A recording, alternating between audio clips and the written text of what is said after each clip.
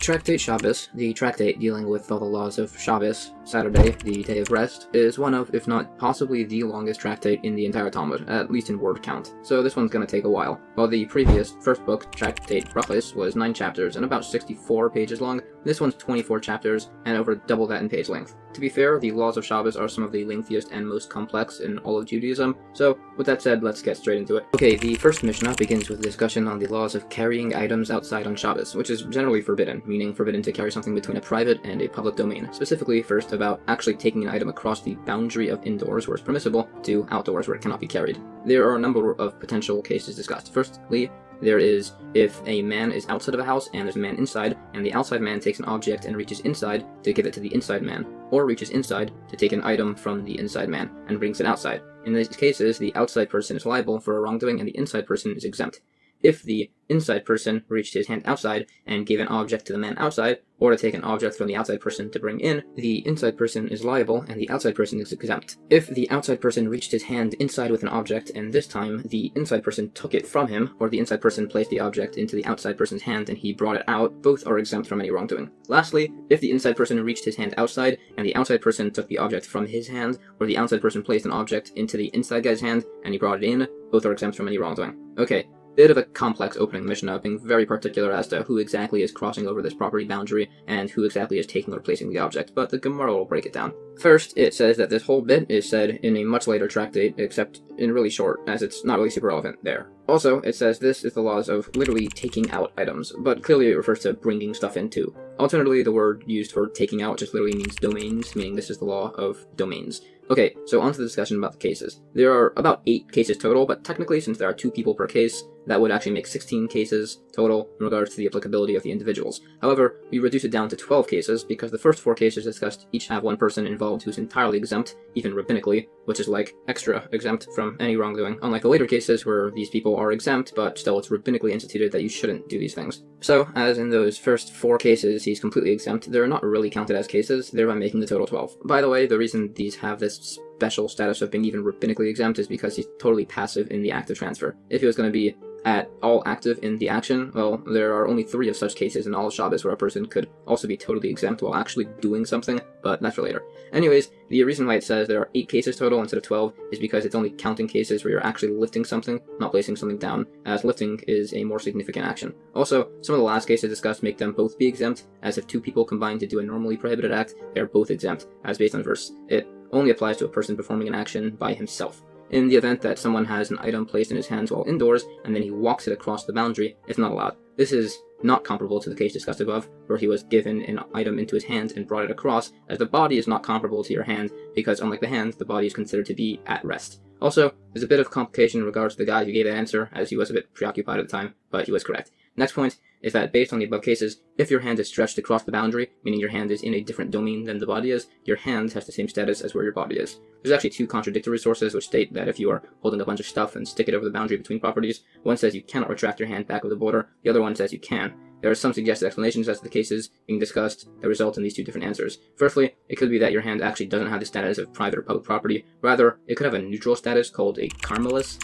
and the source that says you can't retract your hand is speaking about where your hand was below 10 cubits off the ground, as the region of public property only applies up to 10 cubits in the air. So your hand would be within that forbidden region, while the opinion that says you can remove your hand is where it's above 10 cubits, which is outside of the permissible zone. Alternatively, you could say the cases do not hold that your hand has a neutral status, and they're both being placed below 10 cubits, except the opinion that says you may remove your hand was where you stuck it over the line before Shabbos started, while the opinion that you can't retract it is where you stuck it out after Shabbos started. Based on this explanation, it would imply that if there's a different case wherein there's bread in an oven that's going to bake, you cannot reach inside and remove it. There's another explanation given that doesn't resolve the bread issue, which is that the case that says it's permissible to pull your hand back is where you stuck it out on accident versus the other case where it was on purpose. Or alternatively, both cases are where it was on accident and they just disagree if you get penalized for doing something on accident. Or another alternative, the different cases are where you're pulling your arm back into the same yard you stuck it out from versus the other case where you're retracting it into a different yard. There's also a source brought for this last variation of the argument. As for that earlier mentioned case of removing dough stuck in an oven, there's an argument if this is dealing with a case of somebody who intentionally put the dough in and now wants to remove it, or somebody who unintentionally put the dough in and now wants somebody else to remove it on his behalf.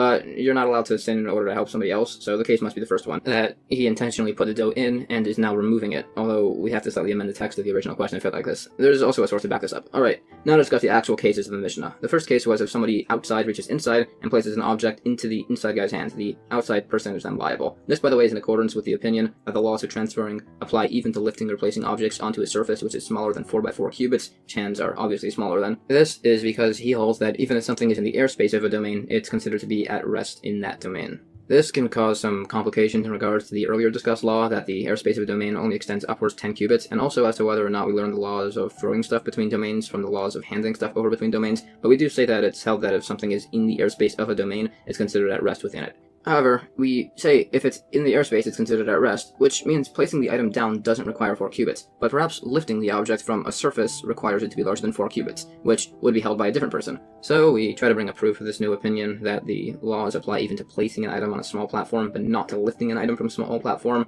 that such an opinion is held by this other individual. We bring several proofs to try and attribute it to him, and then to many other sources, but we really are unable to. We try to alternatively suggest that actually the people in this case are using baskets to place and retrieve the object, which means there's a surface larger than 4 cubits, which resolves the issue. However, it doesn't mention anything about a basket in the case, so alternatively, it could be that their hands got very close to the ground, so it's not legally considered as if they're placing the item in a small surface area of a hand. Rather, it's as if they're placing it on the ground technically. However, the case did specifically say that they were standing up, so that would make that suggestion very unlikely. You could maybe suggest that they were bent over, so their hands were near the ground, or that they were both inside of pits, or that it was like a really short person. However, all these cases are just a bit too outlandish to be considered. So we give our final answer, which is that a person's hand has a unique status of significance, so it counts, even though it's smaller than 4 by 4 cubits. Based on another source, this applies even if you're not considering the recipient's hand to be significant in your case, and you just coincidentally happen to throw it at his hand.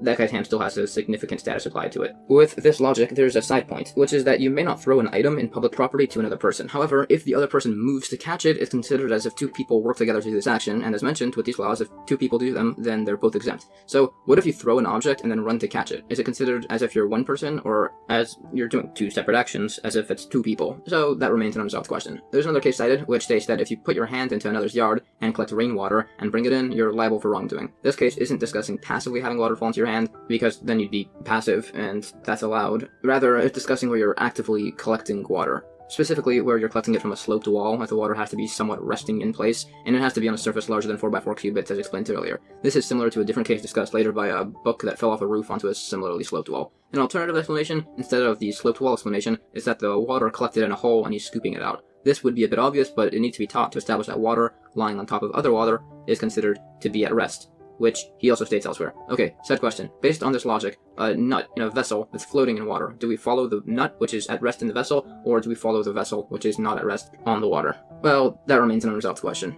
Another point, if you remove oil that is floating on top of wine, whether or not that's an issue is if you hold they're considered one entity or 2 separate entities. Another teaching, as a rule, every essential step of the process of doing the form of work must be with the intent specifically to do that work for it to be problematic. Meaning, if you pick something up with the intent to move it around indoors, which is allowed, you can then walk around with it outdoors, as the step of picking it up was done permissibly. However, if you stand still, to rest, for instance, it resets it, and now taking it outside would be forbidden. It's proven based on another case that this applies if you stop to rest, but if you stop just to adjust the item, it's still fine. Another case, if you have a private property, a neutral property, and a public property, all next to each other lined up, the example given is of an ancient marketplace. Some say it's an issue to pick up the item in the private property and walk it across the neutral property into the public property, and if taking something from a private property to a public property is not allowed. Another holds that it would be permitted, as he holds walking has a similar status as standing, so according to this guy, entering the neutral area resets it for you, and now you're transferring the item from a neutral property to a public property, which isn't problematic. The logic of the first opinion as to why it's an issue has a few suggestions offered, all of which are rejected, until we get to the option of that it's comparable to a case of walking from a private domain through the very side border of a public domain,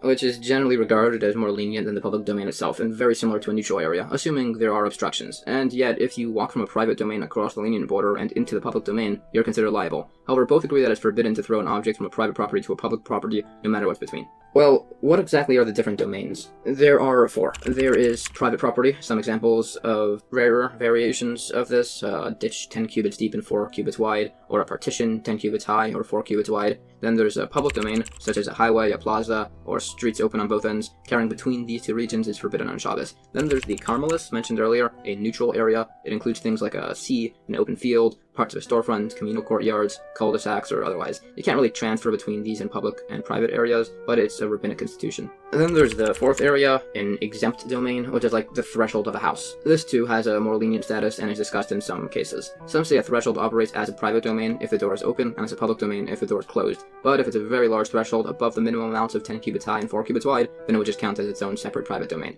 Contrary to some other opinions, you cannot change the status of a public domain by putting crossbeams across or posts. Furthermore, an area bordered by just 2 walls, you cannot carry things within it, but you also can't throw something from there to a fully public area. It's still not allowed to do that. After a few other clarifications, it asks, why wasn't a desert given as one of the examples of a public domain? Well, that's only counted while the Jewish people were wandering in the desert. Now, no one's really traveling there, so it's not. We say further, in regards to the punishments for the violation of the Shabbos laws, if you violated them by accident, you're liable to bring a chatas offering in the temple, and if it was done intentionally, you're liable for being stoned. Obviously, neither of those are done nowadays, but it's relevant to the discussions. Now, these points are actually kind of obvious, so it's explained that it teaches an additional point, that, according to one opinion, of the 39 forms of work on Shabbos that are discussed later, all of them have these punishments applicable for their violation, besides for one. However, that one, that's held more leniently than the others, is not the labor of transferring objects, which is what we're discussing right now.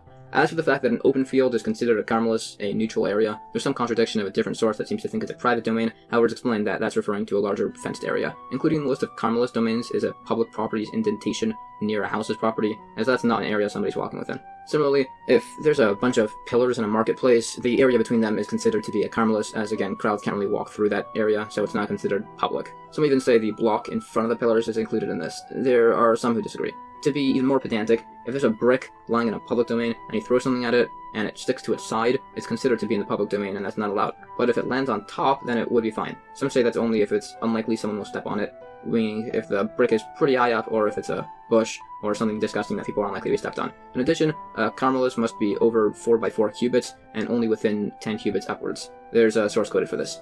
Bit of another odd case, a house which indoors is lower than 10 cubits, but the roof is thick enough that it brings it over 10 cubits above the roof. It's considered like a private property, but inside the house is considered like a carmelis. But if you carve out a hole in the floor, thus bringing the entire area up to 10 cubits tall, then the whole room is a private property, even areas outside the holes, as it's considered to be like the crevices of a private property, which have the same status based on a different argument. We try to bring a disproof based on another case that involves throwing a fig that lands in a crevice, but our point remains. In a private domain, however, that doesn't have an upward limit. That extends, like, straight up, basically forever. So if you have a really high pole in a private property and throw something on top of it from a public property, that's not allowed. There's an argument in a case of a tree that's in a private property, but its branches extend into a public property, and you, who are standing in the public property, threw something onto one of the branches. Some say the branches are the status of the trunk, others disagree, which would make it allowed. Okay, now for a bit of an odd case. If you have a very large reed basket that's 10 cubits tall and then toss it into a public domain, that's obviously problematic. However, if it's also 6 cubits wide, then the basket itself is just considered to be a domain itself and may be thrown over. Furthermore, according to others, it would actually be permissible to throw it in even if it's not wide enough, as there's no way a reed basket that's 10 cubits tall doesn't extend at least a fraction over the maximum 10 cubit roof of a public property, and if it's extending over, it's not fully within, hence it should always be allowed.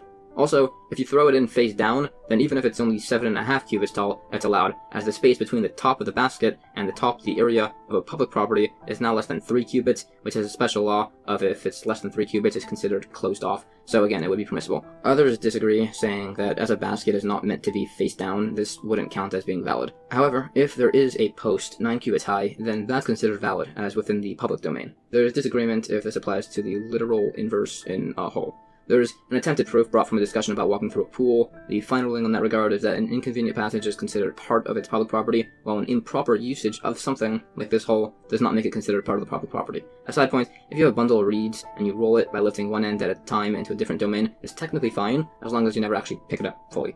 Okay, earlier we briefly touched on the subject of a threshold, after some arguments decided that it has the status of an exempt property. Then there was the other point we said, where it really depends if the door is open or not. There's a bit more adjustment to this case, perhaps it's where there's a crossbeam over the top, which makes further variation if the door is open or shut, or 2 crossbeams in close proximity, and the doors being opened or closed can make the beams considered to be a roof or not.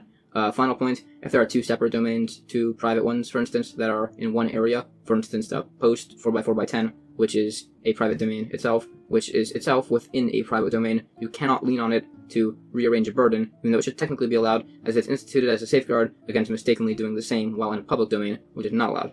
Okay, that was very technical and fairly complicated, but let's move on. New Mishnah. Now it's discussing a point on just general timings. The Mincha prayer, the second of 3 daily prayers said in the afternoon, has a deadline that it should be said until nightfall. So in order that you don't miss the time for prayer, if it's close to the time for the Mincha prayer, you may not go to the barber, enter a bathhouse, a tannery, begin to eat, or to start judging the legal case. If, however, you started any of these, it's fine, you can finish it. Generally, you do have to interrupt whatever you're doing to say the Shema prayer, which is biblically obligated, but you don't have to interrupt anything for general prayer.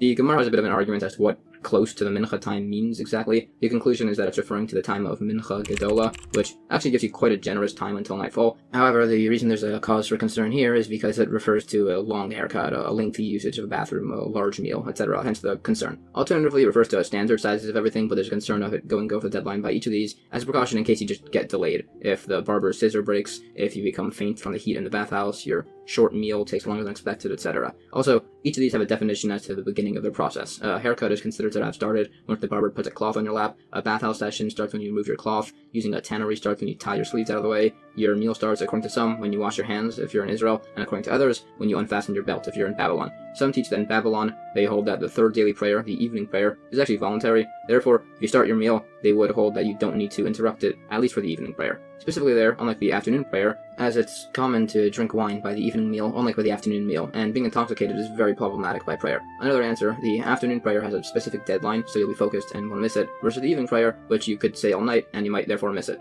You have to reattach your belt during prayer, as you must be respectfully dressed during prayer, based on the verse, "Prepare to meet your God, O Israel." There are many examples brought of sages doing this. There's also a few examples brought about the importance of proper lengthy prayer, even in place of Torah study. On the earlier discussion, some say the beginning of a trial is when the judges don the robes by the court's first session. Others say when the litigants begin their arguments by later court sessions. There are a few verses and points quoted about the importance of judging in court. Another point, there are many times for eating. The first hour of the day is the time of the meal of the Ludim, a cannibalistic tribe. The second hour is the meal of thieves. The third hour is the wealthy. The fourth is for the laborers. And the fifth hour is the meal of all people. Some people switch around the fourth and fifth hours. The sixth hour is for Torah scholars, and from then on, eating is pointless unless you ate a bit earlier on. Some teach you can say prayers in a bathhouse, but we see from elsewhere that we're actually very particular about not doing that, with variations dependent on each area of the bathhouse. Fine, so according to him, it's allowed if nobody else is there and it's brand new. This is unlike a lavatory, where such a thing is still not allowed, as a lavatory is gross. In addition, in a lavatory, you cannot greet somebody with the word shalom,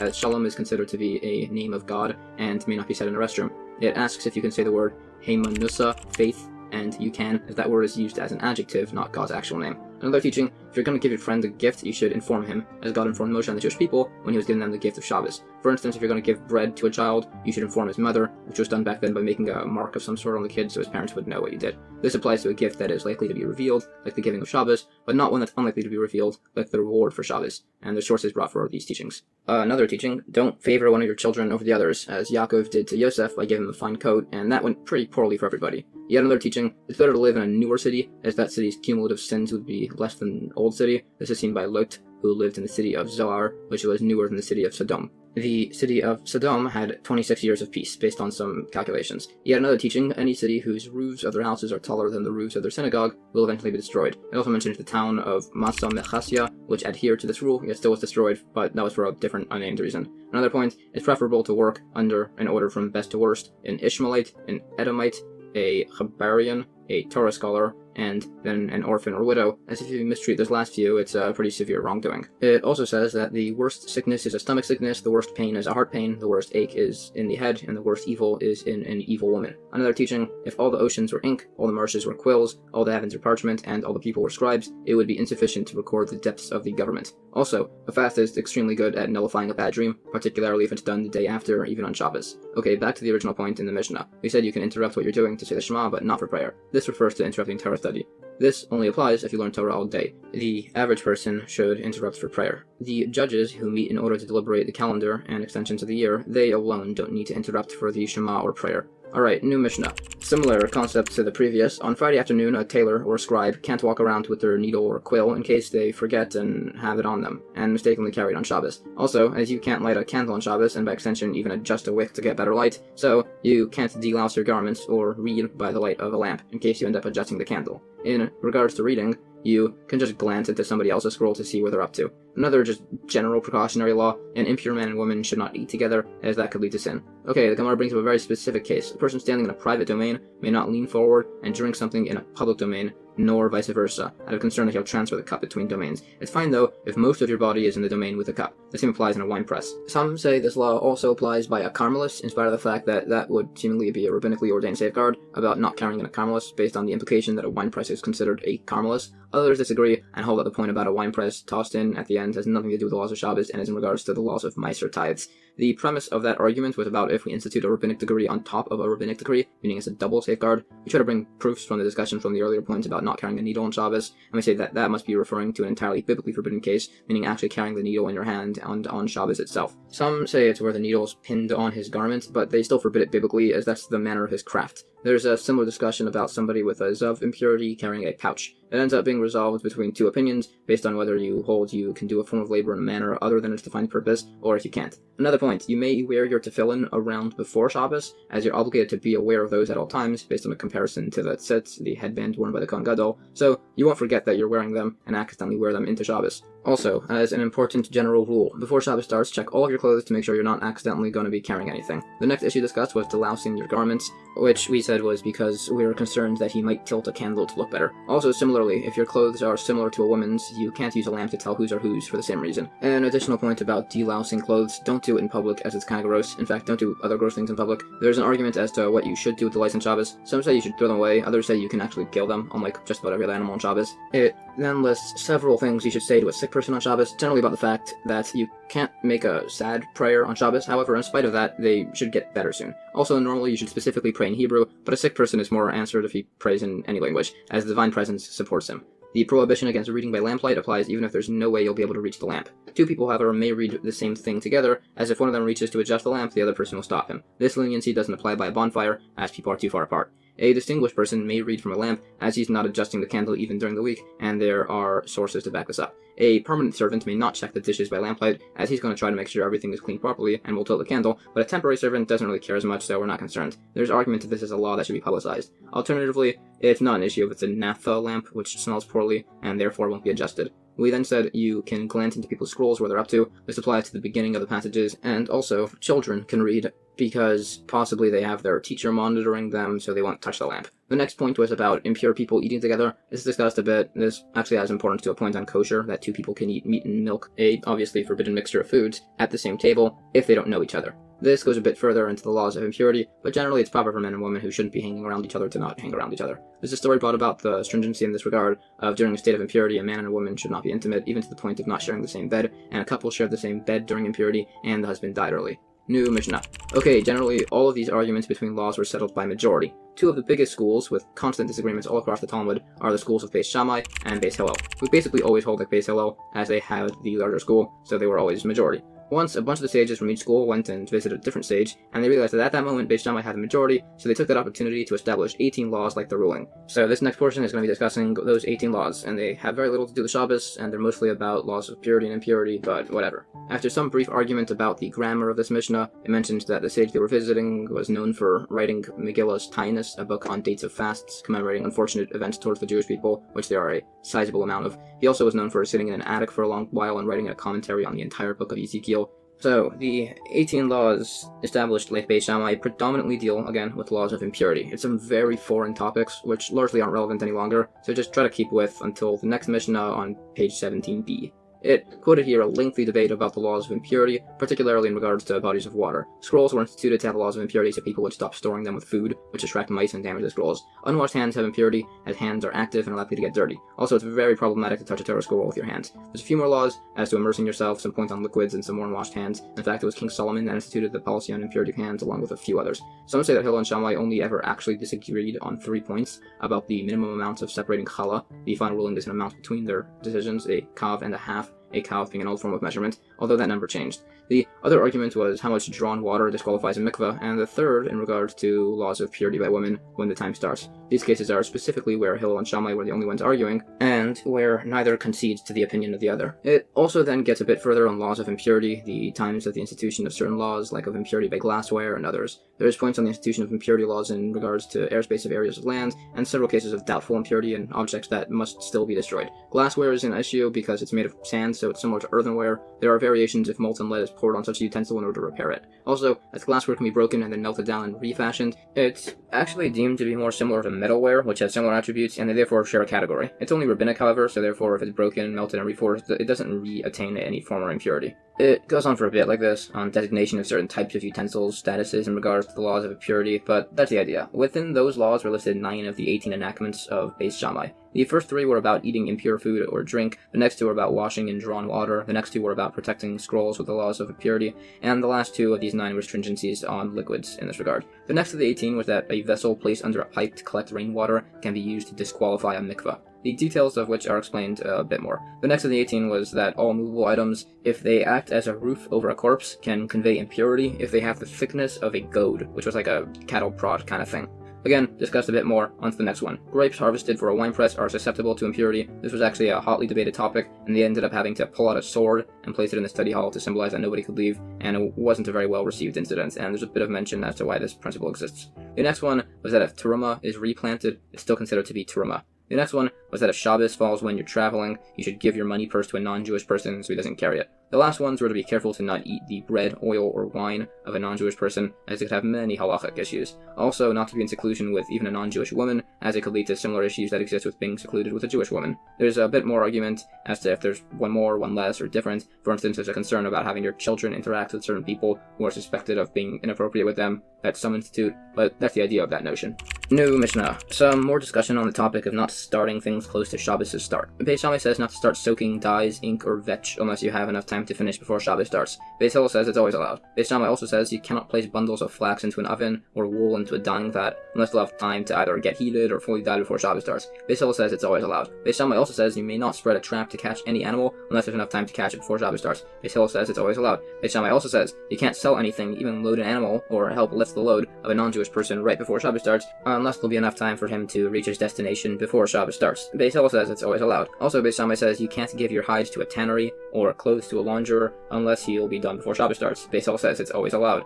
By the way, Beis Hillel actually allows all of these cases while the sun is up, meaning the work will be done while it's Shabbos. Also, Rabbi Shimon ben Gamliel had the custom to give his white shirts to the launderer 3 days before Shabbos as they take longer. Both, however, Beis Shammai and Beis Hillel agree that you can set up the olive or wine press on Friday afternoon, even though it's going to be running over Shabbos.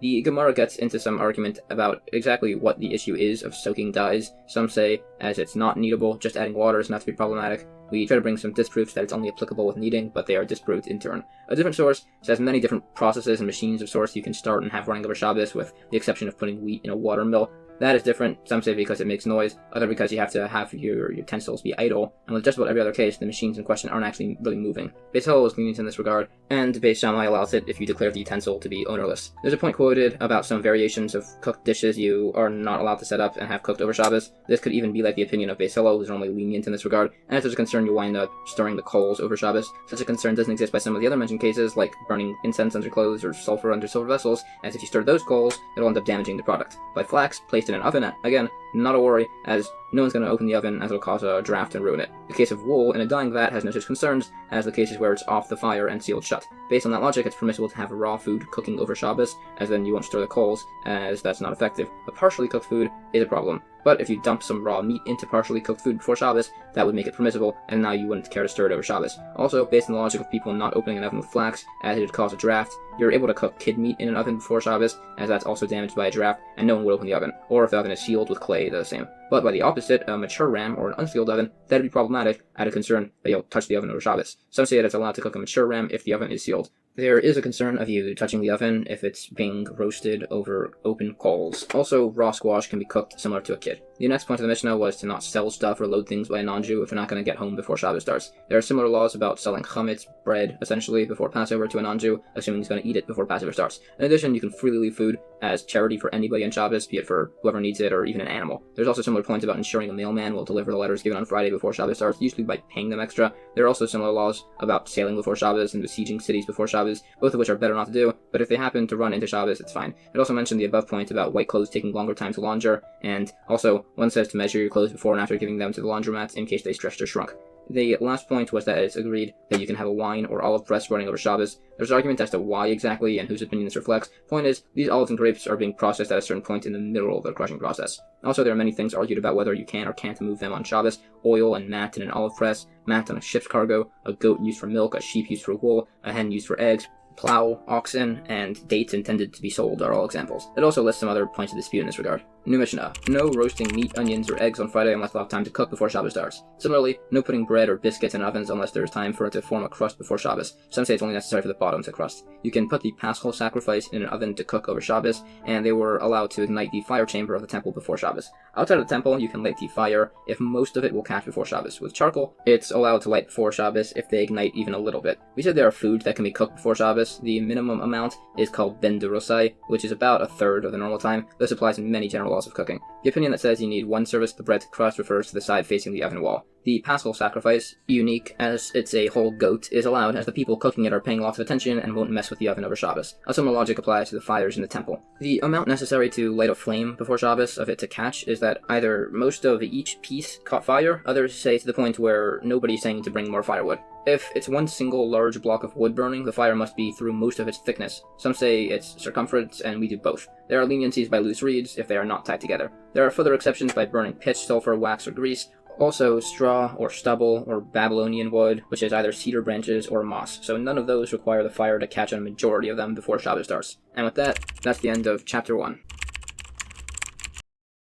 Chapter 2 of Tractate Shabbos largely discusses the laws of the Shabbos candles, which are lit prior to Shabbos' start with a blessing. It also discusses the laws of Hanukkah towards the beginning. The first Mishnah discusses which types of candles and wicks are used for this obligation, the main common denominator being to create a candle that ensures a steady flame. This excludes wicks made of cedar bast, uncarded flax, floss silk, willow bast, desert fiber, and sea moss, all of which don't hold a flame very well. The fuels, which should not be used, are pitch, wax, a few types of oil, which will be defined more in the Gemara, fat from a sheep's tail, and tallow. Some say we may use boiled tallow. The Gemara goes on to relist each of these, just with an explanation as to what they are. They also add to the list of wicks any wool or hair, as they curl and burn.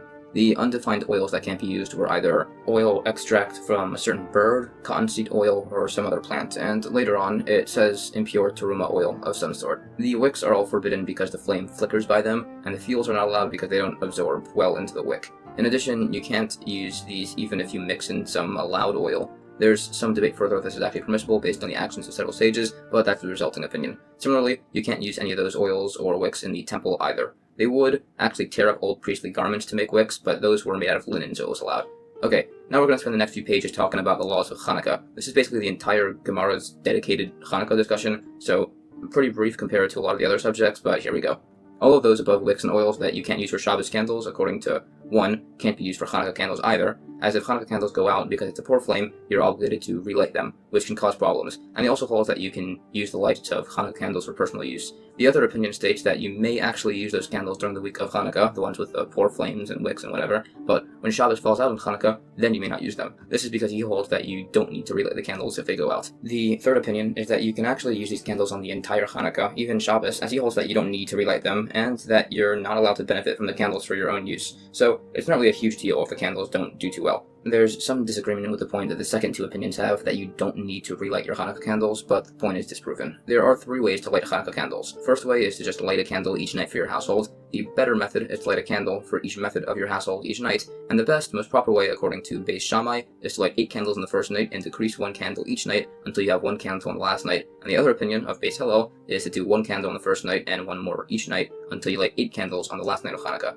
There are some reasons brought for both of them. There's Shammai, who says to do 8 and then decrease. It's either because he's counting how many days are left each night, or because we want to correspond to the bull sacrifice brought on the holiday of Sukkos, which decreased daily in a similar manner. Beitzah, saying we start with 1 and count our way up to 8, is because either we're counting how many days have passed, or because in matters of holiness we only ever want to count up. Some people did like either one for either of those reasons, but the accepted custom nowadays is obviously to light 1 candle on the first night of Hanukkah and count our way up to 8. The place to put the Hanukkah menorah should be in a visible manner by the doorway to your house, outside, or by a window facing outdoors. And if it's a dangerous time for the Jewish people, light it inside on your table. If you do that, make sure to have an obvious separate source of light, so that way you're not using the Hanukkah candles for your personal benefit. It also mentions the source for the holiday of Hanukkah, which is, of course, as the Syrian Greek armies invaded Jerusalem and the temple, defiling it, so the Maccabees fought back and won, but found 1 pure jug of olive oil, so it was lit, and that miraculously burnt for 8 days. Another point, there's a later source which is discussing many forms of fire damages, and one of the cases is if a camel carrying flax was walking in public, passed by a shop where a candle was lit, caught fire, and then burnt down a house, it's the camel owner that's liable. If the candle was outside, however, the shopkeeper is liable. However, if it's a Hanukkah candle that's outside, the shopkeeper is not liable. The implication of the case is that the Hanukkah candle must be placed lower by the ground, within 10 cubits, because otherwise, if placing them high up was an option, the camel owner in this case could argue that the Hanukkah candle was placed too low in a hazardous spot. Well, no, that's not such a great proof, as you could say he's allowed to put his candles wherever he wants, even close to the ground, as if people were required to create like a whole rig to get their candles up to a safe place up high, people would just stop lighting Hanukkah candles. In addition, similar to other laws, a Hanukkah candle cannot be placed above 20 amos from the ground.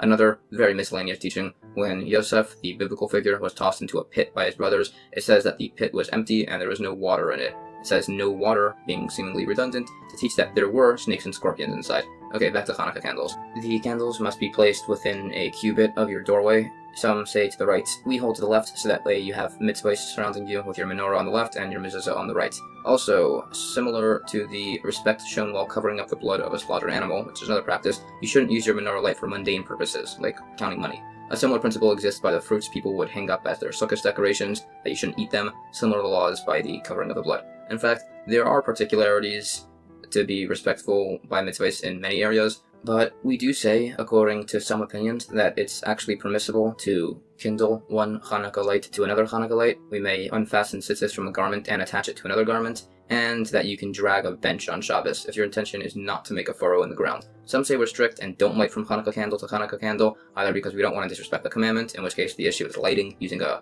match of some sort between candles, or because we don't want to disrespect the object of the commandment, in which case the issue would be lighting from actual candle to candle. We attempt to bring a few disproofs for those 2 points, first from a point about Meiser Sheni tithe coins, and then we say that the temple menorah lamps were permanently attached, but they didn't use a match in between. The wicks were really long and kindled each other. So that makes sense according to the opinion that we don't light other candles via a match, but causes unresolved issues with the opinion that you can't light Hanukkah candles with other candles. This issue, which of the two is the main problem, is largely dependent on if the kindling of the Hanukkah candles or the placing of the candles is the main requirement. So we try to bring some proofs either way. There's a source that says if you just stand there holding your candle the whole time, it doesn't do anything. Implied is that the obligation of Hanukkah candles is in placing them down. Well, no, as that there could be because it looks like he's using the candles for his own personal reasons, hence that's why it's not a valid fulfillment of the obligation. Okay, different proof. If somebody lights their Hanukkah candles inside and then brings them to their proper place outside, it's invalid. Implied is that just placing the candles in the proper place is insufficient and the obligation is to actually kindle them there. Well, no, the same disproof as before. There it's invalid because it looks like he's using those candles for personal reasons. A final proof, there's a law that if you light a candle for Shabbos and it burns all day to Hanukkah start, you should extinguish the candle and then relight it. If the obligation was to place the candles down, then seemingly you'd be required to pick up the candle and put them back down too. And also, simply, the blessing on Hanukkah candles is literally who has commanded us to kindle the Hanukkah light. So it's pretty clear that the obligation is with the actual kindling. And based on that, a deaf, mute, an insane individual, or a minor have no obligation in kindling the Hanukkah candles. However, women do, as they were involved with the miracle of Hanukkah. Also, a guest is obligated to light Hanukkah candles. Some did this by paying their host some coins to be included in the commandment, and when they got married, they were covered by their wife's lighting. Of all the oil to be used for the menorah, olive oil is the best, as it produces the best light. Also, side point, olive oil is great for making ink, as is blackthorn gum. There are 3 blessings said on lighting the menorah, all 3 of which are said on the first 2 days of Hanukkah. But if you're only watching somebody light them, you say the last 2. In the days after that, that continues, we just remove the Shekalim blessing for everybody. A brief question as to the biblical source for these blessings, and it's either you shall not deviate or ask your father and he will tell you. There are exceptions to these blessings if it's a rabbinic ordinance in the case of doubt, for instance in regards to tithing demai, but the institution of holidays being 2 days long was due to doubts in regards to the calendar establishment, and yet we still say blessings then, so either the second day of holidays are unique, as they should be treated with respect and require a blessing, or we do always require blessings by rabbinic ordinances, even by doubts. It's just that demai tithes have an exception not to, as that's not even a rabbinic ordinance, it's a rabbinic stringency. If you have 2 entrances to your house on opposite sides, some say you need 2 menorahs by both of them, as people in your town might walk by one of your doors, see you don't have a menorah lit in your entranceway, and assume you didn't light at all. The source for such a concern is based on the many reasons we leave peah, which is charity produce from our field for the poor. For Hanukkah candles, a lamp with 2 openings can count for 2 people. A dish filled with oil with a bunch of wicks inside is considered like one big fire and doesn't work for everybody, but if you put a vessel over them, then it counts for several people. More important than Hanukkah candles or even Kiddush wine for Shabbos, if you could only afford one, you buy Shabbos candles, as they create peace in your home. If it's between Shabbos wine and Hanukkah candles are preferable since they publicize the miracle of Hanukkah. Some other points: if you light Shabbos and Hanukkah candles, you'll merit children who are Torah scholars. If you do mezuzah, you'll merit a beautiful residence. Tzitzis, beautiful garments. Shabbos wine, you'll fill many kegs of wine. There are a few stories of great sages being born to people who are particular about their candles. Generally, by kindling for Shabbos, you could do it earlier, but don't push it off to the last second. Some more points: if you love Torah sages, you'll have children who are Torah sages. If you honor Torah sages, you'll have son-in-laws who are Torah sages, and if you fear Torah sages, you'll become a Torah sage. And if you can't, then your words will be respected like a Torah sage. We also make additions to our after blessing by adding the Al Hanisim prayer in the middle. We similarly add the Ya'aleh V'Yavoi prayer by Rosh Chodesh. There are also arguments if we make these additions by the additional Musaf prayer, although it goes on about that for a bit. Alright, that's about it for Hanukkah. Back to Shabbos with a new Mishnah. Continuing the previous topic as to which fuels you shouldn't use, on a Shabbos that fell out on a holiday, you don't light using impure teruma oil that needs to be burned. We also don't burn pitch residue, as it has a poor smell and won't honor Shabbos. The rabbis allow all oil, sesame, nut, radish, fish, colocynth, pitch residue, and naphtha. Rabbi Tarfon says we may only use olive oil. The Gemara lists several biblical verses and reasons that say you can't burn impure teruma oil on a holiday. There is argument if it's permissible on a weekday. It seems to imply, based on some verses, that it is allowed for your fire on a weekday. We don't allow pitch residue, as it smells poorly, and that'll make you leave the room, which is problematic, as some people say you have to light the candles where you eat. Some also say whether washing yourself before Shabbos is obligated or optional. It also lists several biblical verses which contain implication for the requirements of Shabbos, like candles, washing yourself, and others. A quick side point: who is a wealthy man? There are many opinions. Some say someone who takes pleasure in his wealth, somebody with hundreds of vineyards, fields, and workers, someone with a beautiful wife, indeed, is another option, which was said by Rabbi Akiva, and is particularly nice if you know his story. And the last opinion is somebody with good hygiene, with a latrine near his table. It also taught you shouldn't use balsam to light your Shabbos candles, as that smells very good, and you might try to use it for yourself. But the main reason is because balsam oil is very volatile and dangerous. In fact, there's a story where this lady hated her daughter-in-law, so told her to anoint herself with balsam oil, which she did, and then told her to light a lamp, which she also did, and her daughter-in-law got incinerated. There's also some biblical reference to balsam, and also the chalazain fish. We also can't kindle using impure tevel, basically ever, based on some verses. There are further arguments as to which oils can and cannot be used as fuels, but that's the idea. It also gets itself into an argument about a small cloth, 3x3 finger breadths, whether or not it can contaminate leprosy impurity, which also goes on for a bit. This gets into a wider, sidetracked conversation about other forbidden cloth mixtures of shatnez, wool, and linen, and similar points. It goes on about the sources, some specific details and measurements, and the sources for those, but then there's a new Mishnah. Now about wicks again. Anything from a tree cannot be used for Shabbos candle wicks, besides for flax. Another point: anything from a tree does not become impure when being used as a roof for a corpse, besides for flax. The Gemara cites verses to let us know that yes, flax is referred to as a tree. It also brings sources for the points on impurity and flax roofs. This gets into a broader conversation about hides used for the tabernacle, specifically a strange animal known as a tachash that's referenced in the Torah, which was kosher apparently, and resembles some other animal in that it has many colors, which is why this animal is also called a saskona, meaning to rejoice in its many colors. This goes further on laws of impurity in regards to animal hides. This about animal hides gets into a brief point about the making of tefillin, which must be made using kosher animal hide. The head tefillin must have the Hebrew letter shin protruding, a passed down tradition from Mount Sinai. They must be sewn shut with kosher sinew. The straps must be kosher and black, also a passed down tradition. Based on all this, the tefillin must be made using kosher animals, but the tabernacle itself did not have to be. A bit more on the multicolored tachash animal. It also says that the one that existed by Moshe was a unique species, that the sages couldn't decide if it was undomesticated or not, and it had a single horn on its head. It presented itself to Moshe when it was needed, he used its hide for the tabernacle, and then it was hidden away. So do with that information what you will. Based on the fact that it has horns, that probably means it was kosher, as it also says that the bull that Adam offered to God had one horn, which was kosher. There's also a similar animal, now a wild animal of some sort with a single horn.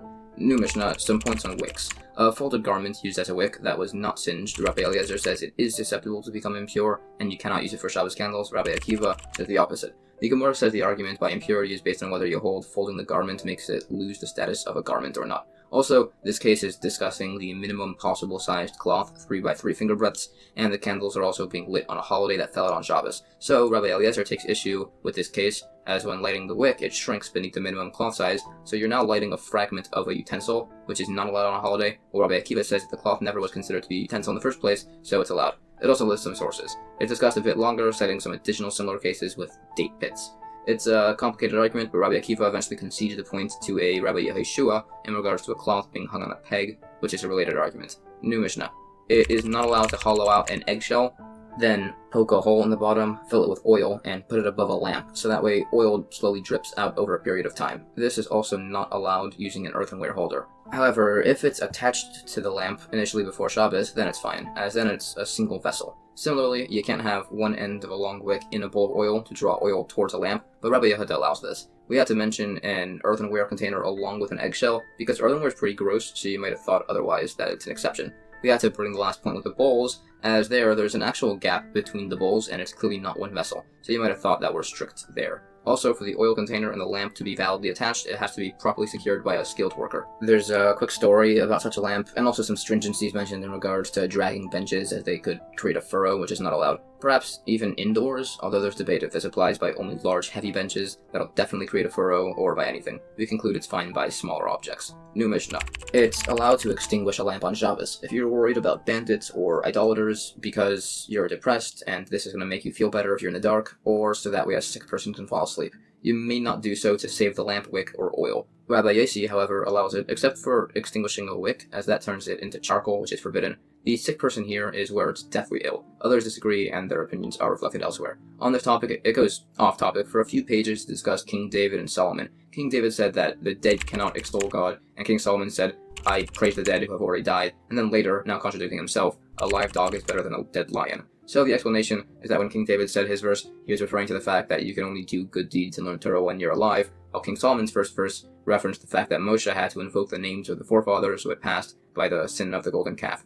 Or, it's because Moshe made many ordinances, and yet they're all still followed even after his passing. Or, it's because King David begged forgiveness for his incident with Bathsheba, and God said he showed forgiveness during the lifetime of King Solomon. The way that went was when King Solomon built the temple, the gates of the Holy of Holies remained shut, and he couldn't bring in the Ark of the Covenant. So he said many praises and verses, and said they should open so the King of Glory may enter. So the gates got mad when they heard this and tried to swallow him, until he clarified that the King of Glory was God. However, the gates only opened when King Solomon invoked the name of his father, King David, and everyone realized then that King David had been forgiven. There are further expansions on similar verses related to this incident. The next point, a live dog is better than a dead lion, references that King David begged to know when he would die. God said on a Shabbos, so he asked him to push it off to Sunday, but God said no, as Solomon's king time should not encroach on David's. So then he asked if it should be earlier, but God also said no, because he preferred a single day of David's Torah learning to 1,000 offerings from Solomon. So every Shabbos, King David would learn Torah all day, and the angel of death couldn't do anything to him. So when the day came, the angel of death shook some trees, so King David went upstairs to see what happened, and a stair broke, so he stopped learning Torah for one moment, and he died. Now, young Solomon saw his father had passed, but there are halachic issues with moving the body on Shabbos, and he didn't want the dogs to eat at his father's corpse, so he was told to either feed the dogs some other meat, or to put like a loaf of bread or something on the body, and that'll allow you to move it somewhere else. So that's that. There are some other points. The book of Ecclesiastes, Koheles, was almost not canonized, but they decided to do it as it has verses of Torah at the beginning and end. They teach that the entire world was created for somebody that fears God and keeps his commandments, and he's of equal importance to the entire world. There are some other odd contradictions that are resolved here. Things like it explains that better God's anger towards the righteous now than the laughter the wicked get in this world. However, the laughter that God has with the righteous is worthwhile. There's also the joy of a mitzvah and joy of other things, teaching that the divine presence rests on a person who does good deeds with joy. There are other points about joy and fear, such as that it should be with the teacher and the student should be with awe and respect. Or the teacher should be joyous at the beginning of his class, as the sage Rabbah would famously begin his classes with a humorous comment, and from there would teach a very serious class. A similar issue existed with the book of Proverbs, Mishlei, that it was almost not canonized due to the apparent contradictions. For instance, it says, "Do not answer a fool according to his folly," and then right after it says, "Answer a fool according to his folly." So it's answer that the first verse is about in general, and the second verse is about Torah. There are some stories of people speaking to fools, such as a sage, who some guy came over to him and told him that the sage's wife was actually his wife, and the sage's children were actually his children, so the sage offered him some wine, so the guy drank it, and then he exploded. The same thing happened to a different sage. This sage was also protected from having illegitimate children because he said the prayer Shed Tatzilini, which we say every day during morning blessings. Examples of speaking to fools in Torah matters is there's a story that a sage was expounding some verses about when Mashiach comes, that a woman will give birth every day, and some students said from the verse, but there's nothing new under the sun, so the teacher showed him a hen which lays eggs every day. The sage also taught that fruits will bear fruit from trees every day, again based on a verse, so the student started causing issues and asked the same question, so the sage showed him a caper bush.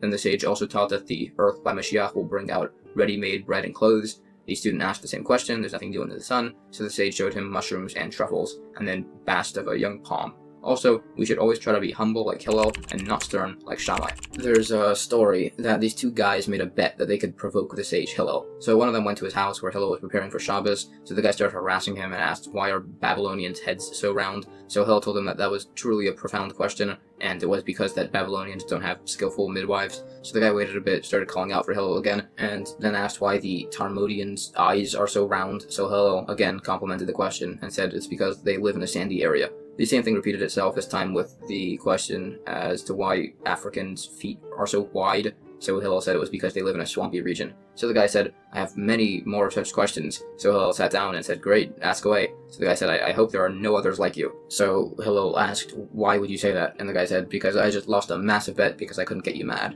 Another story about how nice Hillel was, a non-Jewish individual once went over to Shammai and asked how many Torahs the Jewish people have. So he said 2, of course, the written and the oral Torah. So the guy said he'll only believe in the written Torah, so Shammai berated him and sent him away. So then the guy went to Hillel, who was a lot more patient, and eventually the man converted by him explaining the importance of the oral Torah. Then there's another very famous story where a guy walked over to Shammai and said he'd convert to Judaism on condition that he'd be taught the entire Torah while he stood on one foot. So Shammai whacked him with a ruler. So the guy went to Hillel and asked to be taught the entire Torah while standing on one foot. So Hillel told him, "Don't do unto others what you wouldn't want done to you." And the rest of it is all commentary. And now you should go and learn it. There's another story where a guy was walking past a school and overheard children being taught about the garments of the Kohen Gadol, the high priest, so he thought that was pretty cool and wanted to convert to Judaism so he could become a Kohen Gadol. So he went to Shammai, who sent him away, and then he went to Hillel, who taught him, and he became Jewish. Later, it says that these 3 converts met up and said that the sternness of Shammai tried to push them away from God, but the humility and patience of Hillel brought them to him. Another teaching, when you pass away and go for judgment, you're asked many questions, but the most significant of them all is if you had fear of God, which is explained using an analogy of wheat and a preservative. In fact, having Torah knowledge but no fear of heaven is comparable to having the keys to the inner chamber of a house, but you can't get inside because the outer chamber is locked. That's the reason why God created the world. This is brought from a few sources. It also says, "Do not be exceedingly wicked." This means that if you do something wrong, don't do more wrong. Another teaching, the verse says, "For there are no ties that bind them upon their death, and their strength is robust." This is a reference to the wicked, who know they will die, and yet still live hedonistic, robust lives. Okay, back to the original point on extinguishing candles. The last opinion, Rabbi Yossi, said you could extinguish everything but the wick, as he holds that dismantling in order to build something else is not considered dismantling. This is unlike the tabernacle, which was dismantled and then rebuilt in a different place, but it wasn't considered to be a different place, as each time it was decreed by God. Alternatively, we're dealing with a case of a singed wick, as then by extinguishing, he's repairing a utensil, and there are proofs brought for this. New Mishnah, there are 3 things that cause women to pass away during childbirth: not being careful by the laws of Nida, purity, separating Challah, and Shabbos candles.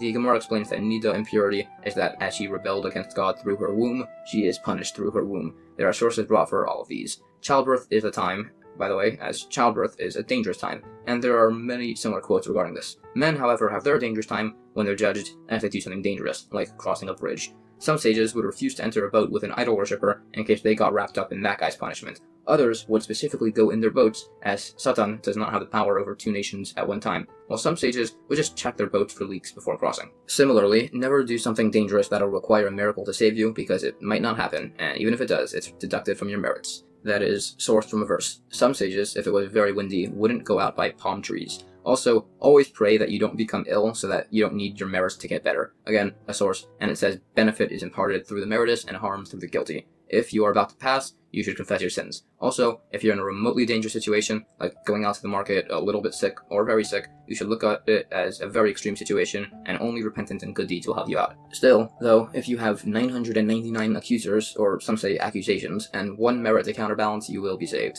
Some say women pass early from these things, and some say it's because they launder their children's clothes on Shabbos, or because they refer to the Ark of the Covenant in a disrespectful, mundane manner, and there are similar points repeated. Another teaching, the laws of consecration of animals and tithes are fundamentals of Torah, and they were still handed to common people. Some say that the sin of unfulfilled vows causes your wife or children to pass away young. Some say children passing is from the parents neglecting to study Torah, again sourced from verses. Some even say it's from not having mezuzah up. Even further, some say it's because of not wearing tzitzis, and it's an argument of sources. However, some teach that if you're careful with tzitzis, you'll merit to have 2,800 servants for you. There are a number of other things listed with severe punishments, like hatred towards others, causing early deaths in your household, not dealing with tithes of many sorts, causing famine, robbery, causing locusts, corruption of justice, and not learning Torah, causing invasion and plundering. It lists a bunch of others, false oaths, desecrating Shabbos, and others cause wild animals to attack, murder causes the temple to be destroyed, forbidden relations, idolatry, and others cause exile of the Jewish people, and others to settle in their lands. For bad language, it causes many other calamities, and also causes Gehenna for you, even if you hear it and say nothing. If you make time in your schedule to do wrongdoings, your body will develop welts and wounds, particularly with a disease referred to as hydrokan, which, if caused by sinning, will make your skin thicken. If from hunger, like by certain sages, it causes swelling beneath your skin, and from sorcery, it causes your skin to thin. Similar to this, it's said that an indicator of transgression is the disease hydrokan, an indicator of senseless hatred towards others is jaundice, arrogance causes lack of Torah knowledge, and slander, diphtheria. There are more points on slander causing disease, and according to others, many sins of the mouth, like eating certain forbidden foods, can result in this disease, or perhaps by young children for other reasons, but we say it comes from slander. During this conversation, the sage Rabbi Yehuda is described as being the first of the speakers in every place. This is because of a famous story where Rabbi Yehuda, Rabbi Shimon Bar Yochai, and a few other sages were sitting together, and Rabbi Yehuda was admiring the Roman works of the city, of their markets, bridges, and bathhouses. One sage was silent, and Rabbi Shimon Bar Yochai responded that everything was made for selfish reasons, the markets for harlots, the bridges for tolls, and the bathhouses to beautify themselves. A fourth sage told this story to others, and it spread around until the Roman government heard it. Rabbi Yehuda, who complimented the Romans, was elevated to the point where he had that title. The sage who was silent was then exiled, and Rabbi Shimon Bar Yochai was sentenced to death. So Rabbi Shimon and his son, Rabbi Elazar, hid for a while, Rabbi Shimon's wife smuggling them food, but eventually it grew too dangerous, so they went out and hid in a cave.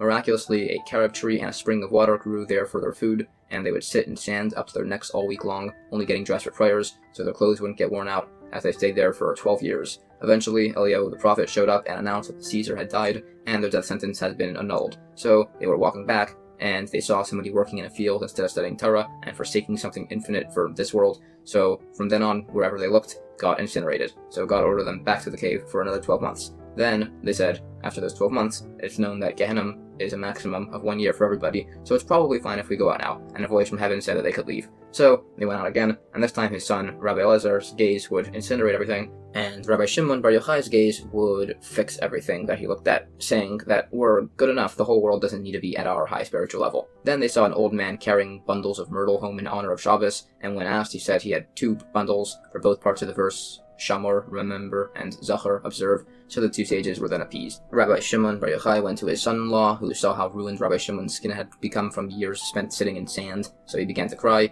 tears which fell onto his skin, hurting him. His son-in-law said he was sad to see Rabbi Shimon like this, but Rabbi Shimon said, on the contrary, as now he had become dramatically more knowledgeable in the Torah and spiritual matters. Anyways, Rabbi Shimon wanted to do something nice for his community as thanks for his miracle, similar to how Yaakov, after being saved from Esav, either established a new coin, new marketplaces, or bathhouses. So, there was a region that had a questionable status of impurity, so he went around and defined which regions were and weren't impure. Some other guy started criticizing him, so he looked at him and the guy died. Then Rabbi Shimon Bar Yochai went to the market, saw the original guy that had told people about what he had said to the Romans. So he asked, "Is this one still in this world?" and looked at him, and the guy disintegrated. Okay, new Mishnah. There are 3 things a person should do before Shabbos starts. Ask to make sure that all the food you'll be eating has been tithed. Ask to make sure the Eruv boundary is prepared, and to light the Shabbos candles. If you are not sure if it's dark yet, no tithing, immersing candles in a mikvah, or lighting Shabbos candle. But you may tithe demai, make an Eruv boundary, and insulate hot food. The Gemara says the first source is about making peace in your home. Also, those 3 things you should say should be said nicely so your family listens. The points on Eruv boundaries and insulation are expounded a little bit.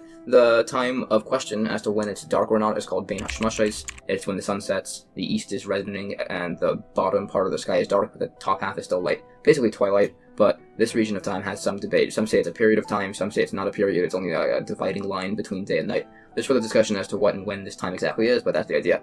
It also gives some ideas as to how to calculate this time if you hold it's an actual period, mostly walking between certain distances. Some say simply that 1 star out means it's day, 2 means it's Bein Hashmashais, that's twilight period, and 3 stars means it's night. This is assuming that they're medium-sized stars. It also gives some other methods of telling the times, and also says that they used to blow a series of shofar blasts to let people know when Shabbos was coming in. There's some other slightly pedantic points about definitions, what exactly is a trumpet or a shofar, and a rava, certain animal stomachs, all of which have practical differences by their respective obligations. Also, the regions known as Bursif and Babylon at some point changed names, which is relevant to certain documents like divorce papers, which require an accurate name of their country. And with that, that brings us to the end of Chapter 2. Chapter 3 of Tractate Shabbos predominantly discusses 2 major topics in the laws of Shabbos. Firstly, the laws of cooking on Shabbos, which are very lengthy and complex. Obviously, you're not allowed to cook food on Shabbos, however, there are particular cases that need to be discussed. The second area of discussion, later on, are the laws of muktzah, a whole topic in and of itself which will be explained when we get there. The first Mishnah discusses an old type of oven known as a kira. It's a rectangular stove that is open on top and is large enough to hold 2 pots, which are placed inside on coals. This is opposed to some of the other types of ovens which have different laws and will be discussed later. If you have a kira oven and it's heated with straw or stubble, it's considered to be not hot enough that you're actually allowed to put a cooked food in there. If it was heated with mark or wood, then you can't put cooked food on them unless you've shoveled away or covered the coals. Beis Shammai says we can put only hot water on a shoveled or covered kira oven, while Beis Hillel says we can put hot water or cooked food. Beis Shammai also holds that you can remove something from a kira oven on Shabbos, but not return it into the kira. Beis Hillel says you can remove or return it. The Gemara asks, when it says you can't put cooked food on a kira with mark or wood, does that mean you can't put food down there, or does it mean that you can't leave food on such an oven from before Shabbos? Apparently, it's discussing leaving food on the oven from before Shabbos, as otherwise the later points of the Mishnah, Beis Shammai and Beis Hillel's statements about being allowed to remove or return the food would be redundant. Or, alternatively, the Mishnah can be interpreted as follows. The first point, that if a kira oven is heated with straw or stubble, you can put food back there, and if it was heated with mark or wood, you cannot put food there unless it's shoveled or you cover the coals. So, according to this explanation, it's discussing placing the food down, and then, so it's not redundant, then it implies that you may leave food on such an oven from before Shabbos, even without shoveling the coals. So, Beis Hillel and Beis Shammai's next statement about which types of food are allowed is in regards to that case, and then the last point of disagreement as to whether you're allowed to remove or return the food is on the original topic about placing the food down. We try to bring a proof for this point that we're discussing placing the food down because it says elsewhere that this is only about putting food on top of the kira oven and not into the actual thing, as that's too hot, as that implies like our case. But no, as that could be specifically towards the later part of the Mishnah, which is, according to everybody, clearly referring to placing the pot up and down. We try to bring a proof towards the opposite now from a case of 2 kira ovens that are joined by a single wall, but again, that's disproved. Okay, bit of a new point. Regarding a kira oven that you can't put cooked food inside because the coals aren't shoveled, does this apply only to inside or on top of the oven, or also to placing it directly beside it? We can't prove anything from a unique case where it says you're allowed to place it on top, as there's a difference there as there's ventilation. Here, it's on the ground directly next to it, so that wouldn't apply. So we try to bring another proof. In the end, we say pretty clearly from a different source that you're allowed to put the food beside the kira and not on top of it. Okay, another point. If you bank a kira oven and the oven flares up, you're allowed to leave fully heated hot water or fully cooked food on it. This teaches that you're allowed to leave food that gets better as it condenses, even though the oven flared up, which you might have thought reversed the oven to its original status. This also applies even if you use coals from rosemwood, which are extremely hot. According to others, if your kira oven was heated with mark or wood, you can leave not fully heated water or not fully cooked food on it from before Shabbos, and you can put it back there if the coals were shoveled or covered. This is basically redundant from the Mishnah, but it does teach us an inference about bread. There are further opinions on different aspects of this topic, but that's the idea. There's further debate even about certain foods, as some say it matters if the food gets better as it condenses or worse as it condenses. It also mentioned an egg dish that improves as it's cooked that apparently was greatly enjoyed. By Beis Hillel's opinion that you can return the food to the kira even on Shabbos day. Others agree. There are qualifications to this and variations if you put the food down on the ground or not and you're still holding it, if you can return it to the kira. There are also a few miscellaneous cases, such as hanging the pot on a peg, putting it on a bed, or others that go unresolved. Okay, new Mishnah, now discussing the next type of oven.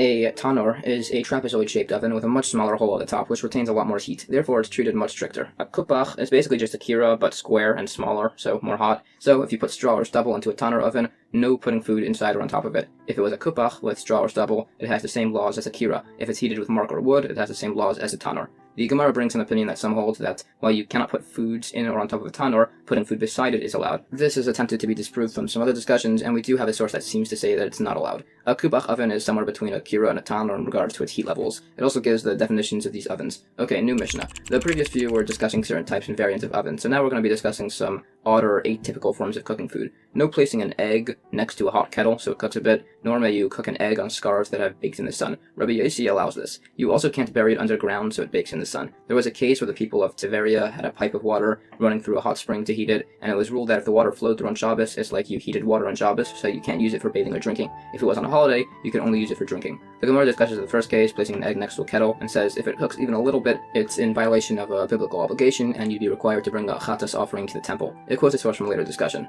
With cooking on scarves heated by the sun, cooking from the sun itself is allowed, and cooking with derivatives of fire is not allowed. So the argument as to whether or not this is allowed is whether you're allowed to cook with derivatives of the sun. Rabbi Yossi holds leniently in that regard, but he doesn't allow you to cook food underground, which is kind of a derivative of the sun, as there's two different concerns there, which is that if this is allowed, somebody might mistakenly believe that he's allowed to insulate his food in hot ash, which he's definitely not. And the second concern is that you might dig earth, which is not allowed either on Shabbos. Although that second case would actually be permissible if it's loose earth. We try to bring a disproof for the second opinion that it says you can cook an egg on a roof, but that's not valid, as roofs don't typically have loose earth. We try to bring a disproof from the later brought case of the pipes moving through hot springs, but that wasn't allowed by anybody, as it's a derivative of the sun. And even Rabbi Yossi says no, as he said it's a derivative of fire, as it's by the gates of Gehenna. Based on the water pipe issue, we learned it's not allowed to insulate food on Friday with material that gets hotter over time. Some say the law followed that the pipes were actually permissible, but in the end they decided to disassemble the pipes to follow the law that it's not allowed. When the Mishnah had discussed that bathing with heated water is not allowed on Shabbos, it's decided like the opinion that that constitutes rinsing your entire body, which is actually allowed on Shabbos. As for a pool of water, it's decided that it's impermissible if in a vessel and subject to dispute if it's in the ground. There's some discussion as to the source of who we follow in these opinions. Some say you can wash your body with hot water on Shabbos one limb at a time, others say you can only wash your face, hands, and feet. We bring a number of proofs each way, but we decide like the latter. Originally, there were circumstances where using a bathhouse was permissible, but people started heating water on Shabbos and claiming it was heated beforehand, so water bathing was forbidden,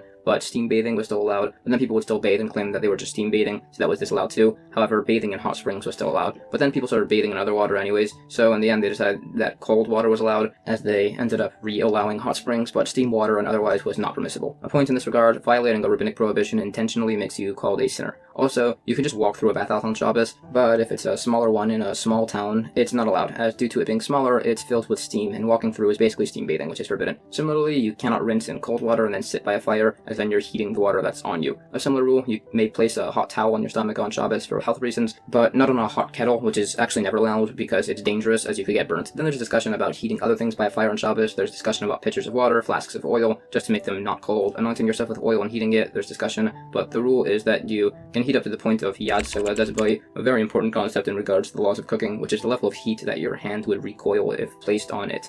This is roughly the heat that an infant's stomach would be scalded if placed on the surface, and if that doesn't help you, according to some modern opinions, it's about 110 degrees Fahrenheit. Another case, somebody wanted to heat up a flask of oil, so he was told to fill a second vessel with hot oil and place the flask in there. From this we learn three things: that oil is subject to cooking, a very important law by cooking and kosher, that a secondary vessel is not capable of cooking, and that warming oil is considered cooking it. This discussion happened in an actual bathhouse, and normally you can't discuss Torah there, but this was allowed as it was to prevent transgression. There's further points about hot springs and distinctions between bathing and swimming, and that discussion goes on for a bit. New Mishnah. Regarding a miliarion, which is basically a bowl of water with a surrounding receptacle for coals that had its coals removed, can be drunk from on Shabbos. Regarding an antichi, which will be discussed further, but essentially gets hotter as time goes on. Even if the coals were removed before, you may not drink from it. The Gemara has two opinions as to what an antichi is. Some say it's a compartmental kira oven, others say it's a multi-tiered pot. If you hold it's the pot, then it definitely applies to the kira, as that's hotter, but not vice versa. There is a source for the pot opinion. New Mishnah. If you have a kettle that was cleared, you cannot add cold water to heat it up, but you can in order to just warm it. The Gemara explains what it means, which is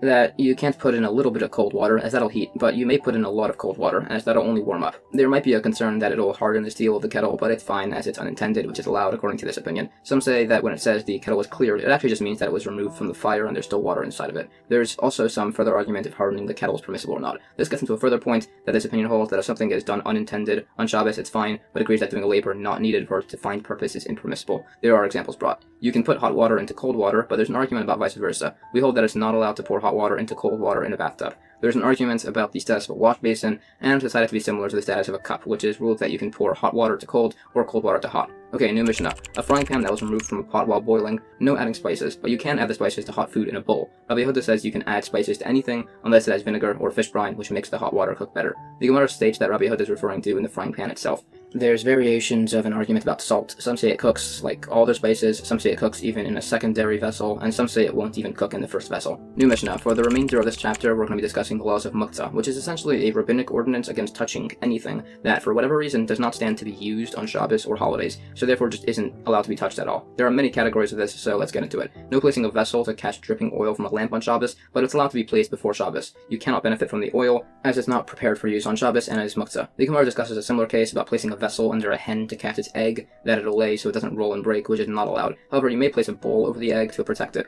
The logic is, he holds it's allowed to move something to protect the muktzah item, the egg, if the concern of it being damaged is common, and it's rare that a chicken lays an egg on a slope, so that's not allowed to protect it, but it is common for the egg to be laid in a dangerous place for the egg, like a trash heap, and it may therefore be covered. It brings a number of attempted disproofs, but they all involve common cases of danger, like earthenware kegs, which burst often, catching sparks, which are common, fires in places with low ceilings, and broken beams, which refer to new ones. Alternatively, the logic as to why the egg being caught in a vessel isn't allowed is because doing that makes the bowl muktzah, as now there's a muktzah egg in it, so you can't move the bowl either. So we rebring all those attempted disproofs, now with different answers for each one, by earthenware barrels, that's dealing with tevel, untithed produce, which is not muktzah. The case of catching sparks in a vessel is permissible, as sparks have no substance. The broken beam case deals with supporting the beam very loosely, so that doesn't become muktzah. Some other cases, catching leaking rainwater is permissible, as leaking water isn't muktzah. Setting up a basket for birds to climb on is allowed, if you move the basket after the birds move off. By the way, if the birds were on the basket during the time of Bein Hashmashos, twilight, the basket becomes muktzah for the entire Shabbos, even after the birds climb off. Okay, we said you can, however, put a bowl over the egg to protect it. Others disagree, saying you can't even move an item on Shabbos for the sake of a muktzah item. And all of those unique cases brought could be exceptions where the objects being moved are allowed as you're doing it to make room for a permissible item, which is actually allowed. We try to bring a number of other unique cases in this regard as to whether you can move objects for the sake of a muktzah object, spreading mats over stones, or over bricks, or over a beehive, which are all answer that those cases aren't actually muktzah, because those stones or bricks have uses, and the beehive could have honey or honeycombs you planned on using before Shabbos, assuming you're not planning on trapping the bees. There's some discussion as to the source of that point. In fact, as a support for this opinion, that you can't move something for something muktzah, there's a case of a corpse rotting in the sun, which is muktzah. So it describes a method of which being able to create an awning, which can't be placed straight down, like this opinion. Rather, some people should sit right next to the corpse, and when they feel the floor is too hot, they should get beds to sit on, and then when they feel hot on top, they bring an awning, and then they leave, creating a cover for the corpse in a permissible manner. There are some other methods of moving the corpse. Some say you should roll it from bed to bed. Some say to put a loaf of bread on the corpse, and that allows you to move the body for the bread. Everyone allows the bread method. The disagreement between the two is if you have no bread on hand. The first opinion about rolling from bed to bed allows you to move muktzah indirectly, unlike the other opinion. There's a similar discussion elsewhere about moving a corpse away from a fire, but there the opinions cited both agree that you can't move muktzah indirectly. One of them, however, allows it out of concern. Somebody might be so distressed that the corpse is going to burn that then they'll extinguish the fire, which is definitely not allowed. That's the law we follow. Last point, leftover oil from a lamp or bowl is debated if it's permissible. New Mishnah. Some further points on muktzah. You can move a new lamp, as it could still be used for things besides for lighting candles, but not an old, used one. Rabbi Shimon holds you can move any lamp as long as it's not actively burning. There's some further arguments about this quoted elsewhere. It says elsewhere that a cup, bowl, or beaker, which are being used as lamps, they cannot be moved, difference being that these are large and can hold lots of oil and won't burn out before Shabbos ends. There's similar argument about a lit metal candlestick. A new opinion, if you verbally designate a bed to store money for Shabbos, it cannot be moved. This is explained to not contradict the lamp opinion, as what he's saying is that if the bed is designated to hold money, it can't be moved only if there's actual money on it. And the usual exception in regards to money being there on Bein Hashmashos, twilight, it's muktzah no matter what, all day, if that applies. This is argued a bit further. There's some further discussion on the classifications of muktzah, cases about wheat, eggs, oil, comparisons to stipulations regarding decorations on a Sukkah, but this opinion holds that a useful item is not considered muktzah if it's set aside, unless it was set aside for a mitzvah. He also apparently holds that the only foods that are muktzah are not fully dried figs or raisins, as they can't really be eaten yet. Another opinion holds it's all fruits put out to dry, with his logic being that if it was left on a roof, he's taken his mind off of them. There's also comparison to a case regarding watering certain animals, whether domestic or otherwise, and more regarding chickens and eggs, and then a bit with a candelabra, which have a special status as they have a specifically designated place. There's more arguments about a candelabra, with a debate being over a small candelabra with grooves, which look like different sections, and that could be problematic. This gets a bit more into discussions on lamps too. This also gets into a point about releasing vows in regards to things that are necessary for Shabbos. Point is, there are a lot of suggestions, proofs, and disproofs to figure out who exactly the opinion is held like in regards to the logical principles of muktzah. A bit more on lamps and vessels, some points on bed assembly also. The rule in that regard as to assembly, which is that it's allowed to assemble things if the components fit together loosely, and you may not assemble something if it's a tight fit, even if you do it in a loose manner. Okay, last mission of the chapter. You may put a vessel under a lamp to catch sparks, but may not put water in this vessel, which extinguishes the sparks as they fall. This is allowed, as mentioned a lot earlier, as sparks have no substance, so you're not making the vessel unusable. Placing the water is not allowed, as you're doing something which directly causes fire to be extinguished, and extinguishing things is not allowed on Shabbos. And with that, that's the end of Chapter 3. Chapter 4 of Tractate Shabbos discusses the laws of insulating food on Shabbos. Obviously, it's subject to quite a lot of discussion, but broadly, before Shabbos starts, you may insulate food as long as it won't get hotter than it is now, and you can't insulate food at all on Shabbos itself. Okay, first Mishnah. Before Shabbos, if you want to insulate food, you may not use mark, manure, salt, lime, or sand if they're wet or dry, as they all increase heat. Straw, grape skins, flocking, and grasses cannot be used when moist, but they may be used when dry. The Gemara asks, this mark, which is essentially pulp mass, does it refer to just olive pulp or also sesame pulp? Elsewhere, in a similar case, by placing an insulation box on top of mark, it only mentions olive mark, so that would imply not sesame. Well, no, that's a unique case, as only olive mark radiates heat upwards. As for insulation, even sesame works. This is a story brought where a sage's servant placed a cup of water over a kettle, and the sage told him off. This is different from the case of a kettle on a kettle, as that's just preserving heat, unlike the cup, which is increasing its heat. Another story, a servant spread a turban over a jug and placed a ladle on it, so the sage told him off. The reason why was because later, as the turban is a cloth that's cared about, the servant ended up wringing the cloth out, which is not allowed on Shabbos. The use of flocking is actually muktzah on Shabbos, even though you might have thought otherwise, as it could technically have a use on Shabbos of reclining on it. You can, however, return flocking stuffing to an old pillow on Shabbos. Some hold you can't open the neck opening of a garment for the first time on Shabbos, and that makes you liable. This would be different from a barrel lid, which is an actual separate piece from the barrel. There's a discussion in this regard between clothes that were loosely stitched together by a launderer, which are considered one entity even after the washing, which is because you're fine with the stitches, as it makes rewashing easier, as opposed to an axe, which the head and handle are considered separate entities after it's done being used, as people would reuse the stick for other purposes. There are similar conversations regarding compartment in an oven. In regards to laws of impurity, there are similar rules by the axe, that is considered two entities after usage, now by laws of impurity, by scissors, which have two parts, and a carpenter's plane also. However, we still rule strictly by these with laws of impurity, even when they're not being used, so you don't make mistakes. Okay, by the Mishnah, it said that there were certain things you cannot use to insulate when they're moist. We try to figure out if this means that they became moist on their own or even from an outside source. Well, one of them was flocking, and elsewhere it mentions clothing too, but those actually can get moist from an internal source, being from sweat of the animal it was harvested from, so that remains an unresolved point. Okay, new Mishnah. You may insulate with clothing, produce, dove feathers, sawdust, and fine flax combings. Rabbi Yehuda only allows with coarse flax combings, which is explained later. The Gemara states a pretty famous story in relation to the concept of dove feathers. It states that Elisha Baal Kenafim, the winged one, instituted that you should maintain a clean body while wearing tefillin, either not passing wind or not sleeping. So why was he called the winged one? At some point during this time period, the Roman government established a law that anyone wearing tefillin would have their brain gouged out. So Elisha was walking around wearing tefillin in defiance, so an officer saw him and chased him into an alley. Elisha took the tefillin off and was holding them in his hands, so the officer asked him what he was holding, and he said, dove's wings, and when he opened them, there were miraculously dove wings instead of tefillin. Specifically, a dove, as the Jewish people are compared to a dove, as their wings protect them, and the commandments protect us. New Mishnah. You can insulate food with animal hide for Shabbos, and they're not considered muktzah, so you can move them. You can also use wool shearing, but that is muktzah and can't be moved, as you'd have to just remove the lid and let the shearings fall off themselves. Then, to get the food out, some say you have to tilt the pot and pour the food out, and not remove the pot in case you're not able to replace it. Others say you can remove and replace it. There is some debate in the Gemara if this is discussing hides used by a common person, who is more likely that he'll use the hides for stuff, and therefore they're not muktzah on Shabbos, or if we're discussing hides of a craftsman who wouldn't use them, thus making them muktzah on Shabbos. There are suggestions back and forth, but it's an unresolved dispute. Okay, touching on a topic in a later chapter, and one of the main topics in all of the laws of Shabbos, there are 39 forms of work on Shabbos, which are not allowed. The list and discussions will be in chapter 7, but for now, what do the 39 correspond to? Some say to the 39 forms of labor done in the construction of the tabernacle. Some say to the 39 times the word work or its variations are used in the Torah. The second answer has some debate because there are sometimes the word work is used, but it's not counted as it's not referring to actual work, so it may not exactly be 39. It also mentions in the list of labors of the assembly of the tabernacle, transferring from wagon to wagon, which teaches no transferring from private domain to private domain through a public domain. In regards to the point about wool shearing being muktzah, some teach that they're actually not considered to be muktzah if they're being used for insulation, meaning they're muktzah in general if not being used. Specifically if they're permanently designated for insulating. That makes them not muktzah. Clearly, the Mishnah is discussing wool for insulation to some extent. This obviously is subject to lots of dispute, with proofs going either way. There's a similar argument about bringing a basket of earth into your house. Some saying it's required to have a designated corner, or else it's muktzah. The logic by earth is unique, however, as there's nothing you can really do to earth to make it more designated for use. You can just intend to use it as your designation, which is sufficient there. This gets into a further point about polishing silver.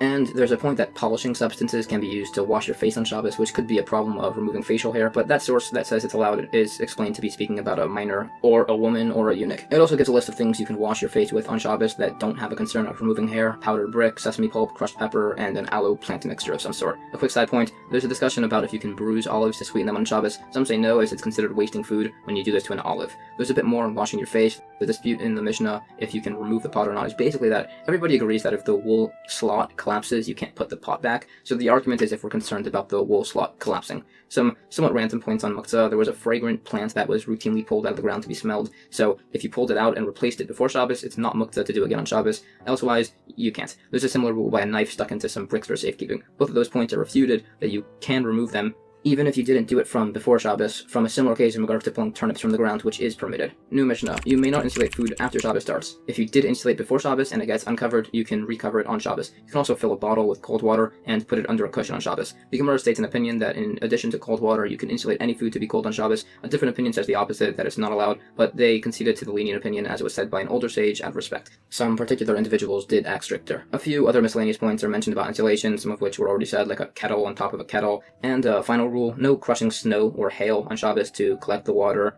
but you may use snow or hail to place into some liquid in order to cool it. And with that, that's the end of Chapter 4. Chapter 5 of Tractate Shabbos largely discusses the laws of animals on Shabbos, particularly things like your animal going in and out of public domains, what it can be wearing while it does that, concerns about objects it's wearing that could fall off and cause it to carry in the public domain, and similar. So let's get into the first Mishnah. A camel can go out wearing a halter, and a female dromedary, as will be explained, a white one, which is harder to control, can wear an iron nose ring. A donkey from Luv can wear an iron bit.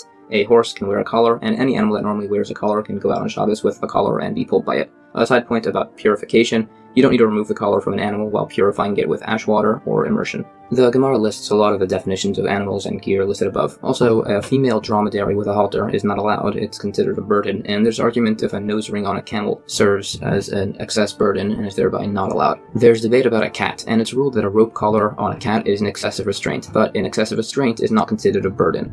There's a story brought which proves this. Okay, regarding a goat, it says you're allowed to go out with it on Shabbos with a halter attached through holes carved in its horns. There's an unresolved question about a halter in the goat's beard. It also brings up later about a cow with a strap between its horns. It's not allowed if it's for decoration, and there's a disagreement based on whether it's allowed for controlling the animal. There is the other opinion that an excessive restraint is actually classified as a burden. We try to bring a disproof from the fact that it's allowed to put the para aduma, the red heifer, on a leash, but that could be unique either because the cow is being led from city to city, because it's expensive, or because it could be a particularly rebellious cow. Going out or being pulled by a leash, according to one, means either having the leash wrapped around the neck or being pulled on, and according to the other, it means only going out pulling the leash. There is a lot of support for the first opinion, which are discussed. Also, normally animal collars can't even become impure at all. However, the case we mentioned at the end of immersing the animal from impurity is either applicable because it's a human adornment of some sort that's being repurposed on an animal, or, as you're now pulling on the collar, it's now considered a human utensil. Also, the immersing doesn't have an interpolation between the water because the collar here is hammered out, so it could get totally improperly immersed. This would actually cause further issue with discussion on the reason why this collar needs immersing, as technically by hammering out the collar, it should reset the vessel from any impurity, but maybe not, as it could not apply by a constructive change. Or perhaps there's no issue at all and we're just dealing with a really wide collar. There's also discussion on if there's a difference by the type of ring, and by extension, different types of needles, whether or not they have the laws of impurity apply to them.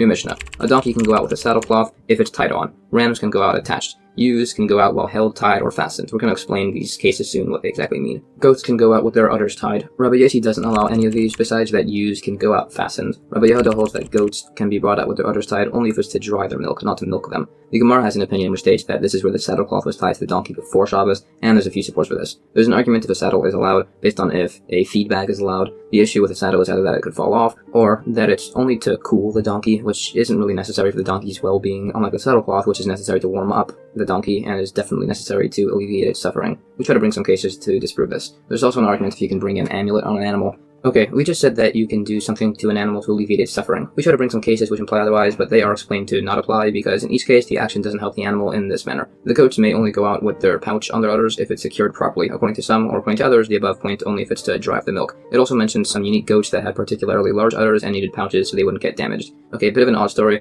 There was a husband whose wife passed, leaving a nursing child, and he couldn't afford a wet nurse, so a miracle happened and he became able to nurse his child. Some say this is because he was a very great man and deserved a miracle. Some say he was not, as he required a miracle, as opposed to the normal means of a livelihood. Normally, miracles don't happen by creating food. Another story, there was this lady who had her arm cut off, and the husband didn't notice until she had passed. Some say this was due to the modesty of the wife, some say it was due to the modesty of the husband. The point on goats was that they can go out tied together in pairs. Some say what it refers to is actually leather tied over their hearts, so wolves don't eat them, specifically male sheep, which walk in a manner which can antagonize wolves.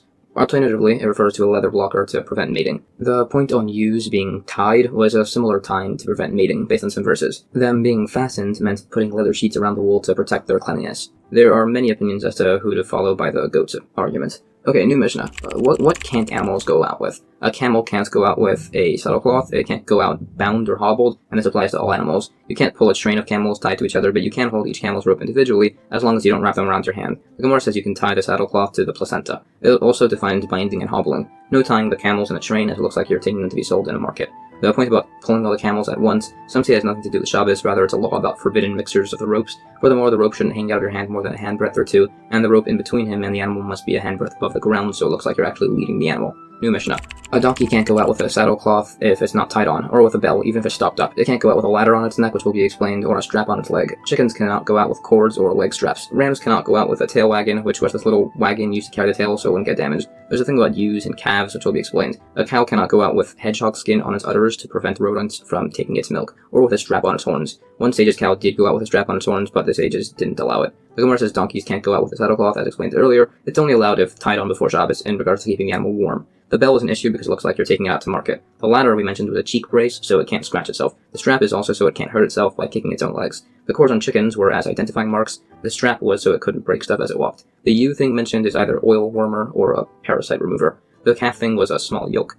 The strapping on the cow is basically the same argument as before. If it's for decoration, no. If it's for controlling the animal, then it's an argument. Last thing we said was that there was this one sage who had a cow that he had acting against the law of the sages, and it's explained that it was actually his neighbor's cow, but since he didn't protest against her, it was called his cow. Some teachings in that regard, if you can protest against others, your household, your town, or the world, and you don't, you're punished for the wrongdoing. The examples of being able to protest against the world, for instance, are the Rosh and similar leaders of the Jewish people. There's a story brought about sages transferring the judgment to the head of the rabbinical court. Another teaching, God never issues a good decree and retracts it for not good, besides for if you fail to rebuke. There's a verse that's explained that God told the angel Gabriel to mark the righteous' foreheads with ink to be spared and the wicked's foreheads with blood for destruction, but the righteous didn't rebuke. And the rebukes wouldn't have worked, but they didn't know that. The angels of destruction listed were Fury, Anger, Wrath, Destroyer, Breaker, and Annihilator. The people were marked with the Hebrew letter Tuf, referencing either that you, which is tough, shall live or die from that letter, or it references the merit of the patriarchs, or it's the last letter of God's seal, MS, Truth. Or it's that they learned the entire Torah from the first letter Aleph to the last letter Tuf. Some say the merit of the patriarchs lasted until the time of the prophet Hosea or the prophet Eliyahu Hanafi. Another point, there is no death without transgression, and there is no suffering without sin.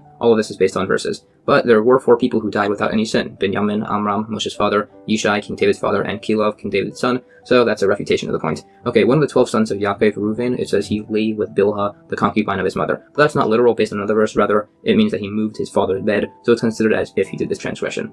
This was either as he thought it was unfair that Bilhah, the concubine, was rivaling his mother, or that he mixed up the bed of his father and of the divine presence. There are similar points about Eli the Kohen Gadol and Pinchas, who didn't protest against Chafni. A similar point on the sons of Shmuel and King David, that they never actually sinned, as by Bathsheba, people who went to war then wrote bills of divorce before fighting, and Uriah was considered a rebel against the monarchy, so he was killed. But perhaps King David did sin, as he accepted a slanderous report about Mephibosheth, so it's a difficulty. It also says that if not for accepting the slanderous report, the house of David wouldn't have been split, idol worship wouldn't have been a thing, and there would have been no exile. Also, King Shlomo never sinned with idol worship, although it says he did. It means he didn't protest against his wives, who did. So it's considered as if he did the idol worship. For instance, it says he married the Pharaoh's daughter, and she showed him 1,000 musical instruments and explained how they were used for idolatry, and he didn't protest. It's also taught that at the moment King Shlomo married the pharaoh's daughter, the angel Gavriel stuck a reed pole into the ocean, a sandbank formed around it, and it eventually became Rome. A similar thing happened when King Eruvin made his idolatry. A hut was built, which eventually became Italia of Greece. Another person who didn't actually sin was Yoshiyahu, who was the greatest penitent of his generation. The greatest penitents of this generation, it says, are either the sages, the brothers Abba and Acha, or Okavan, son of Nehemiah. An individual dozed off in a lecture once, and he had a dream where he saw an angel reach out his hand to accept the sage's repentance. And that's the end of chapter 5.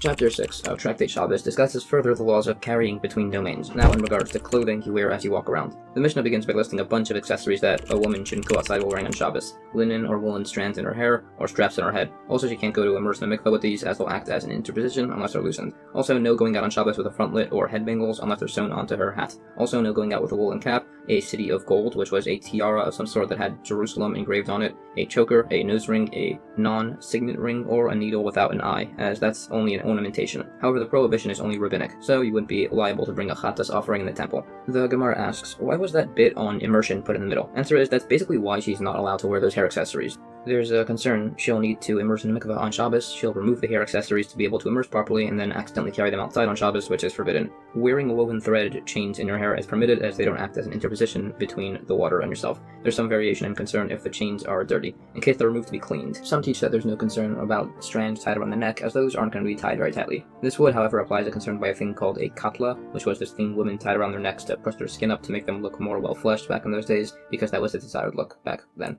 Anyways, rule is with bindings made of strands of hair that they don't really count as an interposition, and no one really disagrees. There's further definition given to all the other ornaments listed above. There's also a scarf, which is used to keep back stray hairs, and it's taught that such a garment is not subject to the laws of shatnez, impurity through leprosy, and cannot be worn outside on Shabbos. Some say that it can be worn by a wedding, unlike many other similar head coverings back then, which were forbidden as mourning since the destruction of the Second Temple. There's further discussion about a servant carrying an emblem. Some say yes by their neck and no by their clothes. Emblems are an issue because it could cause you to fold your cloak and carry it if it falls off. A source is brought which says it's not allowed, but there that's talking about a metal emblem, which the servant will try to save if it falls off and come to carry. This is unlike a clay emblem, which as mentioned can't be worn on your cloak, as if it falls off, you might fold your cloak to cover the missing spot. But if it's worn by their neck, it's allowed, as if it falls off, they're not going to try to pick it up.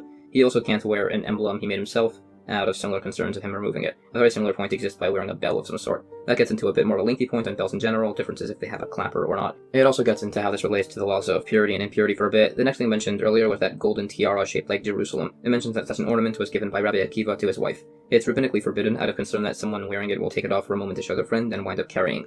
Based on that, some allow a distinguished woman to wear it because she's not likely to take it off to show. A tiara made of gold or silver is not allowed. There's debate by a fabric tiara with studded stones or gold, whether or not the fabric is the main part, in which case it's allowed to be worn on Shabbos, or the gold and gems are the main part, in which case it's not. Alternatively, they both agree that it's a fabric tiara, and the debate is by a gold or silver tiara, whether we're concerned she'll take it off to show people. This is discussed a bit further along with the sources. Then there's a point on ornate belts, a corset, and explanations on a lot of listed ornaments. This gets into a bit more about laws of impurity with very specific objects, what part of them decides if the object overall is impure or not. The needle without a hole that we mentioned at the end was a needle with a piece of gold on the other end. The sharp end is used to part your hair, and on Shabbos, the gold end is displayed while pinned as an ornament. New Mishnah: no going outside on Shabbos with hobnailed sandals, which are sandals that the top leather straps are attached to the wooden soles with nails. No going out with a single sandal if your foot isn't wounded. No going out with tefillin with an amulet unless you're an expert. No going out with a coat of mail with a helmet or shin guards. But again, these are all only rabbinic institutions, and you're not liable to bring a chatas offering. The Gemara explains that the reason hobnailed sandals was outlawed was because during the persecution of Emperor Hadrian, a bunch of Jewish people were hiding in a cave, and they made a rule that nobody could leave, and one person who was entering, their sandal got flipped around, and the footprints looked like someone was leaving, not entering the cave. So everybody freaked out because they thought they had been caught, and they all started pushing and shoving each other, and a bunch of them died. Some say they heard a noise outside, some say this happened in a synagogue. Anyways, this happened on a Shabbos, so these sandals aren't allowed to be worn on Shabbos. This applies to holidays too, but not to fast days, as those are different. You can have gatherings that are permitted to work. Some say that these sandals are not allowed if it's to strengthen the sandal. If it's for decoration purposes, it's allowed. The amount of nails in the sandal for decoration is either 5, it's 2 nails on either side and 1 by the strap, or it's 7 nails, 3 on each side and 1 by the strap. Some hold more nails are allowed. Also, a shoe sewn onto the inside of the sandal is allowed because it's just a shoe now, which is allowed to be worn on Shabbos outside. If the nails were bent in half and then placed into the sandal, it's allowed. If there are enough nails sticking through the bottom of the sandal that the sandal never actually touches the ground, it's also allowed, assuming the nails didn't get worn down. If the nails in the sandal started falling out, it's still allowed if there's 4 left in a small sandal or 5 in a big sandal. You can have more nails if the sandal is uneven. We rule that these sandals may be moved around on Shabbos, and there's some further points on the opinions. The next point was on a single sandal. We said it's allowed if there's a wound Some say this refers to wearing the sandal on the foot with the wound to protect it. Some say on the opposite foot to be comfortable. There's an argument about who's right, and it says when putting on your shoes, put your right shoe on first.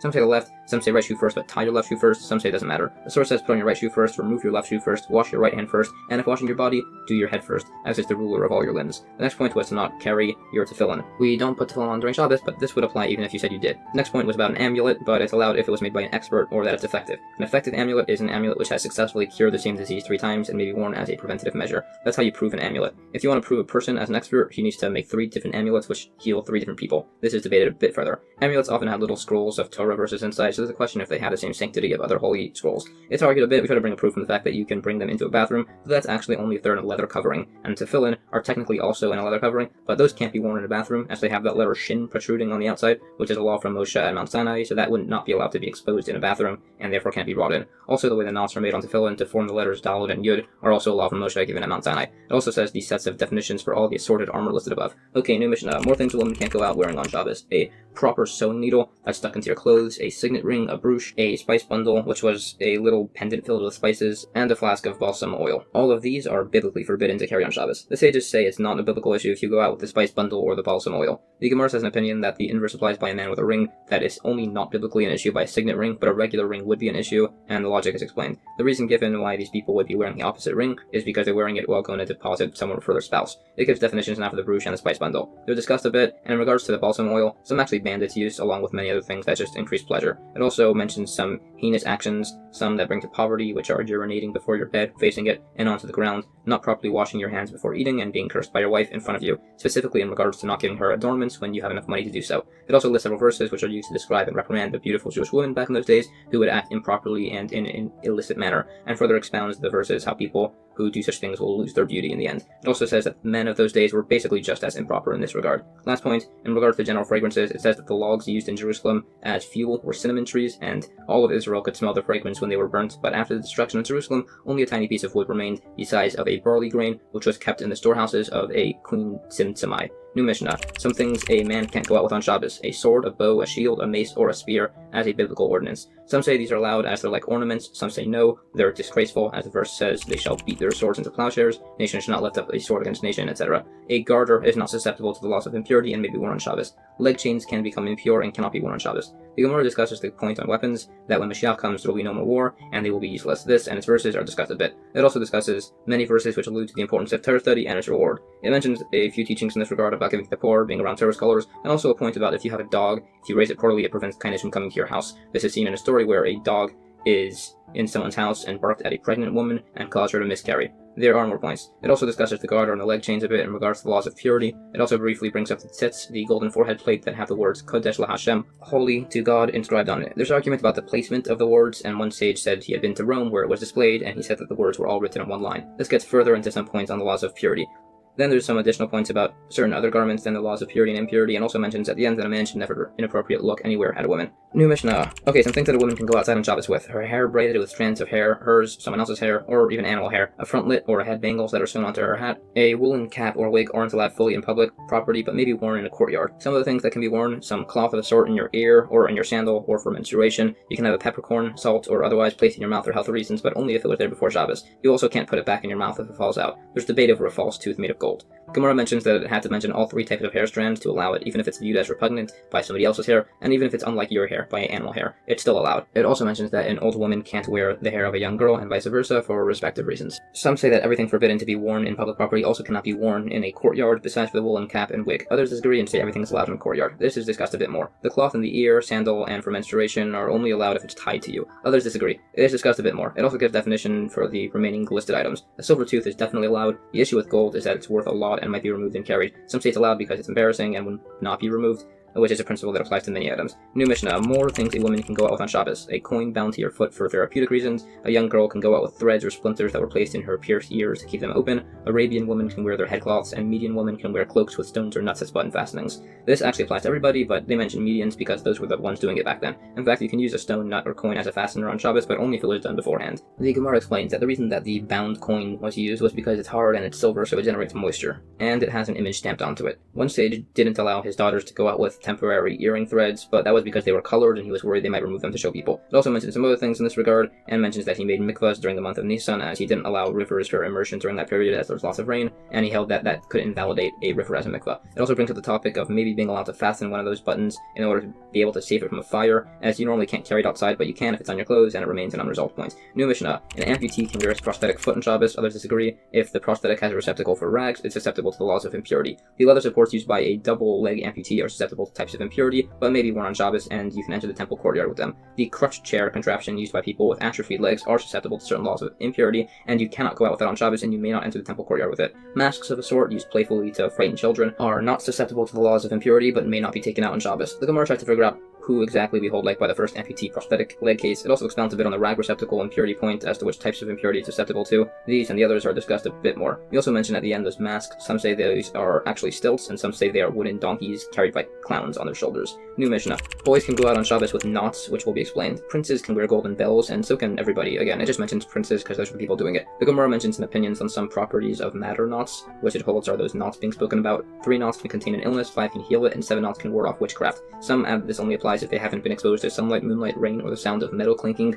roosters crowing, or footsteps. However, if the knots were actually for this purpose, it should have said knots for anybody, not just boys, so rather it means it's speaking of knots tied from a father's shoe strap onto his son's right arm if he'll be leaving for a while, so the son won't be sad. It also says that tying it to the left arm is dangerous, as it could cause excessive yearning on the son's part. It then mentions some other medical practices allowed on Shabbos. It also says some other methods of working with medical talismans and similar. It then mentions a list of other ancient medical practices and talismans of sorts to cure a fever, and with a whole practice with an ant in a tube, and others.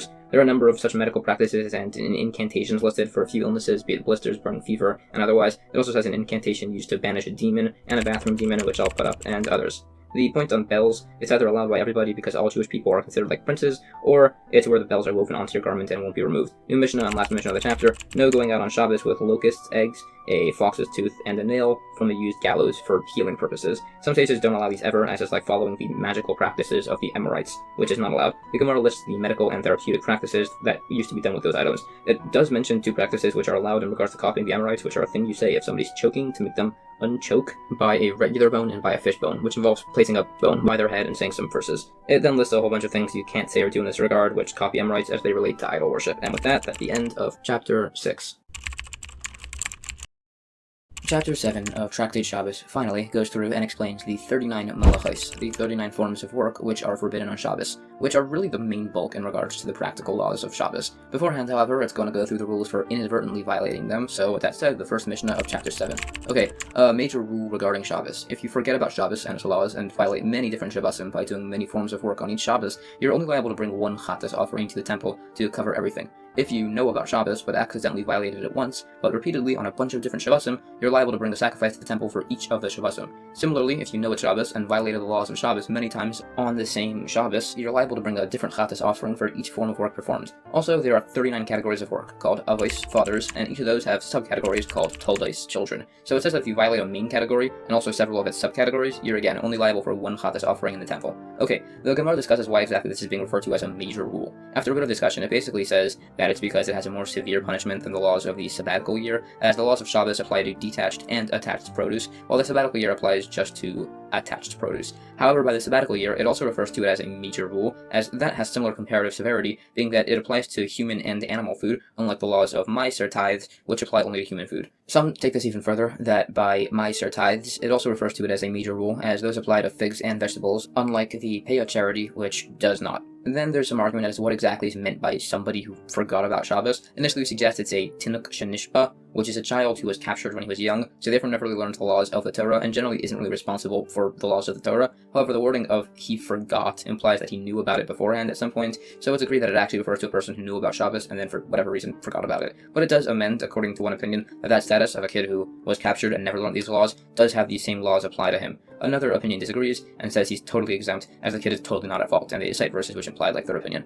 This is argued a bit further, at length, citing opinions and proofs and disproofs. It also discusses some particular cases, like of swearing oaths, non-kohanim eating teruma, and similar, just generally in regard to the opinions and penalties of these issues. Okay, new point, if you're wandering in the desert or something, and you don't know when Shabbos is, one opinion says from that point you count 6 days, and the 7th day will be your Shabbos, like the creation of the world. The other opinion says that you have Shabbos and then count 6 days, like the creation of Adam, the day after was Shabbos. We bring sources which prove like the first opinion. It's explained that daily practice in such a situation should should be to only work the bare minimum to stay alive during all 7 days. Just, you'd say the Kiddush and Havdalah prayers before and after Shabbos. If you know which day you left on, so that one definitely wasn't Shabbos, you can work on that day of the week. You can't assume that you weren't traveling on Friday, and therefore you should be able to work your day and the next day, as sometimes people did travel on Friday, if there was a caravan available. It also discusses the verses which source the rulings in this Mishnah. It also lists the source for many of the 39 malachos, the forms of work, which are tradition passed down from Mount Sinai. It says, these are the things in the verse, wherein it explains how you can derive a lot of numerical equivalents from the verse to get to 39. It also specifies the prohibition against kindling in the Torah. Specifically, some say to specify and designate it as a slightly lesser status as a prohibition, as opposed to all the other ones, which you'd get stoned if you violated them. Some say it's specified to separate each of the 39 into distinct categories of liability. The verse is argued about a bit to determine who it implies more like. Then it discusses what if somebody simultaneously forgot about Shabbos and about the work. Some say there's variance if you remember that it's Shabbos, in which case he's only liable for one violation, or he remembers that he's doing work, in which case he's liable for each of the variations of work. Others disagree and say he's only liable for one violation overall. This is argued further. This gets into a bit of a longer point about people doing multiple violations of Shabbos laws and multiple violations under the same category under one lapse of awareness, things of that nature. This discussion continues on a bit, citing many opinions on the topic. It also discusses similar concepts outside of the laws of Shabbos in regards to, say, multiple violations in regards to the laws of intimacy and similar. This discussion finally gets into an important principle in regards to the laws of Shabbos, in regards to inadvertently violating a form of work on Shabbos while trying to do something else. For instance, if you want to pick something up off the ground and while doing so, accidentally pull, say, a vegetable out of the ground. There's a violation of Shabbos of the work of reaping, but you're exempt because of this circumstance. However, if you're trying to cut something detached from the ground and you cut something attached, which is not allowed, there's an argument. Some say you're exempt as you didn't intend to do a prohibited act of cutting. Others say you're liable as you did intend to cut something. There are proofs which are debated, including points about worshipping idols inadvertently in similar circumstances. There's a similar argument about throwing something. If you intended to throw it 2 amos, cubits, which is allowed, and accidentally threw it 4 amos, which is the minimum for it to not be allowed, the first opinion would say you're exempt, and the second liable for basically the same reasons. The same argument exists if you were throwing something in what you thought was a private domain and it turns out to be public. All 3 of these cases need to be brought, because the first case is where you didn't intend a prohibited act at all, the second is where the prohibited act includes half the action you made, and the third where he fully did the prohibited act and just didn't realize the circumstances. So we need all those cases to say the first opinion holds is exempt by all of these. In the Mishnah we're about to cite, it's prefaced by saying that there are 39 forms of forbidden labor on Shabbos. It prefaced by saying the number, according to one opinion, to teach that if you violate all 39 in one lapse of awareness, you're liable to bring a chatas offering for every single one of them. One opinion holds that you're exempt if you know about Shabbos and knows about the malachos, but was just unaware that he did the actions in the amount over the minimum threshold. So according to him, this must be referring to where he knows about Shabbos, but it was inadvertent in regards to the work. According to one opinion, the circumstance of the case must be where he didn't know that any of the 39 malachos were prohibited. So how could the circumstance be that he's liable to bring a chatas offering for each performed action? So we answer that he could have been aware of the techum laws, according to the opinion that they're biblical, so that's sufficient to have him be aware of the Shabbos, and therefore he's liable for each of the inadvertent malachos. Okay, new Mishnah, a very important one. In accordance to the forms of work done in the building of the Mishkan, the tabernacle, there are a list of forms of labor, which total 39. They are sowing, plowing, reaping, gathering, threshing, winnowing, selecting, grinding, sifting, kneading, baking, which are all the labors required to make bread, shearing, whitening, disentangling, dyeing, spinning, mounting a warp on a loom, setting the 2 heddles on a loom, weaving 2 threads on a loom, removing 2 threads on a loom, tying a knot, untying a knot, sewing 2 stitches, tearing to sew 2 stitches, which are all the labors required to make clothing, trapping an animal, slaughtering it, skinning, salting, tanning, smoothing it, cutting, writing 2 letters, erasing in order to write 2 letters, building, demolishing, extinguishing, kindling, striking the final blow, and carrying from one domain to another. So, those are the 39 forms of work, the 39 malachos, which are forbidden to perform on Shabbos. As explained, I prefaced by saying the number 39, according to one opinion, to teach that if you violate all 39 in one lapse of awareness, you're liable to bring a chatas offering for every single one of them. So, let's go through them. First, why say sowing before plowing if you generally plow first in the order of things? It's because it was taught in Israel, where the earth is very hard, so they sow then plow a second time. Included within sowing is pruning, planting, propagating, and grafting, which are all forbidden on Shabbos, and it's taught to show that if you do many labors similar to one of the main 39, you're only liable for 1 chatas. Specifically, if you prune, you're liable for planting. Planting, propagating, and grafting are an issue of planting and sowing. If you prune and need the wood for fuel, you're liable for both reaping and planting. If you cut a specific plant that grows back very quickly, you'd be liable for reaping and planting. If you cut beets, which grow back after being cut, you'd be liable for reaping and planting. Okay, next was plowing. Included are digging a hole and making a furrow. If you have a mound of dirt or a hole and you remove it or fill it in, if it was inside your house, you're liable for building. If it was in a field, you're liable for plowing. According to one opinion, if you dig a hole, but not for the hole, only because you need the dirt, you'd be exempt, as even according to the opinion that says it's forbidden to do a forbidden labor, but not for its defined purpose, that would only apply if you're rectifying something, whereas here, you're ruining something. Okay, next was reaping. Included is cutting grapes, harvesting dates, collecting olives, and gathering figs. If you throw some dirt at a palm tree and sever some dates, you're liable for both detaching and extracting. Others disagree by both, as it's not the normal manner of doing either of those. Next was gathering. One opinion says this includes gathering salt from salt ditches. Others disagree, saying it only applies to things that grow from the ground. Next was threshing. Included is beating flax and striking cotton. Winnowing, selecting, grinding, and sifting are next, which are listed as separate things as they were separate by the Mishkan.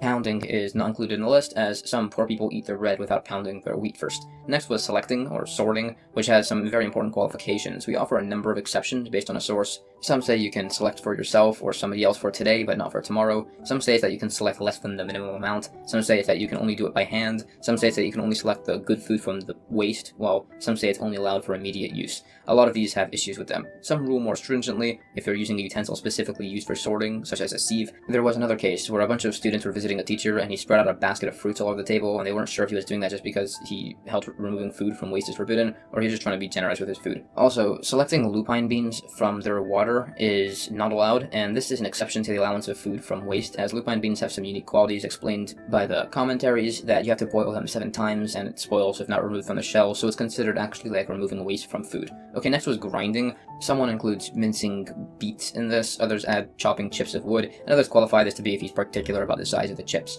Kneading and baking are listed instead of cooking herbs, which was done in the Mishkan because we're going according to the order of making bread. Included is putting a peg in an oven to harden it as it first softens and then hardens. Heating pitch is also forbidden, even though it will eventually reharden. If you make an earthenware barrel, that's violating 7 of these: grinding, sorting, sifting, kneading, smoothing, kindling, and baking. And if you make an oven, that's 8, including striking the final blow. It also gives the example of making a reed basket of a sort, which would make you liable for 11, and if you add a border to the basket, that'll be 13. In regards to shearing and whitening, if you spin wool while it's on the actual animal, some say you're liable for shearing, disentangling, and spinning. Others say no, as that's not the normal manner of doing those. They actually did that by the Mishkan, but that's an exceptional action done by exceptional people. Also, plucking feathers from a bird is an issue of shearing, clipping it is an issue of cutting, and pulling off its hairs is an issue of smoothing. The issue of tying is based on the tying and untying of the nets of the chilazon fish, whose dye was used for the Mishkan. It wasn't tying the curtains onto the tents, as that was tying in order to untie, and it wasn't re-tying the broken threads on the curtain, as that just looks bad and wouldn't have been done. Sewing 2 stitches is provided he ties the ends of the threads afterwards. Tearing was done in the Mishkan. If a worm ate a hole on a curtain, they tore it a bit and then resewed it. Okay, a few miscellaneous laws. According to one opinion, stretching the thread of a stitch on Shabbos is forbidden, and if you learn from a heretic, you're liable for death, and if you know how to calculate the astronomical progression of the seasons, and you don't, it's forbidden to learn Torah from you. Also, you're allowed to learn sorcery in order to rule laws on its regard. In regards to trapping, if you trap a chilazon fish and squeeze it for its dye, some say you're liable for trapping, some also for threshing, based on if you hold squeezing is included there, not just to things that grow from the ground. This is either where the fish was already dead, so that's not an additional liability, or that's just not an issue, as you are preoccupied with a different act. Normally, that'd still be an issue due to the principle of psicratia, that according to some, you're not allowed to do an action on Shabbos if the forbidden consequence is inevitable, meaning it's definitely going to happen. But that doesn't apply here, as you don't want the fish to die, as the blood dye is better quality while the fish is alive. In regards to slaughtering, which was the next on the list, some say that the issue is of dyeing the flesh from the blood along with killing, while others say it's just an issue of killing something. The issue of dyeing the skin here, which would need to be a desired action, is that the meat looks freshly slaughtered and people will buy from you, hence it's actually something wanted. Salting and tanning are kind of the same thing, so some say to remove one and add tracing lines as one of them. Some say salting meat is an issue of tanning, others say it doesn't apply to food. Fine, so the argument is if you're salting the meat for travel, where unlike by home use, you heavily salt it. It says that walking in between pillars in order to clear the dirt in an area is an issue of smoothing. Sharpening the top of poles is an issue of cutting. Spreading a dressing on a wound is an issue of spreading. And chiseling a stone is an issue of striking the final blow. Other issues of striking the final blow are assuming you're particular about them, engraving an image on a utensil, blowing a glass utensil, and removing unwanted protrusions from a garment. Next was writing 2 letters. If you write a letter the size of 2 letters, it's not an issue, but if you erase that letter, leaving a space big enough for 2 letters, that's not allowed. The final act of a labor is an issue of striking the final blow. In addition, based on the wording of a Mishnah, you're not liable for a subcategory of these if you're already liable for its main category. We also exclude lining warp threads with a rod on a loom and beating the weft threads, as those are included in the other loom-related malachis. And basically, based on those 39, determine most of the laws of Shabbos, practically at least. Anything and everything that is or isn't forbidden is predominantly based on those listed things. Okay, new Mishnah, another general rule. Anything that is generally stored, and the amount in question is generally stored, if you carry it on Shabbos, you're liable, even if it's not an item that you care about. If it doesn't have those qualifications and you carry it on Shabbos, you're liable if you yourself store it. The Gemara mentions that this idea of being fit to store excludes either menstrual blood or wood of the idolatrous Asherah tree. According to the one who holds that blood is an issue, that definitely includes the Asherah tree. However, according to the opinion that holds it's the Asherah tree wood, that wouldn't include menstrual blood because that's sometimes eaten by cats. The other person says not to do that as it could make you weak. Others disagree. New Mishnah. If you carry processed straw, the minimum for it to be an issue is a cow's mouthful. Straw from beans, a camel's mouthful. Straw, a lamb's mouthful. Grass, a kid's mouthful. Garlic and onion leaves, if fresh, the size of a dried fig is the minimum. If dry, a kid's mouthful. None of these listed can combine because the measurements are dissimilar. These measurements are argued a bit over in the Gemara, and there are some points in regards to the laws of impurity. New Mishnah. Some more minimums of issues with carrying food the size of a dried fig. Foods can combine because they have similar measurements in this regard, besides for their shells, pits, stems, coarse bran, and fine bran. Rabbi Yehuda says that you can combine the measurements of shells, but not with lentil shells, as those are cooked with the lentils. The Gemara explains that bran can't be combined because poor people eat bread with unrefined flour. This is all speaking of old produce, and old bean shells don't combine with their beans because they look like flies and no one wants to eat them, so they're not combined. Okay, and that's the end of Chapter 7. Chapter 8 of Tractate Shabbos starts with a continuation with a few of the previous Mishnahs, listing the minimum amounts of specific objects in regards to them being forbidden to carry on Shabbos. So, first Mishnah, the minimum amount that you're not allowed to carry outside of some more substances on Shabbos, being wine, the minimum for it to be problematic is enough to mix a cup with, milk enough for a swallow, honey enough to place on a sore, oil enough to anoint a small limb, water enough to mix in eye salve, all other liquids, even wastewater, a revius, which is an old form of measurement, which is somewhere around 4 ounces. Rabbi Shimon holds that all of these substances are minimum a revius, and is listing the smaller substances for people that store these substances. The Gemara explains the wine amount, saying it's enough for a nice cup, which is a cup of wine for the blessing after a meal. That amount is a quarter of a revius, so if you mix in water, it adds up to a revius total. The sources for this in regards to wine mixing are argued. One opinion states that if you carry dried, congealed wine, the minimum is an olive-sized piece. Again, proofs are brought. With regards to milk, enough for a swallow, it discusses the spelling a bit. It cites a few verses in this regard. Regarding milk, it also clarifies that animal milk, the minimum is a swallow, but human milk, and also egg whites,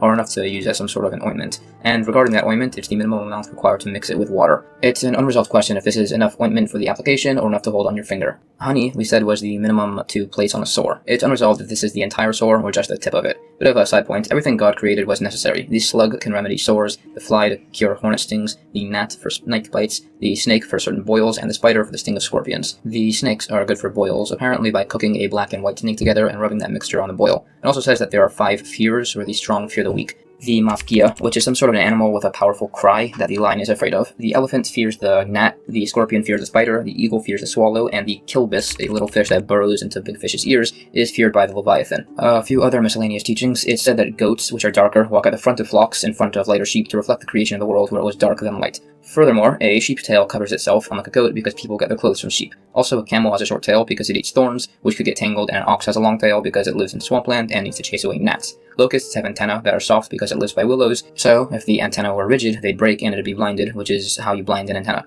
Also, roosters have their lower eyelids closed first because there's often smoke under the beams where it lives, and if smoke got into its eyes, it'd be blinded. It also explains why many words are called by their name. Lastly, it says there are 3 animals that get stronger as they age: fish, snakes, and swine. Next, we said the minimum for oil was enough to anoint a small limb. This is explained to be the little finger of a day-old infant. This is argued on a bit, but that's the opinion we hold like. In regards to water amounts, there's a principle, which is that if a substance has 2 uses, one common and one not common, it follows the common use always. If they are both common uses, it follows one that will result in astringency. For instance, wine is used for drinking and less often healing, so it goes according to the drinking, even though that's more lenient. Honey is used for eating and also equally healing, so it goes like the healing, as that's stricter. Water, however, goes by its healing use, even though that's not common, as it is actually commonly used for healing in Galilee, or possibly just everywhere. The point on other types of bloods being a revius includes bloods of some animals. Wastewater is useful for kneading clay of some amount depending on your intent. New Mishnah. Some more minimums for carrying. Rope, the minimum required to make a basket. Reed grass, enough to make a handle for a sieve. Rabbi Yehuda holds it enough to measure a child's foot for a shoe.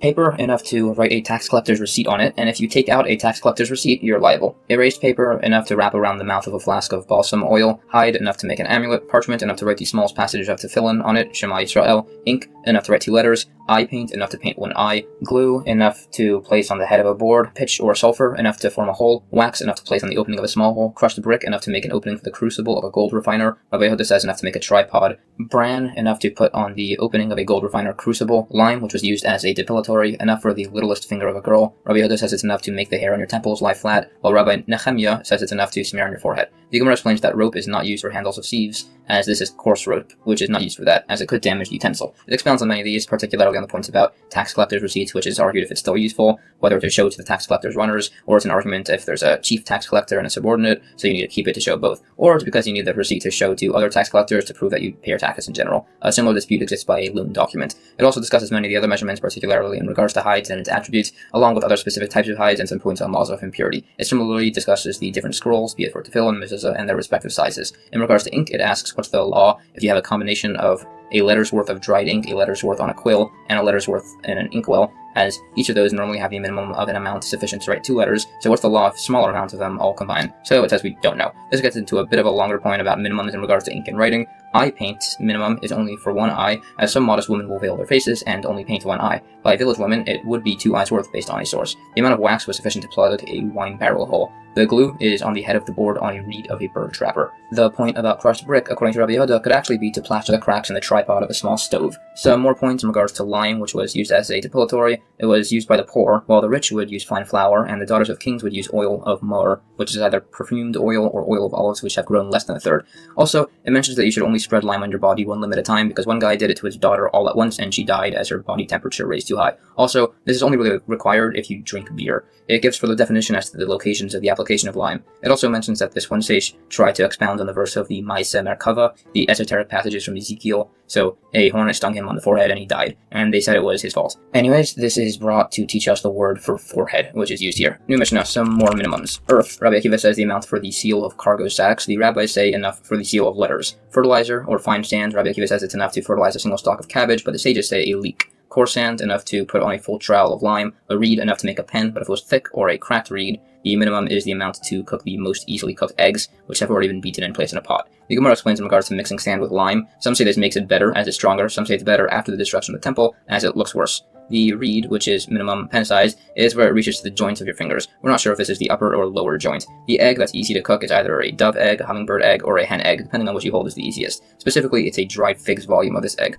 New Mishnah, new list of minimums. A bone, large enough to make a spoon. Rabbi Yehuda says large enough to make a lock. Glass, large enough to scrape the head of a weaver's pick. A pebble or stone, large enough to throw at a bird. Others say an animal. The Gemara explains that the bone is being used for the teeth of a lock, which is smaller than the first opinion of a spoon. The others are also defined the stone being thrown must be large enough that the animal could feel it, which is about 10 zuz. It also discusses the laws of a bunch of types of stones for different uses, particularly in regards to using them to clean yourself after using the restroom, which was something done back then. The principle in this regard and the discussions go on for a bit. It also explains some other such things used for the restroom, like shards of pottery, which are problematic, mostly because it's dangerous, but also because it makes you susceptible to witchcraft. It mentions a story here where the sages were traveling on a boat, but they didn't take a noble woman with them, so she said a spell that immobilized the boat, so they said a spell which released them. Anyway, she said she could do nothing to them, as they didn't do things that make them susceptible to sorcery, such as cleaning yourself with a shard of pottery, killing a louse while it's on your clothes, and they also don't pull vegetables out of tied bundles to eat. It also lists the proper healthy manner of using the restroom, and discusses some other materials like stone and grass. Last mission of the chapter, some more minimums. Earthenware, enough to place between 2 slats. Others say enough to pick up fire, like a coal. Others say enough to hold a revis of liquid. They try to bring proofs from a verse which says, "And there shall be found among its pieces a shard with which to pick up fire from the hearth, or to scoop water from a hole," implying like those last 2. The Gemara argued about which of these were larger, and based on implication from the verse, it says that the fire opinion is a large fire. The argument is over the size of the shard in question, whether it's a significant piece which is large enough to carry water, whether it is or isn't, and what the verse references, and that's the end of chapter 8. Chapter 9 of Tractate Shabbos is largely a continuation of the previous discussion, listing the minimum amounts of various miscellaneous items that are forbidden to carry outside on Shabbos, and also an interesting portion on Mount Sinai and the giving of the Torah. So, new Mishnah. Before we get into the topic of object minimums to forbid carrying, it's going to do a brief bit on some laws of impurity. An idol can cause impurity while being carried similar to a nida, an impure woman. As the verse states, you will cast them away as you would a nida, you will say to it, go out. In regards to idols, to teach that an idol will also impurify somebody in this manner, the same way a nida does. The Gemara explains that it says elsewhere that if your house shares a wall with another house which is worshipped as an idol, and your wall collapses, you can't rebuild it, as that benefits the idol. Rather, you rebuild the wall 4 handbreadths into your own property. Then it discusses the walls stone, timber, and mortar, and say that they all have carrying impurity similar to the laws of nida, like we explained here. There is an argument if the idol is on a placed rock which people could go beneath. Some say it's like a nida, in which case the things beneath are impure too. Some say it's like a bug or similar, called a sheretz, which have slightly different laws of impurity and will not contaminate the things beneath. There's argument about both as to what they're trying to teach with their comparison. According to the first one, there's comparison to bugs that teach that the idol service items generate impurity the same way these bugs do through contact, and according to the latter opinion, it's compared to a nida to show that an idol's severed or disassembled limbs do not have impurity. This is all discussed at further length. There's further questions about the laws of purity in regards to an idol's disassembled limbs, in regards to different levels of disassembly which are unresolved. It also discusses if a really small idol is considered an idol, if it's less than the size of an olive in regards to impurity, which, no, it needs to be larger than an olive to generate impurity. It also adds that an idol, on top of being compared to a nida and a bug, sheretz, it's also compared to a corpse to teach that it doesn't generate impurity with a piece the size of a lintel. These are all being interpreted towards a leniency, as impurity by an idol is of rabbinic origin. New Mishnah, we know a ship is not susceptible to impurity because it's compared to the ocean, which doesn't either. It says, the path of a ship in the heart of the sea. The Yoma explains that obviously a ship is on the sea, so it's to teach this law of impurity that it doesn't apply to a ship. There's disagreement on this point, particularly in regards to an earthenware ship or a boat on the Jordan River, which are smaller, which also carry things while empty. It then lists several teachings about the importance of learning Torah constantly. These points on impurity in regards to ships and earthenware are discussed further. It learns that an earthenware vessel is not susceptible to midras, tuma, a specific form of impurity. New Mishnah, this one's about some laws on kilayim, forbidden mixers, here about not planting different types of seeds together. A garden path, 6 handbreadths by 6 handbreadths, can be sown with 5 different types of seeds, 4 on the sides and 1 in the center, based on the verse. The Gemara explains the verse. It says, for the earth gives forth its plant. The usage of words, something plural, some referencing singular, totals to referencing 5. The distances of the 6 handbreadth field is so they're far enough away that they won't draw nourishment from each other. It explains the basis for this and references the sons of Seir, the Horite inhabitants of the land, to show that they were experts on the land and could grow produce super well, whether by smelling it or tasting the earth. It gives some further clarification to this patch of land. The border is a handbreadth, due to the fact that there must be distances between the seeds. If you have multiple of these patches, they can't really be in proximity. We try to suggest what if we shift the lines of the seeds to their corners, so there are gaps between, but it's explained that 2 of the sides are filled up to their corners, so nothing can be shifted, and this isn't allowed as there's a concern someone will plant this way. There are further variations of such cases discussed. It also teaches that if you want to sow your garden with patches of different vegetables, then each one should be 6 by 6 handbreadths with a 5 by 5 circle within, and with whatever species of plant you want, and the corners can also have a different species of plant. Some say to leave the areas in between patches fallow, some say you sow in the opposite way, vertical as opposed to horizontal, or vice versa, in the areas between patches. This is qualified further to list exceptions by the border of the entire field. New Mishnah. Some additional miscellaneous laws in regards to bodily fluids and impurity after 3 days. You can bathe an infant after circumcision on the 3rd day after, even on Shabbos, as it's still considered ill based on the verse, and it came to pass on the 3rd day when they were in pain. A strip of red wool is tied onto the he-goat, sent to Azazel as part of the Yom Kippur service, based on the verse, if your sins will be like crimson, they will become white as snow. Anointing yourself on Yom Kippur is as forbidden as drinking, as alluded to by the verse, so it will come like water into his innards and like oil into his bones. The Gemara discusses these laws of bodily fluid impurity for a period. This goes further, also explaining some of the laws and times of immersion on this topic. Then, it uses this opportunity to get into a topic about some of the points of the giving of the Torah at Mount Sinai. Some say it was given on the 6th of the month of Sivan, and some say it was on the 7th. Everyone agrees that the Jews got to the desert of Sinai on Rosh Chodesh, the 1st day of the month of Sivan, based on the verse. Everyone also agrees that the Torah was given on Shabbos, again based on verses. So the opinion that says that the Torah was given on the 7th of the month holds that the 1st day of the month was on Sunday, so on the 1st day nothing happened because they were tired from the journey. On Monday, Moshe told them, you shall be to me a kingdom of ministers. Tuesday, they were commanded to set boundaries. Wednesday, everybody separated from their wives and stayed like that for Thursday and Friday. According to the opinion that the Torah was given on the 6th, the 1st day of the month was Monday, and everything is shifted a day later. The verse does say they would abstain today and tomorrow, which implies like the second opinion, but the first opinion could just say that Moshe chose to add a 3rd day, which is actually referenced as something he chose to do on his own, along with permanently separating from his wife and breaking the tablets based on individual logics. 3 days of abstinence as excluding the actual day of the commandment, separating from his wife as the Jewish people separated from their wives when the Shekhinah spoke to them once. So for sure Moshe always, who the Shekhinah spoke to always. Breaking the 10 Commandments, as an idol worshipper can't eat of the Paschal sacrifice, so for sure they shouldn't be able to receive the entire Torah. It also references based on a different verse that God approved of this. It's argued back and forth as to who exactly is right in regarding the dates by citing sources which imply like each opinions. We try to bring a proof from dates that happened in earlier months, but that's not valid as you can maybe make the month in between a leap month. There are more attempted proofs along these lines. We have proofs for the opinion of the rabbis. It also says famously that by Mount Sinai, God threateningly held the mountain over the Jewish people, saying they had to accept the Torah or else he'd drop it on them. So they were kind of coerced into accepting the Torah, but they did a full proper acceptance by the times of Purim. As it says, the words Kimu v'kiblu haYehudim, the Jewish people established and accepted, establishing what they had already accepted. It also says, based on another verse, that by the giving of the Torah, the earth was afraid at first, as if the Jewish people didn't accept the Torah, God would revert the world back to nothingness, but then they calmed down once they saw that the Jewish people were going to accept it. It also says that as the Jewish people said, we will do and we will hear, 600,000 angels came to each Jew and tied 2 crowns onto each of them for both parts of we will do and we will hear. But when the Jewish people sinned with the golden calf, double that number of angels removed the crowns. But it says Moshe merited to receive all of them and took them, and in the future by Mashiach the crowns will be returned.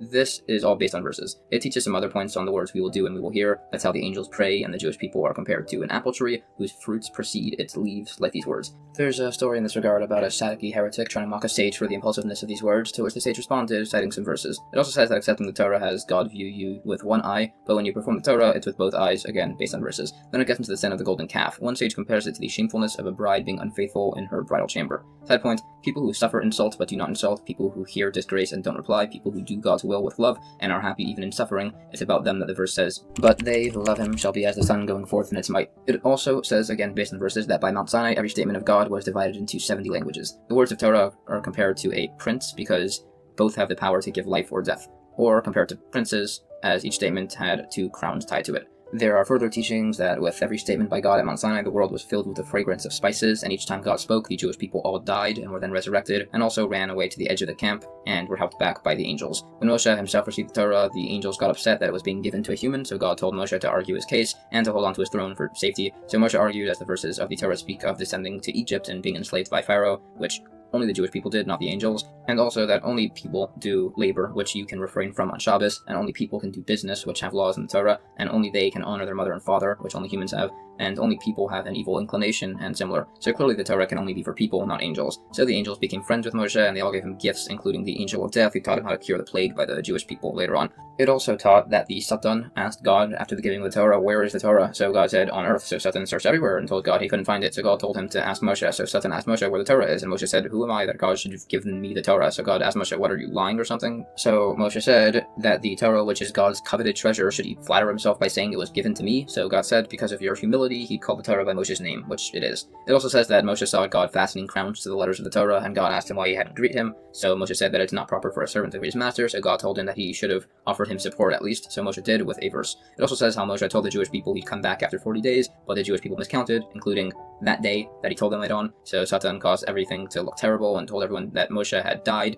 and made the image of Moshe's funeral bier go into heaven, and then the golden calf thing happened. There's discussion on why Mount Sinai is called Mount Sinai, saying it references many notions about these events, although it's actually just called Chorev. It then explains the point of the scarlet wool used by the goat representing God forgiving the Jewish people, which will be done by any amount of sins if you rely on God and are forgiven. This is explained further, and also says that the forefather Yaakov was originally going to go to Egypt in chains, but because of his merit, he did not. New Mishnah, back to minimums for carrying wood. The minimum amount is the amount necessary to cook an easily cooked egg. Seasoning, the amount to season an easily seasoned egg. Also, seasonings can combine in this regard nut husks, pomegranate peels, safflowers, and madder. The minimum amount is to dye the little cloth worn on top of women's hats. Urine, natron, soapwort, and other stain removers enough to launder that small hat cloth. Others say enough to remove a blood stain. The Gemara repeats the point about wood to teach that it's not applicable with something smaller like the tooth of a key. The seasonings here are fit to flavor a pot of food. The cloths used for dyeing are the hat cloth, because something smaller, like a weaver's bobbin, no one's preparing dyes for that. The urine in question, as a detergent, is 40 days old. The natron is from Alexandria. Other cleaning agents are sand, or possibly sulfur, possibly aloe, or soapwort, and also a substance made from the inside of pearls. New Mishnah, taking out pepper, tar, perfume spices, metal, stone, or earth from the altar, decayed scrolls, and decayed scroll wraps for storage, you're liable for any amount. Rabbi Yehuda also adds accessories of an idol based on a verse. The Gemara explains that pepper, tar, and spices are being used for medicinal reasons. The metal here could be used to be fashioned as the tip of a small ox goad or other small objects. It also says some minimums and uses of copper. These scrolls are being ruined by worms, which are dangerous if swallowed, as seen in a story where a student ate a fig which had a worm and then he died. New Mishnah, if you carry a peddler's box on Shabbos, you're only liable once, even though it has many types of spices. With cardon seeds, the minimum is of less than a dried fig. Some say he's liable if he takes out 5 seeds. Cucumber, gourd, and Egyptian bean seeds, minimum is 2 seeds. Live kosher locusts is any size. Dead kosher locusts, the size of a dried fig. A specific species of locust with medicinal use, whether alive or dead, any amount is an issue. Rabbi Yehuda says that it's an issue to take out any sized, live, non-kosher locusts, as kids sometimes play with them. The Gemara explains that a single seed isn't an issue, as nobody's taking a single seed to plant. It lists amounts of some other specific plants. It also mentioned the medicinal benefits of the specific locust, and the child can be given a live, non-kosher locust, as there's no concern of it dying and the child eating it, as it's more likely that the child will eulogize the dead bug instead. And that's the end of Chapter 9. Chapter 10 of Tractate Shabbos begins with a Mishnah discussing some exceptions to when you're liable for carrying certain items, even though it's less than the defined minimums. Seeds, which are stored for planting, a substance to use as a sample for customers, or as a medicine, and you carry with those things, you're liable for carrying any amount. Other people are liable for the defined amounts earlier. If this person carries these items back in and no longer has the above specific intents, then they're no longer liable for any amount, and he's liable for the earlier defined amounts instead. The Gemara explains that these exceptions apply even if you forgot why you stored them and you're just carrying them around. You're presumed to be carrying them based on your original intent. We teach that these laws of any amount even apply to something as tiny as a kernel of wheat. We also ask if it goes according to what you intend as you go out. Does that mean you could intend to take everything in your house out and then take out a few objects, and that means you'd be exempt because that wasn't the full extent of your original intention? Well, no, as your intent is negated by the consensus of everybody, which is that the smaller amount you're carrying is still a significant amount, even though it's not everything in your house. There is further discussion and arguments on these concepts. There's also a point on throwing seeds into storehouses, which is presumed to have nullify your intent if you do that. New Mishnah, if you take some food and put it on the threshold of your house between the private and public domain, and then you or somebody else picks it up from there and takes it into the public domain, everybody's exempt because you didn't do all the actions at once. Similarly, if you have a basket of food and place it in the public domain, with part of it still being in the private domain, you're fine unless it's all the way in the public domain. The Gemara has an option that the threshold in question must be a carmelis, a neutral area, as mainly discussed in Chapter 1 of Tractate Shabbos, for this case to work, but others disagree. The case of the basket of produce, partially between domains, must be with larger produce, because if it's something small, like mustard seeds, there's definitely going to be some seeds that are fully in the public domain. According to the opinion, the produce don't go according to the basket overall. Others disagree and say they do. This would cause some issues with the actual case, but they're resolved. It also explains their opinions with other cases like spice peddlers' baskets. We try to bring proofs either way for each opinion.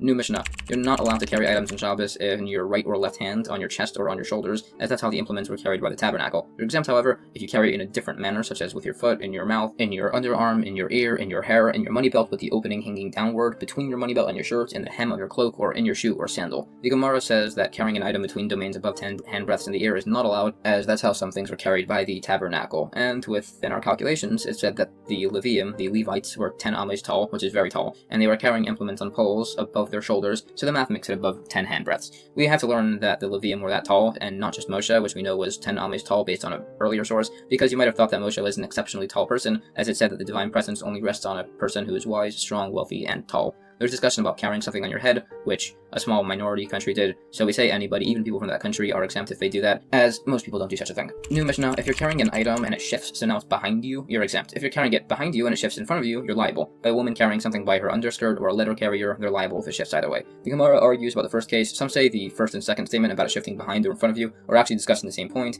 in regards to it shifting, and it's actually two arguing opinions saying you're either liable or exempt. Some say that no, there is a difference, as if you're carrying it in front of you, you want it to be guarded, so if it shifts behind you, it's now in a poorly guarded manner, so that's not what you intended, so you'd be exempt. On the other hand, if it was behind you, you didn't care what it was doing, so you're still liable if it shifts in front of you. There are further qualifications brought. There is further discussion. It's brought that if you tie it behind you and it stays behind you, you're still liable, and if it's on the back of your hand or foot, you're exempt. There is argument to which of these two the case of a money belt with a downward opening is compared to, and it clarifies the remaining cases of the Mishnah. New Mishnah. Obviously, if you carry a loaf of bread from a private domain to a public domain, you're liable. However, if two people take it out, they're both exempt. If the item required two people to take it out, some say they're both liable, others say they're both exempt. The Gemara elaborates their opinions and explains their logic. There's a bit more stated on that topic. It also says that if a person was able to carry an item himself and somebody helps him, the person who could carry it himself is liable, as the other guy was only aiding him, which is not considered to be significant. This about being aided gets into a point about bugs and the laws of impurity in regards to its legs aiding it. We say that this opinion is correct, that in those regards that the legs are considered aids to the animal, and that has ramifications by the laws of impurity. There is another proof brought from points on a Kohen standing while performing his service that both his legs need to be on the floor of the temple, not one of them on a vessel or something.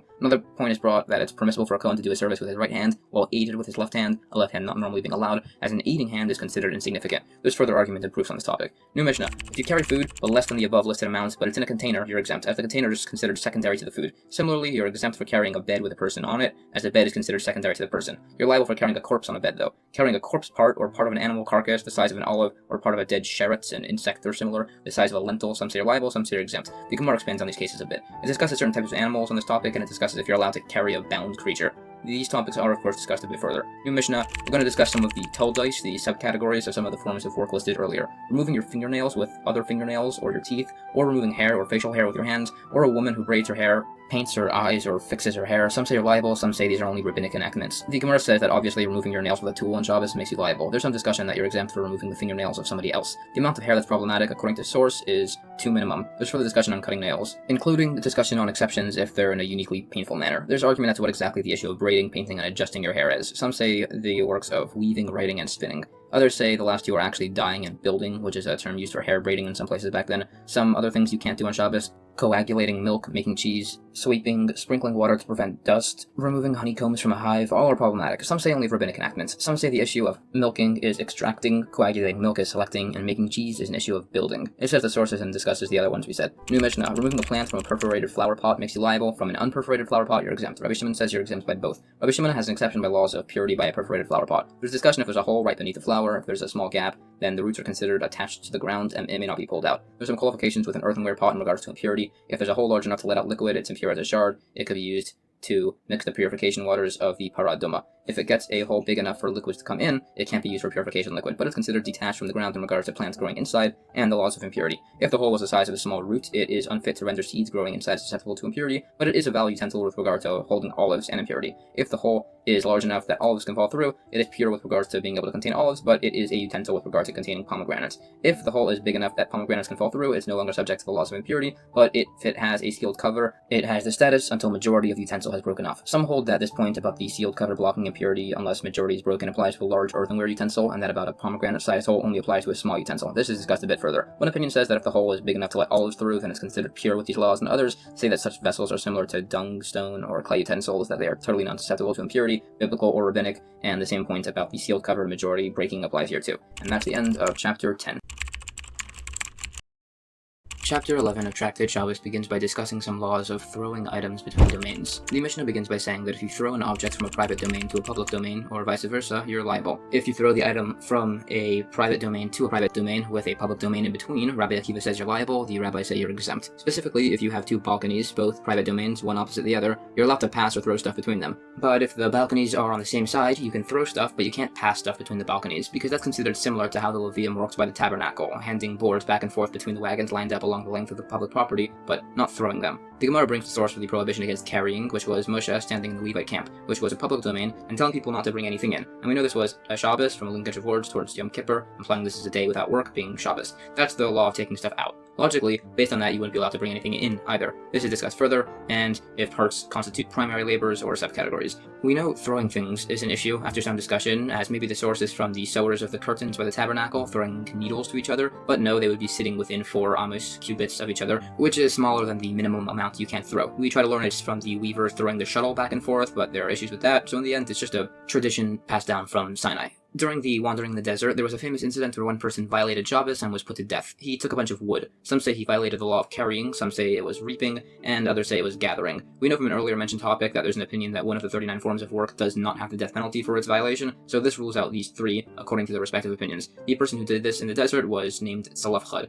This was learned from a source. It also discusses leprosy, which could be caused by suspecting others of misdeeds. We also see by Moshe having his hands get leprosy, it healed faster than it contracted the disease, meaning God gives healing faster than a punishment. It also says that when Aaron's staff swallowed the Egyptian magician's staffs, there was a miracle within a miracle. Back to the debate about throwing the object from private domain to private domain. Possibly both would hold he's exempt if the item is thrown over 10 handbreadths, as that's the maximum height of a public domain, or maybe they actually do argue based on if they hold we learn throwing things from the laws of handing over, while holding if it's within the domain that they're both definitely liable. So based on a proof, it's the former argument. We don't learn about throwing things from handing things over, and if the object is above 10 handbreadths, it's allowed according to both of them. Others, of course, argue with this. There's another case of throwing an item from public property to public property over a private property, where there's an argument if you're liable or exempt. Some say that the opinion that he's liable is only where the private property is roofed, and others say that he's actually liable for 2 violations of bringing an item out and bringing an item in. There's lengthy argument on this, and also in the case of if you throw an object at a different distance than you intended. Some say it's fine to carry in a public domain that's roofed, as that's not comparable to the carrying in the desert. Others disagree, saying the areas around and beneath the wagons in the desert is like a roofed public domain,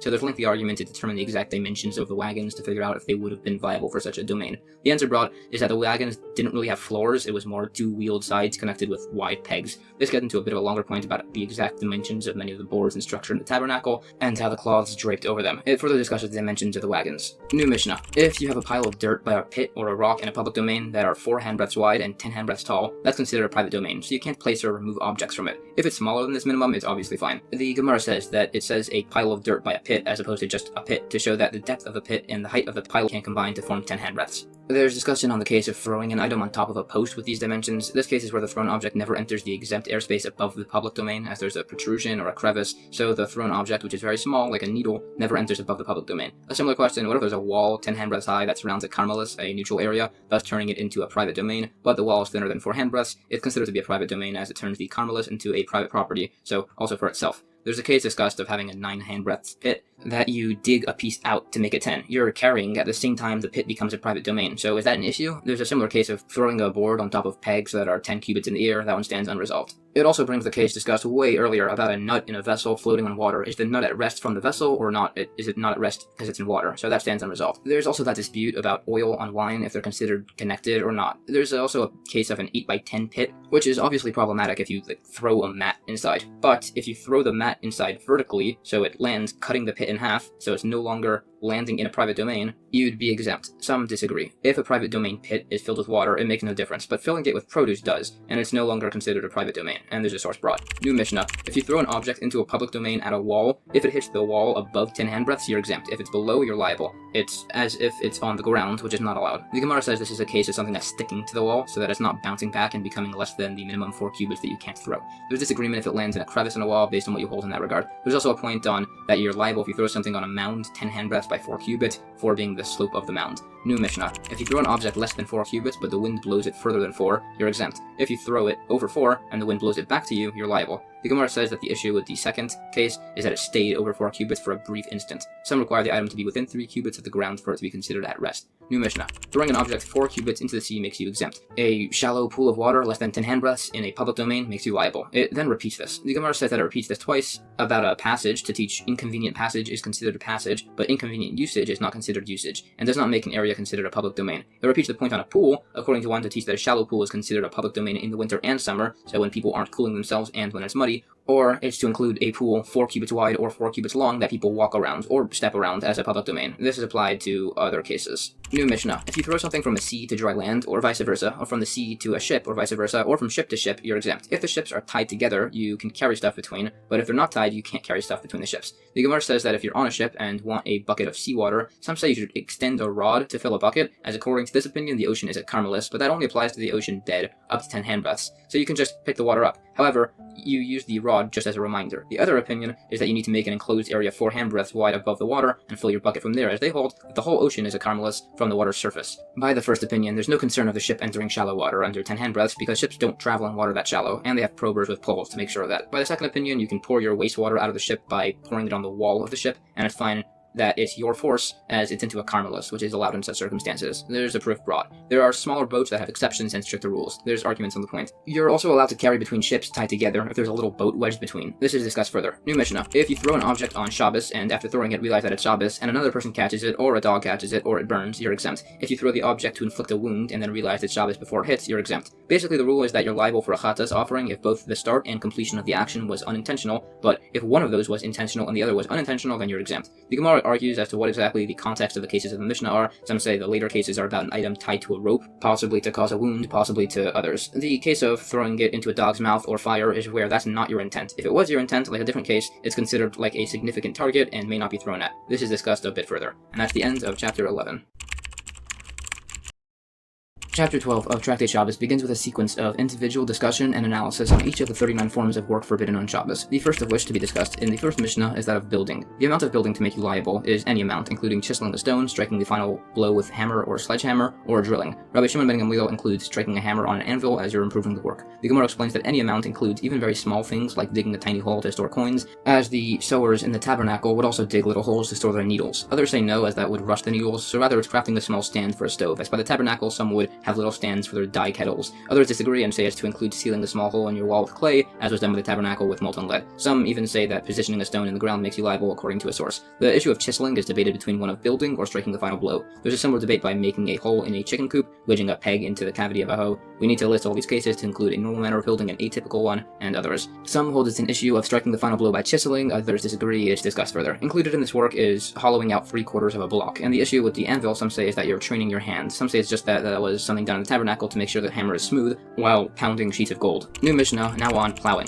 Plowing, any amount, weeding, pruning, dry branches, or young shoots. Again, any amount makes you liable. If you're gathering wood off a tree, if you're doing it to improve the tree, you're liable from any amount. If you're doing it to get some kindling wood, you're liable for the minimum amount of wood required to cook an easily cooked egg. The same applies to gathering grass. If it's to improve the soil, liable in any amount. If it's for fodder, liable in the amount of a kid's mouthful. The Gemara says you're liable in any amount of plowing to include the smallest amount, to plant one seed for a pumpkin, as that was something done by the tabernacle, to plant one stalk of herb for a dye. The other forms of garden work are also discussed. New Mishnah, now in writing. Writing 2 letters with either hand, 2 of the same letters, or 2 different letters, with 1 or 2 inks in any language makes you liable. An opinion says the source from the tabernacle when they marked letters on the boards to know which ones went next to each other. Another adds that if you started writing a long word and then stop, and the first letters of a long word formed the word by themselves, then you're liable. The Gemara says that we're either discussing somebody ambidextrous, so the right and left hands can apply equally, or to the view of the opinion that the issue with writing is the marking, which could be done with either hand. There's argument on the point of only writing 2 letters. This gets into a bit of a point on specificity when writing tefillin and mezuzah in regards to precision with letters, so they don't resemble other letters. There's further points on the institution of certain letters and spelling of verses. It also describes why the letters are in their order and shaped as they are, each representing different concepts of proper behavior and practice. New Mishnah, if you write 2 letters in one lapse of awareness, you're liable once. This applies with most inks, be it ink, paint, red pigment, copper sulfate, or otherwise, even on 2 walls which meet at a corner, or on 2 separate tablets that you can bring together. You're also liable for writing on your skin. There's an argument about scratching letters into your skin. If you wrote using liquids, fruit juice, dust, or anything impermanent, you're exempt. You're also exempt if you write in an odd manner, like with the back of your hand, with your foot, mouth, or elbow, writing one letter next to a pre-existing writing, or over pre-existing writing. You're similarly exempt for intending to write the letter ches, which is made of 2 other letters, 2 zions, and accidentally writing those 2. Also, if you wrote a letter on a ground and another on a beam, or 2 letters on 2 separate walls of a house, or on 2 separate ledgers that cannot be read together. So all those you're exempt. There's an argument if you write one letter as an abbreviation. The Gemara gives definition and explanation on a lot of these cases. Some say if you write one letter but it completes a book, you're liable, and the same applies to the last thread of a garment. If you write 2 letters in different cities, so the only action required is to bring them together, you're liable. If you intentionally turn a ches into 2 zions, you're liable. This is discussed further. It gives some examples of abbreviation using letters. Last mission of the chapter, if you write 2 letters in 2 lapses of awareness, once in the morning and once in the afternoon, there's an argument if you're liable or exempt. The Gemara explains that the basis for the argument is if you hold that you can become aware of half a measure in these actions. And that's the end of chapter 12. Chapter 13 of Tractate Shabbos continues with elaboration on the various 39 forms of work forbidden on Shabbos. In regards to weaving 3 threads or adding 1 thread to a woven fabric makes you liable. The rabbis say it's 2 threads either initially or being added. Also, on a loom, you're liable for setting 2 heddle eyes. In a winnow, a fine sieve, a coarse sieve, a basket, or others, you're also liable. Finally, sewing 2 stitches or tearing in order to sew 2 stitches makes you liable. The Yoma says that the opinion that weaving threads is with 3 threads is where it's thick threads, which won't unravel. If it's thin, then it's an issue with 2. Some say it's the opposite, with thin threads by 3, where they're noticeable, and thick threads by 2. This is discussed further. It also describes the loom setup with the heddles on their frame. The Mishnah is repeating points about tearing stitches to teach some points that come up in the next Mishnah. Included in the point about tearing stitches to resew is where the garment is sewed unevenly, leaving lumpy folds that are torn to be smoothed out and resewed. New Mishnah. Further on tearing. Tearing due to anger or for the dead or just to act destructively, you're exempt. But tearing to repair is the issue with the measures listed. The minimum measure that you're liable for whitening, disentangling, dyeing, or spinning is a measurement that's about double the width between your stretched apart index and middle finger. For weaving 2 threads, it's the minimum measure of one of those amounts. The Gemara says that the mourning can't be for a relative or a sage, who everybody is like their relative, because tearing your garment for them is an obligation, so it's a constructive act, and you would be liable for that. So, or it's where it's not an upright individual, or you weren't there by the passing. Some say that tearing out of anger is actually constructive, perhaps to satisfy your evil inclination, but we say no, because that's how the evil inclination gets you. First you tear your garments out of anger, then you break utensils out of anger, then you scatter your money out of anger. The principle is that you start off with little things, and they get progressively bigger and bigger until it tells you to perform idolatry, and you listen. So rather, it's acting angry, even though you're not actually mad, in order to affect proper behavior from your household. It also says the importance of mourning and eulogizing sages. It also discusses destroying things on Shabbos and how that relates to other forms of working. It also explains measurements of the whitening by the space between fingers. New Mishnah, now on the subject of trapping. If you drive a bird into a closet or a deer into a house and shut the door, you're liable. Others include also trapping a deer in this manner in a garden, courtyard, or enclosure. Others say that not all enclosures are the same. The general rule is that if you drive the animal into an enclosure where it's not fully trapped, you're exempt, but if it doesn't require any further trapping, you're liable. The Gemara discusses these laws and classifications. For instance, a small enclosure is defined as where you can reach the animal in a single lunge, or it's where the shadows of the walls reach each other, or it's where there aren't many corners for the animal to escape to, with a large enclosure being what's excluded. It says we hold like the opinion that driving a deer into a small enclosure makes you liable. Furthermore, it says trapping a blind or sleeping deer still makes you liable, as those will run off if they sense a person near, unlike a lame, old, or sick from fatigue deer. In regards to trapping grasshoppers and similar bugs, some say you're liable, some say not, as they aren't usually trapped. Some say you're exempt if they're swarming. Quick little Mishnah: if a deer enters a house by itself and you close the door, you're liable. If two people close the door, both are exempt. If the door requires two people to close, some say you're liable, some not. The Gemara says an opinion that you're only liable for trapping a lion if it's in a special lion cage. New Mishnah: if the deer is in the house and you sit by the entrance covering half of it, and somebody else sits covering the other half, the second guy is liable. If the first guy blocks the door fully and a second guy comes by, even if the first guy leaves, the first guy is liable, and the second person is exempt. This is comparable to a case where you locked your door for safety, and it turns out that there was a deer inside, which means you're exempt. The Gemara says a similar case, that if a bird flies into your shirt and can't escape, you're not liable, and you can just sit there all day with it. By the way, where the person was fully blocking the door and there happened to be a second guy there too, the second guy was exempt. Now, normally, whenever it says something is exempt in the laws of Shabbos, it means exempt, but still prohibited. This is one of the few exceptions, based on the comparison to the mistakenly locking a deer inside case, where exempt actually means exempt and permitted. The other cases are lancing a boil, not to open it, but only with the intent to remove pus, and the last case, trapping a snake, not for medicinal reasons, but just so that way it doesn't bite you. Those three cases are exempt and permissible, and these are sourced from similar rulings. That's the end of Chapter 13. Chapter 14 of Tractate Shabbos begins with a discussion on trapping or bruising the 8 sharutzim, 8 special creeping animals whose carcasses can convey impurity. The translations of the animals aren't 100% certain, but they are probably a rat, a mouse, a toad, or possibly a ferret, a hedgehog, or possibly a porcupine, or beaver, a chameleon, a lizard, a snail, or a slug, and a mole. Trapping or bruising them makes you liable on Shabbos. You're exempt for bruising other vermin, but trapping them is not allowed, if it's for a positive purpose. Elsewise, you're exempt. Animals or birds that are under your control, you're exempt for trapping them, but liable for bruising them. The Yoma says that the implication is that all of those 8 sharutzim creatures have hides in regards to the laws of Shabbos. There's arguments that this applies and by laws of impurity. In regards to other vermin, we said you're liable for bruising them, but of course you're liable for killing them. Some hold otherwise about a louse, which they say doesn't reproduce. Others disagree, saying a source that lice lay eggs, but the other opinion still argues, saying that eggs of lice is just the name of a species.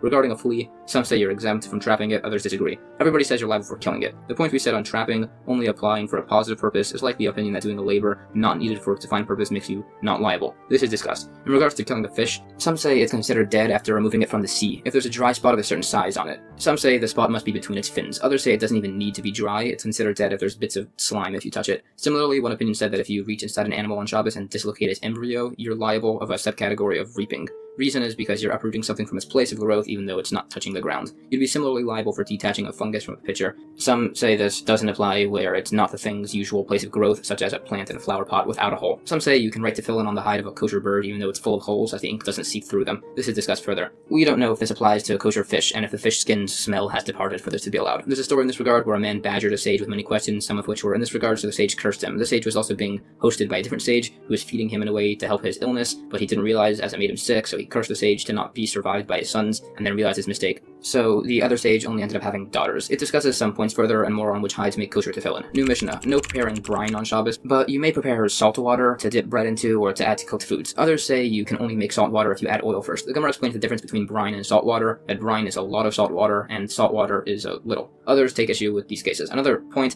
it's taught that you can't make strong salt water on Shabbos. Strong salt water is that an egg will float in it for fish brine, which is 2/3 salt. There's argument if you can salt a radish. There are further points. In regards to salt water, some say that no one has ever sunk in the Sea of Sodom if they would have sunk on a regular ocean. There's an opinion that you can wash with this water on Shabbos, along with some substances you can't put in your eyes on Shabbos as they constitute a medical practice. Things like wine and raw saliva. It also lists a few medical practices of those times in this regard. This goes further, listing many more medical practices. New Mishnah: some medical procedures not allowed on Shabbos. No eating certain types of hyssop, which is eaten by unhealthy people. You can eat any food or drink for healing on Shabbos, but not palm tree water, a potion of sterility, which are used for treating jaundice. You may, however, drink palm tree water out of thirst and anoint yourself with root oil if it's not for healing. The Gemara goes on a lengthy sequence of listing medicinal foods, their uses for certain illnesses and ailments, and similar concepts and practices, things like worms, drinking uncovered water, and a snake bite. There's also what to do if a snake wraps itself around you, if it's chasing you, and many such situations. It lists more medical foods. Then it lists even more medical illnesses and the practices for curing them. New Mishnah: if you feel pain in your teeth, no drinking vinegar through them. You may drink vinegar in a regular manner, and if it cures you, then great. If your loins hurt, no putting wine or vinegar on them. You may use oil, but not rose oil. Princes can use rose oil, as that's what they usually use. Some say all Jewish people are like princes, so they can use rose oil on Shabbos. The Gemara argued when vinegar is actually good for your teeth. There's argument on this and the usage of rose oil. And that's the end of chapter 14.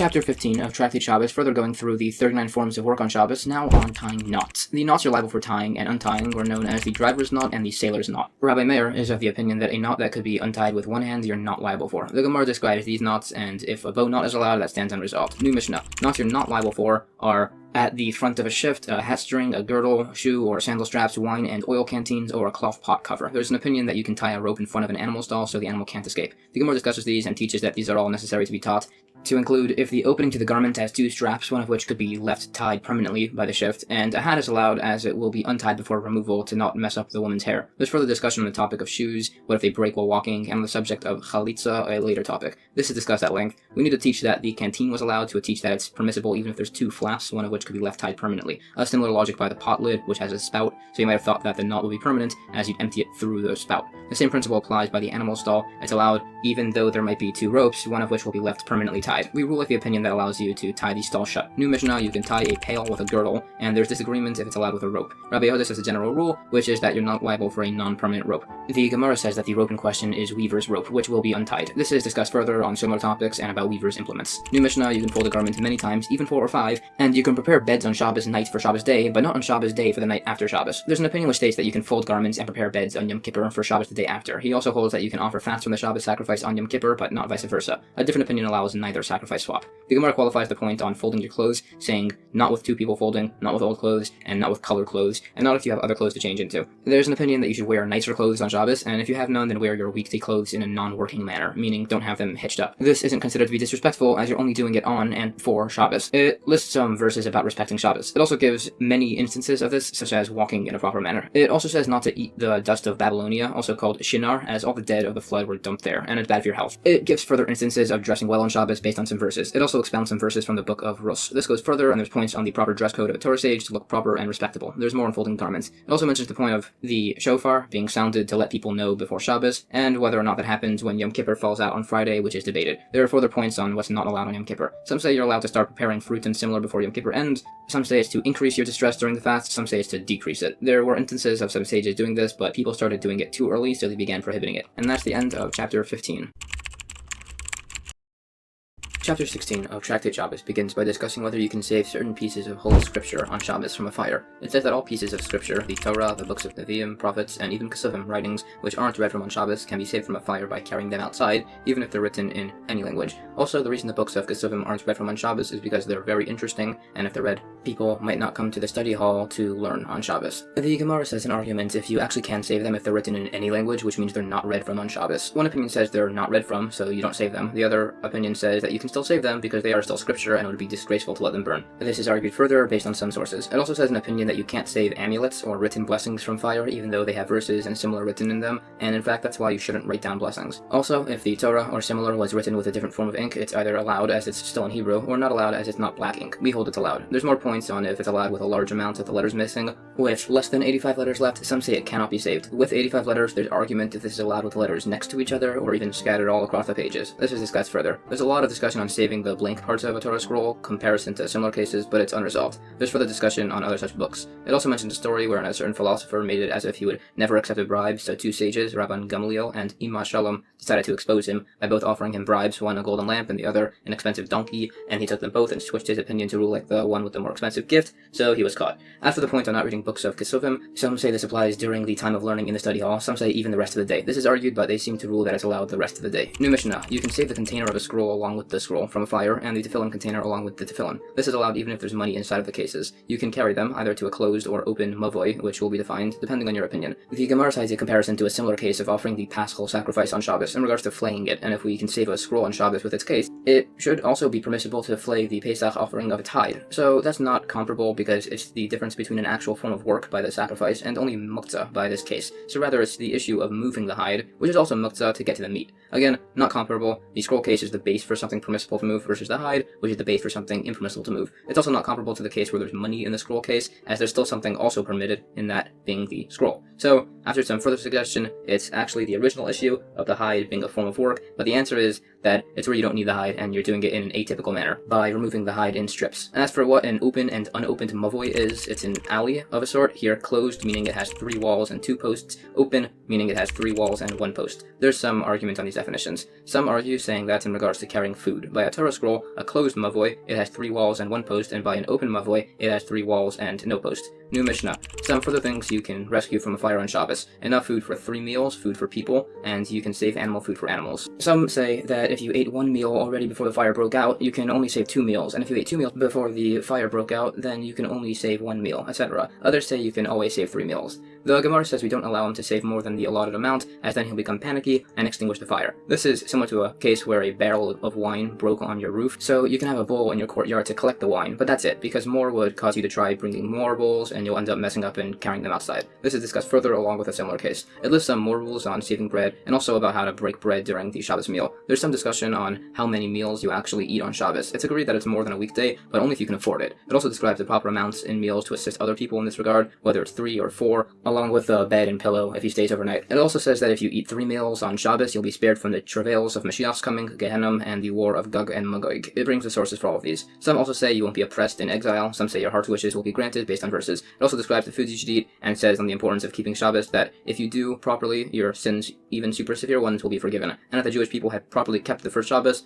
then no people would ever have been able to attack them, all based on verses. There are further teachings in this regard, including about proper prayer during certain times. There are many of such points listed as to what are admirable actions in this regard, about what they hoped for their portion to be, and similar points on proper and modest conduct. It also says some good things people do that they should be rewarded for, again, eating 3 meals on Shabbos, focusing during prayer, not walking 4 cubits with your head uncovered, wearing tefillin and tzitzis, which there's a quick story brought to show the importance, where a sage went up a ladder, one of his tzitzis strings got cut short, so he stayed up there until he got it fixed with a new string. It also lists some other things, making a big party whenever a student finished a tractate, putting a lot of focus on cases brought by rabbinical students, and one sage even said he was disqualified to judge a lawsuit involving rabbinical students because he loved them as much as himself. Then it lists more proper practice and conduct by sages on Shabbos, buying fancy foods to honor the day, cooking things themselves, or being involved, and similar. There's a very famous story brought about the reward for Shabbos. There was a man named Yosef called Yosef Moker Shabbos, Yosef who honors Shabbos. Anyways, one of his neighbors was told by an astrologer that all his possessions would go to Yosef, so he decided to protect it by selling everything he owned and buying a single pearl, which he protected by sewing inside his hat. So he was walking along, and then the wind blew his hat into a river, and a fish ate it. The fish was caught, but it was late Friday, so the fisherman brought it to Yosef, who bought expensive fish to honor Shabbos. When he bought it, he cut it open, found the pearl, and sold it for 13 attics of golden dinarim.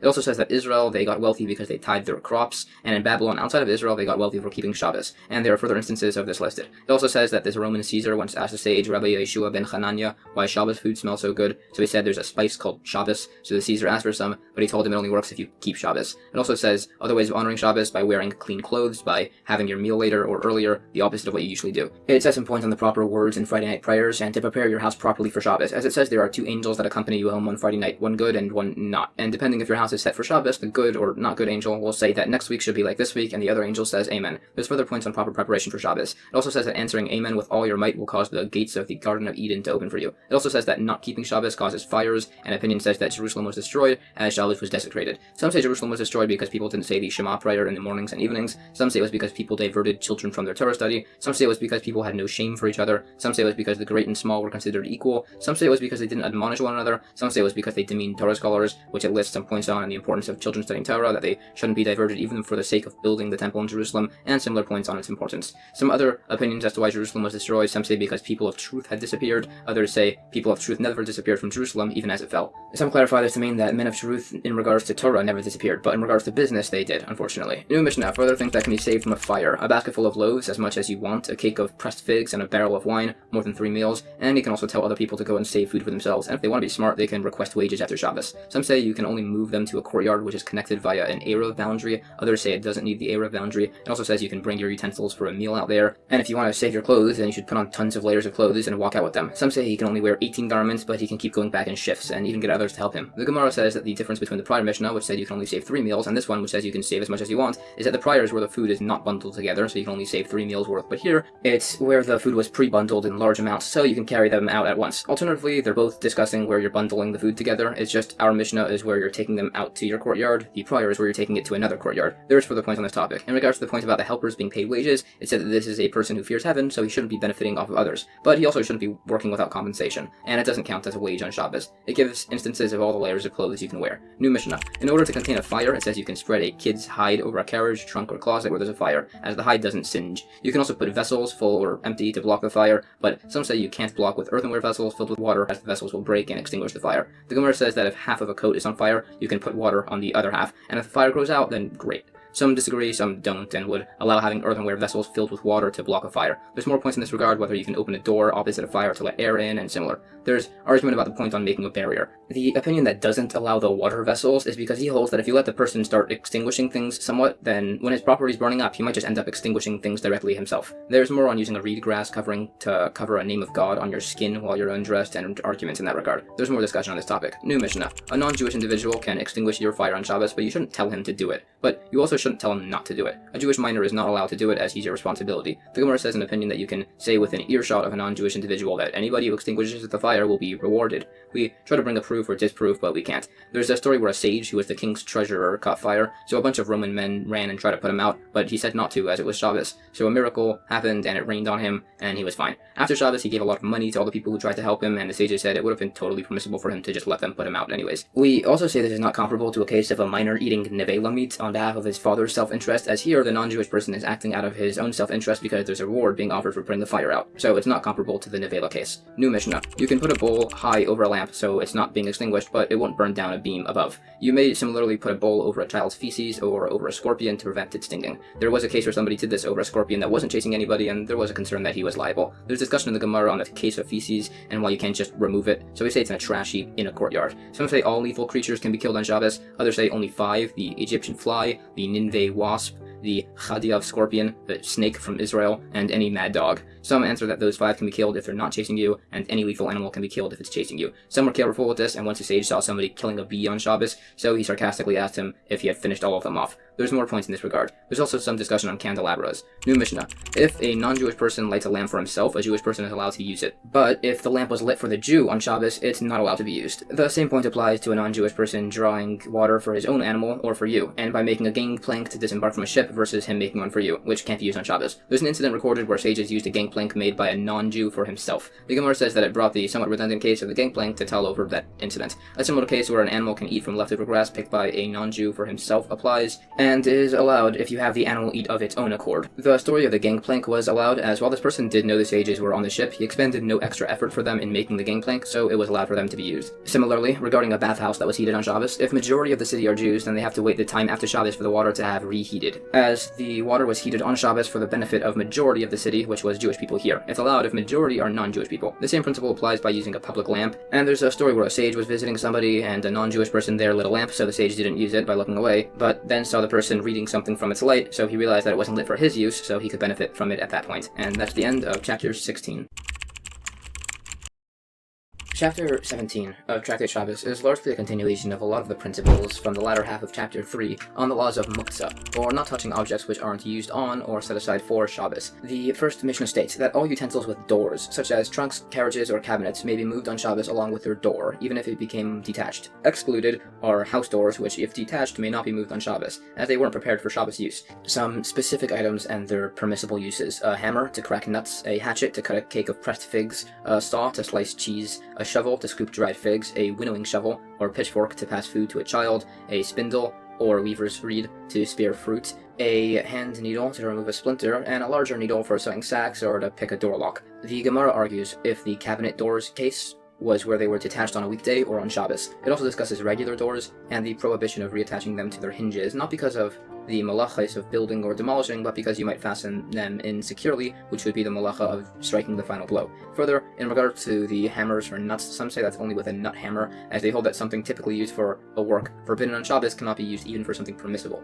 Others disagree, as we said you can use a pitchfork for feeding a child. So they would hold that you could use something forbidden on Shabbos for its typical use for something else. Others disagree, but they agree that some specific items which people are particular about and are designated in specific storage may not be moved on Shabbos, such as spindles, clothes presses, and mallets. There are further opinions as to which hammer you can use. There are further points on the remaining utensils allowed. Some allow straightening out the limbs of a baby, others don't, as unlike removing a splinter with a hand needle, the limbs are actually attached to the body, so relocating them is akin to repairing a vessel and not allowed. New Mishnah.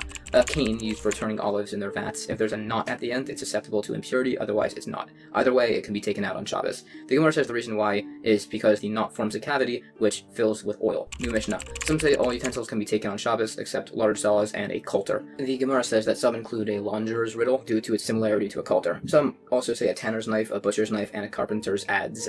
These are explained further and some additional points and on tubes. There are further points also on certain parameters, such as if the hollow of a doorway is considered inside a house, and similar. New Mishnah. All utensils may be taken either out of necessity or not. Some say only with necessity. The Gemara clarifies, when it says out of necessity, some say that means to make room, some say that means out of the sun into shade. There are sources and similar cases. This is discussed further along with the point on skylights. Among others, it also discusses moving pillows out of the sun. There's also an argument if you can move brooms of palm as opposed to of cloth, which people allow in order to get into the shade. New Mishnah. Any utensil which can be used on Shabbos, you can also use its fragments, as long as they can be used for a task. For instance, fragments of a mixing bowl or fragments of glass to cover the mouth of a flask. Some say it's only allowed if the fragments have a semblance of their former use. For instance, the bowl fragments can have porridge poured into them and the glass fragments oil poured inside. The Gemara says that some say this argument applies if the vessel broke before Shabbos, but if it was during Shabbos, all permit its use. Others disagree, saying the inverse. The argument is if it broke on Shabbos, and is permitted if it broke before, because it's prepared for a new task before Shabbos started. There are some sources, and it says regarding leftover bricks from a construction site, you can move them as they're technically usable on Shabbos, as you can recline on them, but if they were stacked, they've been set aside for construction and can't be used. It also says a point about a sage using a shard to scrape mud off the shoes of another in a public domain, as it would be permissible to use in the courtyard. It also says that the lid of a shattered cask can be moved on Shabbos. It says somewhere, if you throw it out, it's now forbidden. This is explained to apply if it was done before Shabbos started. It also says that reed pieces that detach from a mat can be moved, as they can be used to cover dirt similar to the mat itself. Patches of a talus that are smaller than 3 finger breadths by 3 finger breadths cannot be touched on Shabbos, as those are unusable even for a popper for patches. There's an argument in this regard about shards of an old oven and how it relates to impurity if it's attached to the ground.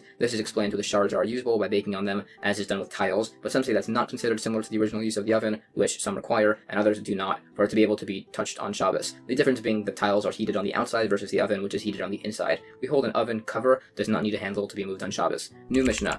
Gourd shells used to be used as well buckets, with a stone inside as weight. You can draw water using the shell on Shabbos if the stone is securely attached, meaning it won't fall out while drawing water. Otherwise, no. A vine tied to a pitcher you can use to draw water with on Shabbos. Regarding a window shutter, some only allow it to be shuttered if it's tied to the window with a short rope, so it won't look like you're building by adding to the structure. Others allow it even without this. The Gemara says regarding a stone left on a cask, you can tilt the cask to have the stone fall off, if it was left there unintentionally. If it was intentional, some say you have to leave it there, others say it's now classified as the cover of the flask and may be moved. This is not comparable to our case with the gourd and stone, because there it's secured tightly. The argument by the intentionally left stone on the cask is based on if you hold you need a significant action of preparation to designate something as a utensil. The one that says not allows just placing it to make it a utensil, the other disagrees. There's a similar case where somebody holds that a minor act can designate a stone as a utensil, thereby wiping them clean. Some say it was with beams or with the sounding pole of a ship, which its owner is particular about and is set aside from use, so requires a greater leniency than the other to allow. There's discussion on the vine tied to a jug, and some require it to be tied to the jug before Shabbos, so people don't start cutting down vines on Shabbos. The argument by a shutter is if you can make a temporary addition to a structure on Shabbos and holidays, although you definitely can't make a temporary structure itself. There's discussion on shutters and comparison to a door bolt. This is discussed further. New Mishnah.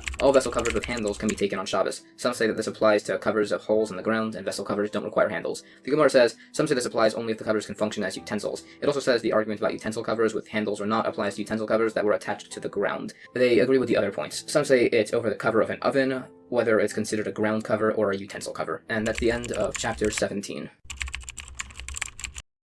Chapter 18 of Tractate Shabbos continues going through the laws of muktzah, items that you can't touch due to the lack of use or designation on Shabbos. The Mishnah says that while normally you can't do certain activities that involve excessive exertion on Shabbos, you may clear even 4 or 5 boxes of straw or grain to make room for guests or students in a study hall. You cannot do this with a store of straw or grain. Further things that can be cleared away, a bunch of tithe-related terminology, pure teruma demai ma'aser rishon that has had teruma taken, redeemed ma'aser rishon or consecrated produce, dried lupine beans, which is goat food, but you cannot clear away tevel, non-terumad ma'aser rishon, non-redeemed ma'aser sheni or consecrated produce, none of a type of raw legume, no unground mustard. Some allow legumes as it's raven food.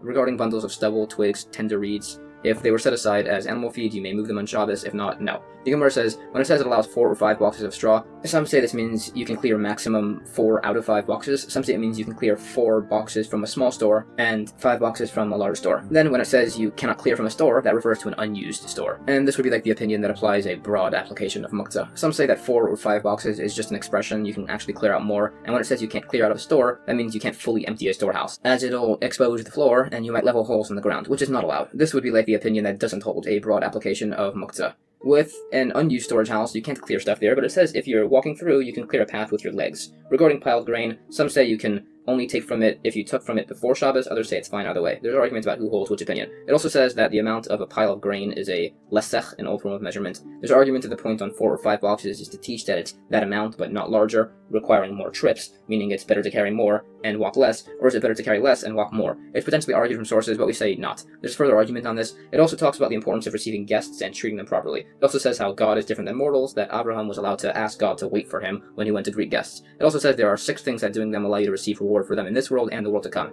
receiving guests, visiting the sick, concentration in prayer, getting up early to go to the study hall, raising your children to study Torah, and judging your fellow favorably. Some also say honoring your parents, bestowing kindness, bringing peace between 2 people, and that studying Torah is equal to all of them. There's a story about judging your fellow favorably. There was a guy who worked for somebody for 3 years, and after requested payment, but the other guy said he had no money, so he asked for produce, and the guy said he had none. So he asked for land, then livestock and pillows, but the guy said he had none, so the guy left sadly. Afterwards, the employer went to him and repaid him with tons of goods, food, and drink, and asked what he had thought by the initial lack of repayment. So the guy said, when you said you had no money, I assumed you had spent it all and had none to give. And by livestock and land, perhaps they were leased to others. By produce, perhaps it wasn't tithed. And by pillows, perhaps you consecrated everything to God. So the guy said, yes, actually, that's exactly what happened. And he had just gotten his vows annulled, so that way he could repay him. And as God judged me favorably, so should God judge you favorably. There's some other similar stories about judging people favorably, such as by a sage who paid the ransom for a young Jewish girl who was a captive, and a different sage who entered into seclusion with a non-Jewish noblewoman, but that was to discuss confidential government matters and similar. There's further discussion on those tithes listed. These and the others are discussed further. It also mentions laws of muktzah by certain types of meat. It's fine by raw salted meat, and there's an argument by raw unsalted meat. Duck meat is uniquely permissible as it can be eaten raw. It does say in a different source, however, that raw salted meat is fine to be moved on Shabbos. Raw unsalted meat is not, and unsalted or salted meat can be moved on Shabbos. It also says that bones are not muktzah and can be moved on Shabbos, as they can be food for dogs. Spoiled meat can be food for beasts, and exposed water can be given to cats. Some disagree on exposed water, saying that that's forbidden outright because it's dangerous and you might drink it. New Mishnah, you can invert a basket in front of chicks so that way they climb up and down into their nest. If a hen escapes, you can push it back in. You can help calves and young donkeys walk. A woman can help her child walk if it's actually lifting up its legs, not just dragging them and being pulled along. The Gemara says that if an animal falls into a stream, you can put pillows under it, and if it pulls itself out, then great. Based on a different source, if you're able to just give it food to keep it from suffering, do that. But if that won't work, then you can place pillows to get it out. Also, you're allowed to use the pillow, as the muktzah issue here is rabbinic, but there's a biblical obligation to help animals that are suffering, which overrides this. You can push a hen, but not help it walk, as if you grab it, it'll lift itself off the ground, and you'll wind up carrying that. There's more discussion on that. It also said that when slaughtering a rooster, lift it off the ground or press its legs to the ground, because otherwise it'll use its claws to grab the ground and it'll dislodge its pipes, and the slaughtering will be invalidated. New Mishnah, no delivering an animal's child on holidays or Shabbos, but you may assist. You may deliver a woman's child on Shabbos. You can even summon a midwife from far away, violate the Shabbos on her account, tie the umbilical cord, and some say you can sever it, and you can do all the requirements of circumcision on Shabbos. The Gemara says in regards to assisting an animal giving birth, some say that means taking the newborn so it won't fall on the ground, some say it means pressing the mother animal's flesh so the fetus comes out. There's support for the first opinion. It also says to do things to endear the animal mother to its newborn, which were putting a large piece of salt into the womb so she remembers the labor pain and takes pity on the newborn, and also dashing water mixed with afterbirth on the newborn so the mother will smell it and take pity on it. This applies to kosher animals. Non-kosher animals, you don't do this because they don't typically reject their offspring, and if they do, they're not going to re-accept them. In regards to helping a pregnant human mother, you can violate Shabbos on her behalf, so you can light a candle for her, and if she needs oil, carry it in your hands, and if you needed more than that amount, carry it in your hair, and if more, use a container. You can even light the lamp for a blind woman so she feels at ease, that people will be able to see and take care of her better. Regarding carrying oil in your hair, some say that's not an issue of squeezing, as it doesn't apply to hair. And some say it does, but here we're using her hair to carry a container, to deviate from the typical manner of doing the work. You can help her with anything as long as her womb is open. There's more on this. The time the womb opens is either defined as when she sits on the birthing stool, or from when there's blood, or from when she needs to be supported to walk. Some say the womb closes after 3 days, 7 days, or 30. Some, the Nehardians, say that until 3 days you can do whatever you want for her on Shabbos, at 7 days only things she needs, and after 30 days no more violating Shabbos on her behalf. This is discussed further, and it also says you can make a large fire on Shabbos for a woman who gave birth, and this is explained to include also a sick person, and during the winter or summer, based on a source. It elaborates further on making a fire under these circumstances, even cutting up chairs, as health has priority. It also says this applies after bloodletting, and gives a lot of health advice for what to do after letting blood. It also mentions proper times for bloodletting on certain days of the week, and times, and how they confer to the influence of the planetary bodies. There are more points. We also say we hold like the opinion that you can sever the umbilical cord on Shabbos, and the others will agree by twins, as they can pull in opposite directions and cause damage if you don't cut it. We bring sources for this, and also that you can wash, prepare, and swaddle a newborn on Shabbos. And that's the end of chapter 18. Chapter 19 of Tractate Shabbos predominantly discusses the laws of performing the act of circumcision, the bris milah, on Shabbos. The first Mishnah states, if you need to circumcise on Shabbos and you need to carry the knife, carry it exposed, and if it's a time of danger for the Jewish people where circumcision is forbidden, cover it before a witness. If there's no knife, you can even cut down a tree to be able to make coal to forge one. Others disagree, saying a preliminary to work that can be done before Shabbos may not be done on Shabbos. It can only be done on Shabbos if you aren't able to do it beforehand. The Gemara explains that the knife must be exposed to express love of the commandment of bris milah. When we say it needs witnesses when you cover it, that means one other person besides for you. It just says witnesses because they are legally qualified as witnesses. There's also a brief point on whether the prohibition against eating milk and meat applies to bird meat. We say it does apply, some didn't hold that. It also says that there was this city that followed these rulings about bris milah and the knife, and they were rewarded that they would only pass away in the proper times, and it was one of the only cities that wasn't included in the Romans' bans against the bris milah service. It further lists some points on the importance and significance of bris milah, and also repeats an earlier mentioned story about tefillin and a sage and dove wings that was said in this tractate. Some people once forgot the knife, so they carried it via adjoining roofs and courtyards as it was lying in an outdoor enclosure when Shabbos started. There's further discussion in dimensions of alleys and courtyards and similar, and carrying across them in this regard. We also said that not all preliminaries for mitzvahs can be done on Shabbos, and after some discussion it's said to be referring to tying tzitzis and putting on a mezuzah, as you're able to renounce ownership of them, thus giving them a unique status. The reason is not because they don't have a fixed time, as that just means every moment is their fixed time. Some of the mitzvahs we said you can do the preliminaries for on Shabbos were lulav and esrog, the omer, and the 2 loaves offering, which we bring sources for. We have to specify those 3 and not just lulav and esrog, as lulav is unique as it requires 4 species. We also said the preliminaries of the mitzvah of the Sukkah override Shabbos, and it's unique in a similar point as before, as unlike those offerings it applies by nights and days. We also said that matzah is one of these, and that's unique, then it needs to be listed as it's unique in that it applies to men and women the same. Then we said shofar too, and this one's also unique as it can't really be learnt from Rosh Hashanah or Yom Kippur, as they give different attributes. Bris milah, of course, also has the status that its preliminaries can be done on Shabbos, and this is unique as 13 covenants were made over bris milah. There's debate over the source that bris milah overrides Shabbos, and we bring a few verses and opinions. We also said that the mitzvah of bris milah overrides the tzara'as leprosy prohibition, that you can do circumcision even if there's leprosy there, and we similarly debate over the source for this rule. It's mostly over the extraneous use of word flesh in a verse, although some interpret it differently. There's further argument on this topic.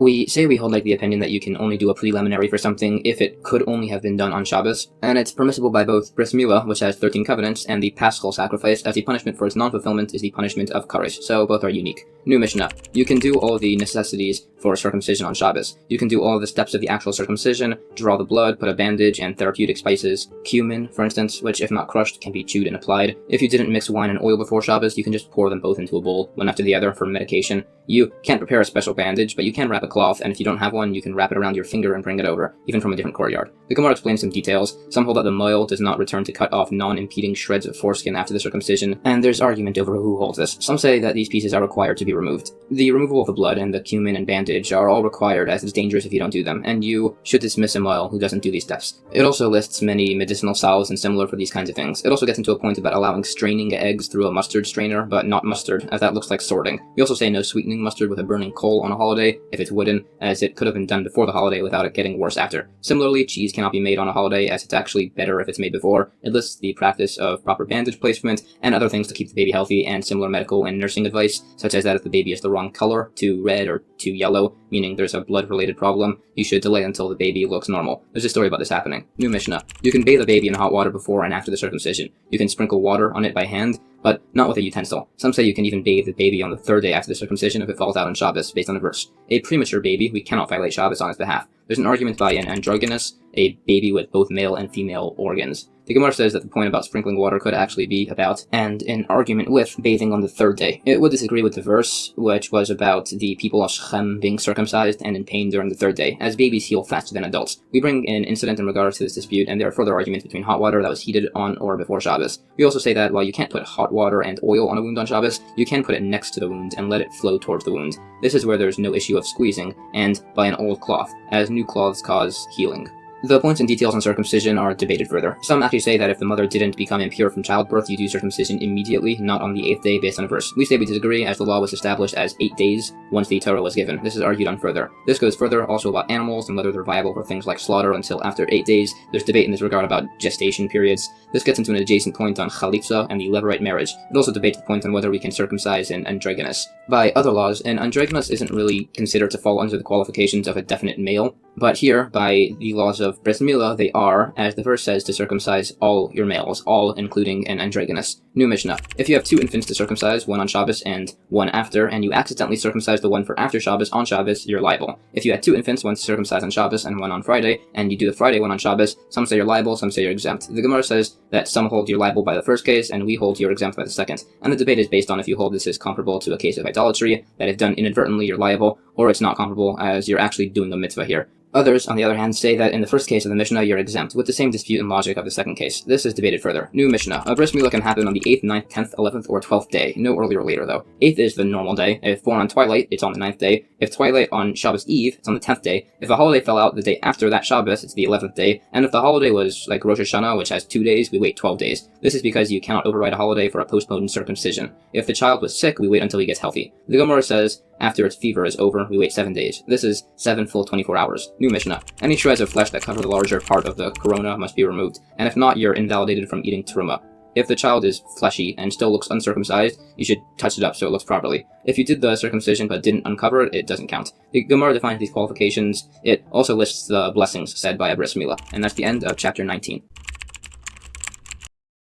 Chapter 20 of Tractate Shabbos begins by discussing some laws of preparation of food on Shabbos and holidays. You can suspend a strainer on holidays only, but you can pour stuff into a suspended strainer on holidays or a Shabbos. Others say we cannot suspend a strainer even on holidays, and you can only pour into a strainer on holidays. The Gemara debates the comparison of the setting up a strainer case to generally constructing a temporary tent on a holiday. We said that the strainer is lenient, as it's a preliminary to food preparation, and others definitely allow it, as they permit even preliminaries that could have been done before a holiday. According to the opinion that you cannot suspend a strainer, that's a rabbinic violation based on a similar case of suspending a jug from a peg, so you don't act in the manner you do during the week. This is discussed further. We also prove that the straining itself, if not allowed, is a biblical prohibition. Some say it's an issue of selecting, as you're taking out the good food and leaving the undesired behind. Some say it's an issue of sifting, as the undesired food stays on top, and the desired food falls below. There's discussion on bed assembly. Some allow the bed, some also allow the canopy, and similar. The dimensions are discussed and how they compare to a felt hat. You can't wear the hat if it's loose. There's further points on not doing parts of bed assembly on Shabbos. This gets into a point of bread baking and the laws of impurity if you find a sheretz creature in the oven. It also says that if the Jewish people are suffering, look at the deeds of their judges, and it lists many points on the tremendously negative impact of a corrupt judiciary. It also says an unrelated point that when Joseph was exiled to Egypt, him and his brothers stopped drinking wine. It also says that in the merit that God testified about Aaron merited to wear the Chosh and Mishpat breastplate upon his heart. It says further that you shouldn't build a canopy on a Shabbos, and also certain people weren't informed of leniencies in case they started making up their own stuff. There's also points on growing stuff in a vineyard that regards to forbidden mixtures. Also regarding a corpse that needs burial, you should have non-Jewish people bury it on the first day of a holiday, and on the second day you can bury it. But that again wasn't told to certain people in case they started making up their own stuff. There's further points on if you can wrap yourself in a canopy to be able to carry the attached strings. This is not comparable to tzitzis, as tzitzis strings are significant, unlike by a canopy. Some say that you can set up a strainer by setting it up just to hold pomegranates, and then you can use the strainer. Some say this is only allowed if you actually use it to hold pomegranates, as it's clear that a usually prohibited act is intended. Some other tricks that were used, someone plugged up a spigot with a piece of garlic, saying he wanted to put the garlic away, and someone once crossed a river by sleeping in a boat and then said he was just sleeping. These exceptions were allowed as they were circumventing rabbinic prohibitions, and they were done by Torah sages who wouldn't violate the prohibition without this method. New Mishnah. You can pour water over wine dregs so that way they're cleared out. You can filter wine through cloth or through a basket made of palm twigs. You can put an egg into a mustard strainer. A drink called innulmen, which was wine, honey, and pepper, can be made on Shabbos. Some say only in a cup, and on a holiday in a bottle, and on an intermediate holiday day it can be made in a barrel. Others say it depends on your number of guests. The Gemara says that some allow pouring clear wine or water through a strainer, but not murky liquids. You can strain wine if it's being drunk right by the wine press, as that's usually intended to be unfiltered. You can filter the wine through the cloth, as long as you don't make a hollow in the cloth. You can use the palm basket, as long as there's not a handbreadth gap between the basket strainer and the container, and there are similar points mentioned. You can strain the egg, as it's only done for coloring. It discusses a longer piece of preparing mustard on Shabbos and points on cress and mint, and it says that mint benefits cress. It gives the definition of the innulmen mixture, and says it's very good and has a strong cooling effect, although it doesn't affect you as much if you drink it daily, like one sage did. New Mishnah. Asafoetida, a root resin, cannot be soaked in warm water, but it's allowed in vinegar. You can't pour water on vetch so the refuse separates and floats to the top, and you also can't rub them to separate the refuse. You may put them in a sieve or basket, even though the refuse can fall through and be sorted. No sifting straw with a sieve, and no putting it up high so the chaff drops out, but you can scoop it into a sieve and pour it into a feeding trough. The Gemara says that some don't allow soaking asafetida in warm water as a rabbinic prohibition, so you're not acting in the same manner as the rest of the week. The majority opinion is that soaking it in cold water is prohibited. It also says that asafetida is good for alleviating chest pain, and it gives some instances. It also says you can rub a freshly laundered linen shirt, as it's done to soften the shirt, not to make it brighter. That's not allowed by a kerchief because it looks like you're trying to make it brighter. It also says that you can remove this shirt from a rod, but you can't remove the rod from the shirt. Some allow it by a weaver's rod. Similarly, a string of raw meat can be moved, as it can be eaten, but not of raw fish, as that's not eaten raw. Just some general pieces of advice. It's very improper to stay in the bed of a married couple, as it'll lead to improper thoughts. Some allow it. It also says when buying vegetables or reeds, buy longer ones, as then you have more. It also says not to eat herbs when you don't have bread to satisfy your appetite. Some didn't eat herbs even when they were rich because they then just had meat and fish. It further gives advice as to what you should do when you're poor, how you should portion your food, and general advice for meat and clothes purchasing. He also gave lots of advice to his daughters in regards to being modest with their husbands. In regards to floating vetch, some disagree about using a sieve. New Mishnah. You can sweep a trough before a stalled ox. You can also move excess fodder to the sides of the stall so the excrement doesn't ruin it. Others disagree. You can take feed from before one animal and put it before a different animal on Shabbos. The Gemara says that actually both statements of the Mishnah are disagreed on. In regards to sweeping the trough, they argue if it's allowed if it's a utensil. They agree it's not allowed where it's an earthenware trough, as you'll even out crevices. Regarding taking feed from one animal to another, we allow taking from a donkey to give to an ox, but no taking from an ox to give to a donkey, as oxen drool and ruin the feed, and are also picky eaters. New Mishnah. Straw on a bed may not be moved by a hand, but may be moved with your body, in an unusual manner of moving it. If it was animal feed or a pillow or sheet left from before Shabbos, you can move it by hand. You can also release a clothing press of a householder to get your clothes on Shabbos, but you cannot press it down. No releasing or pressing a clothing press with a launderer's clothing press. If it was partially released before Shabbos, you can release it all the way to remove the garment. The Gemara refutes an opinion that indirect movement of muktzah is not allowed involving a case with moving a radish from dirt. Some allow crushing many peppers at a time with a knife handle, as that's not a normal manner of crushing. It also talks about drying yourself before leaving water so you don't carry water on your body. There's no issue of entering water, as the water that's being pushed by your force past 4 cubits is in a carmelis. It also talks about scraping clay off your foot, potentially an issue when it's onto a wall, as it resembles building, potentially an issue onto the ground, in case you level a hole. Some allow on a wall or on the ground, some allow neither, and some allow it on a beam. No rocking a barrel back and forth in case you level a hole in the ground. Also, no packing wet cloth into a jug's mouth in case you end up squeezing liquids out of the garment. If there's clay on your garment, you can rub only from the inside of the garment. Some allow only scraping clay off a new shoe with the back of a knife. Others allow it. There's also a point about putting oil on yourself and touching leather, for instance on your foot, and then putting it in a shoe. Some allow it if it's enough to polish the leather and not to tan it. It lists some other miscellaneous things not to wear out on Shabbos in regards to shoes. There's also an argument over removing a shoe from a shoe mold, depending on if it's fastened on loosely or not. That's the end of chapter 20. Chapter 21 of Tractate Shabbos continues with some further points on touching muktzah items on Shabbos. The first Mishnah says you can pick up your son even if he's holding a stone. You can also lift a basket even if there's a stone inside. You can similarly move impure teruma with pure teruma, or chulin, which is unconsecrated food. Also, in general, you can remove 1 part teruma from a mixer with 100 parts chulin. The Gemara says in regards to the issue of transferring between domains, if you carry a child which has a pouch around its neck, you're liable for carrying the pouch, not for the child, as this is like the opinion that a living creature supports its own weight, so there's no issue in carrying a child. The pouch is not an accessory to the child, as it doesn't service him. If it's a corpse, you'd be exempt, as that's like the opinion that you're exempt for a labor not needed for its defined purpose. This is unlike our Mishnah, where you're allowed to pick up the child, as it's a child who is longing for his father and will become sick if not lifted, so it's allowed over there. It mentions a stone and not a coin, as if the child drops a stone, the father won't pick it up. We bring a proof. The basket we're discussing is not being the base of a forbidden object, as there's produce in the basket that the stone's resting on. It also is where you can't dump everything out to get rid of the stone and put the produce back in, as these are produce that will get ruined if they're dumped out. It's also not an option to just shake the basket, as it's actually a basket with a hole in it, and the stone is lodged inside, so it's therefore no longer muktzah. The points on teruma are discussed, and points on mental designation. New Mishnah. A stone on the opening of a cask. You can tilt the cask to get the stone off. You can also move the cask to a safe place to do this. You can similarly shake money on a pillow so it falls off. Also, if you have a dirty pillow, you can wipe it with a cloth, but not rinse it with water. If it's a leather pillow, then you can pour water on it until it's clean. The Gemara says you can't tilt the cask to remove the stone if it was put there intentionally, as the cask is now the base of a forbidden object and can no longer be moved. It also discusses moving the cask. With the money on a pillow, it also says by the same logic this is where it was left unintentionally, and it's where you need to use the pillow. If you need the place of the pillow, you can just move it with the money on it. It also says that you can put a loaf or a child on many objects to be able to move them. Some only allow it by a corpse. There are similar notions brought. It also allows giving intestines to a cat if you intended that the previous day as they'll go bad. There are similar rules. New Mishnah. Further in regards to muktzah items on a table. Some say you can remove bones and husks from a table by hand, others require you to take the whole table board and shake it clean. You can remove from a table crumbs that are smaller than an olive size, or pea and lentil pods if they are fit for animal fodder. Also, if a sponge has a leather handle, you can wipe a table with it if it's damp. If not, then no. It can be taken on Shabbos when it's dry either way, and is not susceptible to the laws of impurity. The Gemara says that the argument of removing shells from a table by hand, the two opinions are actually switched around. Based on the point on crumbs, they may not be destroyed manually, even if smaller than the listed amounts. The opinion that has a more lenient view on muktzah, allowing removing pea pods, still wouldn't allow using a handleless sponge, since it's a definitive, inevitable action that you're going to squeeze water out, which is forbidden on Shabbos. It discusses some other fodders and their statuses of muktzah, and the disposal of date pits. That's the end of chapter 21.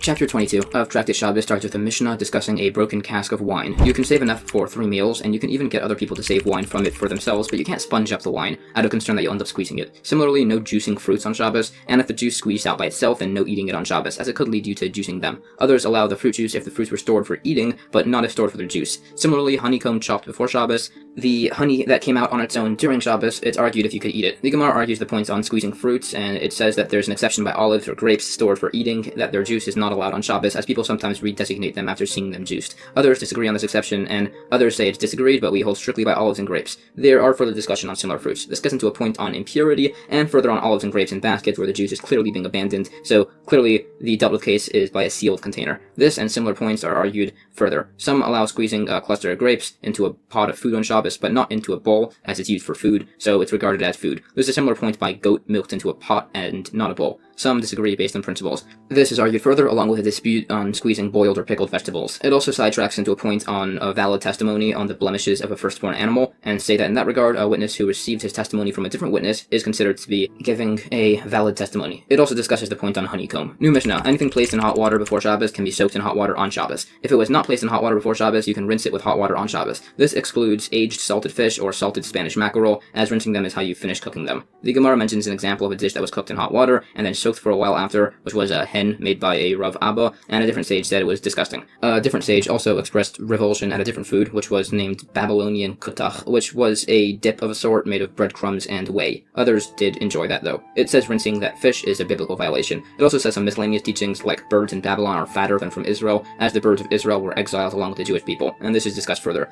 It also says that the festivals of Babylon were more joyous, as the festivals of Israel were cursed in the book of Hosea, so then troops kept plundering or taxes were imposed on festivals. It also says that Babylonians had nicer garb, as they weren't native to that locale. It also says that idol worshippers are not pure, as they didn't stand at Mount Sinai, and Eve received impurity from the serpent, passed it on, and it was only removed from those that stood by Mount Sinai. As for converts, their mazel was there. Others say that impurity left people after 3 generations from Eve, seen as Yaakov sired 12 good sons without any aberrations. New Mishnah. On Shabbos, you may break open a cask to eat dried figs from it, as long as your intent is not to make a vessel. There's a disagreement if you can pierce a hole through a cask's stopper. You can pierce a hole in its side. If the cask was perforated, no plugging the hole with wax, as you'll smooth it. Someone once did this, and the sage Rabbi Yochanan ben Zakkai was worried that the man had done a biblical violation. The Gemara explains that we're discussing pressed produce specifically, which needs to be cut apart, hence the mention of figs. Others argue on these points. We said breaking open a cask of wine was permitted. There's a question on puncturing the cask with a spear, which we said is not allowed, as he's clearly creating a new opening, and it's not to get a flow of wine, because then he just unstopped the cask.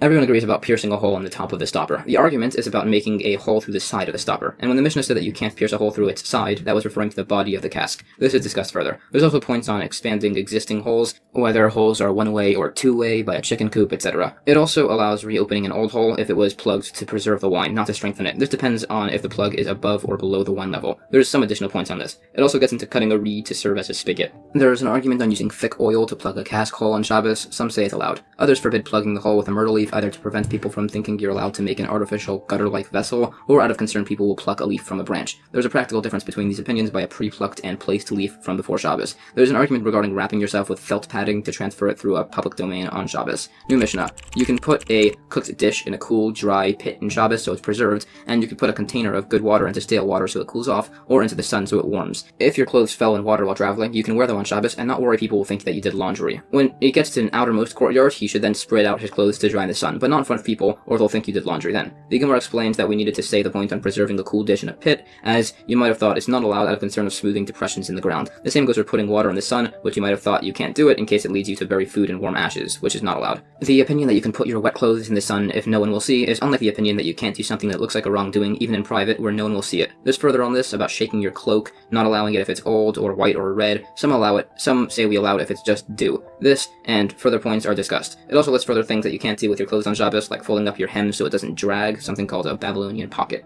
There are further points on this and points on not traveling with a folded cloak on your shoulder. New Mishnah, if you bathe in cave water or in a hot spring, no matter how dry you are, no carrying a towel you use to dry yourself. Out of concern you'll end up wringing it out. If multiple people use the towel, that's allowed, as the others will remind him not to wring it out. You can apply oil to your body by hand on Shabbos, but not vigorously, and you may not scrape the skin. No going to this specific river on Shabbos, the Kurdima, which will be explained. No taking an emetic to induce vomiting, no straightening out an infant's limbs, no setting a broken bone, no massaging a dislocated limb with cold water, but you can just bathe like normal, and if it heals you, then great. The Gemara says that the fact that we say cave waters and hot springs together, it must be we're referring to hot cave water, according to one opinion that allows bathing in hot water on Shabbos. It's also allowed to rinse yourself, even initially, according to this opinion. It also explains the points on the concern of wringing out a towel, that it's fine with multiple people. Others argue on the towel point. It also has further points on bringing people towels in a bathhouse while wearing them in a certain manner, and garments to soldiers, also in a specific way. In regards to applying oil to skin, some say we apply it and then rub it, others allow it at the same time. Along with vigorously rubbing oil onto yourself, it mentions other therapeutic things like certain wine and mud, and says that 10 tribes were lost because people were too involved in those pursuits. It mentions one sage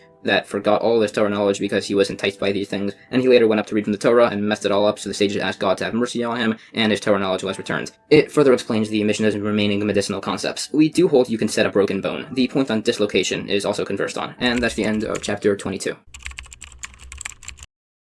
Chapter 23 of Tractate Shabbos begins by discussing some points on financial dealings on Shabbos and holidays. Obviously, that's not allowed. However, you can borrow pitchers of wine or oil or bread from somebody, as long as you don't say the words, "lend me." If the lender doesn't trust you, you can leave him your cloak as security, and after Shabbos, discuss the owed amounts. You can similarly do this on a Passover that falls out on Shabbos with getting a Pesach offering from somebody. The Gemara explains that the issue with saying, "lend me," is that the guy will then write it in his ledger, so you have to say something else that'll imply clearly a loan of minimal duration. There's also discussion on deviation in your usual manner while filling buckets from a river on a holiday. It also says no clapping or dancing or similar on holidays, but we don't rebuke people who do this, as they won't listen to you, and it's better for somebody to unintentionally violate a commandment than to do it intentionally. Some say this applies by rabbinic and biblical commandments, and it's discussed along with similar cases. There's also some points on the reclaimability in court of a loan made on a holiday. Some allow it, some don't. The point on the paschal sacrifice is also discussed. New Mishnah, a person can count his guests or food portions orally, but not from a note. You can also portion your food via lots, provided all the portions are the same size. Similarly, Kohanim can cast lots for sacrifices on a holiday, but not for portions. That's going to be explained soon. The Gemara says the issue with reading from a list is a rabbinic institution in case you erase,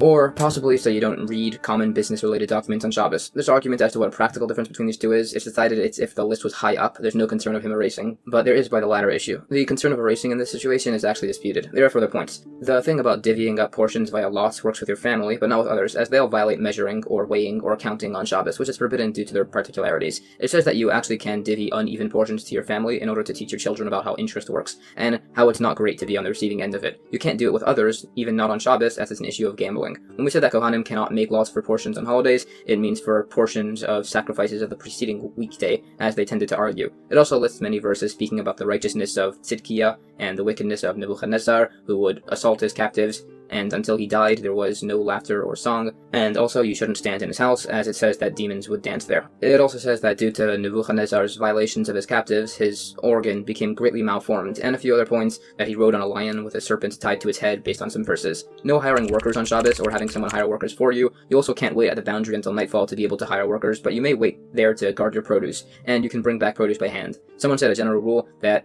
whatever you're permitted to tell someone to do on Shabbos, you can wait until nightfall to do it yourself. The Gemara says that included in not having somebody hire workers for you on Shabbos includes not having a non-Jewish person do it for you. Others say what it refers to is not being able to outright ask somebody to hire your workers, but you can imply it. There are further points on this and circumstances as to when you can't say the Shema prayer. There's further points on things you can and cannot say, calculations you can't make until after Shabbos, of things that happened, and similar. It also says a story that a pious man had a hole in his fence, so decided to fix it, but realized it was Shabbos, so he didn't. So he was rewarded that a caper tree grew through the hole and provided a livelihood for him and his family. There are further similar discussions in regards to muktzah. Also, in regards to taking care of your affairs, normally you can't do that until you hear the Havdalah prayer, which marks Shabbos' end, but some would just say a short blessing version of Havdalah and go do their work. This and its similar cases are discussed. New Mishnah. You can wait for nightfall and Shabbos to end out the boundary to attend the affairs of a bride or a deceased person to bring a coffin or shrouds. If a non-Jewish person brought flutes for a funeral on Shabbos, after Shabbos you can't use them, unless they came from a nearby place. If a non-Jewish person made a coffin or dug a grave on Shabbos, a Jewish person can be buried in them, but not if it was made for a Jew on a Shabbos, as it's problematic and you can't be buried in it. The Gemara argues if it's enough to suspect that this person came from a nearby place or to know it, and there are proofs brought. The coffin and grave can be used right after Shabbos, and you don't need to wait, as they were possibly made for a Jewish person, as this case is where the grave and coffin are by a main road, which is not where Jewish people are typically buried. New Mishnah. You can attend to the needs of a deceased person on Shabbos. You can anoint and rinse him if you don't move his limbs. You can pull pillows from under him so he lies on cool sand so his body remains moist. You can bind the jaw, not so it's pulled up, but just so it doesn't drop down further. Similarly, by a beam that broke, you can support it, not pushing it back up, but so it doesn't fall further. The Gemara says that you can't wash a stone floor with oil, as you might mistakenly then do it on an earthenware floor, which has an issue that you might level it. No such issue exists by a corpse. It lists some other things that you can do to prepare a corpse and further points on that regard.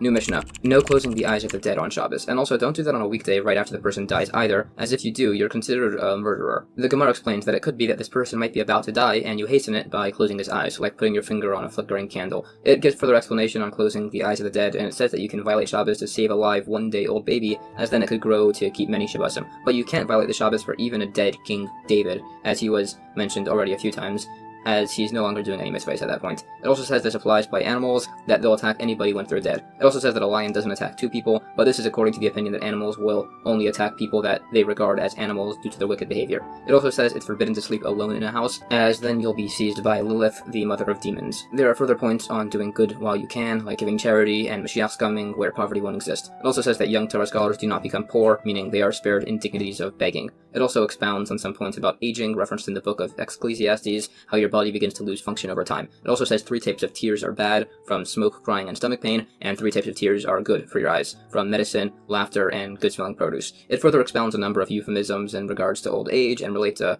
incident where a sage, Rabbi Yeshua ben Karcha, got into an argument with a certain eunuch, and they cleverly insulted each other using euphemism and play on words which are listed here, which eventually resulted in them insulting each other not using euphemism. There are further points on the decline of the body due to old age. It also expounds on a verse that it's strange that men are so attracted to women, as logically they have menstruation, which is pretty gross, and yet in spite of that, that's the way things are. There are further similar points. It also says that if someone has no mourners, 10 people should mourn for him for 7 days, and this is a story where this happens. Some say the body is aware of what's being said around him until the grave is closed, some say until the flesh decomposes. It also discusses what happens to the souls after they pass very briefly. The righteous and intermediate go beneath the heavenly throne, the wicked get flung back and forth across the universe by angels. It also says that this one sage, when his grave was disturbed centuries after his passing, he made a noise at the diggers and then spoke with a different sage. He said he hadn't rotted, as he didn't envy while he was alive. The sage invited the corpse to his house, but he said he couldn't until the resurrection of the dead with God's permission. It also says that the righteous do not have their corpses decay, but they will decay right before the resurrection of the dead, based on a verse. A Sadducee heretic once asked, based on this, how Shaul had asked a necromancer to bring back Shmuel, and it was answered that it was within 12 months and it hadn't yet reached its final resting place. Some say that you can tell if somebody will enter the world to come based on how stirred people get by the eulogy, and there's a related incident. Some say it's based on if you please your teachers with your conduct. There are further points given on this topic. There's an analogy given of a king who prepares a feast and tells his servants to prepare, so the wise servants do, and the foolish ones don't, so the king lets those that prepared eat, and those that hadn't just had to watch, comparable to the righteous and the wicked by the world to come. There are further points described, and that's the end of chapter 23. Chapter 24, and the final chapter of Tractate Shabbos, begins with a Mishnah saying somebody who is traveling right before Shabbos started, he should give his purse to a non-Jewish person. If there's nobody there, then he should put it on his donkey. And when you get to the outermost courtyard of the city, he can take off any utensils that can normally be carried on Shabbos, and things that can't be carried, he should just untie them and let them fall off on their own. The Gemara says we allow the purse to be given to a non-Jewish person, even though normally you can't ask them to do a labor for you on Shabbos, but this was allowed, as if it wasn't, people would just end up carrying to save their money on Shabbos. Also, this applies only to your own money purse and not to a found object, and it's discussed. It's better to give the purse to the non-Jew than the donkey, because there's a verse specifying not to give it to an animal. Similarly, it also says it's better to give the purse to a deaf, mute, an insane person, or a minor than to give to the donkey, as those are people, unlike the donkey. It's better to give to the insane individual than a deaf, mute, or a minor. There's argument if you should give it to a deaf, mute, or the minor. If you have none of these as options, you're technically allowed to carry the purse in 4-cubit increments, but this was not a publicized law, as somebody doing this might accidentally end up carrying. There's further discussion, and the point on putting it on a donkey is where it's already walking, so it doesn't do a complete malacha. And if the donkey stops to urinate, you should remove it and put it back on when it resumes walking. Doing this with the person is rabbinically an issue, but it's allowed with an animal. Also, technically, you can just start running and never stop until your house, so you never stop, and then throw your pack off in an unusual manner. manner, like backhanded, so you never actually do a violation. It mentions some points on the punishments for liabilities of leading a forbidden animal. This is discussed onwards for a bit. It also gets into a bit more on unloading an animal of muktzah items, like being able to put pillows beneath before dropping them. The breakable glass utensils being referenced are bloodletting pipettes, which are useless on Shabbos. It also discusses animal, medicinal, spoiled honey, and other points on dropping sacks. It also has some points on trees, saying the sides of trees are forbidden for use on Shabbos, but something else on the side of the tree, the side of the side, is valid for use. For instance, you can't lean a ladder on a palm tree, but you may lean it on stakes coming out of the palm tree, and then you can only stand on the ladder and not on the stakes. New Mishnah. You can untie bundles of straw before an animal and scatter cedar boughs, but not 3 times bound bundles of straw. You cannot shred fodder or carobs before an animal, whether it's a big or it's a small animal. Rabbi Yehuda allows shredding carobs for a small animal. The Gemara gives many definitions of all these straw bundles. According to one sage, you can untie both kinds of straw bundles, but with neither kinds of cedar boughs. Others disagree. The first guy's logic is that you can do something to improve a food, but you cannot make a non-food into food. According to him, we could be discussing fodder that is hard, similar to the carobs, to fit like his opinion. There's argument based on this what the latter part of the Mishnah is talking about when it says a large or small animal, and that goes unresolved. The other opinion is debated, and he holds we're speaking of spoiled straw, which requires crumbling, and the fodder in question is being fed to young donkeys, which also requires crumbling. New Mishnah. No stuffing or force-feeding a camel, but you can put food down its throat. Also, no fattening calves, but you can put food down their throats. You can force-feed chickens and put water in their bran, but don't need the water in bran. No putting water before bees or doves in a dovecot, but you can put water before geese, chickens, and Herodian pigeons. The Gemara defines these different actions of stuffing an animal. Based on similar sources, it argues definition of feeding and force-feeding birds, and an opinion says you cannot feed animals on Shabbos you're not responsible for. There are sources brought. It also says how to feed wild dogs and similar points. It also defines the issue on mixing or kneading bran and water. Some allow kneading toasted grain flour and water in a deviated manner in small amounts at a time. There's further discussion on deviation, like when you put vinegar into this mixture and other such deviations. This is going through a sage's ledger, by the way, and then he gets into a point on people's birth times and how it will affect them as a person. He says, if you're born on a Sunday on which light and dark was created, you'll either be all good or all bad. If you were born on Monday, you'll be angry because that's the day when the waters were divided. Tuesday, wealthy and promiscuous, as that's when plants were created, and plants relate to those concepts. Wednesday, wise and radiant, as that's when the sun and moon and similar were created. Thursday, you will do deeds of kindness, as that's when fish and birds were created. Friday, you'll be an assiduous individual in pursuit of mitzvahs, according to some. If you were born on Shabbos, you will pass on Shabbos, as your birth caused a violation of the Shabbos. Some add that he'll be a great and holy man. Others disagreed with all this, saying it goes according to the celestial sign at the hour of your birth. At the hour of the sun, you will be of lustrous appearance. You'll eat of your own food and drink, but your secrets will be revealed, and if you attempt to steal, you won't succeed. If you were born by the hour of Venus, which is associated with fire, you'll be wealthy and promiscuous. If you were born by Mercury, which is the companion of the sun, you'll be wise and radiant. If you were born by the moon, you'll suffer afflictions. You'll build and raise and build, eat the food and drink of others, but your secrets will be kept, and if you attempt to steal, then you'll succeed. If you were born under Saturn, your plans will come to naught. Others say that plans against you will come to naught. By Jupiter, you'll be a man of righteousness, some say regarding mitzvahs. Some say that if you're born under Mars, you'll be a spiller of blood, be it as a bloodletter, thief, slaughterer, or a male. Some say the celestial signs determine your intelligence and wealth and hold sway over you. Others say that they hold no sway over the Jewish people, as they can change their fates. Others agree. There are stories brought to prove this. There's a story about a man who was told about him that a snake would kill him, but he gave his bread to somebody else so that he wouldn't be embarrassed, and the snake was found to be cut in half. There's a similar and very famous story about the daughter of Rabbi Akiva, who was told by astrologers that on the night of her wedding, a snake would bite and kill her. When the night came, she took off her brooch and stuck the pin in the wall for safekeeping. The next day she was fine, so she removed her pin, and she found that she had speared a snake in her wall through its skull. Rabbi Akiva, her father, asked what she had done to merit this, so she told him that during her wedding feast she had given her plate of food to a poor beggar by the door. Rabbi Akiva taught based on this that charity saves from all death. A similar story about how the celestial signs have no sway over the Jewish people. A sage was told as a child that he would grow up to become a thief, so his mother never allowed him to uncover his head. One day, as he was studying, his cloak fell off his head, and his evil inclination overpowered him, and he ate some dates off a tree with his teeth. New Mishnah. You can cut up gourds before an animal to feed them on Shabbos, or a carcass before dogs. Rabbi Yehuda doesn't allow this if it wasn't a carcass before Shabbos started, as it wasn't prepared for the dog's use. There's a disagreement on who we follow based on what you hold by object preparation by muktzah. This is argued on for a bit. New Mishnah, last Mishnah of the chapter and of Tractate Shabbos. You may annul and be released from vows on Shabbos if the vow is to abstain from something necessary on Shabbos. You may temporarily shutter a window and measure a rag or a mikvah in regard to impurity. We learn from an incident involving many of these objects that you can shutter, measure, and temporarily tie on Shabbos. The Gemara explains the point on annulling and being released from vows on Shabbos if their relevancy is to Shabbos. It also gives an analogy of using the shutter and tying an earthenware flask to determine if there was a large enough distance by a barrel to apply certain laws of impurity to it. In regards to measuring, it says that measuring is allowed if it's for a mitzvah. A sage was one time measuring a tub of water that he was in on Shabbos, but that was just because he was busying himself and it wasn't done with any real purpose. And with that, that's the end of chapter 24 and the entirety of Tractate Shabbos.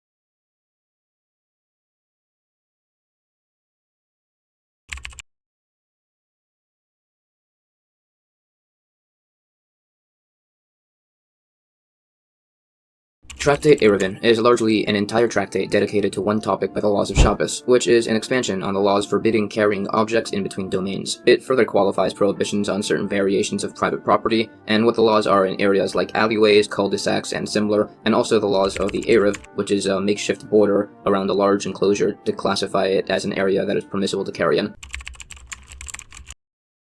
The first chapter largely discusses the laws of a Moed, which is essentially an alleyway, generally branching into courtyards containing houses. At its entrance to the public property, it needs some sort of a beam or a post or a doorway to create a valid entranceway, so it could be designated for this purpose. So, the first Mishnah begins. If, at the entrance to the Moed alley, there's a crossbeam over it as the entranceway, it must be lower than 20 cubits off the ground. Rabbi Yehuda says it's fine if it's over 20 cubits. If the entranceway is wider than 10 cubits, you must decrease it so it's smaller, unless the entrance has a door frame, which is 2 posts and a crossbeam, in which case it can be wider than 10 cubits. The Gemara says that it explains how to rectify it when it's over 20 cubits, unlike by the discussion on a Sukkah, as that's a biblical law, while this is rabbinic. Alternatively, it's actually allowed to rectify both. It's just that by a Sukkah, where we don't give an explanation as to how to rectify it, those laws are just a lot more complicated, so they just said it's not allowed and left it at that. The dispute between the opinions here, one which says that it can't be over 20 cubits and the other one which says that it can, is based on whether we're learning this from the entranceway of the sanctuary of the tabernacle, which was 20 cubits high, or from the antechamber, which was a lot higher. The sources are explained, of which there are variants, and the exact wording is argued on a bit. We try to ask why we don't learn it from some other source, but they're disproven. The logic is questioned based on the measurement of the structures, and which ones are referenced as a proper entranceway. We also say we need this very similar law, according to an opinion that they're the same, established both by the laws of Sukkos and this Moed beam, as a Sukkah is dwelled in, and the top is looked at, versus this, which nobody's really inspecting the height of the beam, so it's necessary for this opinion to repeat this opinion, allowing both when they're over 20 cubits. There are similar points discussed. It also brings up the case of what if the crossbeam is partially within 20 cubits and partially above, and what about by the top of the Sukkah? One opinion rules that it's permissible by a Moed and not allowed by a Sukkah. We try to bring some explanations to this logic, and we say it's because a Sukkah is used by a private individual, so if the top shifts so that way it's no longer permissible, he probably won't notice, versus by a Moed, which is public use, so people will notice its condition. Some say it's not allowed by a Sukkah, which is a biblical law, but allowed by a Moed, which is only rabbinic. Some teach this entire argument in the exact inverse. A Sukkah would be allowed, as it's for individual use, so you're mindful and responsible of it, versus a Moed, which would not be allowed in this situation, as it's public use, so everybody would just expect somebody else to take care of its condition. And the other point was that a Sukkah is biblical, so people would actually be more careful by it, versus a Moed, which is only rabbinic, so it needs safeguards to disallow it in this situation. Some just allow neither, some allow both. They both bring respective proofs. Now, all this while, we've been using the measurement of an amma, a cubit, or an arm's breadth. In modern measurement, it's somewhere between roughly 1.5 feet, possibly more. The point posed here is, how big exactly is a cubit? Is it 5 handbreadths, or is it 6? There's some argument as to which of these two measurements are applied by this conversation, whether it's the longer or the shorter variant. Some say we do use the shorter variant by the laws of a Sukkah by certain measurements like its maximum height and similar, although there is disagreement. There is an opinion that we use the stringent option by the laws of Kilayim, forbidden plant mixtures, by measuring the clearing and perimeter of a vineyard. There are a number of opinions brought as to what the distances need to be, but they use the longer version of the measurement. There is disagreement based on disproofs regarding the measurements. Some say that we always use the 6 handbreadth measurement of a cubit, but by the laws of Kilayim, you make a loose, larger fist, as it's stricter when larger, and by Sukkah and a Moed, the measurements are made with a clenched fist, so they're a bit smaller, as these are stricter when they're smaller. We try to bring some proofs and disproofs for these two opinions. Some say, in regards to the laws of Kilayim, that they should be measured with 6 handbreadths, which implies that Sukkah and Moed should be measured with 5, like the first opinion, but perhaps not. Perhaps he intended to exclude the cubit measurements by the temple altar, some of which use the 5-cubit variation. Some say the laws of measurement, standards, interposition in a mikveh, and partitions are tradition passed down from Mount Sinai. We try to bring a biblical source for the laws of measures being referenced in the 7 fruits of Israel, which each reference a form of measurement, which was a concept mentioned back in Tractate Brachos, but we say no, the laws are orally passed traditions with biblical verses as source. We also try to bring a biblical source for the laws of interposition. So we say that the oral tradition was to teach that interpositions in your hair, like knots or similar, can invalidate an immersion, but actually no, we bring a biblical source for that too. So rather, the oral law is that an interposition that covers a majority of your hair, but you're fine with it being there, still counts as an interposition. We're fine in that situation with an interposition by a minor part of your hair, by the way. We have the same question again, bringing an apparent biblical source for the law of partitions. So we say that we needed an oral teaching, maybe to show that the tabernacle structure used cubit units of 6 handbreadths, while the tabernacle vessels used cubit units of 5 handbreadths, according to the opinion that holds that everything the tabernacle used the standard cubit unit of 6 handbreadths. The oral tradition was to teach a few miscellaneous laws, that you can extend a wall up or down, the law of lavud, which allows us to view small gaps in a wall as closed, and the law of a bent wall of a sukkah, where a portion of the wall extends upwards to be part of the roof. Okay, back to the crossbeam over a Moed. If it's too high, you can pile earth on the ground to make it less than a 20 cubit gap. Some say its width of the dirt pile must be a handbreadth. Some say 4 handbreadths. We offer some suggestions as to the basis of this dispute, and it's either that the first opinion requires the crossbeam as a reminder, so that's where the public domain ends, so you just need a handbreadth of ground raised, versus the other opinion, who requires 4 handbreadths, as he holds it to serve as an actual partition. Alternatively, you could just say that they both hold it's required as a reminder, but they're arguing over if the dimensions of the reminder by the ground needs to be bigger or the same size as the beam above. Or alternatively, they agree that it could just be the same size as the beam, it's just that one requires it to be bigger out of concern that the ground will erode. Okay, same concern but the inverse. What if the crossbeam is too low, being under 10 handbreadths? You'd need to excavate dirt underneath to make the gap over 10 handbreadths. But some say it needs to be 4 handbreadths wide, while others say it must be 4 cubits wide. Again, they both give logics, and they both rule in accordance with the other opinions of raising the mound. We discussed the comparison to a case of a mavoi with a breached wall right beside the entranceway, in which opinions agree or disagree with that, based on where the board is and how large the breach is. It similarly discusses some measurements of a side post. There's more on this topic. There's further points on cases of the location of the breach. If it's on the front, it can be up to 4 handbreadths. If it's on the side, it can be up to 10 cubits, as it's not viewed as a gap, it's just viewed as another entrance. If the corner itself is included in the breach, as long as the breach is over 4 handbreadths, it would actually invalidate this enclosure, as it's not viewed as an entrance here, as people don't put entrances in the corners of their walls, usually. Others disagree on this point. It discusses some other variation, what if there are ridges in the breach, how that makes variance, and similar. It also brings up turning a street into a manner permissible to be carried in. If there's houses on either side, you make a door frame on one end and a crossbeam or post on the other. Others say it's a debate. One says you put a door on either end and you have to have the doors closed when traveling through, while another opinion says you can put a door on one side and a post or crossbeam on the other. This is argued further. It says that the city of Jerusalem and Mechozah have doors which are shut, so that way you're not liable for carrying inside. So, rather, some say it means you need a door frame on one end, while others say that it needs a proper door, and there are some opinions who rule like this. Some say you don't need to close the door. We try to bring a proof to the gates of the city of Nehardia, which were sunk into the sand and stuck open, but we can't as they are partially closed, actually. One stage said that they should clear the sand, but that may have been only to make the doors fit to be closed. This and further points on doors are questioned. Who we follow gets into an argument about following contradicting stringencies, such as by an argument regarding an incomplete skeleton, if it has laws of impurity, the argument being how many vertebrae can be missing, and what the damage to the skull needs to be, and similar points on tithes. There's further debate on the case. Some say it's where the mavoi opens into a public domain on one end, and an open field onto the other. You just need a door frame and a post. Some say if one end opens into a public domain, and the other end opens into a back lot, you only need one post by the front. We try to bring comparison to a case of a mavoi that opens into a courtyard. At the far end of the courtyard, opposite the mavoi, is breached. It says you can carry in the courtyard, but not in the mavoi. Some say it varies in this case if there was an eruv boundary made over the mavoi and courtyard together. We also argue what can separate the courtyard and the mavoi, arguing on a post that's visible from the outside but flush on the inside, and if the courtyard ends in the middle or at the side of the backlot. This is argued on further, and we have a few opinions who hold differently on the topic. Some qualify this saying as allowed if the backlot breach is not directly across from the mavoi, and it's only forbidden to carry in the mavoi if it's directly across. Some even add the qualification that you can only carry in a mavoi opposite a breached wall that's not perfectly aligned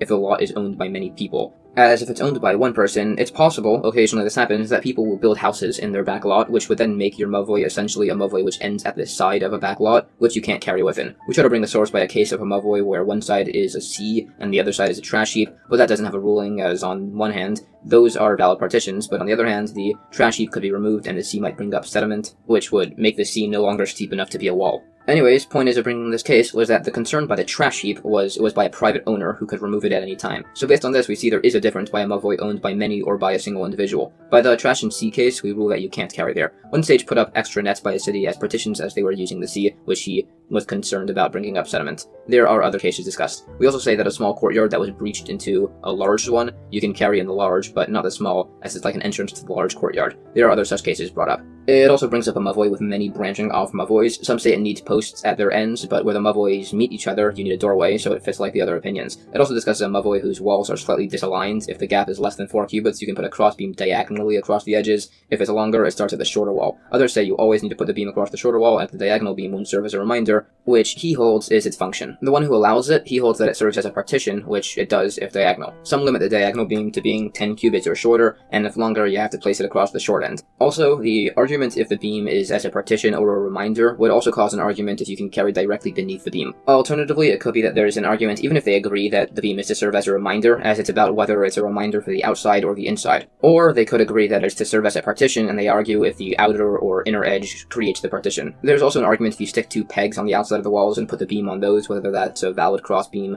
beam for a mavoi. Some say it depends on if you hold you can carry under a beam. Some say it's not allowed at all, as the beam needs to be on top of the mavoi. If there's a crossbeam suspended on a vertical beam in front of a mavoi, some say it's allowed to be less than 3 cubits away from the mavoi walls. Some say 4. So that seemingly contradicts the prior point. So we say no, that's not what that case refers to. Actually, what it means is either where the beam is only over one wall, or in between the two walls over 2 pegs, and it's allowed due to some leniencies. There's further argument on carrying beneath a crossbeam, and also whether you can carry opposite a post, which is also argued based on sources. Some say the argument is where there's a series of posts lined up with less than 4 cubit spaces, based on whether you hold this applies to gaps less than 3 or 4 spaces, and the therein respective logics, whether they're included in one region or not. This is argued on further with different qualifications. We try to suggest a case of just one post that's visible, but flush with the wall of the mavoi, but it's held that that isn't valid. It's actually argued on, and some hold a post that's visible from the inside and flush with the outside is a valid post. We're trying to figure out who holds which. We also try to bring the case of a mavoi wall that's indented. If it results in a post flush on the outside and visible on the inside, or vice versa, it's valid. We conclude that it's a Rabbi Chia that holds a post only visible from the outside is valid, and Rabbi Shimon ben Rebbe says it's not. We argue the cases further. We bring back the case of the 2 courtyards, one bigger than the other, extending into each other.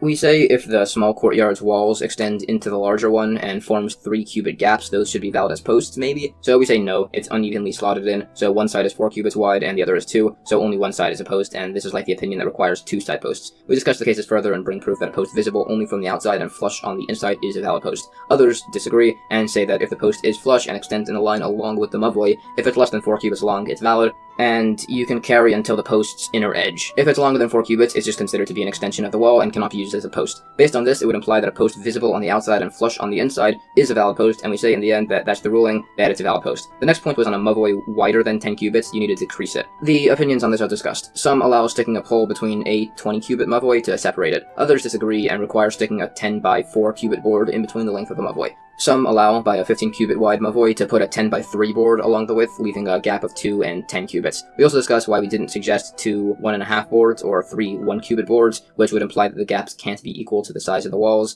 but we say that's not why. It's because the middle board gets nullified by the gaps on its sides. Also, the reason we didn't suggest a cubit gap next to the wall and between 2 1.5 boards separated by a cubit is as we didn't want to trouble people to have to make 2 boards. This is discussed further along with comparison to a case of a leather cover on a latrine seat and its measurements and gaps. We also said that a 2 wide mavoi can be fixed by putting in a door frame, and a 2 tall mavoi can be fixed with a prominent, noticeable extended crossbeam. As for the inverse, a door frame is valid for fixing a 2 high mavoi, but we don't have a proof that a prominent crossbeam fixes a 2 wide mavoi. Others hold that a door frame is not valid to fix a 2 wide mavoi. Based on that logic, if there's a courtyard surrounded by walls that have doorways and window frames, those are considered like door frames, and it's invalid to carry within, based on the logic that the gaps in the wall are wider than the wall segments, and it cannot be corrected by a door frame. But we say that's not a good comparison, as the gaps in the walls of a courtyard are a less serious breach than a 2 wide mavoi, so they're not comparable.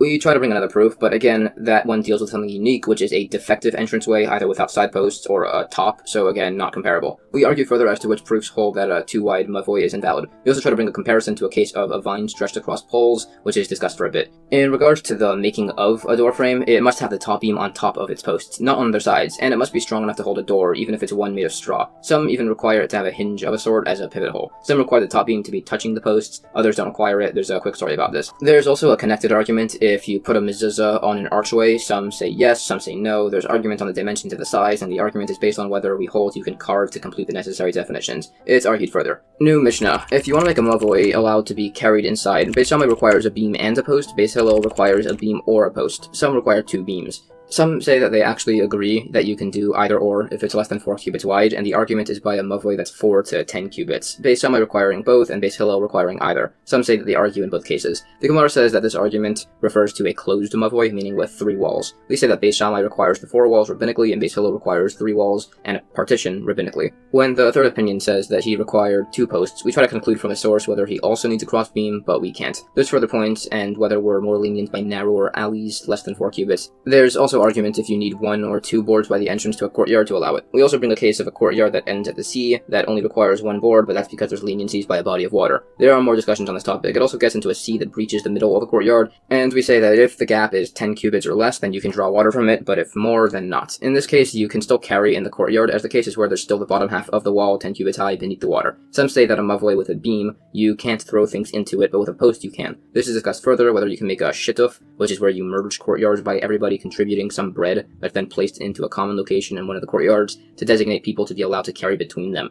So it's argued if that makes a difference and how. The argument by the post and beam is that this opinion says that a post is a partition and a beam is a reminder, but others say both are reminders. These points are argued on further, along with an attempted comparison to a case of two houses on opposite sides of a public property. You can either put two posts on either end of one of the houses or two beams, and that makes it a private property in between. Others say we can't. The reason that person allowed it, however, was because he held that that was sufficient to make the area a biblical private property. These points are argued on further, along with more discussion on specific distances. It also talks about some sages who learned underneath others and would write scrolls with ink of a specific sort with great precision. This is discussed further, along with some points on the Shaita ceremony. This also discusses some laws of ritual impurity. It also says that for 3 years, the two big schools, Beis Shammai and Beis Hillel, debated each other on laws, until eventually a voice came down from heaven which said that both of the reviews are the words of God, but we in practice follow Beis Hillel. The reason is explained that in Beis Hillel, they would study also Beis Shammai's laws, and in fact, say them first, and were very humble. We can learn from this that somebody who lowers themselves, God raises, and somebody who raises themselves up, God lowers. Whoever searches for prominence, prominence flees from him, and whoever flees from prominence, it chases after him. The same applies by similar concepts. It expounds more on points between Beis Shammai and Beis Hillel. New Mishnah.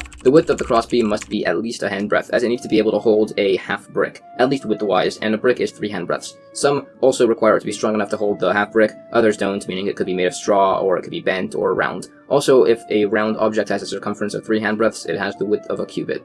Technically, the beam needs a handbreadth and a half, but we can cement underneath the brick to fill it in. There's an argument if the supports of the beam also need to be strong enough to hold the brick. Also, if you drape a mat over the beam that doesn't extend to 3 handbreadths to the ground, it's no longer valid as it's covered, so it can't serve as a reminder, and it's not a good partition as kid goats can pass underneath the gap. It also discussed the validity of several unusual variants of the crossbeam, such as 2 narrow beams that can hold a brick across them, and what level we view it if one thin beam is higher and one is lower. Also, some hold that if it's over 4 handbreadths wide, it's valid even if it's not strong enough to hold a half brick. The remaining points are expanded on and what they teach us. It also gets into a discussion on the mikvah pools made by King Solomon and their sizes and measurements. New Mishnah. The posts. Their height must be 10 handbreadths, and some say their width and thickness can be any amount. Some say the width must be 3 handbreadths. The Gemara says that it's talking about posts in general, not like either opinion. Any amount means even as thin as a string. There are some other cases discussed, and we mention an opinion that if the post is 3 handbreadths off the ground or to the side of a wall, it's invalid. It's further discussed along with a point on making brine on Shabbos, whose opinion we follow, but one sage said that we rule like the accepted practice, which everybody does, which is to use posts of any width.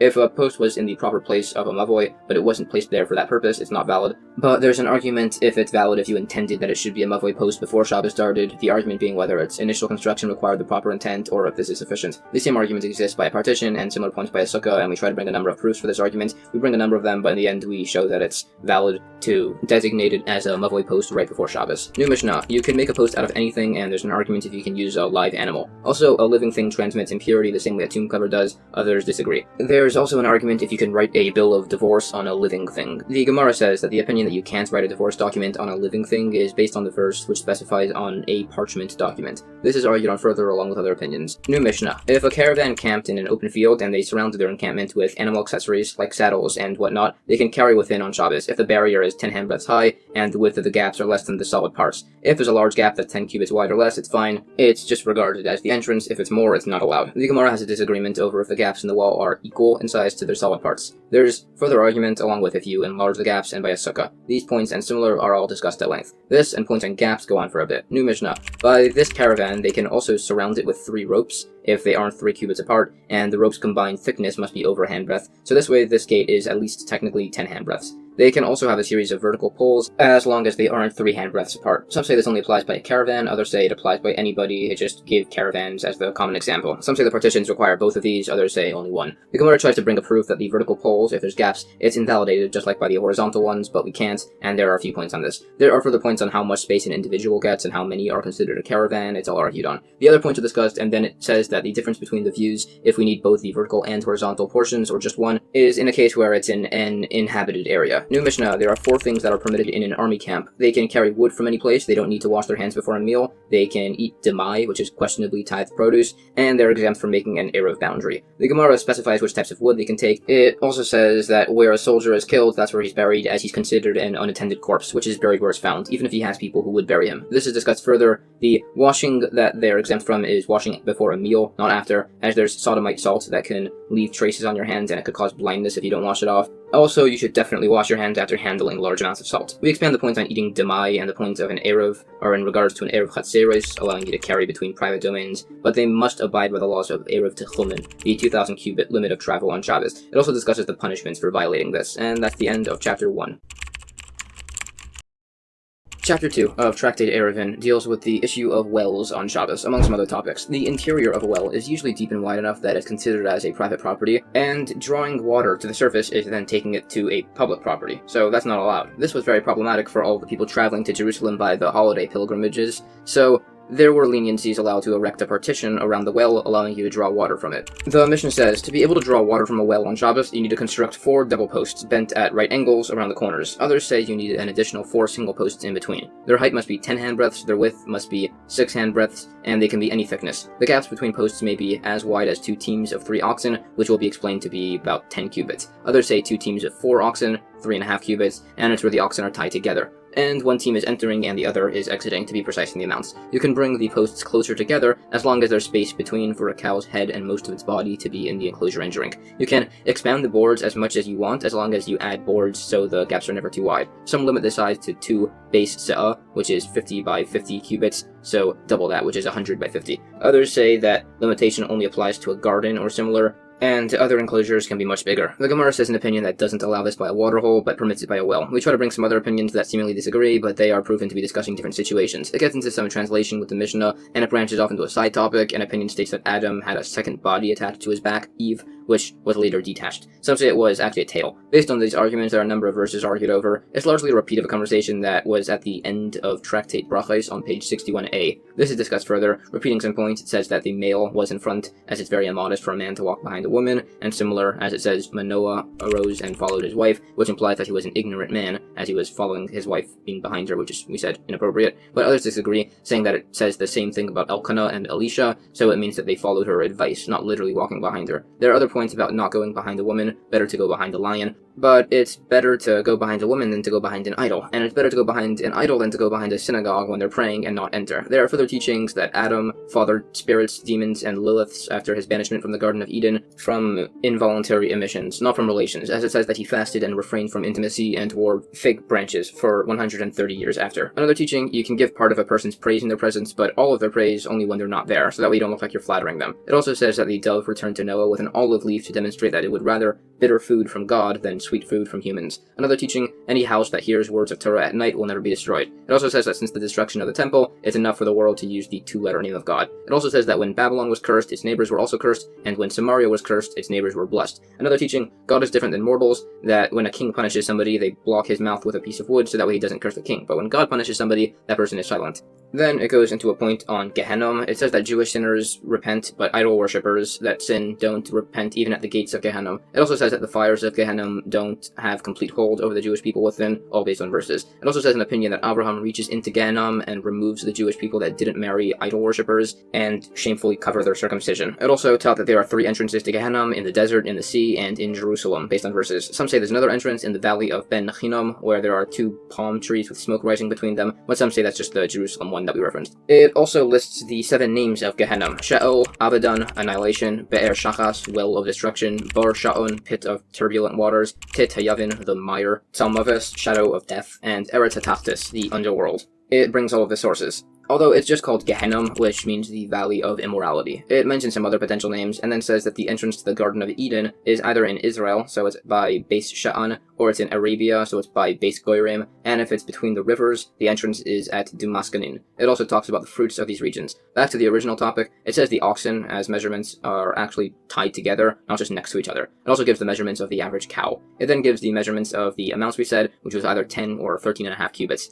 By a well 8 cubits wide, both opinions agree that you need the corner posts, and if it's 12 or more cubits wide, they both agree that you need the middle posts also. The argument is where it's between those amounts. There are a few miscellaneous points on this and some questions and answers on particularly unique cases. One of the questions, for instance, is what if a courtyard extends right up against this well region? Can you cross between your private domain to somebody else's? So we say yes, as that well isn't considered to have residence. If 2 adjacent courtyards open right into the well area, you can't carry within, as then people will think that the board situation is viable to connect 2 courtyards, which it's not. You need a proper connection. Others allow it if there's a proper Eruv on the courtyard. Another question, if the well dries up, can you still use this enclosure? We say no, but allow it if the well refills itself. Others disagree. We also bring a discussion that says that the partitions still function even if traffic passes through them. This gets into another point about drinking over a domain line. We bring a case. What if you have your well and an animal's trough extends into the well domain? So we say that you can pour buckets from the well into the part of the trough that's in the domain and let it flow out to the animal, but you may not carry the bucket over the trough and pour it straight by the animal out of a concern that you might notice an issue with the trough and mistakenly put the bucket down in the public domain and then and put it in the trough, which is transferring an item from a public to a private domain, which is not allowed. We give a slightly modified version of this discussion. We also mentioned that camels are unique, that they need to be mostly inside the enclosure, as they have a long neck, and it could reach further into a public domain. This is discussed further. Some say that the well partition can only be used by pilgrims, some allow its use for other animals too. Some specify that it needs to be good quality water for a person for him to be able to use this. This is discussed further. Some say that this well board leniency only applies in Israel and Babylonia, nowhere else, as those have big schools that students would frequently travel between,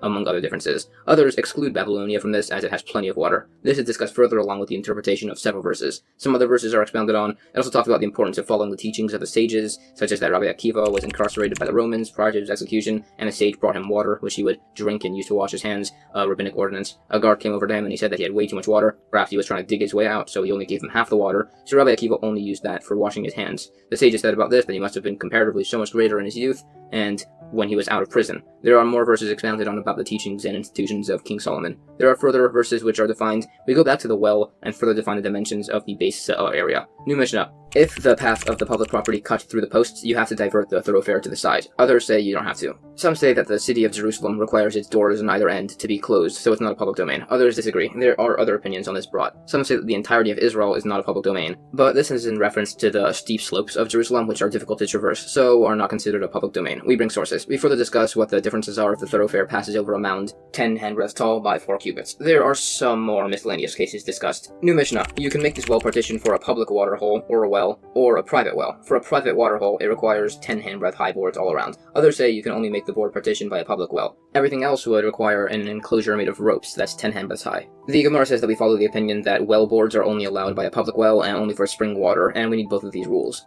New Mishnah, an additional statement. Some say that a garden or similar, which is a bit over 70 by 70 cubits, which has a 10 handbreadth fence around it, you can carry inside it, as long as it has a watchman's booth or a dwelling within or is near a city. Others say it's fine if it only contains a water hole, ditch, or cave. Some say that as long as it abides by those measurements, it's fine to carry within without any structure of a sort inside. Some say that if it's longer than it is wide by even a cubit, you can't carry inside. Others say it's fine even if it's twice as long as it is wide. Some say that it can be even as large as a base car, which is about 75,000 square cubits. Some other opinions, if many people join their houses in a shared courtyard with an Eruv and one forgot to, he cannot use the courtyard, but his neighbors that did make the Eruv can go in and out of his house. Another miscellaneous teaching from the sage, you can eat maror on Pesach by eating arkablin, which is a vine that grows around palm trees, but there was nobody to corroborate this opinion. The Gemara asks, why did this Mishnah start by saying additionally? In addition to what? So the sage being quoted in the last Mishnah is being re-quoted here, but we interrupted his last point with a different subject, so we used the word additionally. The difference between two of the opinions that are essentially seemingly the same that we listed is that they disagree over the small amount between a full Beitzah, which is 5,000 square cubits, and the 70 and a fraction, which is slightly less than 5,000. We learn about the dimensions from some calculations by the construction of the tabernacle. This is discussed along with some opinions on who we hold like. Some other rules, this enclosed area we're speaking of,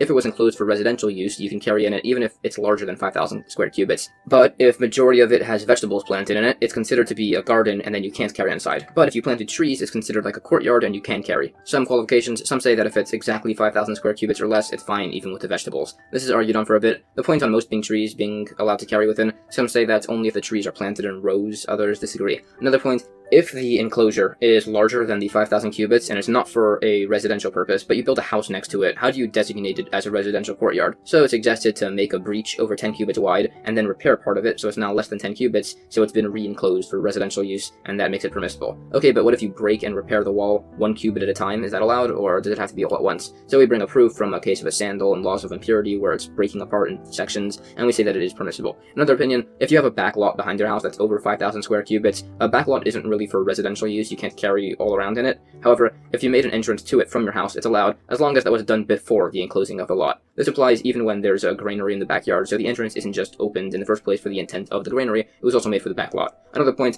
if this enclosure of over 5,000 square cubits for residential use became filled with water, some say that this is like when it's filled with vegetables, which makes it impermissible. Some others say it's when it's like it's filled with trees, which makes it permissible. Some say it varies if the water is fit for use, others say it varies if the water is deep. Others disagree on the deep point, saying it's comparable to a mound of produce, which doesn't create variation due to its height. Another case, a back lot over 5,000 cubits, which one side opened into a mavoi, and the other side opened into a path through some vineyards which led to a river. None of these areas are permissible because they connect to the forbidden lot, as it's too big. So it was suggested that they should put a post by the end of the vineyard path, thus fixing that one, and that by extension should also fix the back lot. Some don't allow this, as the only reason that post works is because the riverbank is acting as a partition, so if you allow this, then people would think that it's always allowed even without the river. A different solution is to put a a post by the back lot of the first mavoi, and it'll close the mavoi and the back lot. So you can now carry in the mavoi and in the back lot, but it's an argument if you can carry between the two. The difference is whether you hold people might live in the back lot, which makes it a separate residence than the mavoi, and there's issue with carrying between two adjacent domains if they're owned by different residents. Another situation, if you have a too large back lot, you can't reduce its size by planting trees inside, but you may build a 10 by 4 handbreadth pillar within to make it small enough that it's allowed.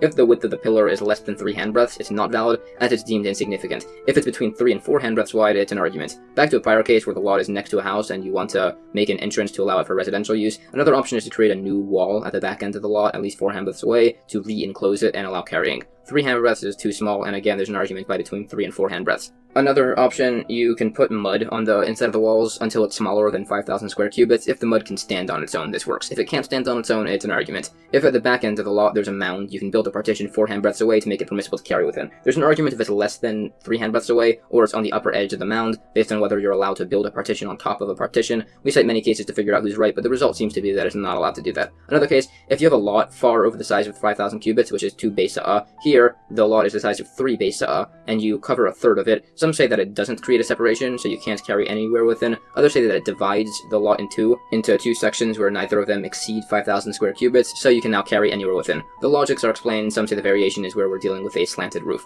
Some rule that if a 5,000 square cubit lot is breached entirely into a courtyard, you can't carry within, as the spaces combine to be over the limit and the walls aren't acting as a partition. Another case, an orchard in somebody's backyard, the wall of the house acts as one of the walls, but if the wall collapses, now the inside wall of the house can act as the wall, so you can still carry within. However, others disagree, as the inner wall was made for the inside of the house, not for the outside. Another case, there was an arbor, enclosed little orchard in the backyard of a sage. So in order to be able to carry there, they erected a fence of sticks on either side of the path, each less than 3 handbreadths apart. Others disagreed and said it was fine without the sticks, but others said that building an orchard or even a house in a lot afterwards doesn't reclassify it as permissible, so actually you should have had the sticks there. We bring sources and proofs. We said in the Mishnah that some hold it's permitted if the lot is as large as a base car. We bring a source for the argument, and it also expounds on a verse that when Chagigah became ill, Yeshayahu established a yeshiva for students to learn Torah next door in their merit to protect him. Some say we should always do this for a sick person, and others say no, as it could incite Satan, the angel of death, against you. The remaining cases are discussed and argued over, along with the definition as to what the vines we mentioned were. And that's the end of Chapter 2.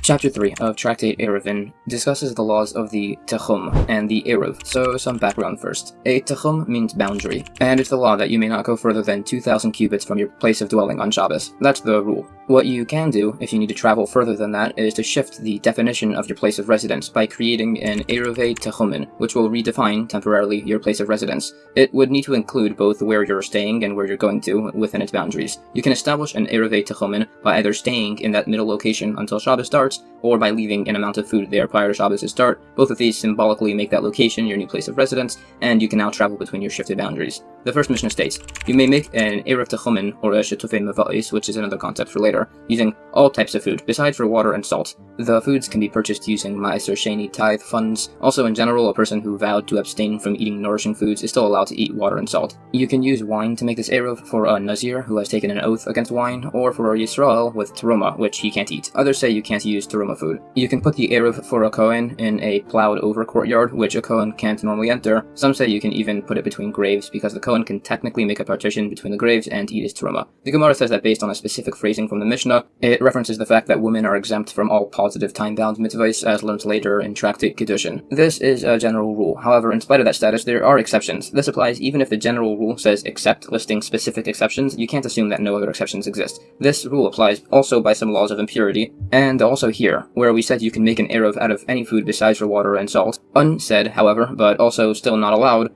are using truffles or mushrooms. Some say water and salt combined can be used for an Eruv. Some say that water and salt combined can be purchased with Ma'aser funds, and definitely also used for an Eruv, but not vice versa. This was argued on elsewhere. It also discusses purchasing water and salt with Ma'aser money included with oil. We bring many sources and they're argued over. There's also a source which says you can purchase fish with Ma'aser funds, and that source is also argued over. We bring the source that fish aren't considered nourishment from the ground, and there's a disagreement by birds. Okay, some other foods you can make an Eruv with. A specific type of herb called papuin, purslane, and coriander, but it says that you can't use green unripe grain or unripe dates, which aren't usually eaten. Some say coriander is only allowed if it's not fully ripened and it's unhardened, and only if you have many children who can eat coriander. Some say you don't actually need to have the children, some allow only median coriander. One sage, Rav, began allowing green grain after he came to Babylonia and saw people eating it, but specifically in reference to the garden variety. It also discusses the proper blessings for these based on how they grow, which we say is the vegetable blessing, Borei Pri Ha'adama. We also discussed whether you can use unripe dates. We said no, but maybe that doesn't include some specific species. We say that they actually can be counted as food in regards to the laws of impurity, as you can technically cook them, but not by an Eruv, which requires immediately edible food. This and a number of other specific vegetables are discussed. Some say you can use a handful of moist beans, some say you can use raw beets, and we discussed their health benefits. It also discusses the amount of apples necessary. Some say it's a kav, which is an old form of measurement, somewhere between 1.5 and 2.6 quarts. Other fruits require less. There are other specific foods discussed onward, like different parts of an onion. The amounts of beer are discussed. Some say it's 2/4 of a kav, based on sources. Some say an amount smaller than 2 lugin, which is a different form of measurement. For dates, it's discussed. Some say a kav, some say more. A few other specific food measurements are listed. It also says an opinion that something eaten with bread, you can use it if there's enough to eat it with bread for 2 meals, and something not eaten with bread, you can use it if there's enough to eat 2 meals with it. There's a discussion what types of meat qualifies as which of these. There are other discussions. Some say you can use raw meat. One said you can use raw eggs. Some say with 1 egg, some say with 2. There's also discussion on which types of foods are considered to provide sustenance. There's debate on these subjects. We said we can make an Eruv with wine even for a Nazir and with Teruma for a Yisrael, and others disagree. They would say you could make an Eruv on the eve of Yom Kippur, even though you can't eat, as that was edible while it was still day, unlike by the wine and Teruma, which can't be eaten at all. Some said it's not even enough to put food there, you also have to have your bed and utensils there. Some say you have to wear the same type of clothing, the same color, when you carry on Shabbos as the clothes you wore when you made the Eruv, and some require you to put your clothes you plan on wearing at the location you made the Eruv. Some require the Eruv to be made with non-sacred food, but allow the wine for a Nazir, as he could technically annul his vow, unlike by consecrated food, possibly because it becomes tevel, which can't be eaten by anybody. But we say it's because he holds like the opinion that anything prohibited on Shabbos by a rabbinical law is forbidden during twilight, right as Shabbos starts, and that's when the Eruv takes effect and activates, so this wouldn't work with Teruma. We bring sources. A source says that for the second elderly, you can use a smaller amount of food, but for a gluttonous individual, you can use the normal amount of food, as that's an abnormality that would result in a stringency. We said you could make the Eruv in a plowed-over graveyard for a Kohen, which he can't enter, as he technically could actually enter, as he could blow the dirt away to see if there's any concealed bone fragments. Some allow a Kohen to walk in such a graveyard if many people have trampled through it, as that would remove the bone fragments. We said that there's an opinion that we can put the Eruv in a cemetery for a Kohen, as he can technically create a partition. The types of partitions are discussed, such as going in an enclosed carriage or similar. This also refers to food that cannot become impure if placed on a grave. The Kohen can, in theory, eat this food while avoiding the graveyard from his enclosure by grabbing it with a flat wooden utensil which is non-susceptible to impurity, and the whole exact method is discussed. Some disallow all of this as the gravesite is rendering a personal non-mitzvah related benefit, and people require it to be made to facilitate the performance of a mitzvah. New Mishnah, you can make an Eruv using demai, which is questionably tithed produce, with ma'aser rishon that's had truma taken from it, or ma'aser sheni, tithes, or consecrated produce that was redeemed. Even Kohanim can make an Eruv with challah. You cannot make an Eruv with tevel, which is untithed produce, or ma'aser rishon without truma taken, and not with ma'aser sheni or consecrated produce that were not redeemed. The Gemara says that demai is allowed, as if he wants he could theoretically renounce all of his property and become a pauper, and then he'll be allowed to eat questionably tithed produce, which can be eaten by poor people. Some say that they can't, but we hold that they can. The qualifications of these different types of tithing are discussed, and their sources. New Mishnah, the Eruv needs to be placed down with the proper intents, but it can be done by an agent. It can't be done by an agent who won't have proper intents. So you can't give your Eruv to be set up by a deaf-mute, a deranged person, or a minor, or somebody who doesn't follow the laws of the Eruv. It is permitted if they're going to be giving it to a qualified individual who will set up the Eruv. The Gemara asks that some allow a minor, but we say that's only by an Eruv Chatzeres, which is different than what we're discussing, which is an Eruv Techumen. The latter case of handing off the Eruv works because we hold elsewhere that there's a presumption that an agent performs his task. We bring sources. This, and further points on tithing, are discussed further. After some further points on this, there's a new Mishnah. If you put the Eruv on a tree over 10 handbreadths from the ground, it's not a valid Eruv. If it's below 10 handbreadths, it works. If you put it in a pit, no matter how deep, it works, as it's accessible. The Gemara says that the case is where the tree is in a public domain, and you intended your residence to be established on the ground beneath. So if it's under 10 handbreadths, it's allowed, as this holds like the opinion that something forbidden rabbinically is not forbidden during twilight. We bring proofs, and some say this only applies to a tree outside the outskirts of a city, but if it's within the outskirts of a city, it's allowed even if it's over 10 handbreadths, as the entire city is considered a private domain above 10 handbreadths, and the tree would be included. Some even allow it outside the outskirts of a city, as this opinion holds that establishing an Eruv also creates a 4-cubit private boundary around it, which extends infinitely upwards. We give some definitions as to what above or below 10 handbreadths means, and this is discussed further.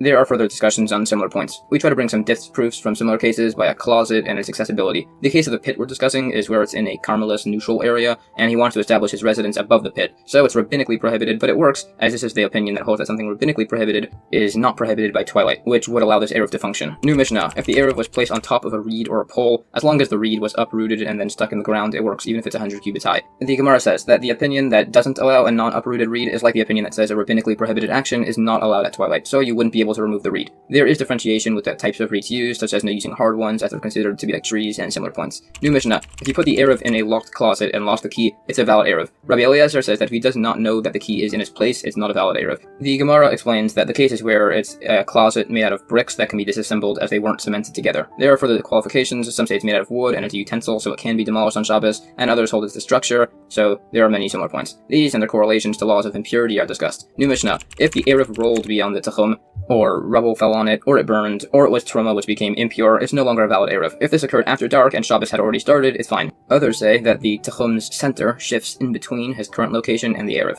Some people say that a doubtful Eruv is valid. The Gemara says an opinion that if the Eruv rolled beyond the Tachum but stays within 4 cubits of the border, it's valid. The case with the rubble falling, you could make it work like every opinion by saying that the rubble here needs to be removed with a hoe and pick, which is biblically prohibited. We need both of these cases to show that it's invalid even if it's near you, and even if you think that a wind can blow it back in. We need to teach that it's invalid if it burned before nightfall, and if it was teruma that became impure, to inform you of lenient and stringent opinions on this. Those stringent opinions are discussed, ruling strictly by a doubtful Eruv, as this opinion holds that these laws are biblical. This is discussed. The opinions are spoken about further, along with the lenient opinion who holds that it's a rabbinical precept, and what they rule by some laws of purity. There are similar cases. It brings up a case: what if somebody vows that their loaf of bread should be unconsecrated on Friday and consecrated on Shabbos, and then uses it as an Eruv? People rule it to be a valid Eruv. If he did the inverse, vowing his loaf to be consecrated, and then on Shabbos it should be unconsecrated, and then uses it as an Eruv, it's not valid. The reason is because it's a doubt during twilight, so it goes according to its current status, disallowing it if it was forbidden prior to twilight. There are similar cases brought. New Mishnah, discussing making a conditional Eruv. Let's say somebody wants to avoid somebody on Shabbos. The example is brought of a tax collector. So you're allowed to establish 2 Eruvs, one to the east and one to the west, and say that your Eruv is the one in whichever direction you need to go if the tax collectors come from the other direction. You can make it conditional that you can pick which one to use if they come from both directions, or that neither will activate if they don't come at all. Or if there's a big scholar coming to town, you can say that your east Eruv works if he's in the east, or west if he's in the west. If 2 scholars come from either direction, you can activate either one. If neither come, then neither activate. A different sage adds that if 2 scholars visit, you should visit the one that's your teacher, and if they're both your teachers, then you should visit whichever one you want. There are similar cases mentioned in the Gemara of a town official you want to meet, of different kinds of scholars, and similar. These are all discussed. It goes on about this and some points on temple sacrifices and the designation for a bit. This and the concept of Bereira, choice by temple sacrifices, are discussed. New Mishnah, if a holiday falls out right by a Shabbos, either just before or just after, you can establish 2 Eruvs, with the condition to have either one active on Shabbos and the other one active on the holiday. Others say that the holiday and Shabbos are considered to be one consecutive period, so you can only establish 1 Eruv across the entire period. What he should do, according to that opinion,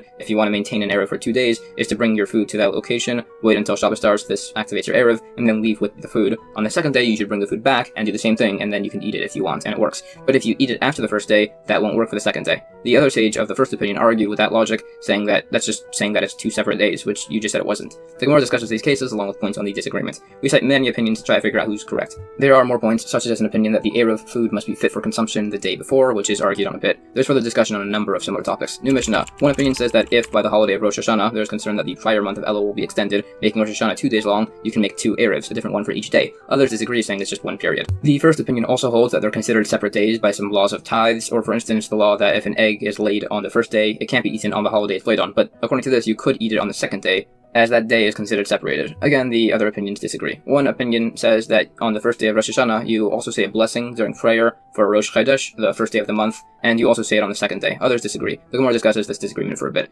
The individual cases and some others based on the logics are debated, such as a deer captured on the first day of a holiday by others and eating its meat on the next day. It also says that some allowed using an item that was brought inside the Tachum by a non-Jew if it was brought inside for somebody else. This occurred with somebody bringing in turnips to sell, but it was disallowed as then they began bringing in turnips specifically to sell to the Jewish residents, which can't be used on Shabbos. There are similar incidents listed, and the points on prayer are discussed. It discusses if we say the Rosh Chodesh prayer by the additional Musaf prayer on Rosh Hashanah. It's debated. It also discusses if we say the Shehechiyanu blessing, or even on Yom Kippur, and then not drink the wine, because it's a fast day. We say we do it on Rosh Hashanah and on Yom Kippur, and you don't need to drink wine. There are further points on fasting discussed, about fasting on Friday, if you should complete it and fast on Shabbos, which isn't allowed. It's a disagreement. Some allow doing so on minor holidays like Hanukkah and Purim. The different opinions are discussed a bit, but it's ruled that you can complete a fast on Friday. And that's the end of chapter 3.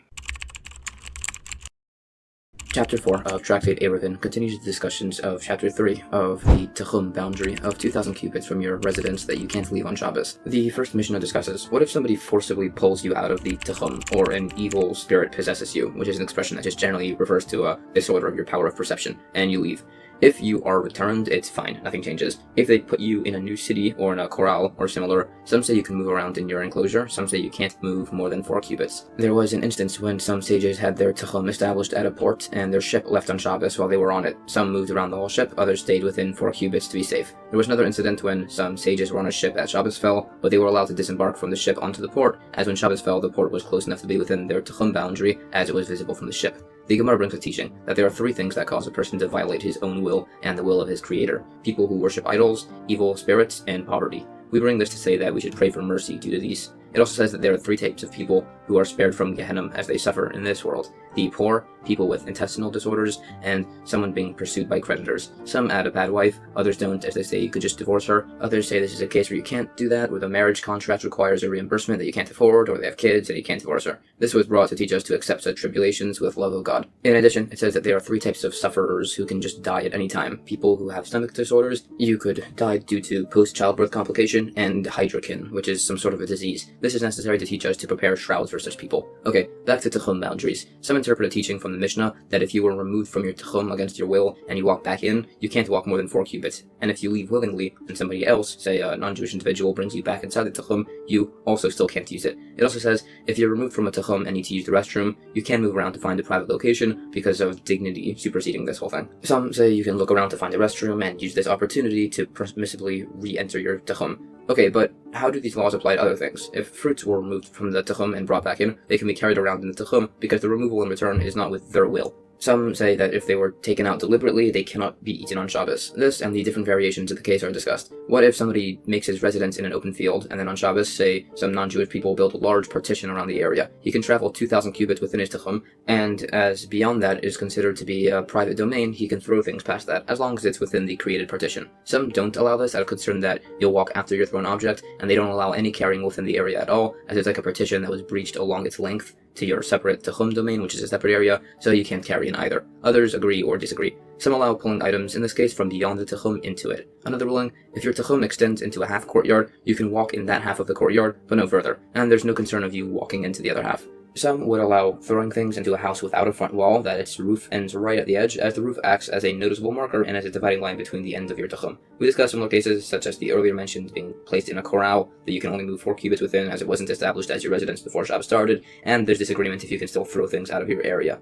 Some say we follow the opinion that you can move around in such an area, some only allowed in a ship. Everyone allows it on a ship. Some say because you can establish your residence in it before Shabbos, some say because the ship is constantly moving, so you're constantly being pulled out of your 4-cubit area and having a new one re-established. There's a practical difference between these two if the walls of the ship were lower than 10 handbreadths, or if you jump from ship to ship. The first opinion wouldn't allow it in those cases, while the second opinion would. The second opinion disagrees with the first, as he holds that the ship's walls exist to keep out water, not to act as an enclosure for the interior. The first opinion disagrees only in a case where the ship is not moving. These points are debated further on the difference between a stationary and moving ship and the different opinions. There is also a debate if the Tachum laws apply above 10 handbreadths, which is the limit for several types of domains. This is relevant if you are traveling by jumping above 10 handbreadths or similar cases. Some say not, some say yes. It's debated with many proofs in both directions. One of the proofs is from a case where somebody swears that he will take a Nazarite oath that will be active on the day Mashiach comes. He can't drink wine any day, as Mashiach can come at any day. Besides for on Shabbos and holidays, there's a tradition that Mashiach will not come on those days. So this implies that Mashiach won't travel over a Tachum boundary, not even literally over it by 10 handbreadths. So some disagree, saying that Eliyahu, the prophet, will not arrive to herald Mashiach's arrival the day before these days, but Mashiach could arrive,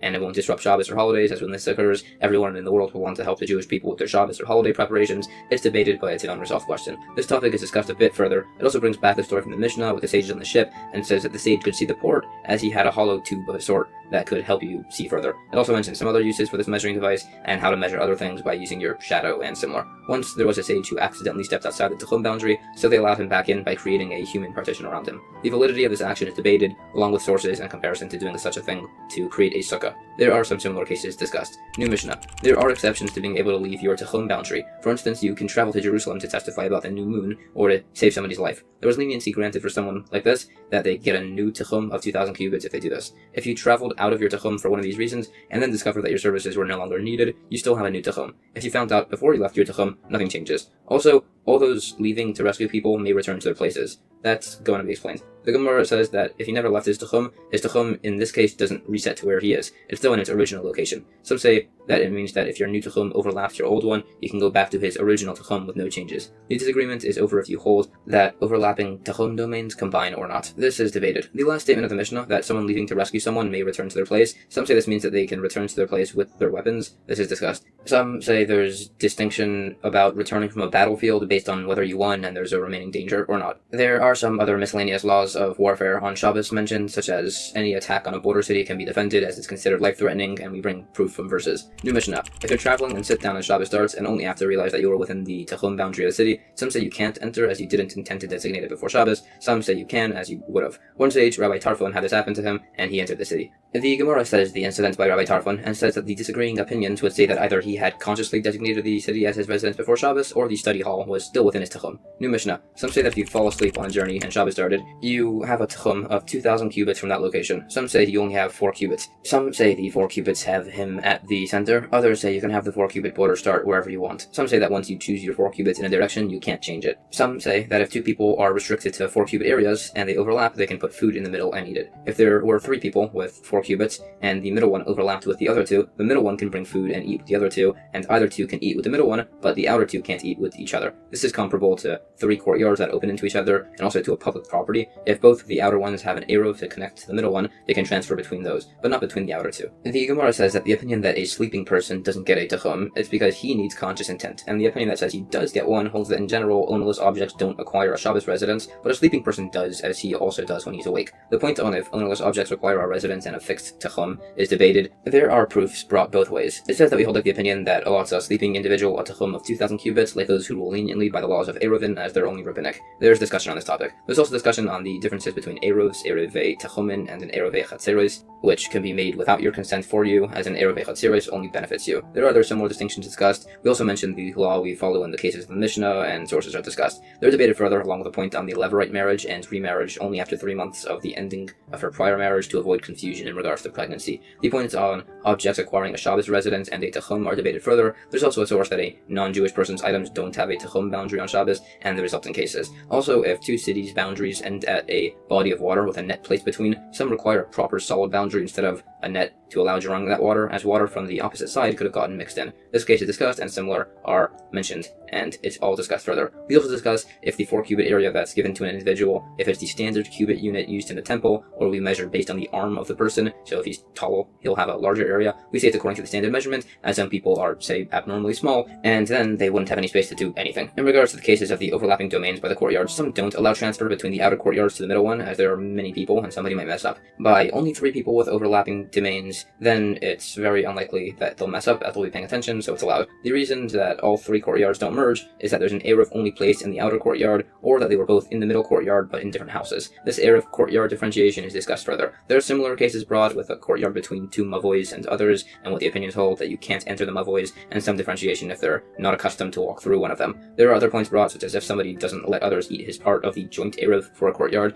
Some say this disallows the Eruv, some say it doesn't matter, but he's just being stingy. Some say it's not valid if your Eruv portion is in a separate utensil, assuming it wasn't surplus that wouldn't fit. Both of these are necessary, as one has somebody who's being particular with his portion, and the other is where the different portions are physically separate. These are discussed, for instance, in opinion that the owner of the house that the Eruv is placed in doesn't need to contribute food, as everybody is now considered as living in that house, which he actually lives in, and further. The reason an Eruv, which combines courtyards, called an Eruvei Chatzeros, works is everybody purchases the house with a thing of monetary value, here food, and everyone shares joint ownership temporarily, and the courtyard is thereby made accessible to carry within on Shabbos for everybody. We also don't use money in case people forget that you can use food, and if that happens, then the practice of Eruv could stop being used and be forgotten. Some say this Eruv works as it symbolically makes the house a place of residence for everybody. The practical difference between those two is if you use a utensil, which can be used to acquire something, but not to create a residence, or if you gave bread that's valued at less than a peruta, which was the smallest coin from those days, so it won't make an acquisition, but it could make you a resident. Or if a minor is used as an agent who cannot legally make an acquisition, but it could make you a resident. We try to bring a disproof for the logics, but we prove they're correct. Also, in regards to the original topic, we hold like the opinion that you can carry from the outer to the middle joint courtyard, and vice versa. New Mishnah. If you're traveling and Shabbos is about to fall, you can designate something to be your Eruv Techomin. Not a large landmark like a tree or a fence, but something specific, like its trunk, for instance. If it's 2,000 cubits away, he can then travel to it, and from there, 2,000 cubits to his house. If he doesn't know a landmark, you can just set his Techom at his location, which will get you 2,000 cubits in each direction. Some say this cubit perimeter is in a 2,000 cubit radius of a circle, some say it's in a square, so you can use the corners too. A poor person or a traveler without food can establish his Eruv with his person and not with food. Some say that's only for a poor person. Some say it's allowed for anybody, and you just use food, so that way you don't need to actually be at the location when Shabbos starts. The Gemara says that by the first case, if you try to make your Eruv by something too large, like a tree or a fence, it says that you have done nothing. Some say this means that you don't have a Techum anywhere at all. Some say that means you have a Techum, but from somewhere beneath the tree. So if you're going north, it'd start measuring from the south side of the tree. Some say the reason for the first opinion, that it establishes nothing, is that your 4-cubit area is not defined. Some say it's because he's trying to establish every 4-cubit square underneath the tree as his domain simultaneously, which is not allowed. A practical difference would be where he said he should acquire a residence in 4 of 8 cubits. The first would say no, and the second yes, as he's designating a single 4-cubit domain. The points are debated in how the logics would apply by animal tithes and similar principles. In regards to the earlier point about attempting to designate under a tree, but that not working as it's too large, that applies if the tree has 12 cubits beneath it. If less, it's permissible, as it's divided into a bit less than 3 sections of 4 cubits, and the middle 4 is definitely included at least a bit in each area. Some disagree, as used to say we define your residence by the center of the tree, so he'd only allow it by a less than 8-cubit tree, as no matter what, your 4-cubit portion is somewhere included. There are different proofs for each opinion. If you properly designate a tree as your residence, some say this only works if you're able to run and reach the tree before Shabbos starts. There's an incident mentioned which correlates to this. It also brings the biblical source for the notion of a 2,000 cubit limit on Shabbos, which is from a verse, as it says, "Sit each man in his place on Shabbos." That references the 4-cubit personal limit, and then "let no man leave his place," referencing the 2,000 cubit limit of a Techum, 2,000 specifically, as there's a number of other correlations drawn listed here. The source is explained further, along with a point that seems to imply that the Techum is a square, not a circle. The points on a rich or poor person establishing their Eruv on their own person is also discussed. Some say the case is only of the poor person doing so, where he doesn't know of any landmark to set as his Eruv instead, and we bring proofs. This is discussed, along with if you have 4 cubits in addition to your 2,000. We can't bring a proof, but that's what we hold like. New Mishnah. If you have 2 houses that are 4,000 cubits apart, so there's a Techum in between that allows people to travel between the houses, and you start traveling, but say your friend gets you to turn back, you can still travel between the houses if you want, but all the other townspeople cannot. This will be explained. Also, some say that if you're able to put an Eruv Techumen somewhere, and you don't, you just verbally assign it, your Techum is only between that location and your current one. The Gemara explains that the difference between the person who can use the Techum and the townspeople who can't is that you're considered to be like a poor person who is traveling to his house, and you may establish your Eruv with verbal designation. Everybody else cannot. We bring sources and a related incident. When we said that if you verbally designate the Eruv, when you could actually set it, your Eruv is between. That's even where he definitely didn't establish a valid Eruv. New Mishnah. If you willfully exit the Techum, even a cubit past, you cannot re-enter. Some allow it if you're only 2 cubits past, but not 3. The Gemara says an opinion that if even 1 foot is outside the boundary, you can't bring it back in, as the verse says foot, singular. Others disagree. Some say you can, as the word foot there is read in plural. Others say that you can, as it goes by where most of your body is. The opinion that you can go 2 cubits out has a contradicting case, but that's where he's measuring his Techum, where it's precise, even if it ends in the middle of a cave. New Mishnah. If you don't make it to your Techum before Shabbos starts, even if you're a cubit away, you can't enter. Some allow it if you're even 15 cubits away, as they hold that the surveyors who delineate the city's Techum will make it smaller than it actually is. The Gemara explains that it's made smaller to provide a safeguard for people that accidentally wander a bit outside the Techum. And that's the end of chapter 4.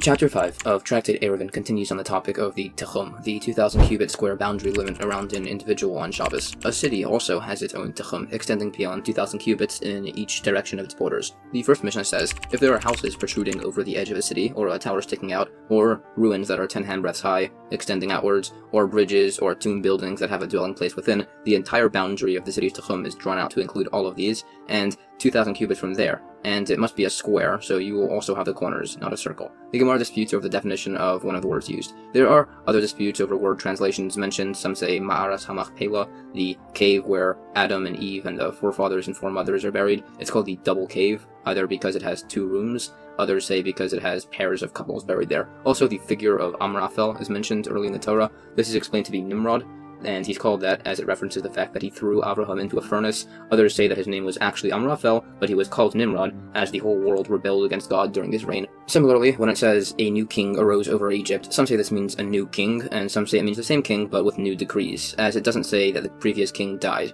Then, when it says that he did not know Yosef, this is because he either didn't, or it's because he acted as if he didn't. It also talks a bit on how the sages would teach their students in this time, and their greatness. It also talks about the residents of Judea, who were very particular in their speech, so they retained their Torah knowledge, unlike the people of Galilee. Some say it was because they were very precise with their language, and used memory aids. They also learned from one teacher, and they elucidated Talmudic tracts, like King David did. It talks further about this and gives instances of the precise language of Judeans and of imprecise language, where slurred speech makes it sound like you're saying different words. They make a lot more sense in their original language of Aramaic, but it's things like mispronouncing the word master so you accidentally say slave and similar. That's from an incident wherein this woman who couldn't speak very clearly tried to testify before a judge that her tablet had been stolen, but accidentally, because she couldn't talk properly, mistakenly accused the judge of stealing a beam and that he should be hung on it. So clearly you should be very careful with your words. There are further examples of unique usage of languages. Also, the sage Rabbi Yeshua ben Hanania said that there were 3 times he had been beaten in a verbal encounter. Once he ate by an innkeeper, and she made him food, so he ate all of it, and then again on the next day, but on the 3rd day she added too much salt, so he didn't eat any. So she asked if he was making up for all the leftovers he hadn't left the prior days. Another incident, he once took a shortcut through a field and ran into a little girl who asked, "Isn't this a private field?"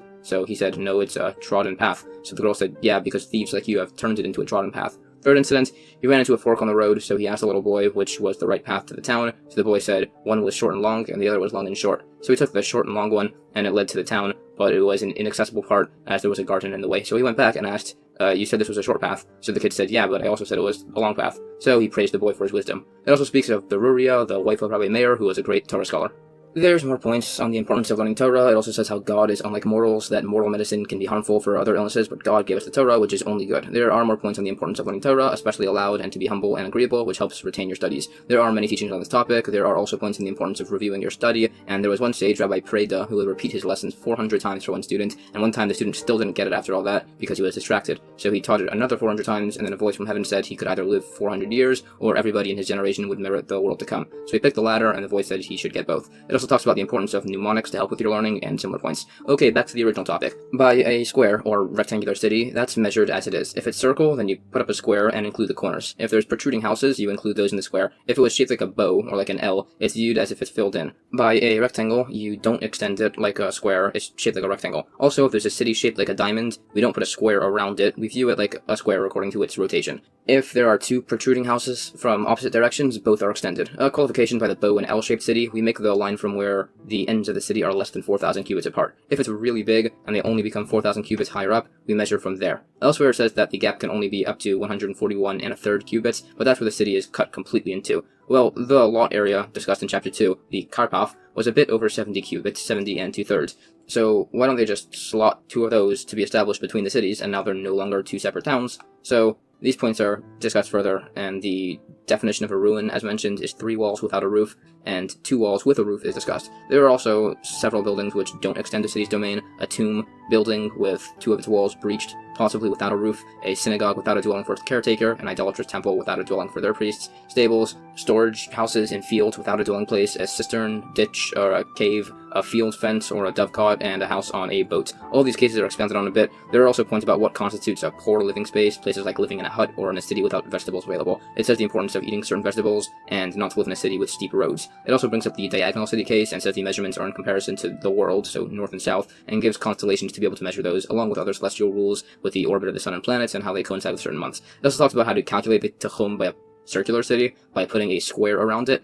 and then getting 2,000 by 2,000 square tablets, and you put them in each of the corners, and that'll give you the measurements. By a 2,000 cubit diameter city, that'll get you 400 cubits within the city boundaries, and then an additional 800 within the 2,000 to the Tachum's corners. It also discusses the unique measurements by the cities given to the Levites in the Torah. This is discussed at length. New Mishnah, Rabbi Meir is of the opinion that prior to measuring the Tachum, we give the city the Karpaf lot, which is 70 2/3 wide, to extend it. Some say that this only applies between 2 cities separated by 141 1/3 cubits or less, so the cities combine. This only applies by those distances being by 3 villages. They can all be connected if there's less than 141 1/3 cubits in between. The Gemara says that the verse for adding a Karpaf, as the verse says, from the wall of a city and outward.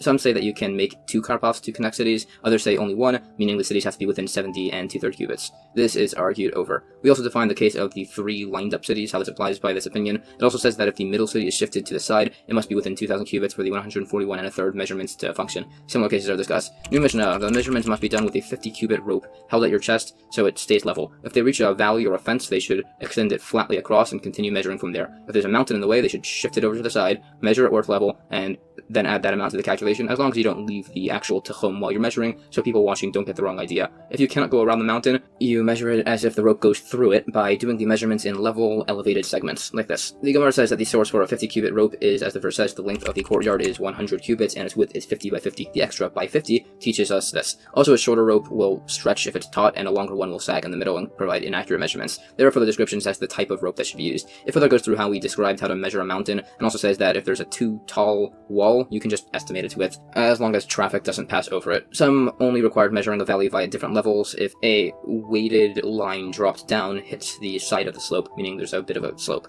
This is all further qualified along with the points on disjointed leveled mountain measurements that's done with a 4-cubit rope specifically, and is not a method used by certain biblical laws in regards to measuring. New Mishnah, the tachum must be measured by an expert. If one of the corners is found to be shorter than the other, we do the longer one. It repeats this twice. We're also lenient by these laws, and it says we even accept the measurement testimony of a slave. The Gemara says that you can even walk past the shorter measurement as long as it's within the boundaries of the longer measurement. The point that was repeated was to include if 2 people measured and they got different amounts, we go according to the longer one, as long as the difference isn't more than 585 cubits, which is the difference by a 2,000 cubit diagonal as opposed to by the straight measurement. We bring sources, and as we said, we're lenient by all this, as all of these laws are rabbinic. New Mishnah, some points on the concept of the shitufei mavois, which is an eruv made to establish carrying between mavoi alloys and courtyards, or between courtyards. You can also put it over an entire town if it's enclosed properly. By a public town, however, out of concern that people might mess up and forget the laws of carrying on Shabbos, so specifically by a public town, there must be a portion of the town excluded from this domain that you're not allowed to carry within as a reminder. So the Mishnah says, if a private town becomes a public town, then the whole town can still be included in one eruv. But if a public town becomes private, the whole town can't be included in one eruv unless you set aside an area to be excluded from this, the size of a town with 50 inhabitants. Others say it must be the size of 3 courtyards, which each contain 2 dwellings. The Gemara gives definition of private towns that became public as some examples of some specific towns that are listed, and vice versa. There's further discussion on this of main streets, entrances to the street, if a ladder over a wall counts, and similar. The dimensions of all these are discussed along with some very specific instances. We also say that we rule with the opinion that require 3 courtyards separate with 2 dwellings each. Others say you need 1 courtyard with 1 dwelling. New Mishnah, back to Eruvin Techomen. If someone was to the side of his town and asked someone to establish an Eruv for him to the west or east, so he could walk there before Shabbos starts, if the distance from him to his house is less than 2,000 cubits, and the Eruv he asked to be established is more than that, it only is established by his house. If the Eruv is within 2,000 cubits and not his house, his only Eruv is by the established Eruv. If he put his Eruv in the extension of his city, then it's included in the lot around the city, so it doesn't do anything. If it's at all beyond the Techum, his Techum is established further in that direction and less in the opposite. The Gemara discusses the Mishnah's case, saying perhaps the house is between him and the Eruv, or perhaps the house is to his right with the other to the left, or perhaps it's where it's at a diagonal from his location. The other cases are discussed.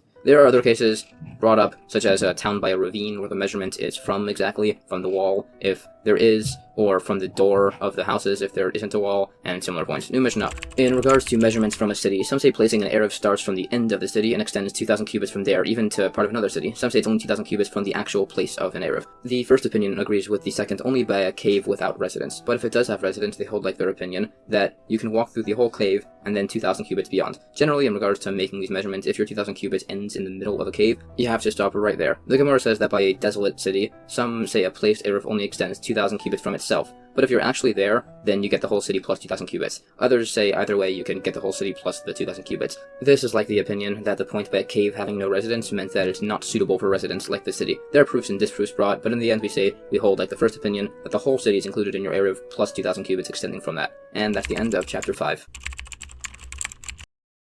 Chapter 6 of Tractate Eruvin further discusses the laws of the Eruv, the laws of the boundaries and domains on Shabbos, specifically now with the laws of the Eruvei Chatzeros. Essentially, if your house is in a courtyard that has houses of many other residents within it, you're not allowed to carry from your house to the courtyard. However, if before Shabbos a loaf of bread is collected from each house and put into one house, This symbolically makes it as if all of the residents live in that one dwelling, and everybody has a full ownership of the courtyard, therefore meaning that you and everybody else can carry from their house to the courtyard. The first Mishnah states, if one of the houses in the courtyard is owned by somebody who worships idols, or just somebody who doesn't hold with the laws of an Eruv, you can't make an Eruv Chatzeres. Others say it still is permissible, it's only a Jewish person that can cause issues with invalidating an Eruv by not participating. There's an incident mentioned where a Sadducee heretic was a part of an Eruv and caused issues for the sages. The Gemara questions the logic by not allowing an idol worshipper by this, and it says that it's whether you hold that by these laws of an Eruv if an idol worshipper's house is considered to be a residence. There are further laws clarified by this. For instance, the concern is that this person won't want to rent out his rights in the courtyard, as this individual is worried that the Jewish person might not return his portion of the courtyard, which means it could possibly be allowed by an informal rental, which is defined, or possibly not, as maybe he's concerned that the Jewish person wants his right to the courtyard to do something with sorcery,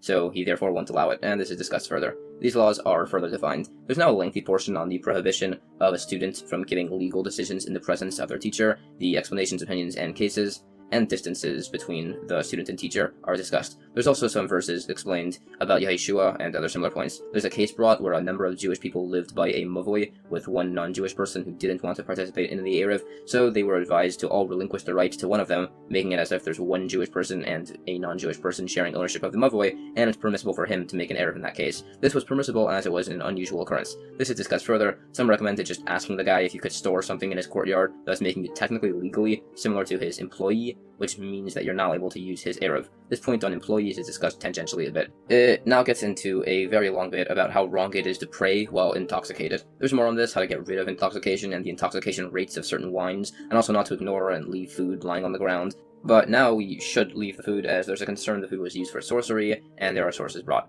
The point on not being intoxicated in prayer and verses and sources are discussed a bit longer, along with the proper time for Torah study, whether it's by night or day, focusing during prayer, and others. It also says there are 3 things that reveal a person's character: the way he drinks, the way he does business, and if he gets angry. Some say also how he laughs. Okay, back to the laws of courtyards. A case is brought. If there's a courtyard with 2 parts, one with a Jew and a non-Jew, and the other outer part has just a Jewish person, it was ruled that the person who lived in just his side of the courtyard also needed to make an Eruv with the non-Jewish person too. This is argued over. They would hold the same applies if the person who lives by himself is in the inner courtyard. There's also a related incident brought. There's further points, such as how much must be leased in order to share ownership in such cases. This is discussed further, and there's an argument if you can relinquish rights from Eruvin, debates if you can relinquish rights from one courtyard to another, and there's an opinion that if you forgot to participate in an Eruv, you can relinquish your courtyard to fix this. The laws on this topic are discussed a bit further. It also says an opinion that a non-Jewish person's house, if it has an entrance of 4x4 handbreadths and opens to an empty field, even if he uses his other entrance to bring camels and wagons through to the mavoi, it doesn't limit the others from making the Eruv without him, as we assume the entrance to the field is his main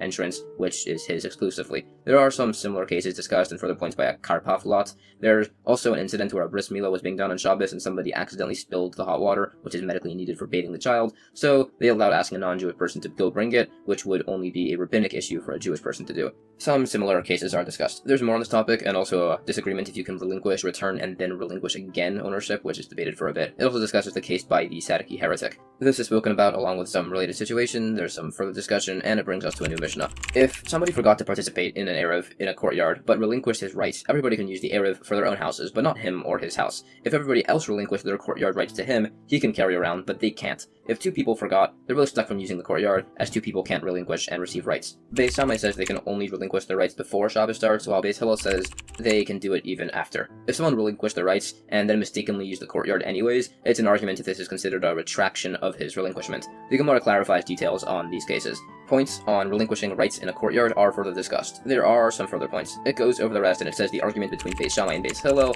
if you can relinquish your rights on Shabbos, is if you hold that it's a transfer of rights, which wouldn't be allowed on Shabbos, or an abandonment of rights, which is permissible. New Mishnah. Generally, if 3 neighbors are partners in wine ownership, that already creates an Eruv, and they don't need to make one. If you're a partner with one with wine and the other with oil, it's an argument. The Gemara clarifies an opinion that still, in this case, the wine must still be placed in one container, and it brings a source. Others disagree, saying that they could be kept in 2 containers, as wine and other wine are fit to be combined, unlike wine and oil. The opinion that allows wine and oil is where the case is a courtyard between 2 mavoi alleys, and the middle courtyard can join in an Eruv with the others, even if the outer courtyard hasn't created an Eruv with each other. Or it's just like the opinion that allows for the combination of wine and oil to be considered one entity. This topic is argued further. There's also argument on the foods required when making a shittuf, whether it's bread or wine or otherwise. New Mishnah. If 5 groups were divided into 5 areas of a massive room in a large house, Beis Shammai says each group needs an Eruv. Beis Hillel says they can use one Eruv for all of them, unless they're quartered in rooms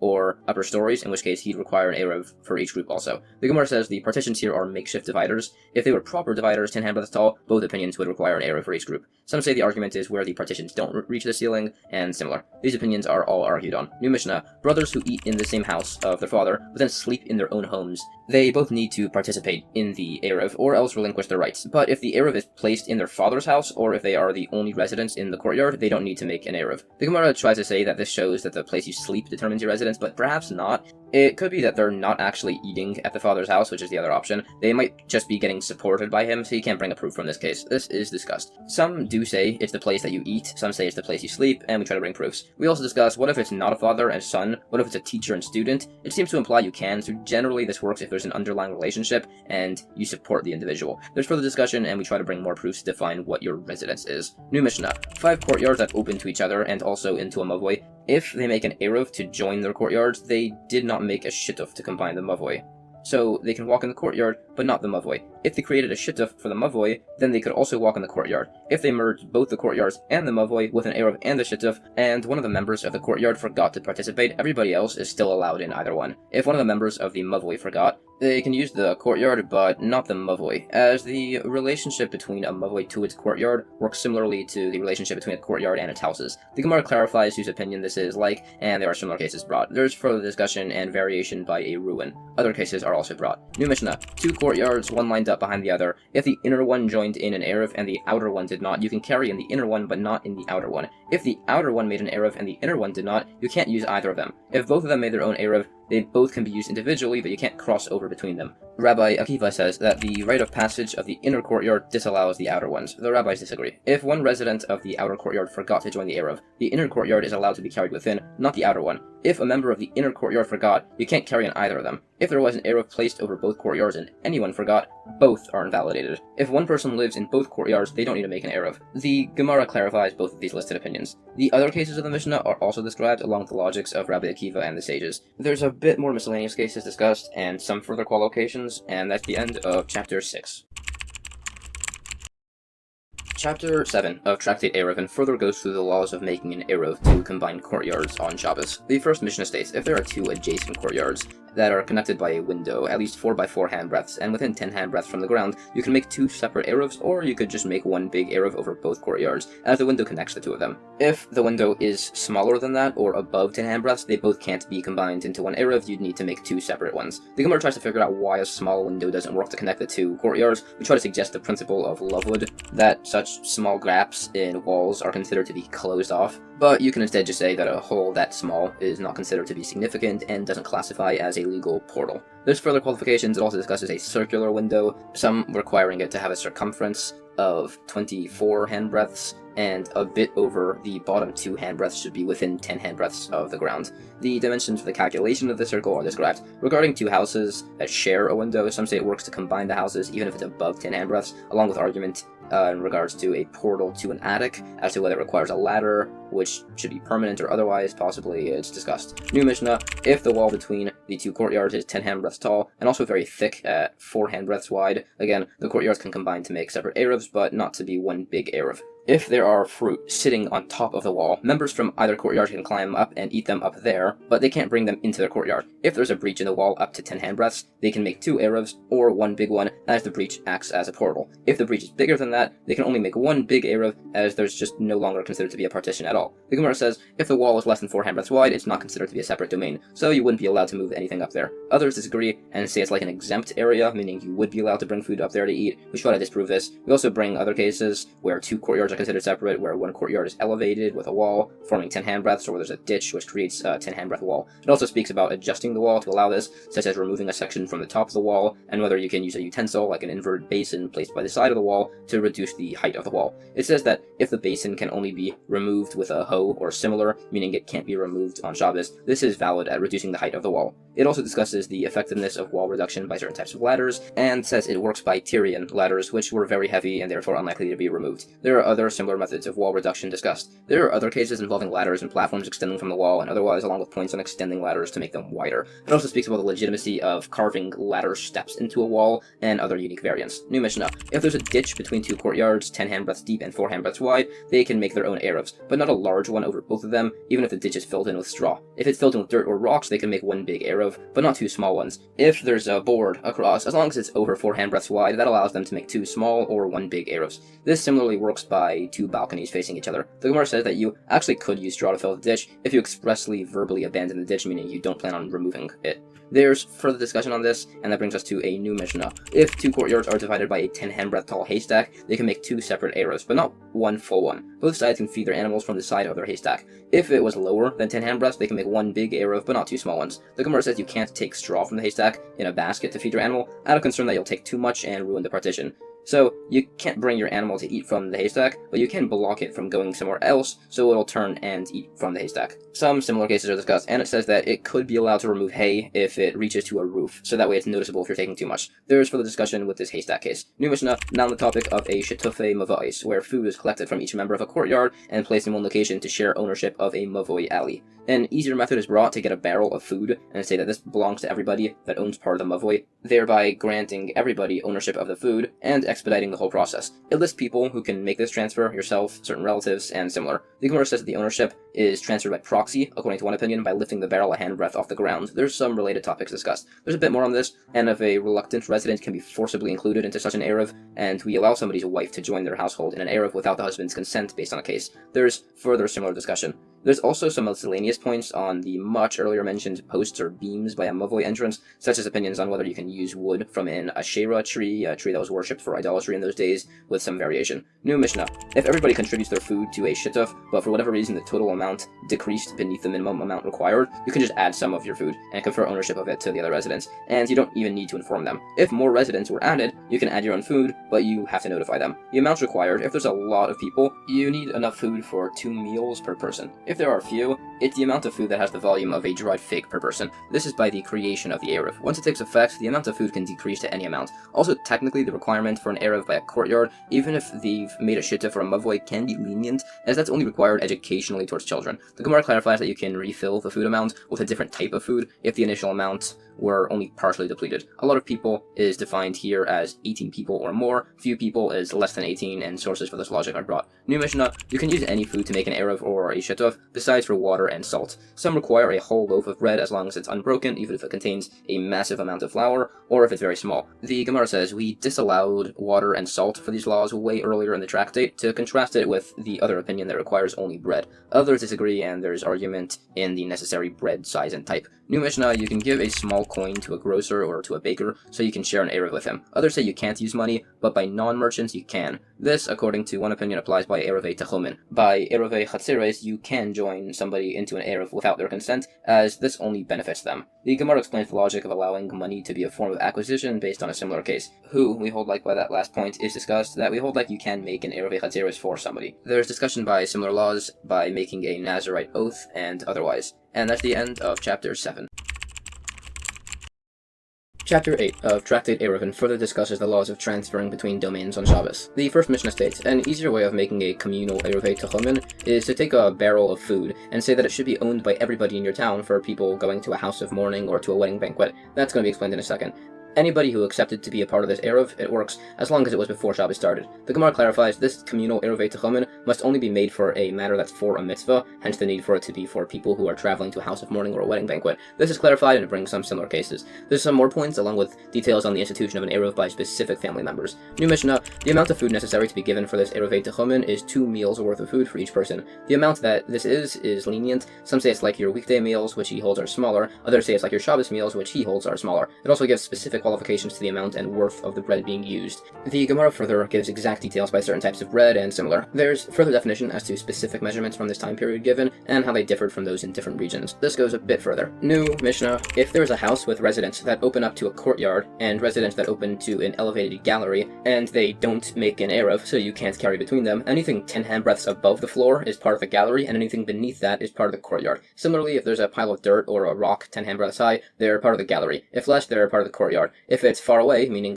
4 or more handbreadths away, It always is a part of the courtyard. The Gemara brings a number of similar specific cases where similar concepts apply. They're all discussed further. There are also unique cases with ladders and galleries brought. There are points on water pits between two courtyards and their laws, and some particularities by ruins. This is all discussed further. New Mishnah, if your Eruv is placed in a gatehouse, portico, or gallery, it's not a valid Eruv, and somebody who lives in one of those does not need to participate in an Eruv. If the Eruv was placed in a straw shed, barn, woodshed, or storehouse, it is a valid Eruv, and he is required to join in a potential Eruv. Some say that if the owner of the property still owns part of these sheds, he doesn't need the guy staying there to participate in the Eruv, he can do it without him. The Gemara makes some clarifications. It says that an individual's gatehouse works to place an Eruv, and it says all these areas where you can't place an Eruv, you can place a shittuf, which you obviously can't place in a mavoi instead. This is all qualified further, discussing some related cases. New Mishnah, somebody who left his house in his courtyard to go spend Shabbos somewhere else, whether he's a Jew or a non-Jew, the people who stayed in his courtyard can't make an Eruv without him. Others disagree and say that they can. Others say only a Jewish person doesn't prevent them from making an Eruv, as a Jewish person doesn't travel on Shabbos and probably won't come back to the house. Others say that even if he's staying at a house in the same city, his daughter's house for instance, he doesn't restrict them from making the Eruv, as he's already deciding against returning home over Shabbos. The Gemara says, we hold like the last opinion, but only specifically if he went to his daughter's house and not his son's, as people often leave houses if they get into an argument with their daughter-in-law, but not with their son-in-law. New Mishnah, if there's a cistern of water between two courtyards, you can't draw water from it, unless there's a 10-hand breadth partition separating it. There's arguments that it can be above the well, if it has to be a bit beneath the lip of the well, or if the well has to go all the way down. The Gemara says argument if below means below the lip or actually in the water, and similar or perhaps all the way to the bottom or similar. Points on the cistern are qualified further. This goes further for a bit. New Mishnah, if a canal passes through a courtyard, you can't draw water from it on Shabbos unless there's a 10-hand breadth tall partition set up at its entrance and exit. Others say the walls of the courtyard are a sufficient division. There's a specific instance with a canal in a certain city mentioned. The Gemara qualifies this case on drawing water from a courtyard canal on Shabbos a bit further. There's also points on the necessity of the wall of the canal. For instance, if it's very small, beneath 4 hand breadths, if the principle of Lovewood, considering small gaps to be as if they're sealed, if that applies, and similar. New Mishnah, if a balcony protrudes over a body of water, you can't draw water from it on Shabbos unless there's a 10-hand breadth high partition established either above or below the balcony. If there's 2 balconies, one above the other, if there's a partition only on the upper one, until there's an Eruv, you can't use either to draw water through the balcony. The Gemara discusses some related cases. There's more on this, and differences between pouring out sewage versus drawing in water. It also clarifies if the 2 vertical balconies are spaced apart, if the upper one only has the partition, then that one could draw its own water, as the lower balcony could only really reach his hole by throwing his bucket over, which is way too difficult to require an Eruv. There are some additional qualifications, such as the case discussed is where the sole partition between balconies was created in partnership with the lower one, hence the requirement for an Eruv, and if they made a partition for the lower one too, the lower balcony would say they don't want to use the upper balcony, thus making them not require an Eruv. New Mishnah, if a courtyard is smaller than 4 by 4 cubits, you can't dump wastewater in it unless there's a cesspool which can contain at least 2 an old form of measurement of water prior to it overflowing into a public domain. It can be inside or just outside the courtyard, but if it's just outside, it must be covered.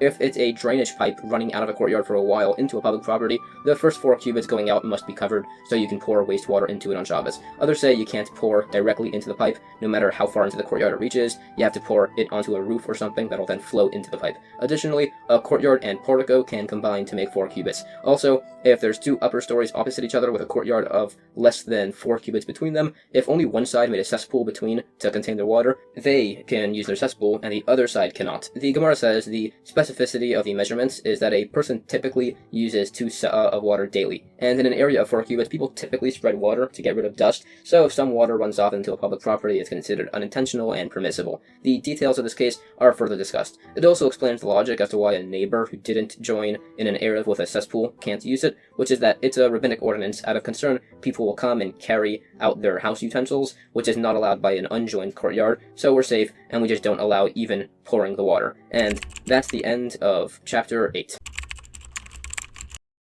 Chapter 9 of Tractate Eruvin further discusses details on the laws of the Eruvin, combining courtyard ownership to be allowed to carry within its domain on Shabbos and further similar points. The first Mishnah says all adjoined roofs are considered to be one domain, meaning even if the residents of the houses didn't make an Eruv, you can still carry across the roofs. This applies as long as there isn't a 10-hand breadth height difference between the roofs. Others disagree, saying each roof is a separate domain, so you can't carry between them. Some say that adjoining roofs, courtyards, or karpaf lots are considered to be one domain if the utensil being moved started Shabbos in the area, but not if it started Shabbos inside the house. The Gemara clarifies the opinion that allows carrying between these roofs It's a safeguard against transferring an item from a public domain to another elevated public domain. This is discussed further. The opinion that doesn't allow carrying between the roofs, some say that prohibits carrying between roofs at all, more than 4 cubits at least, others say it just prohibits carrying across the actual roofs. They argue and bring sources. There are further specifications and possible allowances on larger roofs if they have walls above that can act as side posts. There are some other unique cases brought. What if there's a permanent ladder or a second story and similar? There's also points on carrying to an adjacent roof of a portico or ruin, and the difference between the two of them, which largely goes unresolved. The points on carrying across a permissible roof area, if it means the entire roof or just an area of 4 cubits, is argued. There are some particular cases disputed based on these logics, like carrying on an upside-down ship and otherwise. There's further argument as to the designation of separate domains between roofs and courtyards and otherwise. There are some additionally unique cases brought. This is discussed further. New Mishnah, if there's a small roof next to a large roof, you can carry between them without needing an eruv or partition. Carrying between the small roof and the house is not allowed. If a large courtyard opens into a smaller one, you can carry between the courtyards, but not from the small courtyard to its houses, as the small courtyard is just considered to be an entrance to the large one and is not an independent area. The Gemara debates the necessity for both cases. One opinion says that as the roof's wall doesn't extend upwards physically and isn't visible from the roof, we don't consider the wall to extend up at all, but both are still allowed, as the walls are both visible. As by the case of the roof doesn't extend past the walls, thus leaving the walls also visible. The opinion that says the wall is considered to extend upwards, even if the wall isn't visible from the roof, says that the case is where it's a roof that many people walk on, like the courtyard, so the walls aren't considered here to extend upwards. This and related cases are discussed. There are also related cases by a sukkah, overhanging roofs, and others brought with unique qualifications, and some cases by partitions by farmable land in a vineyard and otherwise, such as uniquely combined 3 Karpov lots, which are ruled leniently by. There are also some points on elevated walls brought, which we discussed further. There are some additional points. New Mishnah, if a courtyard was breached into public property, you can't carry from private property to it, or vice versa. Others say you're exempt from carrying from the private or public property to this courtyard, as it's now considered a Carmelist neutral area, not a public property. The Gemara clarifies this argument, and says there's an argument about the status of the location of where the actual wall was, which is said to be a public property, as the public walks there, according to one opinion. New Mishnah, a courtyard breached into public property on 2 sides, or a house that was breached on 2 sides, or a mavoi, where its post, crossbeam, or door frame were removed on Shabbos. Carrying in all of those is allowed for the rest of that Shabbos, but not for any future Shabbosim. Others say that what's allowed or forbidden here on this Shabbos would also be allowed or forbidden to carry on any future Shabbosim. The Gemara clarifies the case is where the breach is 10 cubits wide or less, but it's by the corner, hence being on 2 sides. The case of the house is the same, but it's an angled roof which doesn't cover and seal the breach. Others disagree and say there's a breach of over 10 cubits, and it's said on 2 sides by the case with the courtyard,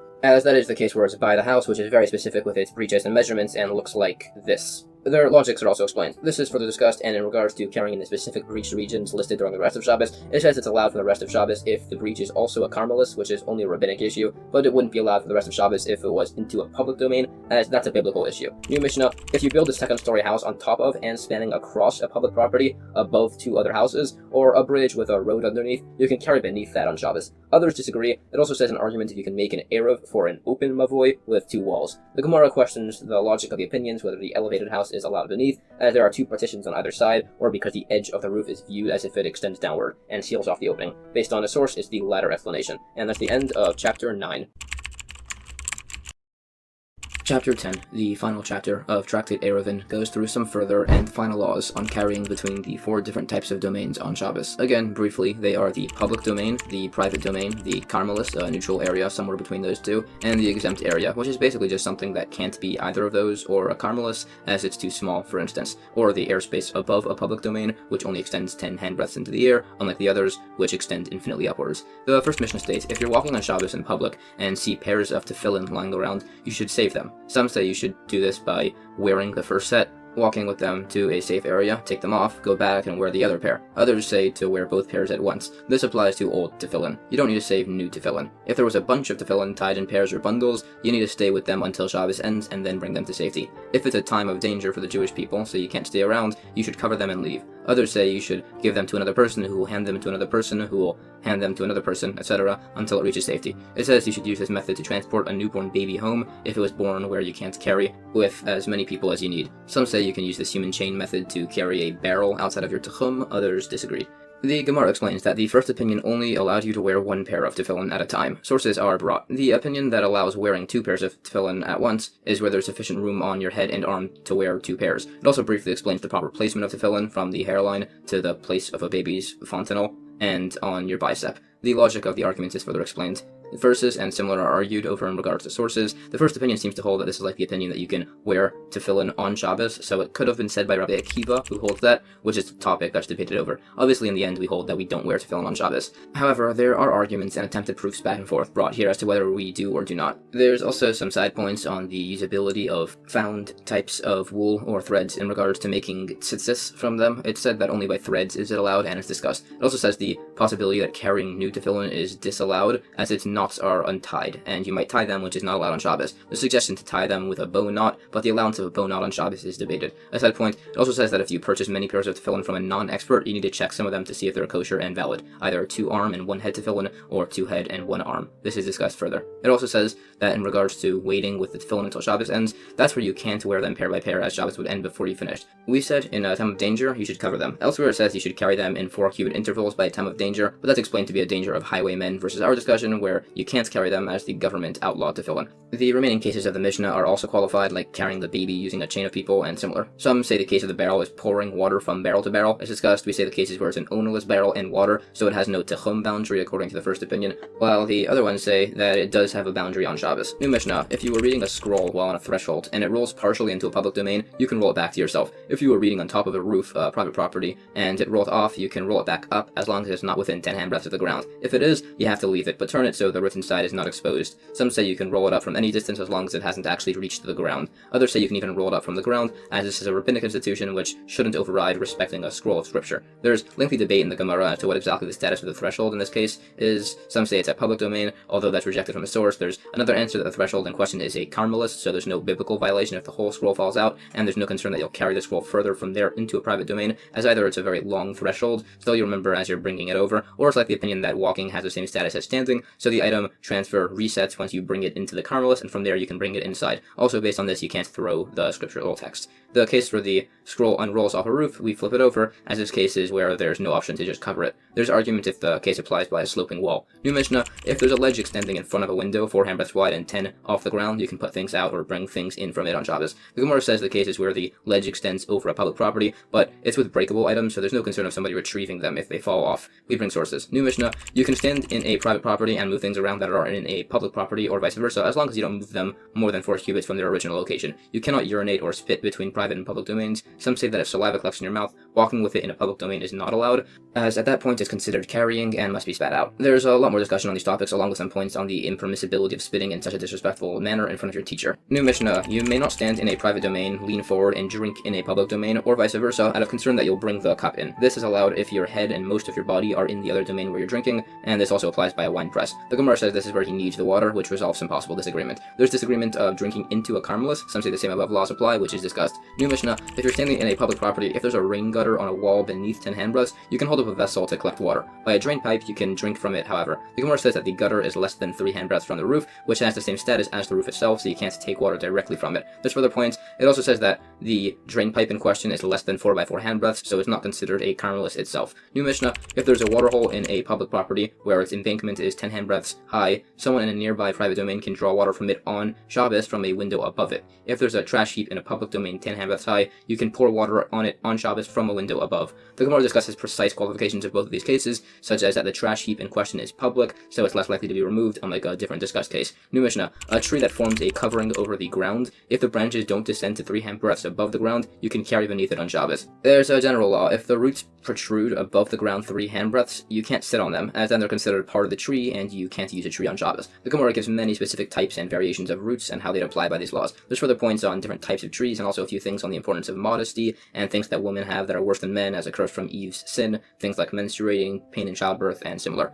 New Mishnah, a unique type of door to a backyard where it's not attached to the frame, it's just jammed in place, or a bundle of thorns stuffed into a doorway, or a reed mat being used as a door. You cannot close them on Shabbos unless they're suspended from the ground when they're not in use. The Gemara brings sources which say this is unlike a case with doors that have a pivot, or had one, possibly depending on your opinion. These opinions and similar are discussed. New Mishnah, no standing in a private property and picking up a key and unlocking a door in a public property out of concern that you'll accidentally bring it in. The inverse also applies unless you convert the public domain you're standing in into a private domain by setting up a partition. There are specific cases brought by a marketplace. The exact principles of the lock case are debated. New Mishnah, there's argument if you can use a bolt with a knot at its end. There's discussion by a specific case whether or not that's allowed. The Gemara says that such a bolt would be allowed if the cord tied from the door to the bolt is strong enough to lift the bolt without breaking. The argument is where it's not strong enough, whether it has the status of a utensil or not. New Mishnah. A door bolt that its cord is long enough that it drags on the ground. You can use it in the temple, where there aren't rabbinic stringencies, usually by Shabbos, but not elsewhere. If it's not attached to the door at all, it's not allowed anywhere. Others say that if it's detached, it's allowed in the temple only, and if the string causes it to drag on the ground, it's allowed everywhere. The Gemara cites some unique relevant cases. They're discussed. New Mishnah. A bottom pivot can be inserted in the temple alone, and a top pivot can't be inserted anywhere. Others say a bottom pivot is allowed anywhere, and a top pivot is only allowed in the temple. The Gemara explains that the bottom pivot is not allowed, out of concern that you'll knock it in with a hammer, which is in violation of the malacha labor on Shabbos of striking the final blow. New Mishnah. You can replace dressing on a wound in the temple, but not elsewhere. You cannot place the dressing on for the first time anywhere. The Gemara says a similar case about replacing dressing that just fell off the wound. We hold it's not allowed to be replaced. That's if it fell onto an object. Everyone agrees it's not allowed if it fell onto the floor. There's some disagreement on this. New Mishnah. You can tie an instrument broken string on Shabbos in the temple, nowhere else. You may not tie it for the first time anywhere. There's disagreement if this snapped in the middle or at the end, or possibly there's variation depending on what type of knot is allowed. New Mishnah. You can sever a wart from an animal to make it fit for a sacrifice on Shabbos in the temple, but nowhere else. That's if it's done by hand. It's not allowed anywhere with a tool. There's disagreement in the Gemara based off a later discussion. We say we're dealing with where it's a dry growth. This is debated on further. There are some additional points on the difference between the two types of growth, and in regards to permissibility of using a tool on Shabbos. New Mishnah. A Kohen whose finger got wounded, he can wrap some reed grass around it in the temple as a medicinal effect, but nowhere else. If it's to remove blood from the wound, it's not allowed anywhere. The Gemara says this only applies by a reed grass. It's not allowed by a small belt, as that constitutes an addition to the priestly garments, which is not allowed. Others disagree, as it's on your finger where there are no priestly garments worn. The reed isn't an issue as an interposition, possibly as it's on the left hand, which isn't used for the Kohen's temple service. Possibly it's on the right hand, it's just where it's not getting in the way. These points are debated for a bit. Further, it mentions specifically reed grass as it's allowed even though it has a curative effect. New Mishnah. You can put salt on the ramp in the temple after it rained so people don't slip, and you can draw water from the temple wells, the Exiles well, and the Great Well using a windlass on Shabbos, and from the Hakir well on holidays. The Gemara says that straw, unlike salt, on the ramp is not allowed as people sometimes pick that back up. Also, the salt is where it's scattered not for a priestly service, like taking the wood for the altar up the ramp. Some say you can spread straw onto the courtyard if it was ruined by water, but they clarify it's only allowed if it's been removed from the remaining base of a broken box. There's also debate on the permissibility of making sounds on Shabbos, perhaps only musical ones, perhaps even non-musical sounds, and whether a windlass is therefore disallowed. It's debated. It also gives definition as to the different wells. New Mishnah, final Mishnah of the Tractate. If a sheret, a creeping creature that causes impurity when it's dead, is found in the temple, it's also muktzah, so it can't really be touched on Shabbos. So a Kohen should remove it with his sash so it can't cause impurity. Others say it must be removed with wooden tongs to not cause impurity even to the sash. Some say we can remove such a creature from the temple, the antechamber, and the area between the antechamber and the courtyard. Others say it can be removed anywhere that there is certain punishment for entering the area while impure. Everywhere else, you should just cover it with a copper pot until Shabbos ends and then remove it. Also, generally, if there's a rabbinic leniency here, it's technically allowed anyways, as the only reason it was disallowed by these laws is as a rabbinic stringency. The Gemara brings sources that it's not a biblical issue to bring a sheret's creature into the temple, which is debated. There are some sources discussed. Also, it mentions that the order of preference to enter the temple for tasks is Kohanim, then Leviim, then Yisraelim, and based on a verse, even an impure Kohen takes precedence over a pure Yisrael. There's disagreement if an impure Kohen or a blemished Kohen takes precedence. The point we said at the end, that the rabbinic leniency is only to override a rabbinic stringency, that refers very specifically to the point we said way earlier on page 52b, the leniency that if you get caught just outside your city's Techum after Shabbos starts, you're still allowed to enter if you're within 15 cubits of the city's Techum measurements, as those measurements are generally undervalued to be safe. The leniency by the temple was that you can tie an instrument string with a bow knot, but not a proper knot, which is a biblical issue and would require the bringing of a chatas offering. And that's the end of chapter 10 and the entire Tractate Eruvin. Alright, that was a lot of information. So here's a rough summary of a lot of the practical takeaways from this tractate. Firstly, do not carry items in a public domain on Shabbos. There are 4 classifications of domains: public domains, private domains, neutral domains, otherwise known as a karmelis, and exempt domains. You cannot carry items from a private domain to a public domain on Shabbos, or vice versa. You cannot carry an item in a public domain. There are unique qualifications by specific structures. Alleys, a mavoid, must have a post or crossbeam by one end to mark it as an entrance so you can carry within. There are additional specifications by many types of unique structures. You may not leave your Techum boundary on Shabbos. Do not walk further than 2,000 cubits in each direction in a square around you on Shabbos. Cities also have a Techum boundary, as defined by the perimeter of their city limits. A Techum can be shifted by adjusting its center with what's known as an Eruvin Techumen, by leaving an amount of food in a specific location as Shabbos starts to symbolically set that as your place of residence over Shabbos. You can create types of Eruvs to join types of shared property to be allowed to carry within them. A courtyard is owned partially by all of its residents. They can make themselves all be permitted to carry within it on Shabbos by making an Eruvin Chatzeros, each member leaving a specific portion of food in one of their houses, symbolically basically establishing shared ownership over the courtyard and permitting everybody to carry within. This is a very similar concept by a Moed alley to establish a shared ownership and permit people to carry within, here referred to as a shetufei mava'os. Tractate Pesachim predominantly discusses the laws of Passover. Passover, or Pesach, celebrates the Jewish people's exodus from Egypt as told in the Torah. One of the main obligations on this holiday is to not eat or even own any chametz, or leavened bread, in your house or ownership across this entire holiday. Practically, this means that just about any food that contain grain, so bread, pastry, any baked goods really, and to a certain extent many other foods too, that could contain trace amounts of chametz, cannot be owned on Passover and must be destroyed, or as is more commonly done, sold, just before the holiday. Instead of bread, we eat matzah, which is a flat, round, cracker-like food, which is made in under 18 minutes and not given time to rise, to commemorate how the Jewish people left Egypt in such a rush that their bread didn't have time to rise. There are further laws of Passover, the Paschal offering that occurred during the times of the temple, and the actual Passover ceremony nowadays, the Seder as it's called, and how that's run, and its obligations, which are also going to be discussed later on. Chapter 1 largely deals with the laws of chametz, leavened bread, and the laws of searching your property before Passover starts to ensure that you don't have any remaining pieces anywhere in your house. The first Mishnah says, by the light, or, as it's called, of the 14th of the Hebrew month of Nisan, you search your home for chametz, leavened bread, by candlelight. You don't need to search places you wouldn't typically take bread. If you're searching through your barrels in a cellar, it said you need to search 2 rows. The Shammai says this means the 2 rows across the cellar. The Hillel says this means just the 2 external upper rows. The Gemara has a lengthy debate between many opinions as to what exactly or light means. Does it refer to the morning of the 14th or the evening? So we bring a number of different verses which use the word light in such a context to determine if it's referring to morning or evening. It says, as soon as the morning was light, the men were sent on their way. Light here seems to mean morning. So we say no, this here usage of the word light is a verb, meaning the morning lightened, not that it literally means morning here. It also says, you should generally travel to a city with the light. Next verse, it says, and as the light of the morning when the sun rises. Light means morning? No, that refers to that, like the brightness of the morning light, so will be the rising of the sun for the righteous by the world to come, which is a later concept. Okay, what about the verse, and God called the light day? Does that mean light means morning? No, that's explained to mean that God literally called the light to perform the mitzvah of the day, and he did the same by the darkness and night. Well, it says, praise him, all the stars of light. This would imply that light means night? No, it means literally the light of stars, which are legally considered to be light, and that has relevancy by vows, so if you vow to abstain from benefiting from light, you can't even use starlight. Another verse, it says, a murderer arises with the light to kill the poor and needy, and in the night he is a thief. So the last part of the verse said night, meaning the first part, where it said light, must refer to morning, so we say no, it just means that only if it's as clear to you as light that the person is trying to kill you, you're allowed to defend yourself by killing him within the context. Another verse is, let the stars of the twilight be dark, let it look for light but have none, neither let it see the eyelids of the morning. So there again, it refers to literally light. We bring some more verses which are similarly inconclusive and try to prove it further from other sources where it discusses the word light. In the end, we bring it from a source which speaks about timings on offering sacrifices, and another which mentions we say certain prayers by Yom Kippur at or by light, and by a different source which straight up just says that by the evening of the 14th of Nisan, we search for bread by candlelight. So we prove pretty unequivocally that light here means evening, which is when we search for the chametz by candlelight. Some places they refer to night as night, other places they use the euphemism of light to refer to the evening, as we see from sources in the Torah to always speak in a polite and proper manner. There are several instances of this given. Sometimes, if it would take too many words, the Torah will speak in a concise language instead. There are instances given in regards to the importance of proper polite speech and how it reflects good and admirable character. One of the examples given was of a Kohen who spoke improperly that his portion of food was the size of a lizard's tail, so possibly due to his arrogance, possibly due to the fact that he cast aspirations on himself, they investigated his lineage and found out he wasn't actually a Kohen. There's a related incident mentioned once a non-Jewish individual decided to go to the temple by Passover,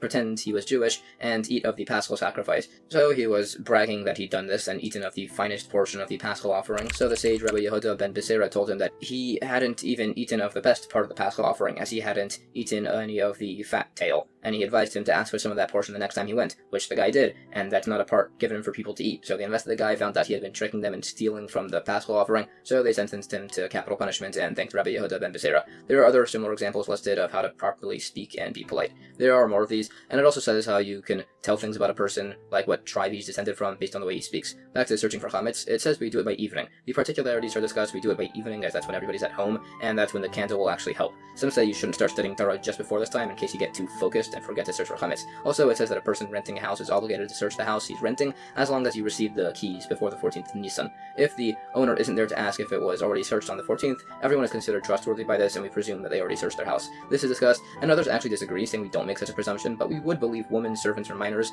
if they said they did it, as this is a rabbinic law. In the event that somebody rents a house for Passover and there's a presumption that it was searched, and he discovers that it actually wasn't, it's not considered to be a mistaken transaction, as it's not considered a not good thing to need to do a mitzvah yourself. Anyways, some say you can eat leaven during the first 5 hours of the 14th, and you burn all your remaining chametz at the 6th hour. Others say that you can eat until the 4th hour, do nothing with it at the 5th, and then burn it by the 6th hour. Everyone agrees chametz is prohibited from the 6th hour of the 14th day and onward based on some verses. The verses are discussed. It says on the 14th day of the month. It's explained that the first here refers to the day before the holiday based on a number of similar sources which are listed and discussed. We also bring other sources that we destroy the chametz before midday, before the holiday actually starts. The verse says, "You shall not slaughter my blood offering while in the possession of chametz." This means that you can't bring the paschal offering while you still own chametz. So before the holiday starts, by midday, which is discussed, we bring some similar proofs. We also explain the verses that you cannot keep chametz even if it's hidden, so you can't see it, and you can't hold on to a non-Jewish person's chametz over Passover even though you don't own it. The verse also says that the chametz shall not be kept to you in all your borders, to exclude keeping your chametz in pits, ditches, or vaults. This is further explained, and it says that you only can't hold on to a non-Jewish person's chametz over Passover if you're responsible for it. An example is given of soldiers who deposited their flour with Jewish residents of a city, so they were responsible, so they couldn't have it in their house or ownership over Passover. There is some related discussions in regards to non-Jewish people's property being held by a Jew, in regards to taxes and similar, and further qualifications by such chametz. If you find chametz in your house on the holiday of Passover, you should put a vessel over it so you don't mistakenly come to eat it. This doesn't apply if it's consecrated food to the temple, as you wouldn't eat that all year long anyways. If a non-Jewish person's chametz is kept in your house over Passover, you should make a partition around it 10 handbreadths high as a reminder so you don't eat it. Again, this doesn't apply if it's consecrated food. If you travel a distance by sea or with a caravan 30 days before Passover, you don't need to get rid of your chametz. Some people say that the only time that you need to get rid of your chametz when you're traveling within 30 days is if you're planning on returning during Passover. In addition, based on other verses, it says that we should teach about the laws of Passover 2 weeks before Passover itself. Back to searching for chametz, right after you finish searching, you need to nullify your ownership on all of the chametz you own in case you find additional food that you might hesitate to destroy that you can't nullify, as it was found after the 6th hour, so it's not legally in your possession, but it's treated as if it is, so you need to nullify it. We don't push off this nullification so as to prevent negligence. We don't nullify it at the beginning of the 6th hour, as you're rabbinically not allowed to have any at that point, so it's not considered to be in your possession, so you wouldn't be able to nullify it. This is discussed a bit further. In the event that you find bread on Passover, but it's so spoiled that you can't tell if it's matzah, which is allowed, or chametz, which is not, if the box it was found in was used majority for matzah, it's permitted.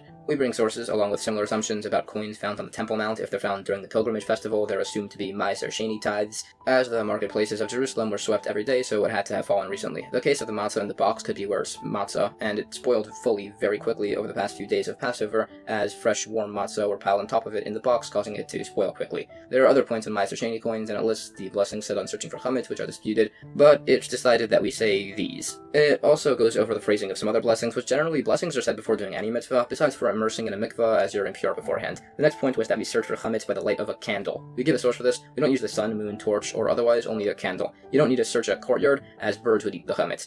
Pavilion and skylight, you can use the sunlight to search, but the sides of the room by a skylight, you can't use the sunlight, you'd need a candle. A candle is better than a torch, as a torch can't search in cracks and holes, torchlight falls behind you, unlike a candle. A torch could make you afraid as it's dangerous, and also torchlight flickers. There are a number of miscellaneous places it says you don't have to search, such as very high or low holes in your walls, chicken coops, straw storehouses, and otherwise. This is argued over. It says by a wine storehouse you don't need to search unless you'd go down there during your meals throughout the year to get yourself more wine. This isn't done with an oil storehouse, as people have set amounts of oils used for eating, and wouldn't get more during the meal. Some say you don't need to search a large fish pantry. Some other miscellaneous places that you don't have to search: salt, wax, wood, and date storehouses. Some don't obligate you to stick your hand into a hole in the wall, such as one that collapsed that a scorpion could be lurking within. Some suggest that the reason there's a concern of danger, even though there's the tradition that a person will not be harmed while going to do a mitzvah, is that it might be that during your search for chametz, you might stop the mitzvah to look for a lost needle or something after you're done. There are other suggested dangers, like if you're sticking your hand through the wall in the middle of the night, a non-Jewish neighbor might get concerned you're trying to do witchcraft or something. Also, the point on no harm coming to you when you're doing a mitzvah, that wouldn't apply when the cause of harm is likely based on a verse. There are related points brought about traveling to and from school at night without concern for danger as you're going to do a mitzvah. It also has some points on the traveling for the pilgrimage to Jerusalem. Anyways, we said an argument as to how many layers of wine barrels you need to search. Based on I said 2 rows.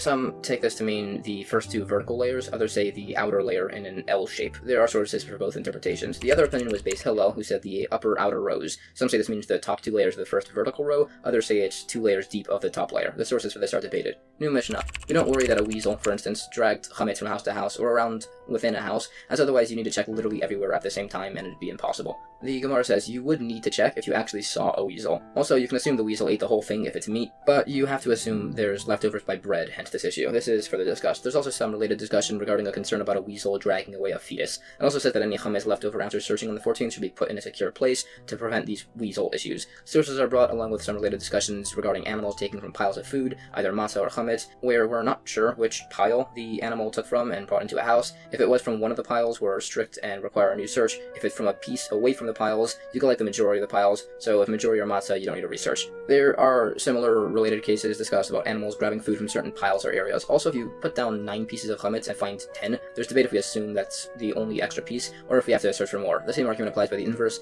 If you put down 10 and find 9, some say you have to look for one more. Others say you have to keep looking for another 10, as in the original 10. There's also debate if you left chametz in one corner and then find it in another corner. There are further discussions about animals bringing in food and the requisite requirements to search after, along with some unique cases of placement of chametz, like on a beam and similar, which all go unresolved. New Mishnah, Rabbi Yehuda says that we search for chametz on the night of the 14th of the month of Nisan, and on the morning of the 14th, by the time of the disposal of the chametz, we search again. The rabbis say that if you didn't search by night, you should search by day. If you didn't search by day, by the disposal of the chametz at the 6th hour, if you didn't search then, you should search until dark. Any chametz found after searching should be put in a secure place so it doesn't get lost again. The Gemara qualifies these opinions that they both only require one search. They both mean that if you forget the first one by the night, you should do it by the later periods. The disagreement is if you should still search after the prohibition against chametz goes into effect. There's similar debate in regard to grain by the Yoma offering. There's further discussion on these topics. It also compares the topic of chametz on Passover being confused with bread with a few other concepts by Shabbos and otherwise. New Mishnah. Rabbi Meir says we can eat chametz in the 5th hour and burn the remaining chametz in the beginning of the 6th hour. Rabbi Yehuda says we can eat it in the 4th hour, leave it in the 5th, and burn it by the 6th. The way people were informed at these times by the temple was that 2 leavened loaves of bread of a Thanksgiving offering were put out on a bench by the temple mound. If they were there, people knew that they could still eat chametz. If one was removed, people would stop eating. If both were removed, people knew to start burning their chametz.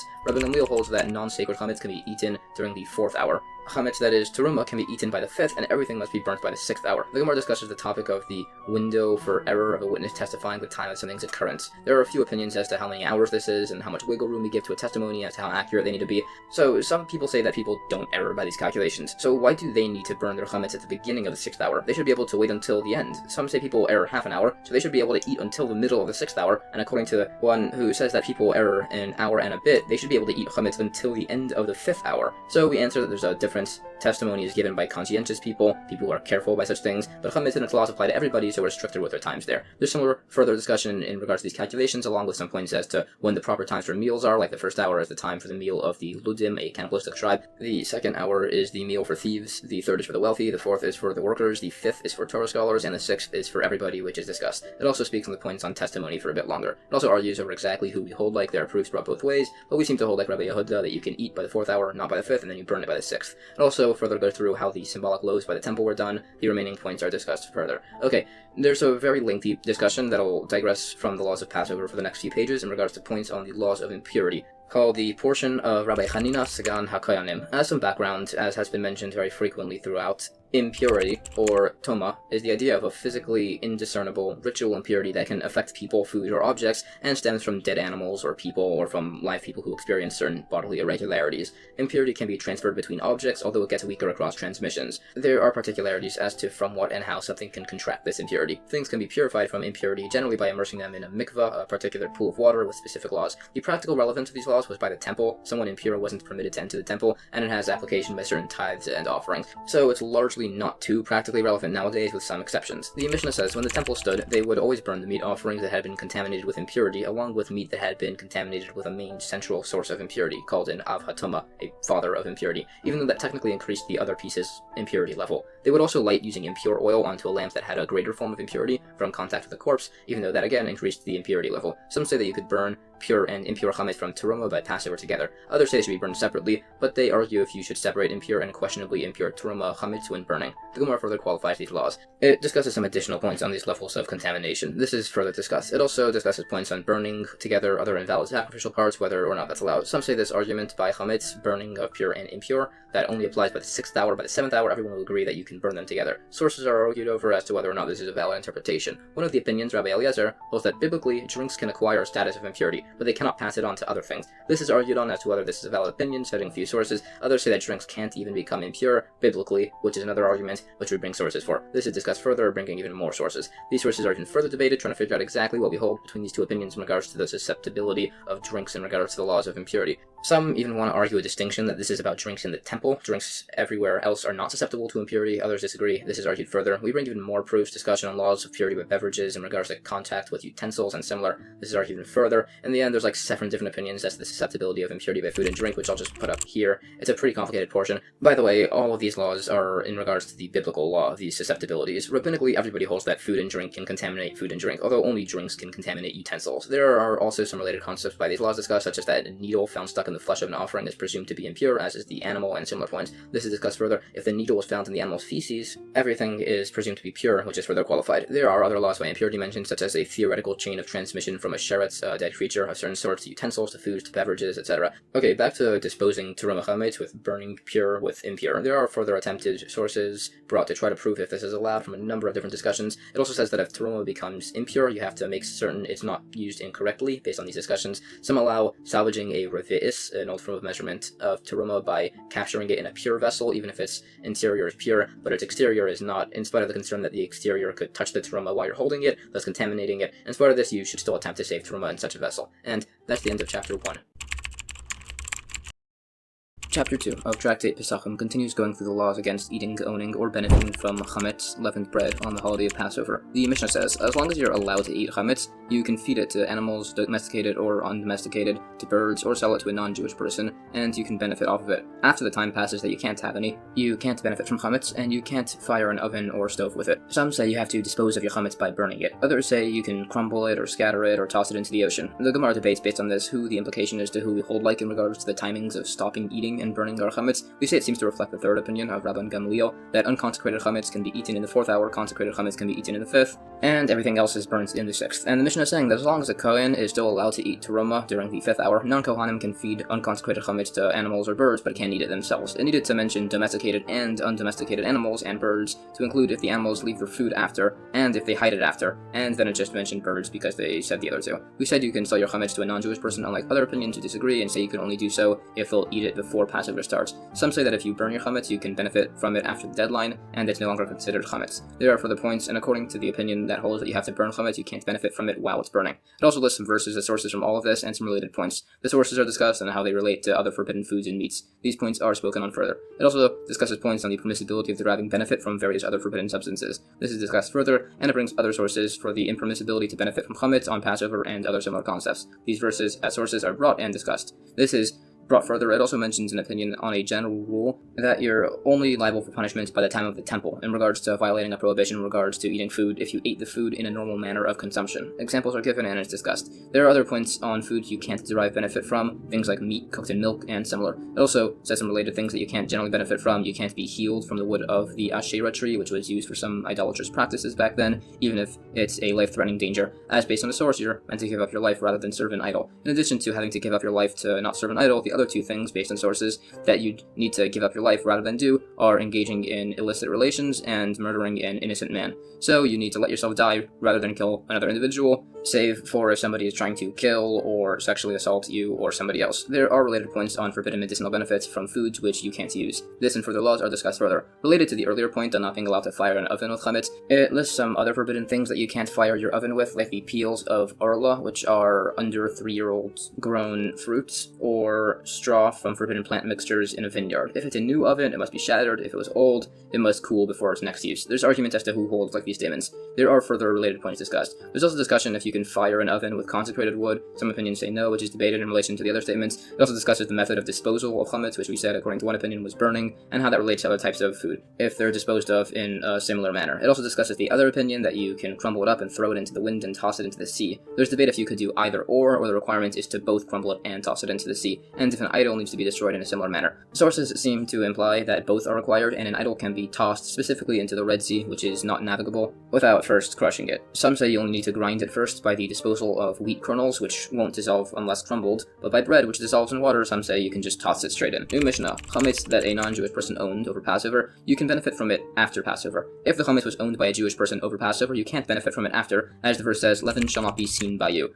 The Gemara disputes whose opinion this holds like. It also brings the verses which teach these laws. As for which opinions hold like these laws, it's further argued. It also gets into a discussion on chametz mixed with other foods, saying the mixture is forbidden on Passover no matter what it's mixed with, and it can't be nullified. If there's there's chametz left over Passover, it can be nullified by being mixed with permitted food of a different kind than itself, as long as the concentration of chametz is too small to impart any flavor. This is further discussed on how this principle applies generally by mixtures of forbidden food. We hold that chametz mixed with food on Passover is not allowed with any mixture, and chametz after Passover mixed with food is allowed, whether it was mixed with similar kinds of food or not. It also discusses earthenware pots used for chametz, saying that they contain chametz flavors and must be broken before Passover starts to prevent any cooking-related issues with these pots. Others say that you don't need to break them, you can just store them away until after Passover and then continue using them. There are some related cases by absorption by an oven. This is discussed further. In regards to knives, some say you should have a special designated set of knives for Passover that didn't absorb chametz, or at least purge and fully clean them to make them like a new set by wrapping the haft in clay, placing the blade in fire, removing the clay, and immersing the haft in boiling water. We say the haft and blade should be purged in boiling water in the primary vessel,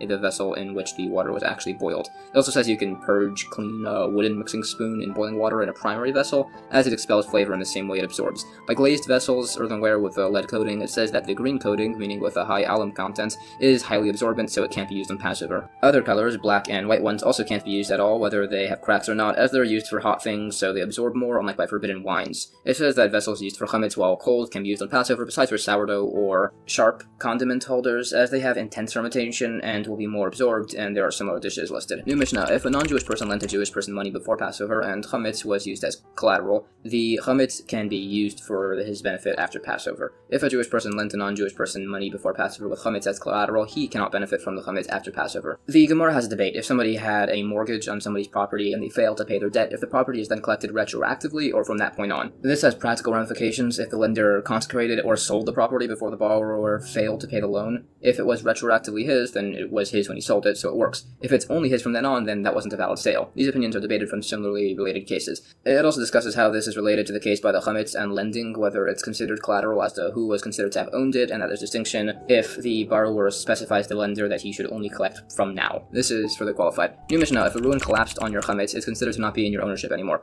Rabban Gamliel clarifies that this applies only if it's buried deep enough that a dog can't unearth it while searching for it. The Gemara says an opinion that you'd also need to nullify it in your heart. The depth that it needs to be buried for this to apply is 3 handbreadths. Similarly, if you need to safeguard somebody's money, you should also bury it at least a handbreadth deep. New Mishnah: if somebody, a non-Kohen, accidentally eats chametz teruma on Passover, he repays it plus a fifth. If it was eaten deliberately, then you don't need to repay any of the teruma's value. The Gemara further qualifies these points. It's discussed further. There's more on this. It discusses if chametz can or can't acquire the sanctity of teruma on Passover. There's sources that imply not, but it's debated. There are similar points. It says that food less than an egg volume cannot generate impurities, so if grape juice is squeezed out of grapes that are impure, if there's less than an egg's volume, the juice is pure, which is discussed a bit further. There are related points brought. There's a bit of a lengthier point from here about the laws of teruma in regards to how they can contract or generate ritual impurity, a topic which was more broadly discussed in the first chapter. These points on certain sacrifices, crushing grapes, and how they relate to some laws of impurity are discussed further. New Mishnah: there is a biblical obligation to eat matzah on the first night of Passover. It can be made of wheat, barley, spelt, rye, or oats. It can be made with demai, questionably tithe produce, or from meiser rishain, which teruma was removed from it, or redeemed meiser sheni,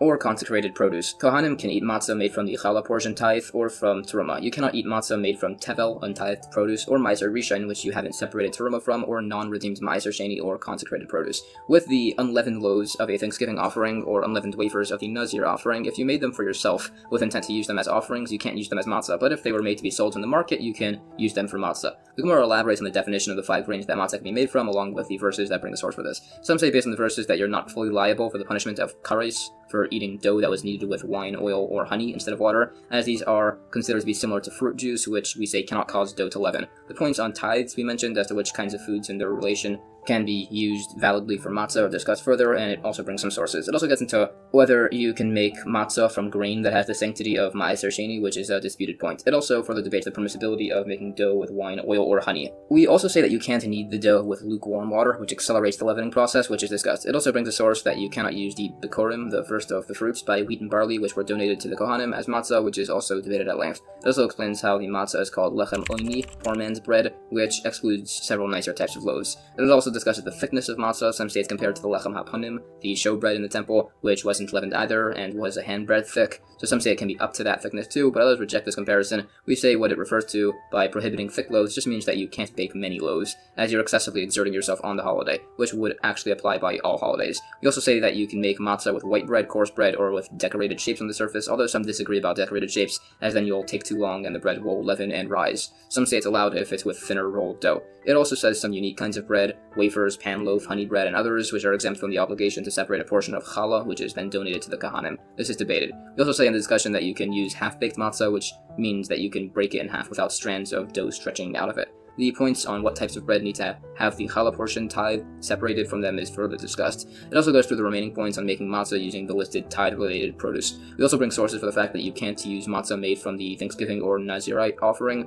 as they're made for yourself, which are debated. And we said that they're permissible if it's made for the market, as when you do that, you're anticipating the possibility that they won't be sold, in which case they'll be used for the Passover obligation of matzah, so they're allowed to be used. New Mishnah. The other obligation besides for matzah to eat on Passover is maror, bitter herbs. This could be any of the following vegetables: romaine lettuce, horseradish, palm tree, vine, wormwood, and others. You can eat them whether they're moist or dry, but not when they're preserved, stewed, or cooked. You need to eat an olive-sized portion, so you can eat several of these to combine to that amount. You can eat the stalks of the plants with questionably tithed produce, with ma'aser rishon, which has had its terumas separated, and with ma'aser sheni and consecrated produce, which were redeemed. The Gemara defines a lot of the vegetables listed above and gives an expanded list. Some say the vegetable must be a bitter herb which has sap and is pale green. This is discussed along with source for these laws. It also says you're allowed to plant any vegetable which is valid as maror together on one bed, without violating the prohibition against planting different mixtures of plants together on a bed that is 6x6 handbreadths with 4 types on the sides and one in the center, as discussed in Tractate Shabbos on page 84b. So this wouldn't just apply to seeds, it would also apply to these vegetables, even romaine lettuce, which hardens as its stalk thickens. It nevertheless doesn't require additional space in spite of that. In regards to the maror being allowed to be moist or dry,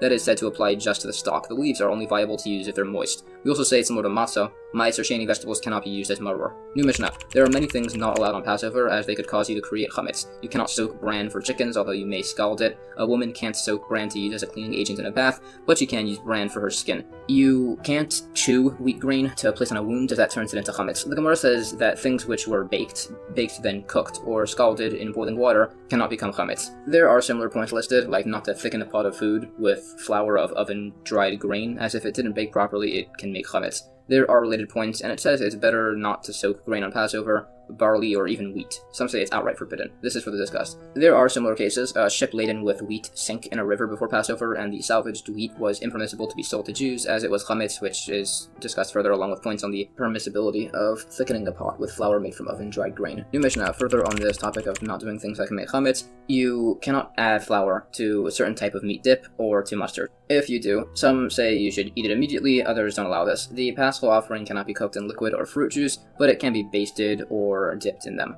Back to chametz, water used by a baker to cool his hands must be poured out in case dough gets stuck inside and becomes leavened. The Gemara qualifies the argument on eating the dip that's by mustard. By the meat dip, everybody agrees that it must be burnt immediately. Sources are brought. This is discussed along with points on the proper methods of preparation of the Passover offering that was brought back by the temple, that it also can't be partially roasted or cooked, but it can be fully cooked to a char. You also can't eat it raw. There are further points. Points on the laws of proper preparation of the paschal offering are further brought. There's more on this in regards to disposing the water that a baker uses to wash his hands. If there's a lot of it, it should be poured onto an inclined surface where it can't pool.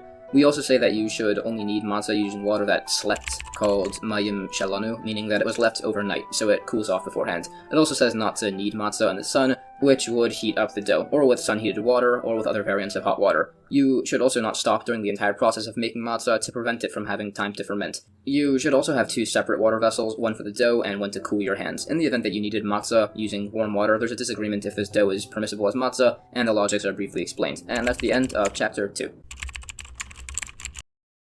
Chapter 3 of Tractate Pesachim further goes through the laws of not owning chametz, leavened bread essentially, of any sort on the holiday of Passover. The first Mishnah gives a list of similar foods and substances that you're not allowed to own on Passover. Babylonian kutach, which was a wheat-based dip of some sort, Median beer and Idumean vinegar, which contain a chametz, Egyptian zissum, a drink which contained grain, saffron, and salt, bran water, which was used by dyers, bread made from unripe grain to absorb pot fluids while cooking, colon, which is either shoemaker's glue or a depilatory, and women's cosmetics. Generally, anything made from grain that has leaven, you're biblically forbidden to own it on Passover. The above listed substances are biblically forbidden to be eaten, but there's no punishment of kares for doing so. The Gemara defines all of these foods and substances further, along with some additional detail, like the fact that kutach is very unhealthy, how most of those foods are made, and how they contain grain, and similar. The chametz listed above are foods that are either proper chametz but blended in a mixture, or not blended but inedible. According to this opinion, both are still prohibited biblically, and we try to figure out who exactly holds this. Sources for this and those who disagree are discussed. Some also hold that generally, in regards to laws of permissible and forbidden foods, usually the minimum to be problematic is an olive-sized volume. Generally, by eating an olive-sized volume, if you eat the minimum possible amount, but it's only partially a forbidden food and partially a permitted one, it isn't problematic, besides for forbidden foods by a person who took a Nazarite oath, like wine or grapes, based on a source. This discussion is debated further. The source for this topic are also debated at length. There are further points. Some say a permitted and impermissible food combine if they're eaten together at the same time, but not if they're eaten one after the other, unlike two different forbidden foods, which combine if they're eaten within a certain period. New Mishnah. If there's leavened dough stuck in the cracks of a kneading trowel, if there's an olive-sized volume in one place, it must be disposed of. If it's less, it's nullified due to its small size. The same applies by laws of impurity, as will be explained, but if you object to the small dough being there, it's considered an interposition in regards to these laws, but if you want the dough there, it's not considered an interposition, and is considered to be part of the trowel. The Gemara clarifies, saying that the dough is the size of an olive, but got stuck in the water-holding part of the trowel, so you don't need to dispose of it. There are sources which disagree with this, which are brought. We argue which way we hold like. We also say that we hold like the opinion that says that if you have a block of leaven and you designate it as a seat, you don't need to dispose of it. Some say you're required to also coat it with plaster. If you have the dough trowel and you have two half-olive-sized volume pieces of dough and they're connected by a strand of dough, if the pieces would both be pulled out if you pulled on the connecting strand of dough, they're considered connected and must be disposed of. Elsewise, no.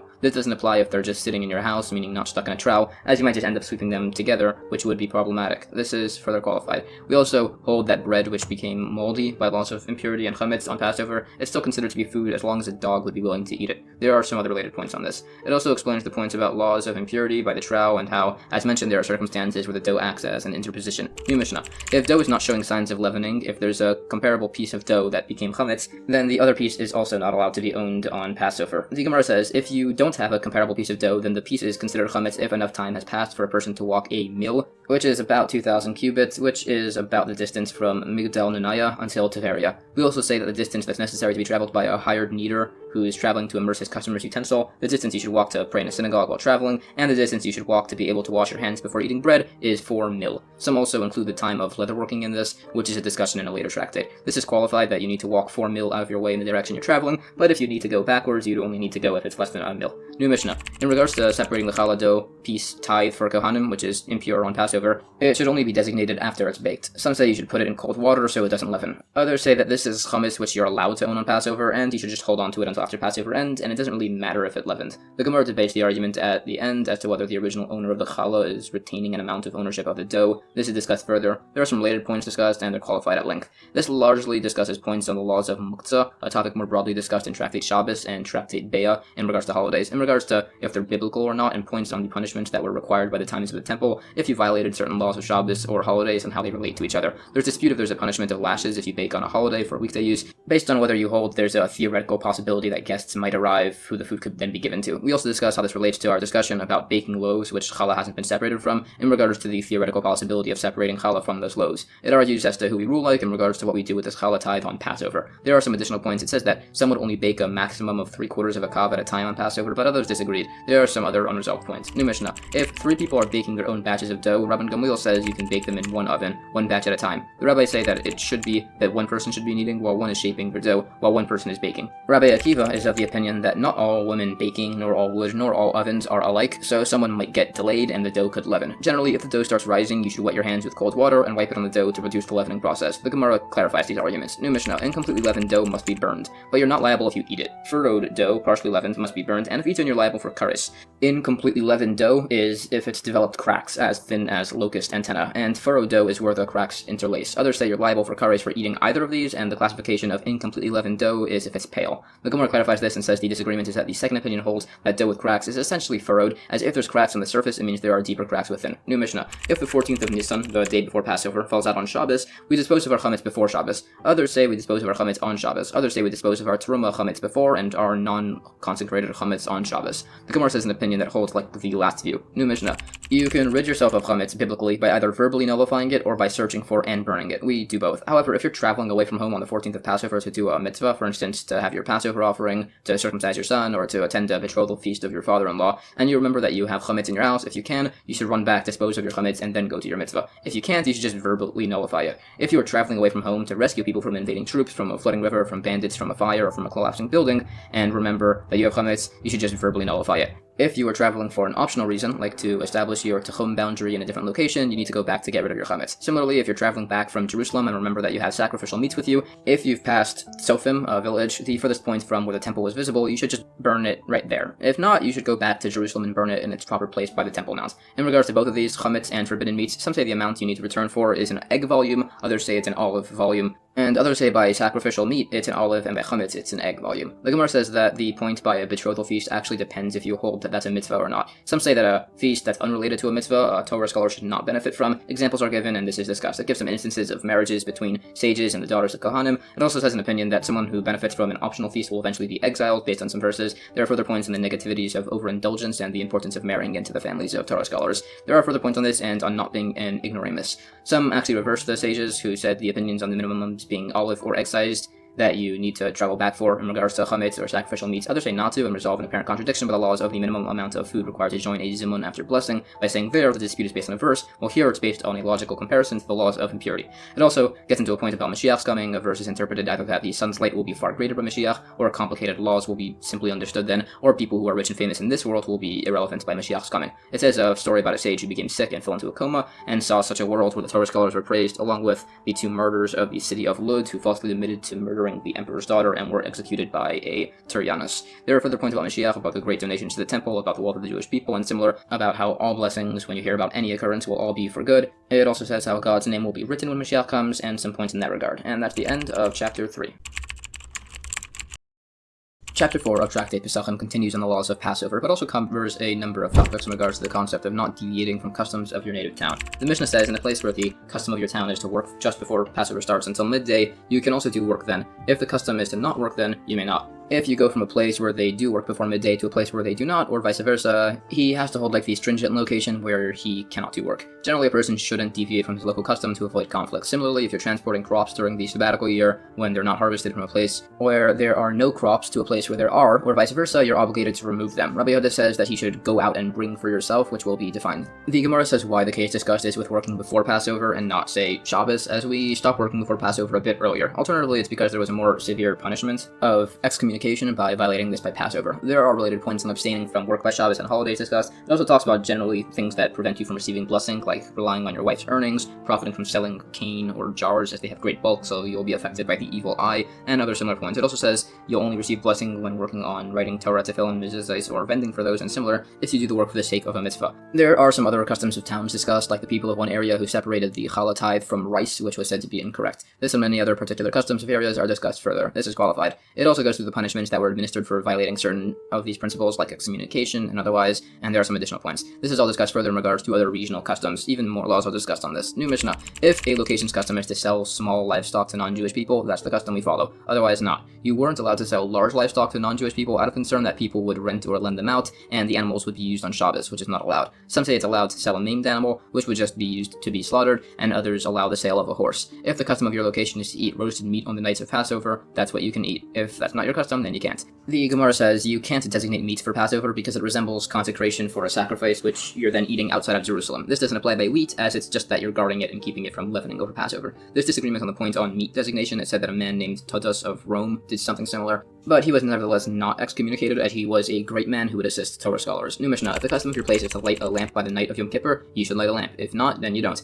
Everywhere, however, you can light lamps in synagogues, study halls, in dark alleys, and for the sick. The Gemara cites some sources. There's also discussion that you say the Havdalah blessing on a flame only when Shabbos ends, as that's when fire was created. This is discussed further in regards to the proper blessing formatting of the Havdalah prayer, and the Gemara argues as to when fire was created. One source says that there were 10 things created on the eve before the first Shabbos: Miriam's well, the manna, the rainbow, the Hebrew letters, the stylus used to engrave the 10 Commandments, the tablets of the 10 Commandments, Moshe's burial place, the cave where Moshe prayed by the golden calf and where Eliyahu hid, the mouth of Balaam's donkey, and the opening of the pit which would swallow Korach and his followers. Some add to this list fire and the mule, the ram that Avram slaughtered instead of Yitzchak, and the shamir worm which was used to build the temple. Some also said the first pair of tongs, but others disagree. Anyways, so we see that the difference is that the fire mentioned in this list is the fire of Gehenna, while our fire was made right as Shabbos ended. But there's a different source which says that there were 7 things created before the world itself, which were Torah, repentance, Gan Eden, the Garden of Eden, Gehenna, God's throne of glory, the temple, and the name of Mashiach, all based on verses. So we clarify that the space of Gehenna was made before the world, but the fire of Gehenna was made on the second day of creation, based off a different discussion. And actually, our fire was thought to be created just before Shabbos and was actually made as Shabbos ended, and we bring a source.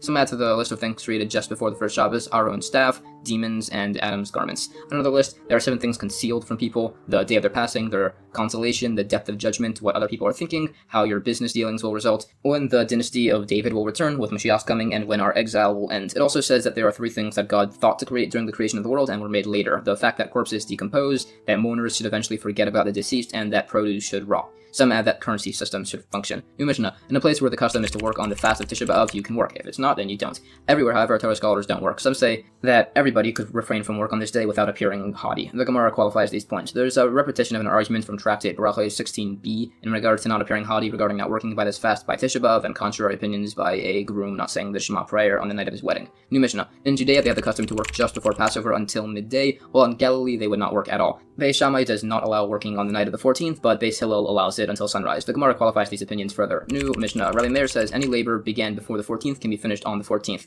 You can't start a labor on the 14th, even if it finishes before midday. The rabbis say tailors, barbers, and launderers can work before Passover until midday. Some also add shoemakers. The Gemara debates if Rabbi Meir's opinion is discussing general labor or labor needed for a holiday or what. In the end, based on sources, we say he'd allow labor if it's a circumstance where it's for a holiday need and it's to complete an unfinished task. Tailors are uniquely allowed, as an unskilled person can sew in an unusual manner during the intermediate days of the holiday, and barbers and launderers can also do the work, as someone who returns from overseas or is released from prison is allowed to cut their hair or do laundry during these days, and some also allow shoemakers, as those making the holiday pilgrimage were allowed to repair their shoes during these days. The disagreement on shoes is if you can derive the allowance of making shoes from the fact that you can repair them. New Mishnah: you can put eggs under hens on the 14th of Nisan. If the hen ran off, you can put it back. If it died, you can swap it out. On the 14th, you can clear feces from beneath an animal's feet, but on the intermediate days of the holiday, you can only move it to the sides of the stall. You can take utensils to and from a craftsman's house, even though they're not needed for the holiday. The Gemara clarifies that the fact that you can return a hen to the eggs is during the intermediate days of the holiday. There's disagreement if you can do this after 3 days since it left, as at that point it no longer wants to brood, so the eggs are no longer usable. The disagreement is if we're concerned about a minimal loss or not. The other points are also argued on. New Mishnah: the residents of Jericho had 6 unique practices. 3 were allowed.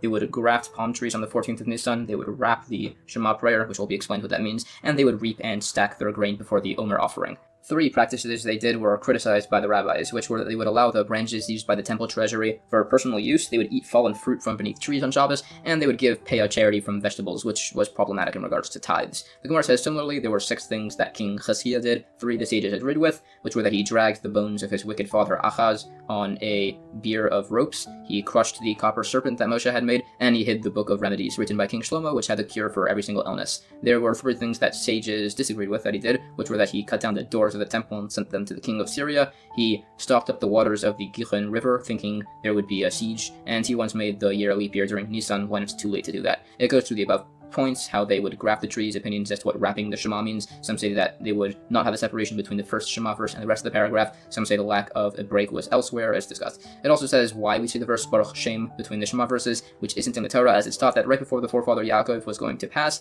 he called his sons to tell them what would happen in the future with Mashiach's coming and whatnot, but the divine presence left him right then, so he was upset, thinking that he had done something wrong, but his sons told him reassuringly the Shema verse, and he responded saying Baruch Shem. There's still question if we say it, as it's not explicitly written as a part of the Shema, so we say it quietly instead. Some said it loudly back in those days so heretics wouldn't cause issues with their questions as to what was being said, but others did not. The remaining points are further discussed. This is all qualified further. There are additional points on the charity and the offerings of sacrifices, and it says that one man, Yisachar from Barkai, a Kohen Gadol, would wrap his hand while performing the temple service. So he was punished that a king and queen of the Hashmonaean dynasty started arguing if kid meat is better than lamb meat, so they decided to summon the Kohen Gadol to resolve this dispute, who answered disrespectfully and said that lamb must be better as it's brought every day as a part of the Talmud offering. So the king didn't like his disrespect and ordered his right hand cut off. So Yisachar tried to bribe the hand cutter to only get his left hand cut off, which happened, but the king found out and he ended up getting his right hand cut off also anyways. It also says that clearly this guy had no idea what he was talking about, as there are clear verses implying that they're equally preferable. And that's the end of chapter 4.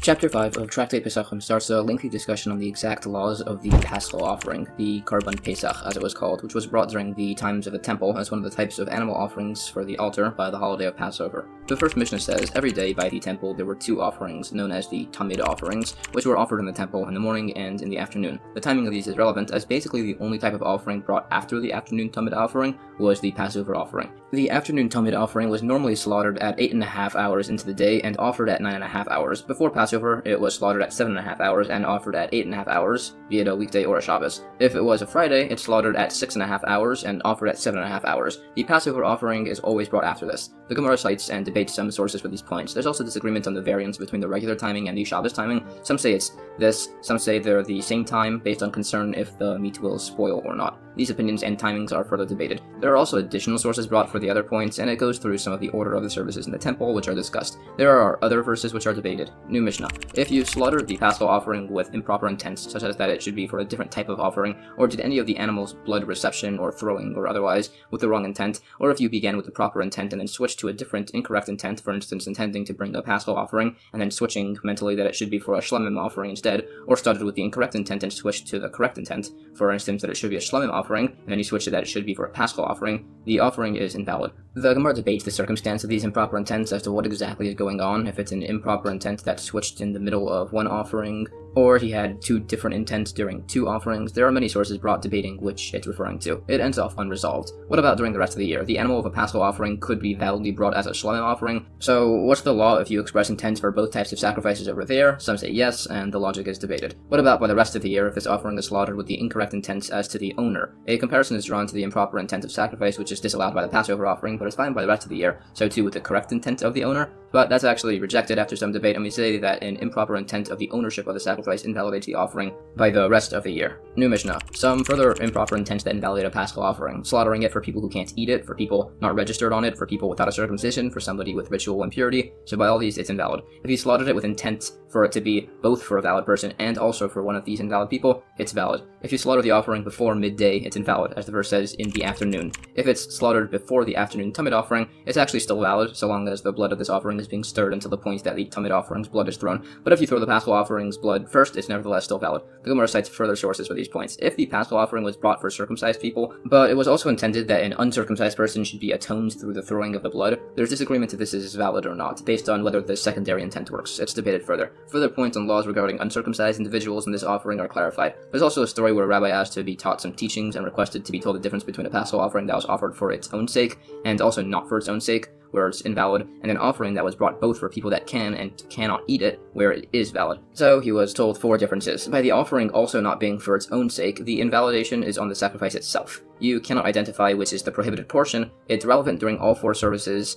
of the bringing of the offering, and it applies to both communal and individual offerings, all unlike an offering that was also brought for the wrong person. One of the things the rabbi also asked to be taught was about the book of Yochanan, an exposition on the book of Chronicles, which was forgotten, and it says, therefore the strength of the sages was weakened. There are further points on this topic discussed. New Mishnah. If the Paschal offering is slaughtered while you're in possession of chametz, that's a violation of the negative commandment, as the verse says, you shall not slaughter the blood of my sacrifice over chametz. Rabbi Yehuda says that this would also apply to the Tamid offering on this day. Rabbi Shimon holds that if the Paschal offering is properly slaughtered while you own chametz, you're liable, but if it's brought with improper intent, not for the sake of this offering, then you'd be exempt. And all other sacrifices on this day, if slaughtered while you have chametz, you're exempt. During Passover itself, if the Paschal offering is slaughtered with intent to be a Paschal offering while you have chametz, you can't even bring this offering at that time, so you'd be exempt. But if it was intended to be a different offering, or you actually slaughtered a different offering on Passover itself while you have chametz, you're liable. The only exception to this would be a chatas offering that was slaughtered not for its own sake, as such an offering is just invalid anyways. The Gemara clarifies an opinion that you're only liable if the chametz in question belonged to the slaughterer, or to the thrower of the blood, or to one of the members of the group that's bringing this offering. There's debate if this applies just inside the temple courtyard or not, possibly based on an interpretation of a verse, or possibly as the only warning you can give a person in this regard. As you don't know what chametz they may own in their house is a questionable warning, and they disagree about the effectiveness about such a warning. Some actually do say that the argument is over the verse, and it's debated further. The other points are also qualified. There are further points on these offerings discussed. New Mishnah. The Paschal offering was slaughtered in 3 groups. As the verse says, the whole assembly of the congregation of Israel shall slaughter it. Those 3 implied 3 groups. The first group would enter, the courtyard doors were shut, the shofar was blown, the Kohanim stood in rows holding silver and gold bowls, depending on the row, which were cone-shaped so that the bowls couldn't be placed down and have the blood congeal. Yisrael would slaughter the animal, and the Kohen would receive the blood, and it would be handed down until it was thrown by the base of the altar wall. The second and third groups did the same. They then said the hallow prayer as the offerings were being finished. If it was still going on, they'd say it a second or a third time, although they never were slow enough that they finished a third hallow prayer. The same process of the weekdays was done on Shabbos, although the sages disagreed with the fact that they'd rinse the courtyard, and the fact that they'd fill up cups of blood from the courtyard floor, which they'd throw on the altar. It also goes through how they suspended and flayed the animals and a few of the remaining particular steps. The Gemara further goes through the step-by-step process of the services of this offering, and these points are discussed further. There are some additional qualifications on these points as to the exact process and steps of this offering service. And that's the end of Chapter 5. Chapter 6 of Tractate Pesachim further deals with the laws of the bringing of the Paschal offering, specifically when the day of its offering in the Taanis of the temple, the 14th of the month of Nisan, just before the holiday of Passover, falls out on a Shabbos. The first Mishnah says, these are the steps of this offering that override the Shabbos restrictions: the slaughtering of the animal, the throwing of its blood on the altar, the michoi, the removal of remaining waste from its intestines, and the burning of the fats on the altar. The steps that do not override Shabbos, as they can and therefore must be postponed until after Shabbos, are the roasting and the rinsing of its intestines. Also the carrying of the offering to the temple, bringing it from outside a Techum boundary, and severing of a blemish like a wart or similar, so it can be offered, do not override Shabbos, as they can be done before Shabbos starts. Others disagree, and Rabbi Akiva ends by saying his opinion that any form of work that could have been done before Shabbos does not override Shabbos, but the slaughter of the animal which can't be done prior can be done on Shabbos. The Gemara brings sources to prove the allowance of slaughtering the Paschal offering on a Shabbos. There are further similar laws discussed. It goes on like this for a bit, and based on one of our sources, it says that wisdom will desert the haughty and angry. There are many instances from the Torah quoted to prove related points. There are points brought in regards to sources for the offering of the Paschal and the Tamid offerings on Shabbos. It also discusses points on bringing these offerings while impure. Obviously, if you've contracted ritual impurity, you can't bring the Paschal offering. You will instead need to wait until the second opportunity, by Pesach Sheni, to bring this offering a month later. However, an impure congregation, impure from a corpse specifically, can bring this offering on this day. It also mentions some laws on an impure individual, from leprosy impurity and laws in regards to them leaving their encampment. These laws and points on different forms of impurity are further discussed. This goes on a bit further and it gets back to the parts of the Paschal offering. It says michoi, the cleaning of its intestines. Some say this step specifically means poking the intestines with a knife to drain them. Some say it means actually scraping out the waste with a knife, and they cite verses which imply like their opinions, and related verses which talk about how the righteous will resurrect the dead by Mashiach's coming, which will apply both to Jewish people and also non-Jewish people who will have greatly extended lives. There are many verses cited and discussed on this topic. The other parts of the Paschal surface, the removal of blemishes, and the others are further qualified. It also talks about the great joy that the Torah scholars would learn Torah with, and some related points. The remaining points on the other steps of the sacrifice are further qualified. There are additional points on impurity and discussion of Rabbi Akiva's ending opinion that preliminaries for actions can't be done on Shabbos if they could have been done prior, who some do say we rule like. New Mishnah. In addition to the Paschal offering brought on this day of the 14th of Nisan, they also brought the holiday offering, called the Chagigah offering. If the Paschal offering is brought on a weekday, the people involved are all pure, and it's not large enough that everybody's going to be full after eating it, that's when you'd also bring the Chagigah offering. If the Paschal offering is brought on Shabbos, or there's a lot of it, or the people are impure, we don't bring a Chagigah offering. The Chagigah offering can be brought from cattle, sheep, or goats, from male or female animals, and can be eaten for 2 days and a night, on the 14th, that night, and on the 15th. The Gemara discusses points in the source of this discussion, and that the Chagigah offering on the 14th of Nisan is not actually obligatory. So this and a few additional laws are discussed, along with a scriptural comparison between the Paschal offering and the Chagigah offering on the 14th by Passover. These points are further qualified. We also cite some disagreement if this Chagigah offering overrides Shabbos or not, which is discussed. There are some additional points on types of holiday offerings, and these are further discussed. New Mishnah. We said there's a special exception to slaughter the Paschal offering on Shabbos. So according to some, if you bring a Paschal offering and slaughter it with improper intents, intending that it should be a different offering or slaughter the wrong animal, that's an inadvertent violation of the laws of Shabbos, and now you're liable to actually bring a Chatas offering. If you slaughter the correct animal, but one which wasn't consecrated as a Paschal offering, it was consecrated as a different offering, it's an argument if you're liable or exempt. The logic of these opinions is disputed. Some other intents that would make this an improper offering, and if offered on Shabbos, therefore liable, is if it's offered for people who are not registered for the animal, or for an uncircumcised person, or for an impure person. If it was for one of those cases, and also a permissible individual too, then you'd be exempt. Also, if you slaughter the Paschal offering on Shabbos, and after the animal was found to have a blemish, you're liable for violating the Shabbos, and if there's a physical defect found inside the animal, then you'd be exempt. If the offering was slaughtered, and they found that the owner of the offering had withdrawn from it, or they died, or had become impure, then you're exempt, as you couldn't have known about that. The Gemara qualifies specifics about these cases. These points and some additional on laws of impurity are discussed further. There is some further qualification in regards to the laws of Shabbos. It goes further and discusses some additional cases if the person bringing the offering passes away in the middle or withdrew. Some say it becomes a Shalomim offering and can be immediately burnt, according to one opinion. It's discussed. And that's the end of chapter 6.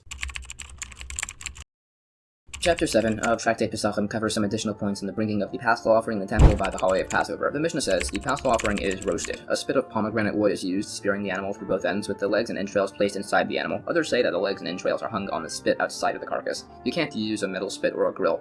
A Rav Tzadok one time had his Passover offering roasted on a grill. The Gemara says why we specifically use pomegranate wood, not metal, which will heat up and cook the animal instead of the fire doing it. And you can't use palm, fig, oak, or sycamore wood, which will secrete liquid, which is considered cooking, not roasting. And the pomegranate wood either doesn't have knots, which secrete liquid, or it's a first-year sapling, and the point where it's separate from the tree is the part sticking out of the animal's mouth, so all of the branches' secretions will just fall to the ground. There are further specifications of this offering discussed. There's some additional discussion in regards to the concern of the presence of blood, and how that applies with other situations like meat in regards to cooking and salting by arteries and veins and similar. Other points from above and related verses are also discussed. These points are qualified further. New Mishnah. As the Paschal offering should be cooked only from the roasting of the fire, if the meat touches the surface of the earthenware oven, that part should be peeled off. If some of the meat fluids dripped into the oven and then splashed back onto the meat, that area should be removed. If it dropped onto nearby hot flour and got cooked, a handful of flour must be removed from that place. If the animal was smeared with teruma oil, then only kohanim can eat it. If the carcass is raw, it should be rinsed. If it's roasted, the outside should be peeled off. If it was smeared with ma'aser sheni oil, that value shouldn't be charged, as ma'aser sheni cannot be sold in Jerusalem. The Gemara qualifies some of these laws. This is all discussed further. New Mishnah.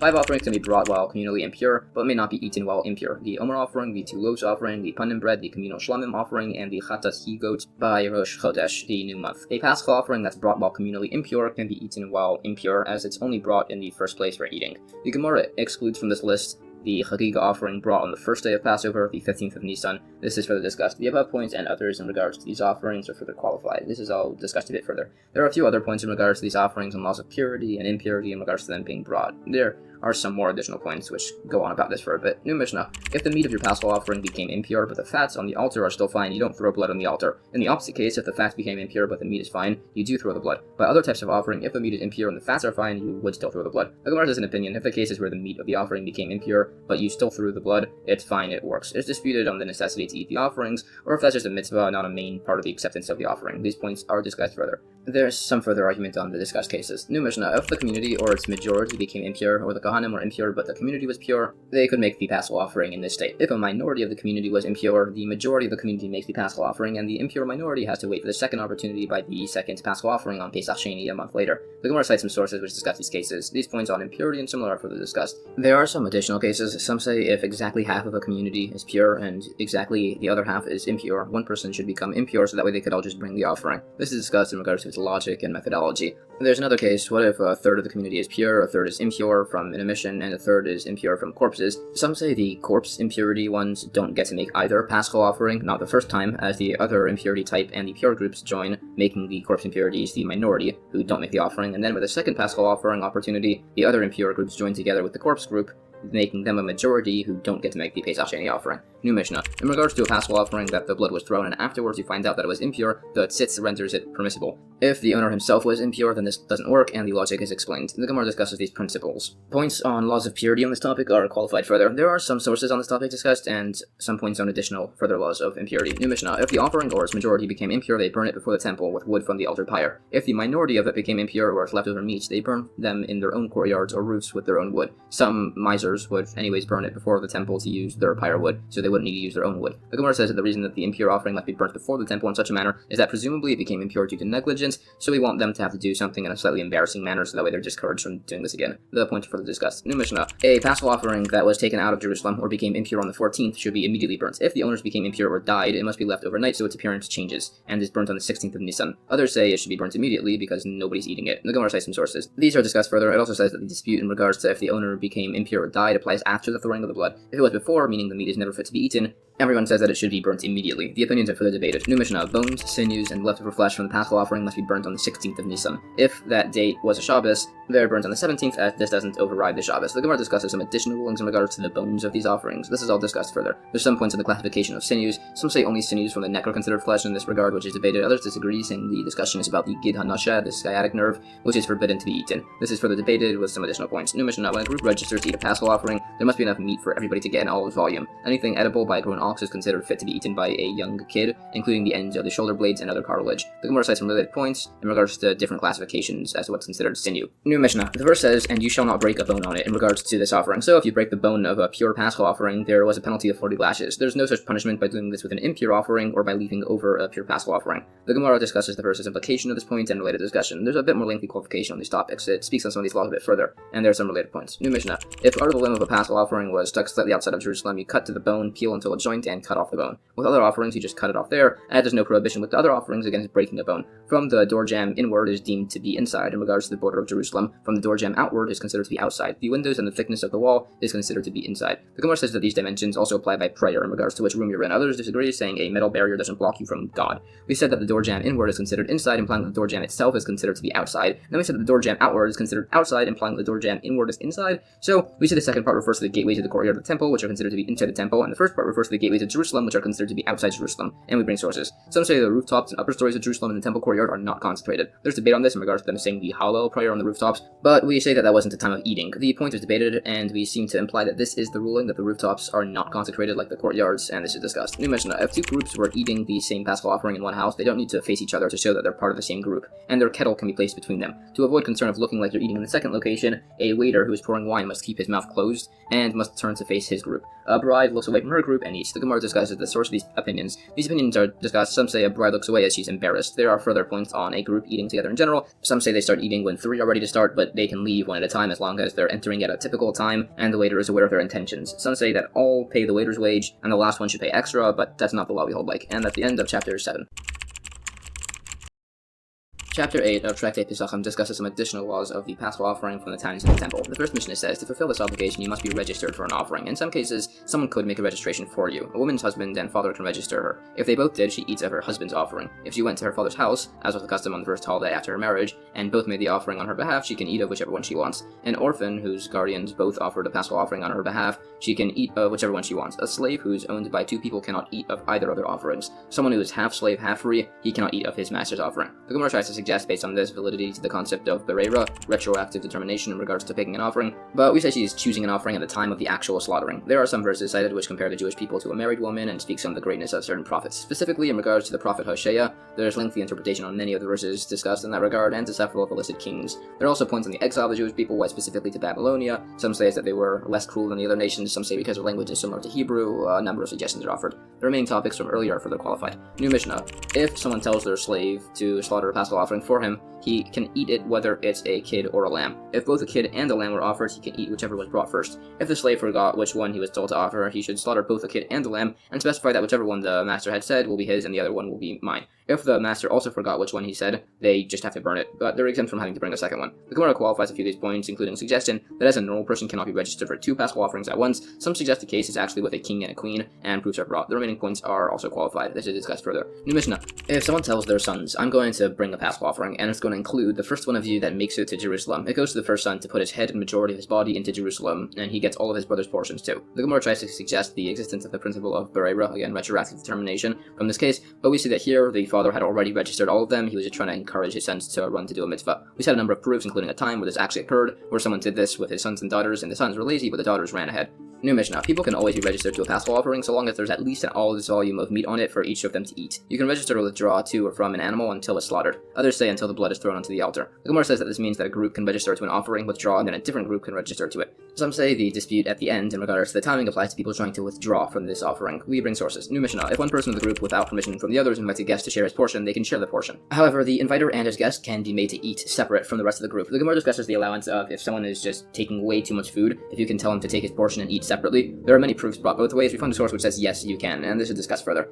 There are other points in regards to registering for a Paschal offering which are discussed, and a few others. New Mishnah. There are some additional points in regards to slaughtering an offering for someone with certain forms of impurity, and which days we do that on. The Gemara qualifies these points at length. New Mishnah. There are a few unique circumstances. A mourner on the day of his relative's passing, somebody clearing stones that fell onto a person potentially killing them, meaning this person is possibly impure, someone who was told that he'd be released from prison on the night of Passover, and a sick or elderly person who are capable of eating an all-sized piece of meat, all should have the Paschal offering slaughtered for them if they are part of the group. We don't bring the offering for them individually, as there's a possibility that they won't be able to partake of the offering. If the offering was brought for them and they were later disqualified, they're still exempt from needing to re-bring the Paschal offering the second time, besides for the guy who was clearing the stones away, as he would have been impure at the time of the actual offering. The Gemara says, if the guy was in a Jewish prison and he was told he'd be released for Passover, then we could assume he will be, and he could have his own Paschal offering brought. Some say that it could even be in a non-Jewish prison, if it's in a location where it's permissible to eat the Paschal offering, as they could just take some of it to his cell and feed it to him. The points on concerns of impurity in regards to clearing rocks that fell on a person are discussed. New Mishnah. there's debate if we can bring a Paschal offering for an individual or if it has to be for a group. Even if there's a group of 100, if they can't eat their olive-sized portion, we don't make the offering for them. We also don't make a group consisting of women, slaves, and minors. The Gemara cites some sources and discusses these points. Some say it's allowed to have a group of just women or just slaves or just minors. The concern is where they're mixed together, as it could lead to inappropriate activities. There are some further additional points on this. Some also say we don't make a group consisting of just converts, as they might be too meticulous and accidentally mess something up by adding details. Some say that the Paschal offering, the matzah, and the maror are only mandatory on the first night of Passover. Others say the Paschal offering is mandatory on all of the other night too, for just men.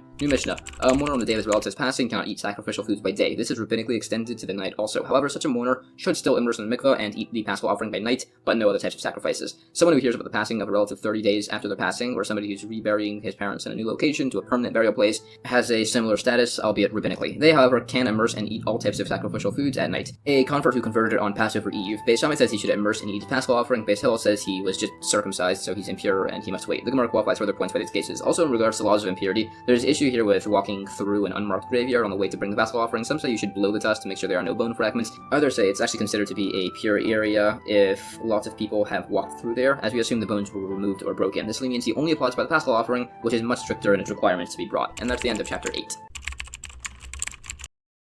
Chapter 9 of Tractate Pesachim largely continues on the topic of the Paschal offering that was brought back in the Taanis of the temple and offered on the 14th of the month of Nisan. However, there was a second opportunity to do this obligation based on an instance from the Torah a month later on the 14th of the following month, Iyar, called Pesach Sheni. The first Mishnah says, if somebody was impure or on a faraway road on the 14th of Nisan and therefore was unable to bring the Paschal offering, he should bring the Paschal offering at his second chance a month later on the 14th of Iyar. This also applies if you're otherwise preoccupied outside of your control, but the Torah specifically mentioned being impure or being on a distant road, as those don't have the punishment of karei supply. The Gemara says a dispute. If somebody was on a faraway road and they slaughtered the offering and threw the blood on his behalf, is this valid or not? Some say yes, as the second opportunity is as the Torah is taking pity on him. So if he managed to somewhat participate in it by the first offering, then great. Others say no, he's prohibited the same way an impure person would be, and they cite proofs like their opinions. This is argued. It brings a source which discusses forms of impurity which cause you to have to wait until the second opportunity by Pesach Sheni, and a dispute if women are obligated or not in this second offering opportunity. And there's also discussion as to what the debate was for intentionally missing the Paschal offering. Rebbe says you're liable for kares for deliberately missing both, as he holds both are considered a fall holiday. Rabbi Nassan says you're exempt for missing the second, as it's only a substitute for the first, but he does not fully make up for it. Rabbi Hanania ben Akadia says you're only liable for kares for missing the first if you also deliberately miss the second, as he holds the second offering actually makes up for the first. They all cite verses to prove like their opinions. This is discussed. New Mishnah. How far do you need to be considered to be on a distant road? We say it's further than the city Moedim, that length approximately. Others say even if you're just outside the temple courtyard, as in the verse there's a unique dot put underneath the letter in the word, which means to say a smaller amount. The Gemara says that the distance from Jerusalem to Moedin is 15 million, which is about a modern equivalent of a bit over 3,000 feet, and the calculation is given based on the assumption that you can walk 5 million from dawn to sunrise, which is calculated. The calculation is discussed further. It gets into some math in regards to astronomical calculations. It says Egypt is 400 by 400 parseos, which was an old form of measurement, and that is a 60th of Cush, which is a 60th of the world, which is a 60th of the size of the Garden of Eden, which is a 60th of Eden itself, which is a 60th of Gehenna. Some say that all of civilization is not wider than the diameter of a single star, based on the fact that you can walk in any direction and have the stars still be opposite you, which contradicts and disproves an opinion that the world is only 6,000 parseos. There are further astronomical calculations, and there's some further discussion. New Mishnah. By the first Paschal offering, you may not own chametz when it's offered, and you say the Hallel prayer as you eat it. By the second Paschal offering, you can have chametz, and you don't say Hallel as you eat it. Both have the Hallel prayer said as they're prepared. They're both eaten roasted with matzah and maror, and both their obligations override the Shabbos. The Gemara cites some similar quotes in regards to these laws. The sources are discussed, and the points are qualified a bit further. New Mishnah. There's a list of certain different forms of impurity that can affect people that they can't eat from the Paschal offering, but if they do, they're exempt from kares liability, and some say they're even exempt if they enter the temple in a state of impurity. The Gemara discusses some sources for this ruling. There are some related points. New Mishnah. There's discussion on how the offering made by the Torah in Egypt before the actual Exodus differs from the regular Paschal offering that was offered later. By Egypt, it was on the 10th of Nisan. Its blood was sprinkled with bundles of hyssop on the lintel and doorpost and was eaten in haste on one night. The other later Paschal offerings were observed all 7 days, which will be defined. The Gemara cites verses as sources and their derivation. It also says that when it said that it was observed all 7 days, that means that both that offering and the regular one could only be eaten on one night, but the one by Egypt had a chametz prohibition for the whole day, while the regular one has that prohibition extended for 7 days. New Mishnah. There's a discussion on a case.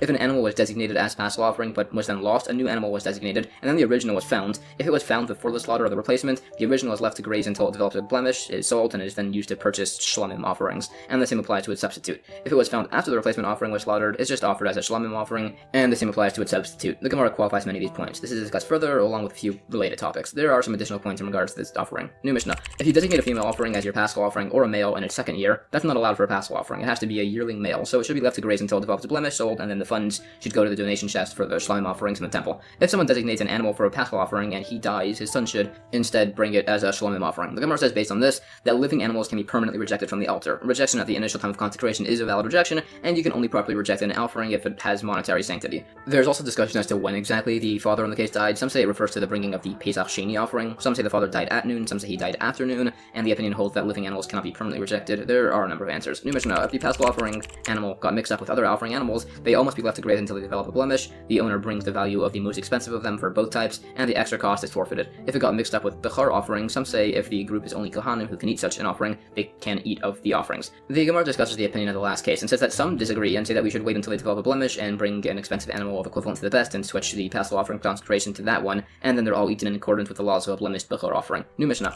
if a group lost their paschal offering, so they told one of the members to go find it and slaughter it, which he did, but in the meanwhile they brought and slaughtered their own offering, if the guy they sent slaughtered his first, they all eat of his, and if that group slaughtered theirs first, then they all eat of that one, and the guy that they sent eats of his. If they don't know which was slaughtered first, or they were slaughtered at the exact same time, the sent guy eats of his by himself, and the group's is burnt, but they're exempt from bringing another one. If the guy they sent said that if he delayed, they should go and slaughter one also for him, and they both went and slaughtered offerings, if the group was first, they all eat of it. If his was first, they each eat of their own. If they don't know, or they were at the exact same time, they eat of theirs, and his is burnt, and he's exempt from bringing a second offering. If he told them they should offer for him if he delays, and they told him that if he finds it, he should slaughter it for them, everyone eats from whichever animal was slaughtered first, and if you're not sure which that is, both are burnt. If neither was slaughtered for the other group, then they can just use their own offering. If two different groups of paschal offerings got mixed up, each group just takes one offering, and they say to each other that if we picked our offering, then great. If not, then we're swapping registration. This applies with lots of groups too.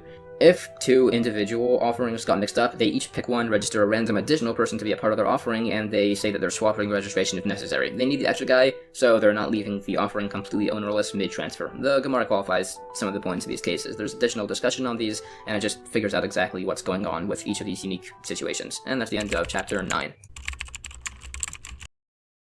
Chapter 10, and the final chapter of Tractate Pesachim, discusses some further laws of the holiday of Passover in regards to the actual laws and customs of the night of the holiday, in regards to aspects of the Seder, the Passover meal, and its related obligations. The first Mishnah says, on the eve of Passover, around the afternoon time of Mincha, you may not eat or drink until it gets dark. Every Jewish person, even the poorest man in Israel, must eat while reclining, as free men do. You drink 4 cups of wine, even if you're so poor that you require to be supported from the charity platter. The Gemara says it specifies this point about not eating until dark by Passover, even though it also applies by Shabbos and other holidays, to include the opinion that you actually can eat by those other times. It's specifically by Passover that you can't, as the matzah must be eaten with an appetite. Others say it's because there's slight variation in the timing by Passover as to when you have to stop eating. This is debated. This prohibition is against starting a meal during this period. Some say if you just continue your meal through this whole period, say by a Shabbos, and we say that when night falls, you then interrupt it by putting out a tablecloth, you say Kiddush, and then you resume eating. This is discussed. There's also argument if you said the Kiddush prayer, normally said over wine, at nightfall by the Shabbos meal in the synagogue. Some say you also need to say a blessing over the wine at home for your family, but you have fulfilled the Kiddush obligation.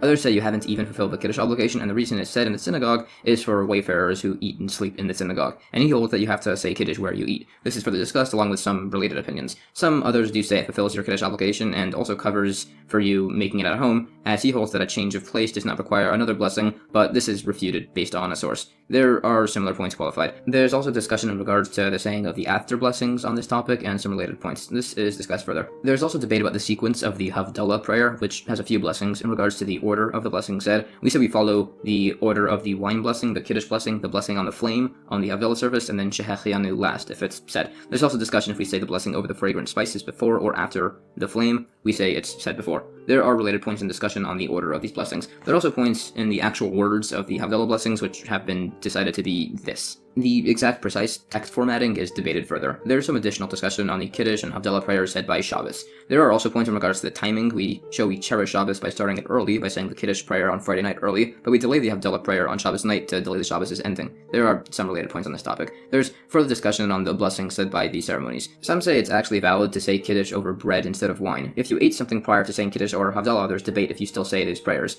We say you can still say the blessings, and if you didn't say the Kiddush prayer, you can say it at any time throughout Shabbos until Shabbos Shabbos ends, and if you miss the Havdalah service, some versions say you can say it for the rest of the week, and some say you can say it only until and not including Sunday night. This is discussed. Some say you can say Kiddush over date beer, if that's the equivalent of wine in the region you're in, but some say we can't, and we also don't allow it by Havdalah. There are further points on these discussions. Okay, we said earlier we stop eating on the eve of Passover close to the afternoon mincha period, but there are two mincha periods, mincha gedola, noon, and mincha katana, about 3 p.m. So which is it referring to? It could be the earlier time where the paschal offering is brought, as the concern could be if he's busy eating, he'll forget to bring the offering. Or it could be the later time, and the worry is that he'll be full that night and he won't eat the matzah properly. We bring the source that it's mincha katana and the second concern. Some say that during this period you can't eat proper foods, but you can dip and eat refreshments like vegetables. Some would drink wine all Passover Eve, so they'll be very hungry to eat the matzah. We bring the source that wine makes you hungry. Some would fast on Passover Eve, so that way they would want to eat the matzah. We then said we recline during the Passover meal, the Seder. This applies by the eating of the matzah, but not to the maror, the bitter herbs. There's debate by which cups of wine we lean by. Some say only by the first 2 cups, as the Haggadah, the collection of texts, quotes, and verses that's read at this Seder, the Passover meal, discusses the redemption from Egypt during the period where you drink those cups. Others say it's the last 2 cups you lean by, as it's celebrating the fact that we're free currently. It's ruled that we lean by all 4 cups of wine. The act of reclining does not mean lying on your back or leaning to your right side, as that's very dangerous, as the food could enter your windpipe if you're leaning like this and cause you to choke. So we lean to the left. A woman in the presence of her husband is not required to recline unless she is a prominent woman. A son must recline in the presence of his father. There's debate if a Torah student needs to recline before his teachers. A waiter needs to recline. Women need to drink the 4 cups of wine too, as they were involved in the miracle of the exodus from Egypt. Wine from those days was typically diluted, so the amount you need to drink is the amount mixed typically to make a cup of wine by the after blessing. You can drink the wine without dilution. If you drink them all straight in a row, that's fine. If some of the cups were drunk by your household, that's fine. Some say if you drink the wine undiluted, you fulfill the obligation to drink the 4 cups of wine, but not the obligation to act in a manner of freedom. Also, if you drink all the cups in a row, you fulfill the obligation to drink wine, but not the obligation of the 4 cups. You can share with your household as long as you drink most of the cup. The exact amount necessary is discussed. Some say it's a revi'is, which was an old form of measurement, and it should be red wine. Some say men, women, and children are obligated to drink the 4 cups of wine, but instead of giving it to children, we give them grain and nuts as snacks throughout the day, so that way they don't go to sleep, and so that way they ask questions. Some would also take away their kids' matzah, so that way they wouldn't eat too much and fall asleep, and similar notions are related. It also talks about the importance of gladdening your household on a holiday, and further precise measurements of what a revi'is is. The exact measurements are pretty complex, and are described in regards to these concepts, like by a mikveh, an immersion pool, which must have 40 measurements, and similar. It also says that there's no concern of drinking 4 cups of wine in regards to eating or drinking stuff in pairs, which shouldn't normally be done, as it makes you susceptible to demons and sorcerers. So it says that the first night of Passover is a guarded night from any of such things. Others say that some of the cups technically combine, making 3 cups. Others say that it's considered 4 separate cups, as each is a mitzvah to itself. There are some further discussed points in regards to drinking cups or doing things in pairs or in even amounts, as a sage was told by a figure known as Yosef the demon that Ashmedai, the king of the demons, is appointed over all pairs, so it's dangerous to do things in pairs. Yosef the demon said that if you drink 2 cups intentionally or not, the demons can kill you. If it's 4, they won't kill you, but they'll only injure you, and only if it's intentional. If you accidentally consume something in pairs, you should hold your thumbs in either hand and say, you and I are 3, and if a voice says you and I are 4, he should say you and I are 5, and if it responds that you and I are 6, he should say you and I are 7, and someone once did this until they got to 101 and the demon burst. There are also some other quotes you should say listed here to ward off any sorceresses you meet, as told to a sage by the Madam of Sorceresses. It also says that demons will only harm you if you're particular about this whole pairs thing. If you just don't care, they won't bother you, but you should still be mindful. There are further points and qualifications on these concerns of pairs by such topics. It says the time a sorceress did sorcery on somebody, but they were careful to not eat things in pairs, so it had no effect. But once he got drunk and drank an even number of cups, so he was walking, and an Arab individual informed him that he was a dead person, and he touched a palm tree, which shriveled up, and he burst. Some say the concern of pairs does not apply to man-made foods, like cooked things, and not by a shop, not by a guest, not by a non-prominent woman, and similar points on this. There are also other things which expose you to harm of demons mentioned, relieving yourself between a palm tree and a wall if it's less than 4 cubits, as that's where demons pass and you're not giving them room.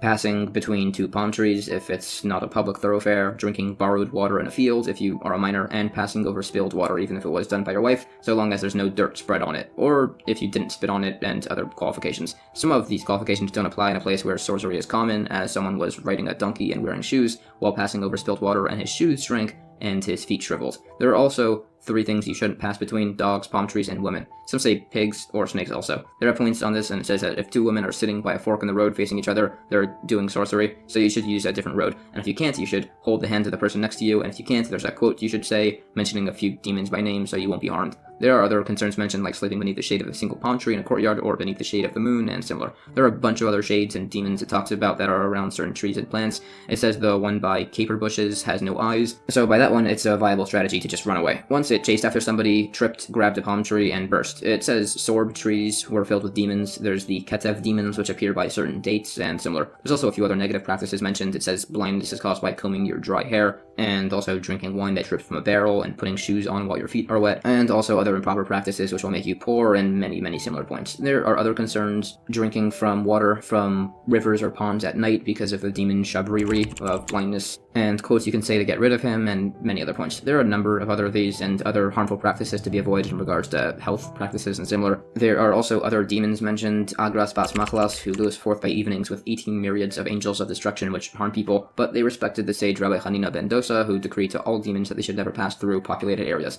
There's a bunch more miscellaneous advice given for health stuff, business advice, and similar. There are other points saying God loves people who don't get angry, drunk, or insist on their due measure. There are 3 who God does not love: people who say one thing and mean something else, someone who won't testify for his friend, and someone who tries to testify against someone by himself without a second witness. These points are discussed further. There are other points. There are 3 things who hate each other: dogs, roosters, and a certain sect of Persians. Some add harlots, and some say the Torah scholars of Babylon, who would frequently debate each other on just about everything. There are 3 who love each other: converts, slaves, and crows. There are 4 kinds of people who are intolerable: haughty paupers, rich people who deny valid financial claims against them, old people who commit adultery, and a communal leader who imposes himself on everybody for no reason. Some add somebody who remarries a wife he divorced twice. There are many other similar types of teachings brought. New Mishnah. By the first cup of wine, Beis Shammai says you first say the blessing on the sanctity of the day, and then on the wine. Beis Hillel says you do the opposite. These opinions are discussed. It says we hold like Beis Hillel, even though obviously, as a heavenly voice said, we always follow Beis Hillel, as either this was ruled before that occurred, or this is like the opinion that says we just don't pay attention to heavenly voices in regards to resolving disputes.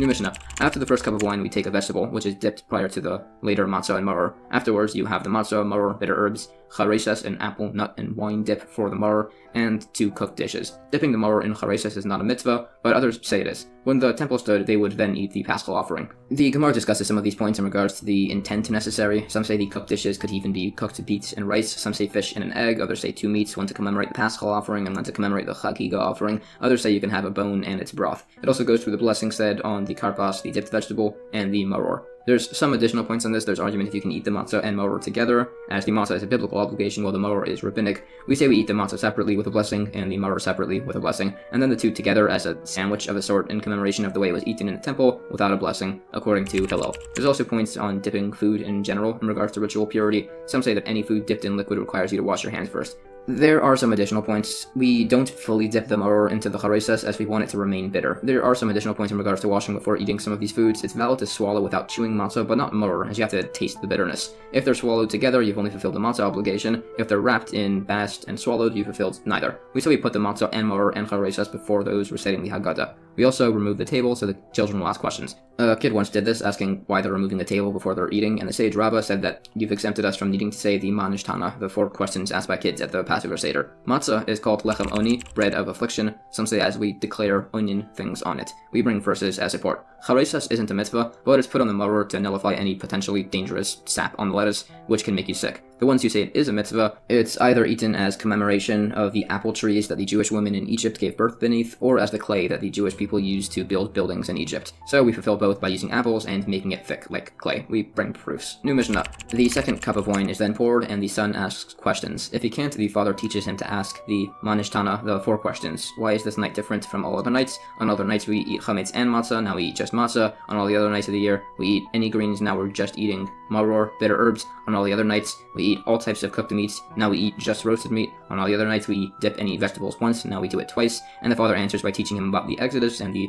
disgraceful start and the good end, and expounds on the verse, the Arameans sought to destroy my father. Nowadays, we swap the question about the type of meat to why we recline. Now, the Gemara says, if the son isn't smart enough to ask, his wife asks, and if she doesn't, he asks himself. Even if 2 Torah scholars who know all of these laws still ask each other. Some change the question to, on all the other nights we don't even dip our vegetables once, and now we dip twice. We say our disgraceful start, our ancestors were idol worshippers, others say we were slaves to Pharaoh in Egypt. There are related points. New Mishnah. Rabbi Gamliel said, if you don't say about the Paschal offering, the matzah and the maror, by this Seder, you have not fulfilled your obligation. The verses for this are cited. Also, in every generation, a person is obligated to view himself as if he personally left Egypt, as the verse says, and you shall tell your son on that day, saying, it is because of this that Hashem acted on my behalf when I left Egypt. Therefore, we are obligated to thank, praise, laud, glorify, exalt, honor, bless, extol, and acclaim God who did these miracles and brought us out of slavery to freedom. We say the Hallel prayer. There's argument as to how much, and after we say blessings about the redemption and Mashiach's coming, which are listed. The Gemara says we lift up the matzah and the maror when we mention them, but not the meat, so it doesn't look like we're eating consecrated meat outside the temple. There's debate if a blind person needs to say the Haggadah.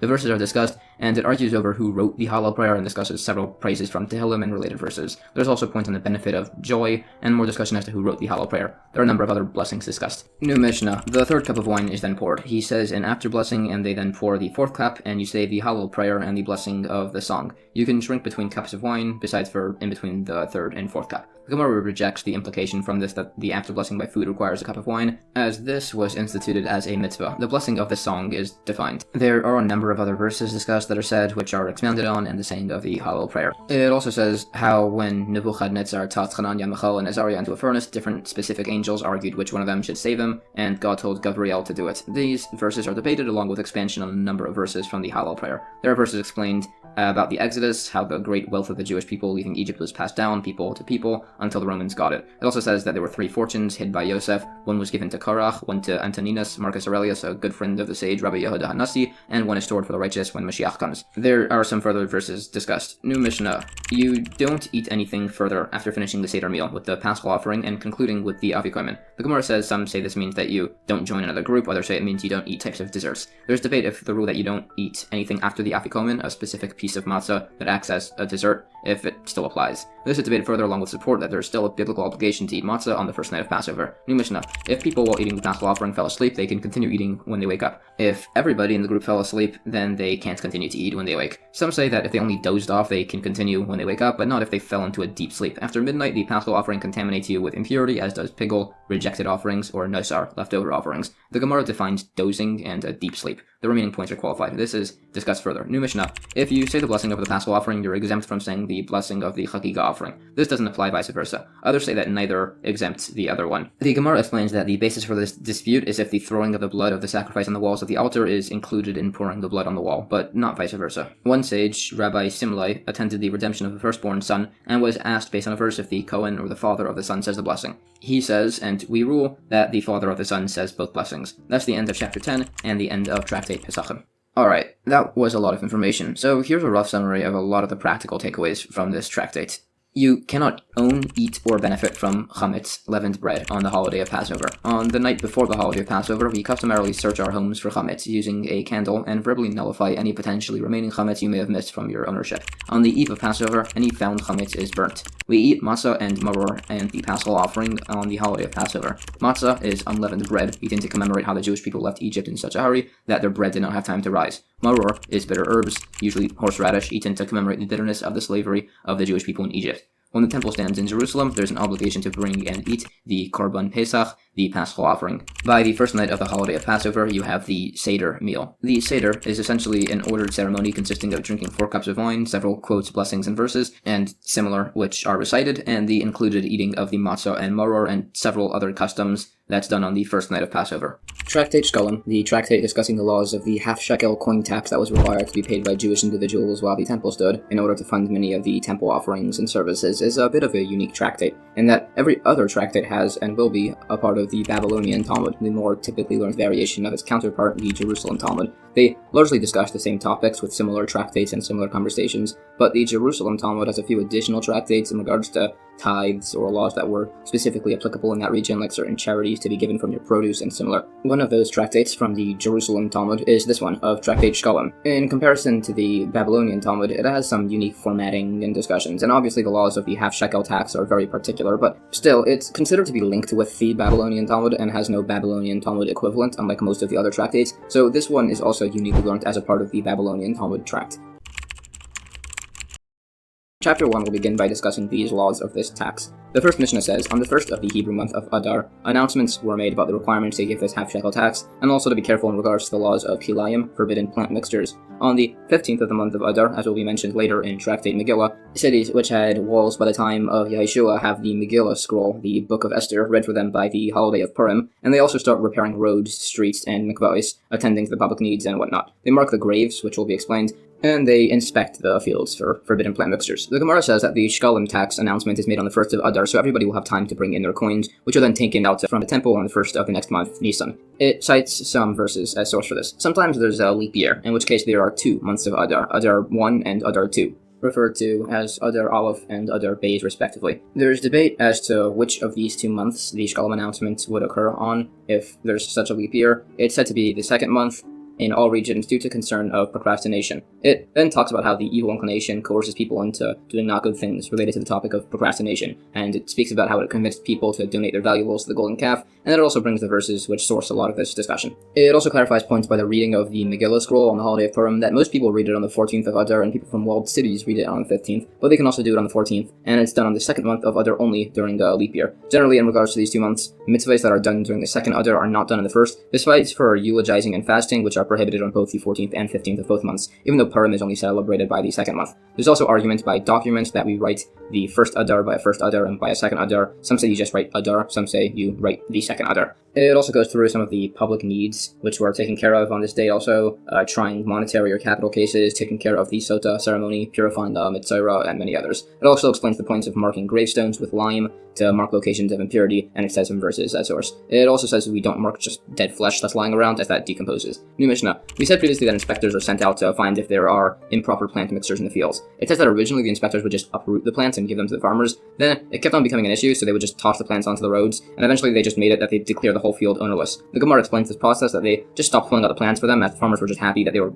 getting free weeding of their fields. And it also lists sources that the court is allowed to declare other people's fields ownerless, and it gets into a discussion as to whether or not such a field is exempt from tithes. We bring sources which show that it is in fact exempt. New Mishnah. Back to the half-shekel tax. On the 15th of Adar, money changers would go out to the provinces to exchange their currencies for the half-shekels. On the 25th of Adar, they would go to the temple. From this point, they would take pledges for people paying late, which could be taken by Leviim, Yisraelim, converts, and free slaves, but not from women slaves or minors. And if a father pays for his minor son's half-shekel tax, he shouldn't stop doing this until his son becomes an adult. We don't force Kohanim to pay their pledges to promote peace, which will be explained. There's actually argument based on verses if Kohanim are obligated to pay this tax in the first place, or if it's only optional for them. The Gemara says we don't extract a pledge from a minor, but you can demand it from them. If the minor in question is fully prepubescent, we don't even demand that he pays this tax, and we only start extracting a pledge from people once they turn 20. It says we don't extract pledges from Kohanim as we want to treat them respectfully. The verses as sources are discussed. New Mishnah. We don't seize collateral from women, slaves, or minors, but if they want to contribute to the half-shekel fund, we accept it. We don't accept coins for this fund from people who worship idols or from Kuthians, nor do we accept certain offerings to the temple from them either. Generally, we accept things that are vowed or donated from them, but otherwise, if the donation is for the upkeep of the temple, we don't. We bring verses as sources. There's also the kolbun tax, which was a small addition sometimes added to the half-shekel tax, and was obligated to be paid by Leviim, Yisraelim, converts, and freed slaves, but not Kohanim, women, slaves, or minors. If someone donated a shekel on behalf of a Kohen woman, slave, or minor, they are still exempt from the additional kolbun tax. If you donate a half-shekel for yourself and for someone else, you're obligated to pay 1 kolbun. Others say you pay 2. If you contribute a mishnayik era sela, which is worth 2 biblical shekalim, and you take 1 shekel change, you'd be liable to pay 2 kolbanis. If you donate a shekel on behalf of a poor person or your neighbor or similar, there is no kolbun addition on this. If the coin was lent to him, they are obligated to pay it. If brothers are partners, meaning they share inheritance from the father, if they are obligated to pay the kolbun tax, they wouldn't be obligated to pay the animal ma'aser tithes. And if they were obligated to pay the animal ma'aser tithes, they wouldn't be obligated to pay the kolbun tax. Well, how much is this kolbun tax? Some say it's a ma'ah, an old form of measurement of silver. Others say it's half that amount. The Gemara qualifies these points and says some dissenting arguments in regards to accepting donations for the upkeep of the temple from Kuthians or individuals who worship idols. Some say it's allowed after the completed assembly of the temple with non-distinctive objects. Others disagree. This is argued on further. Sources are also cited. The opinion that requires you to pay 2 kolbanis along with your half-shekel tax and your friends is because he says that both the half-shekel and the kolbun are biblically required, based on a source that when God told Moshe about the half-shekel contribution, he demonstrated by showing a coin of fire brought from beneath God's throne. So to ensure that all coins are the proper size and weight, this opinion holds that it's mandatory to add the additional kolbun tax biblically. The remaining points are also further discussed. It also discusses the points on the animal ma'aser tithes by brothers that share an inheritance, and says some disagreement as to what's exactly done with the Korbanos fund. Some say it was put as part of the Shekalim fund, others say it went to the voluntary offering fund, others said it was used to buy gold sheets as plating for the temple, some said it was used as the fee for the money changers, and others said it was used for the money changers' travel expenses. And that's the end of chapter 1. Chapter 2 of Tractate Shekalim further discusses laws of the half-shekel tax that was mandated by the Taanis of the temple in order to pay for the upkeep of the temple in Jerusalem. The Mishnah says you're allowed to exchange all of the Shekalim for a higher currency, darkanais, just so that's less coins and all, and everything's easier to carry. In addition to the collection chests set up in the temple, there were also collection chests set up in the Jewish communities of all of the other provinces. If the Shekalim coins were sent via messengers and were then stolen or lost, if by the temple the coins had been withdrawn from the Terumas Halishka procedure, which will be explained in a minute, then the coins en route at this point are considered to have the same status as those at the temple, and those in charge of it must swear a lack of negligence to the temple treasurers. If the coins were lost or stolen before this period, they need to swear it to the townspeople, who then need to replace the missing coins. If the missing Shekalim are found, those and the replacement Shekalim are considered Shekalim donated to the temple, and the extra amounts don't count for the next year. The Gemara says we can convert the Shekalim to that other coin, but not to pearls in case their value declines. It also says that the collection boxes mentioned were for new Shekalim. For old, outdated Shekalim donations, there was only a collection box in the temple. There's also disagreement if the discussion where the coins are lost or stolen is if it's with an unpaid watchman or a paid watchman, but the coins were stolen by armed bandits or they were lost in a shipwreck. The remaining points are discussed. This goes further, and it says that if the original batch of coins are found, there's debate as to which is considered the first or second batch of Shekalim, either those sent by the townspeople or those that reached the temple treasurers first. The first batch go for the current year, and the second batch goes for old funds. New Mishnah. If somebody gave another person a shekel so he can go and fulfill his obligation on his behalf, but the guy uses the shekel for himself instead, if this was after the teruma with these coins had been withdrawn, the person is guilty of Megillah, using temple property for personal benefit. If you contribute your shekel from funds that were consecrated to the temple, and then the teruma is withdrawn from the coins he donated and used to purchase an animal offering, he has also committed Megillah, using temple property for personal benefit. If you paid your shekel with Ma'aser Sheni tithe funds, or with Shavi'is tithe funds, you have to eat food of a corresponding value, which will be explained. The Gemara qualifies these points and says that the point on eating food of a corresponding value after using Ma'aser Sheni tithes for your shekel obligation, what this means is that you should take a coin and say that the Ma'aser Sheni funds should be deconsecrated and should instead go to this coin, and then the Ma'aser Sheni can just act as a shekel for the tax. New Mishnah. You cannot donate more than the obligated half-shekel tax, as the verse says, the rich man shall not add. If someone is saving up coins and says that they will be his half-shekel donation, but when the time comes he finds that he has too much, Beitzah says the excess is used for voluntary communal offerings, while Beitzah says they're just totally not consecrated. If the coins were specified that he'd be taking the shekel from them, both opinions agree that the excess is not consecrated. A similar topic, if someone saves up coins to purchase a chatas offering, the excess is agreed to be used for a voluntary communal offering. If the coins are designated that you'll pay for the chatas offering from them, it's agreed that the excess is not consecrated. The difference between these and Shekalim is that these, unlike Shekalim, don't have a set limit. Others disagree, saying that the shekel tax actually also doesn't have a set limit, as people would just give the basic unit of currency, which was sometimes more than the half shekel. So it's that the difference is by the shekel tax, there is a limit that everyone gives the same amount, unlike by the chatas offering, where it could be different amounts. The Gemara qualifies the circumstance of these cases, along with some related similar ones. New Mishnah. The surplus of money set aside for the Shekalim obligation is not consecrated. The surplus money set aside for the 10th of the ephah of the flour offering for the bird pairs of the zavim, zavais, or woman who gave birth, this extra money is used for the chatas and asham offerings. By all of these, the surplus is put in a chest in the temple for voluntary communal offerings. Generally, an offering which is brought for sin or guilt, the surplus is put in this chest. The surplus from the Ola offering is used for Ola offerings. The surplus from the Mincha offering is used for Mincha offerings, and the surplus for the Shalomim and Passover offerings are used for Shlomim offerings. The surplus money used for poor Nazirs is used for poor Nazirs. The surplus of a private Nazir, who set aside money for sacrifices and had leftovers, is put in the voluntary communal offerings chest. The Gemara says that if somebody takes his shekel and then dies before it's given to the treasury, it's put in the voluntary communal offering chest. There are related surplus laws by the temple discussed. This goes on a bit further. New Mishnah. The surplus of the funds for the redemption of captives can be used to redeem other captives. The surplus of the funds to redeem a specific captive is given to that captive. The surplus funds for the poor are given to other poor people. The surplus for a specific poor person is given to that individual. Surplus from the funds for the burial of the dead are used for other dead people. If the funds were for the burial of a specific dead person, it's debated. Some said it should be given to his heirs. Some said it should be just held in stasis until Mashiach comes. Some say they should be used to build a monument on his grave. The Gemara says that if money is collected to bury somebody, and then you find out that he had money to bury himself, the money is given to his heirs. This is debated along with other points. It also discusses two sages who would argue about topics and how they became upset with one another for some list of reasons. It also expounds on a related point. It says that there's no generation without mockers, and describes how even by King David, people would mock him, asking when the temple would be built, even though they knew it would only be built after his passing. But King David wasn't upset, as he knew that his son would build the temple and bring many offerings, but God still preferred his charity and deeds more than any offering, which is based on the verse. And that's the end of chapter 2.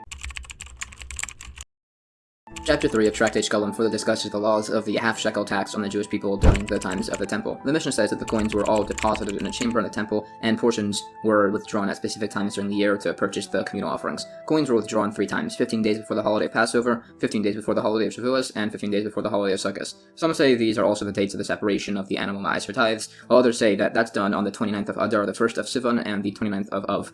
Others say that that's done on the 1st of Nisan, the 1st of Sivan, and on the 29th of Elul. Not the 1st of Tishrei, as that's the holiday of Rosh Hashanah, where you can't tithe animals. The Gemara qualifies the meanings of these dates. The times for the animal tithes is either that's when domestic animals give birth, so that animals will be plentiful by the festival pilgrimages, or so that you won't delay bringing an offering, as it's right before the holidays. These points are further discussed. New Mishnah. The Shekalim coins were withdrawn from the temple treasury with 3 boxes of 3 a measurement of volume about 4.5 gallons each. Some say the boxes were marked with the first 3 Hebrew letters, Aleph, Beis, and Gimel. Others say it was with Greek letters, Alpha, Beta, and Gamma. The people withdrawing the coins were not allowed to wear any clothes that could, in theory, conceal coins, like a hemmed garment, a shoe, or a sandal, tefillin, or an amulet, so that if he becomes poor, people don't say that it's because he sinned and stole from the treasury, and if he becomes rich after, people don't say it's because he stole from the treasury. This is because, based on a verse, the same way you shouldn't sin before God, you shouldn't even appear to sin before a person. The Gemara discusses some similar points of measurement by a number of other topics, including carrying diluted wine on Shabbos, the fact that it's valid to drink all 4 cups of wine on Passover at once, and similar points on that obligation that you can use spiced wine or diluted wine as long as it looks and tastes like wine, and others. There are other measurements discussed, like the precise finger breadth measurement of the Revi'is measurement and other similar points. New Mishnah. The household of Rabban Gamliel wanted their coins to be used for the communal sacrifice purchase, so they would wait until the day of the withdrawal of the coins, put their coins in the treasury before the withdrawer, who would then put them into his box.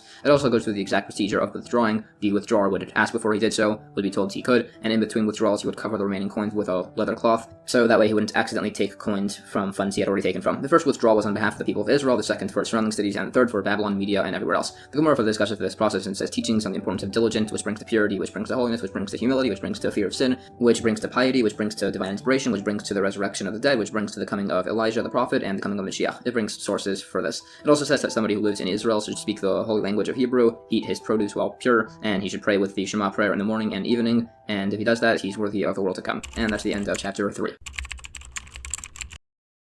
Chapter 4 of Tractate Shekalim further goes through the laws of the half-shekel coin tax in the Taanis of the temple, and generally the laws of the expenditure of excess temple funds. The Mishnah says, after the collected coins were withdrawn from the treasury, they would be used to purchase the daily offerings, the additional offerings, and their libations, along with the omer grain offering, the 2 loaves offering, the panim bread, and all the public offerings. During the Shemitah sabbatical year, when farm work was forbidden, watchmen would be hired to prevent animals from treading on the aftergrowth of the fields, and these people would have their wages paid from this tax also. Some said that you could volunteer for this job as an unpaid watchman, but this is disputed. The Gemara discusses and qualifies these points, along with the precise method of the paying of these watchmen, which is discussed. New Mishnah. Other things paid for by the Shekalim fund: the para adoma, the red heifer, the he-goat for the Yom Kippur offering, and the strip of red wool used by some services are also included.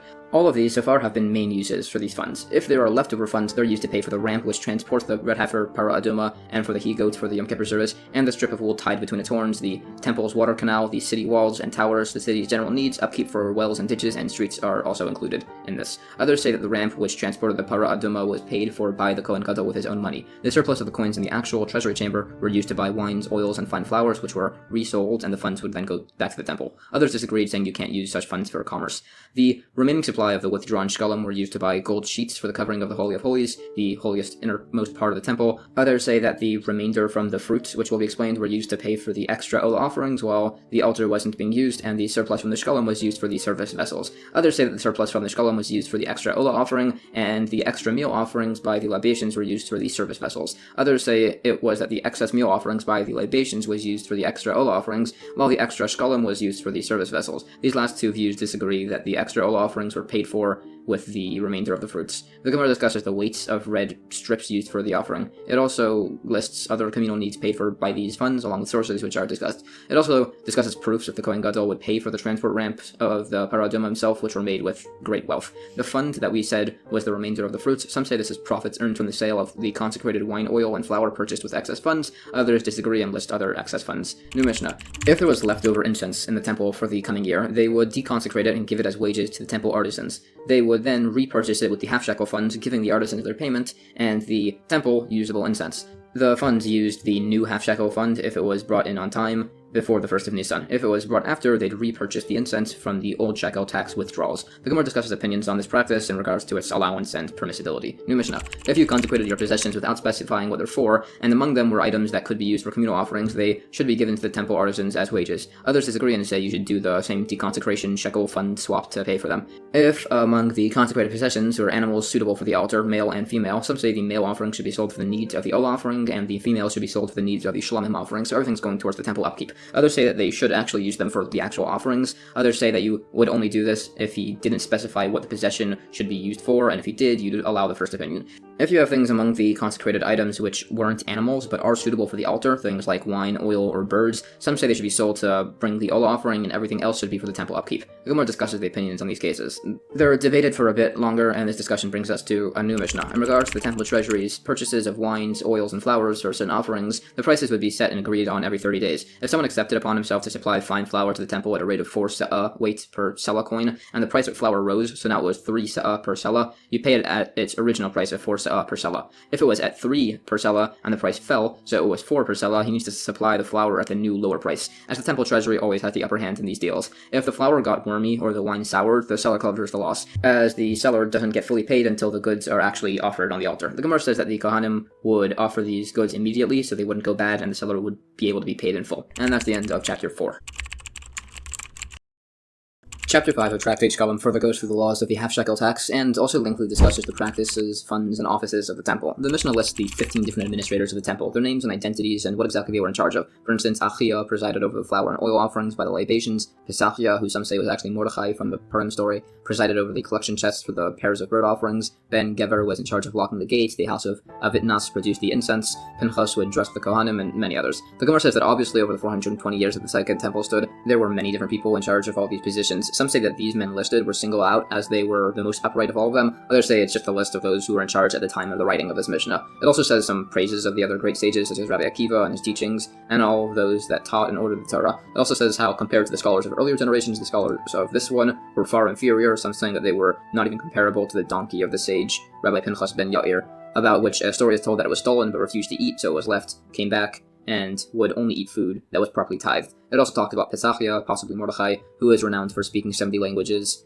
which it lists some examples of his knowledge in translation. It said Ben Achia, who was in charge of the health of the Kohanim, as the Kohanim would walk barefoot on the stone floor of the temple and eat a ton of meat and water, so they often had intestinal issues, which he would cure by giving them certain wines. It goes through the other jobs, like Nechaniah, the digger of ditches, and a story about a righteous man who would dig ditches and pits so those who passed by could have water, and his daughter was going to her wedding, but a flooding river swept her away, so the sage Rabbi Pinchas ben Yair said that the same way he had honored God with water, it should not be that he should be cut down with water, and the daughter managed to get to safety and was saved. Some said that an angel in the form of this sage saved her. The other jobs of the temple, the wick adjuster, the one in charge of the cymbals, and the one in charge of the singing, who it says about how he was exceptionally talented in this, and the others are all spoken further about. It also says about the house of Avitnas, who were in charge of making the temple spices, that they had a special, unique recipe for it that caused the smoke to go straight up, and it was not able to be replicated by anybody else, and they refused to share the recipe, as they knew the temple would one day be destroyed, and they didn't want the incense recipe to be used for idolatrous practices. Their family and those they'd marry would also not use perfume, so that way people wouldn't suspect that they were using their special incense recipe on themselves. This is described further. It goes through the other jobs and says that once one of the Kohanim who was in charge of dressing the others dressed a military officer who gave him a lot of money for his service.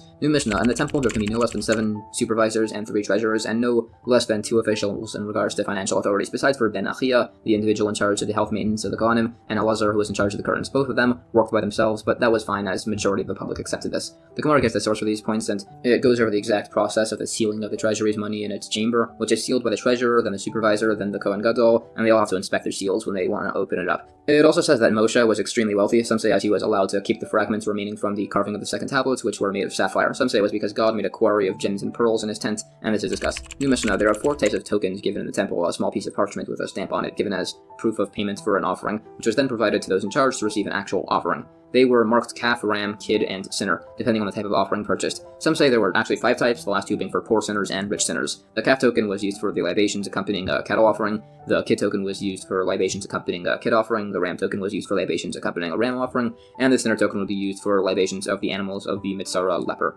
It also says the process of this: you would give your money to Yochanan, who would give you a token, and then you take the token to Achia, who would exchange it for an offering. At the end of the day, they would compare the funds and the tokens to see if everything matched up, If there was a loss of money, Yochanan would reimburse it. If there was extra money, it would be consecrated. If somebody lost their token, they were told to wait until the end of the day to see if there was any surplus. Also, the day was written on the tokens, so nobody could trick anybody. The Gemara says that the opinion that says there are 5 tokens differentiating between a poor and wealthy sinner is because he holds that there's a slight variation in their offerings. Some verses are mentioned on this topic, and it mentioned that when they wrote the date, they wrote the day, week, and month too, so that way nobody could reuse them. New Mishnah. There were 2 chambers for collection in the temple. The chamber of the discreet, which people would donate to secretly, and people could take if they needed secretly. The other chamber was the chamber of utensils, where people would just put utensils pledged to the temple, and every 30 days they'd go through everything. If items were useful, they'd be left. If not, they'd be sold, and the proceeds would go to the temple treasury. The Gemara discusses points on the importance of giving charity, especially in secret, to avoid embarrassing the recipients. It mentions once at the stage Reb Chanina bar Papa would go around at night secretly distributing charity, and the chief of the evil spirits confronted him for entering another's property, so he said that it was to give charity, and the spirit ran off. There are other similar stories about the importance of giving charity. It says how the sage Nachum Ishgamzu delayed giving charity to a poor man, and the poor man died, so he prayed that he should become blind with non-functioning hands or legs with lots of physical suffering, and it occurred. There are several other similar stories and points. And that's the end of chapter 5.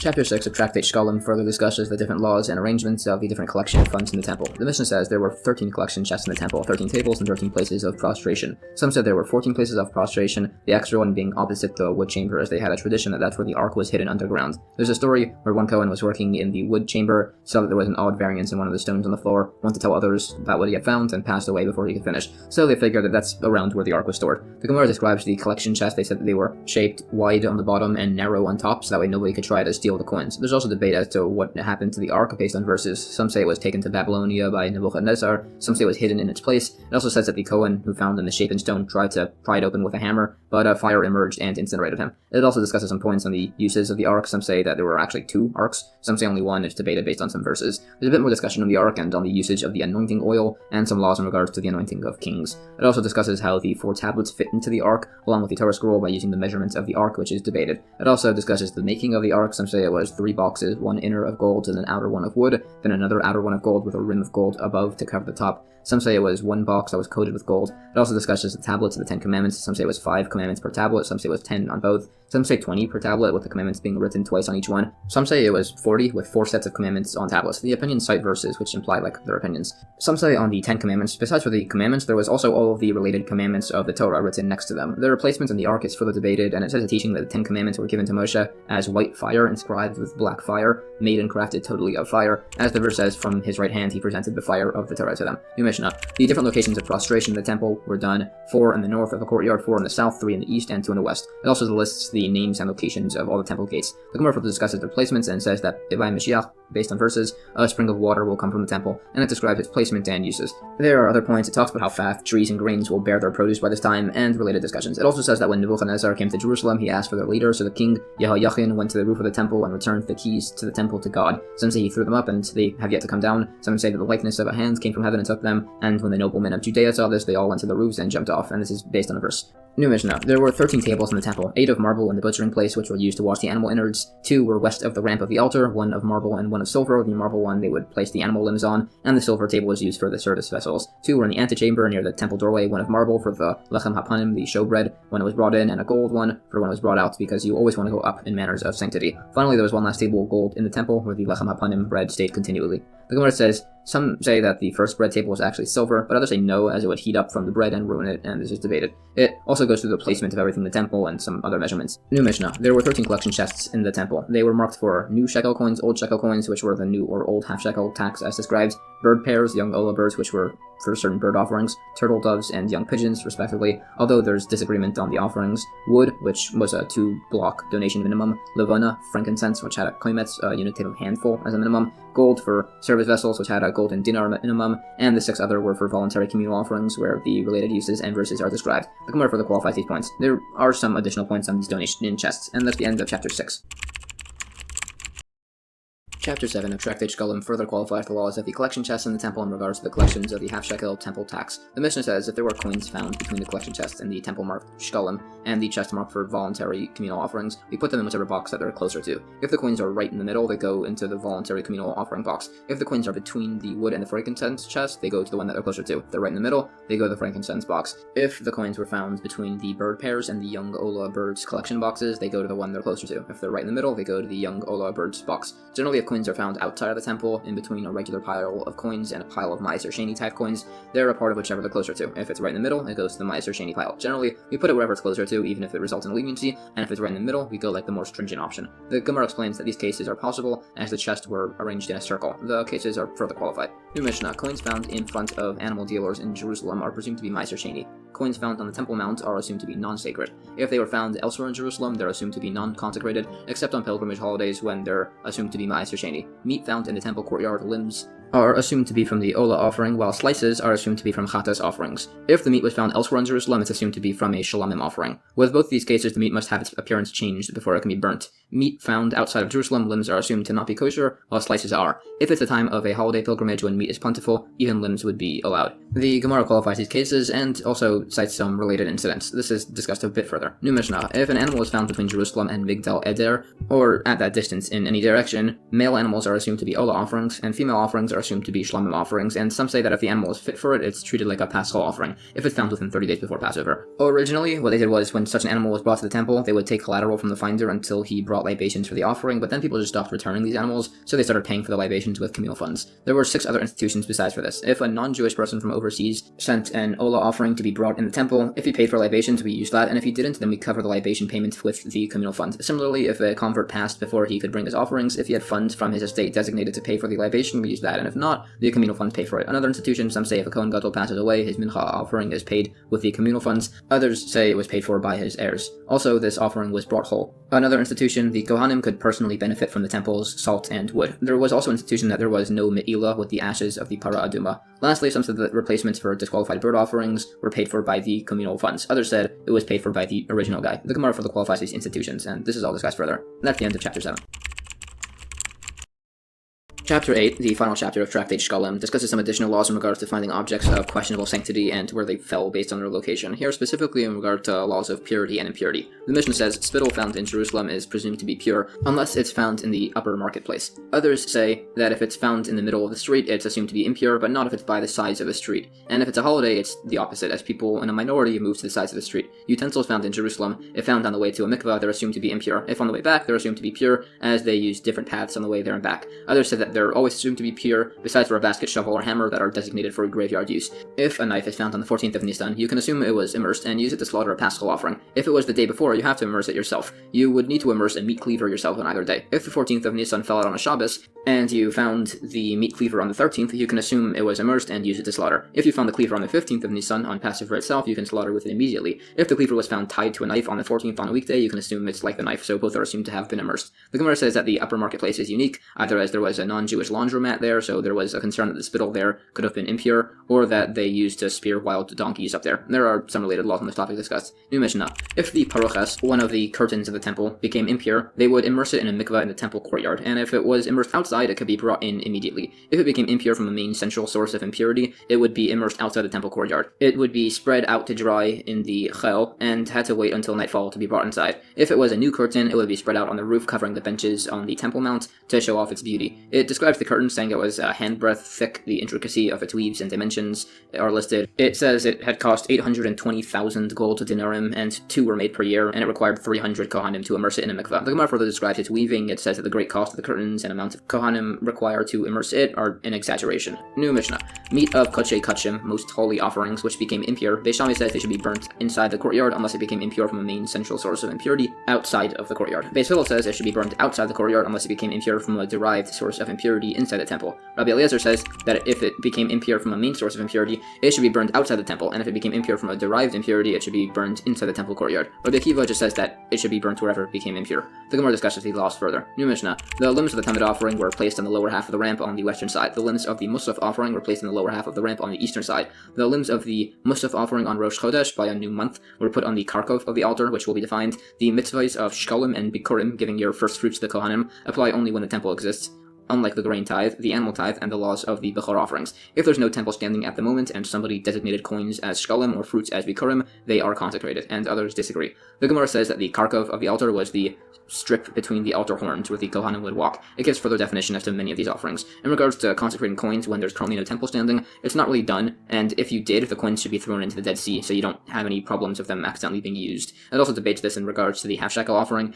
and the institution that we don't require a convert to set aside coins for a per offering until the temple is rebuilt, and we rule that the consecration of Bikurim does not take effect, but the consecration of Shekalim actually does, so they must be disposed of. And that's the end of chapter 8 and the entire Tractate Shekalim. Alright, that was a lot of information. So here's a rough summary of a lot of the practical takeaways from this tractate. In the times of the temple, there was an obligation to give a half-shekel coin as a tax to the temple treasury every year. There were many collection chests in the temple, all with particular delineation for all of them, and also for the usage of their funds and for their excess funds.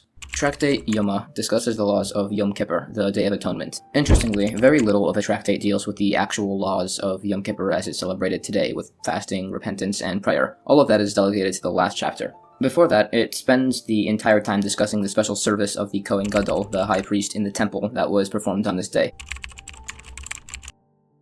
The first chapter discusses the preparation for the Yom Kippur service. The first Mishnah says, 7 days before Yom Kippur, the Kohen Gadol was sequestered in a special chamber in the temple, called the Parhedron chamber, and as a precaution, a second Kohen would be prepared as a substitute in case the original Kohen Gadol gets disqualified. The verse says, and he shall make atonement for himself and his household. Some say, as this means he must be married. If he's to perform this service, they should also prepare a second wife for him to marry in case his current wife passes away. Others disagree, saying then we'd need a backup wife for her also, and for her, etc., and there would be no end to it. The Gemara says a similar instance where a Kohen is sequestered 7 days before the burning of the Para Aduma, the red heifer sacrifice. He is kept in a chamber of the temple called the Chamber of the Stone House. It was called that because the utensils used in the Para Aduma service were made of stone or clay and similar. This is expounded a bit further, and it also says the verse sources for these teachings. The verses are discussed a bit further. There's additional discussion if the usage of the word atone in the mentioned verse is in reference to the Yom Kippur service. It also discusses some other sources. We say the inauguration service of the Kohen Gadol is connected to the Yom Kippur service, as both include a bull for a Chatas offering and a ram for an Olah offering, unlike other holidays, and also both are done by a Kohen Gadol, which is discussed further. The verses on atonement in reference to this service are further qualified, and some say the fact that the Kohen Gadol is sequestered in the chamber as preparation is derived from the inauguration service. Others say it was learned from the fact that Moshe was sequestered by Mount Sinai for 6 days before he could receive the Torah.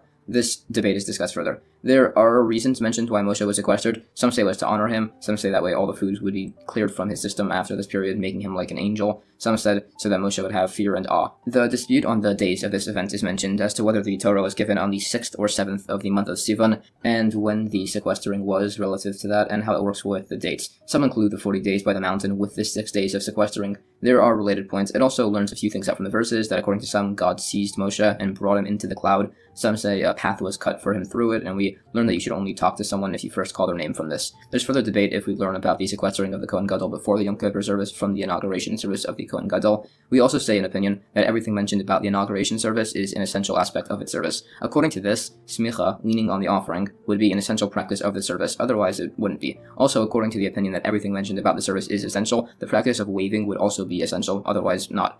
Also, the first opinion would require sequestering for 7 days, unlike by the other. These points, leaning, waving, and sequestering, are not generally necessary for other offerings, like by the Yom Kippur service, so it would seem that sequestering is actually not essential by the Yom Kippur service. They would also argue on the necessity by the inauguration service of the wearing of the special additional Kohen Gadol garments, and the anointing of the oil for 7 days too, which also would be necessary for later services. We bring proofs for these points. There are related verses discussed, and it mentions other essential steps by the inauguration of the Kohen Gadol, the reading of certain verses from the Torah, and otherwise. There's arguments as to how Moshe dressed Aaron and his sons by their inauguration. The tunic and turban were put on Aaron first, but there's arguments if the belt was put on Aaron or his sons first, based on some verses which are debated. Anyways, back to the initial point. The Kohen Gadol was sequestered before the Yom Kippur service. There's a question as to why he needs to be separated from his wife, and we say in case they have relations, and after they find out she could have been a possible nida with menstruation impurity, making the Kohen Gadol impure and therefore unable to perform the Yom Kippur service. This could apply like all opinions if the impurity was discovered just after the act of relations. This point is further discussed.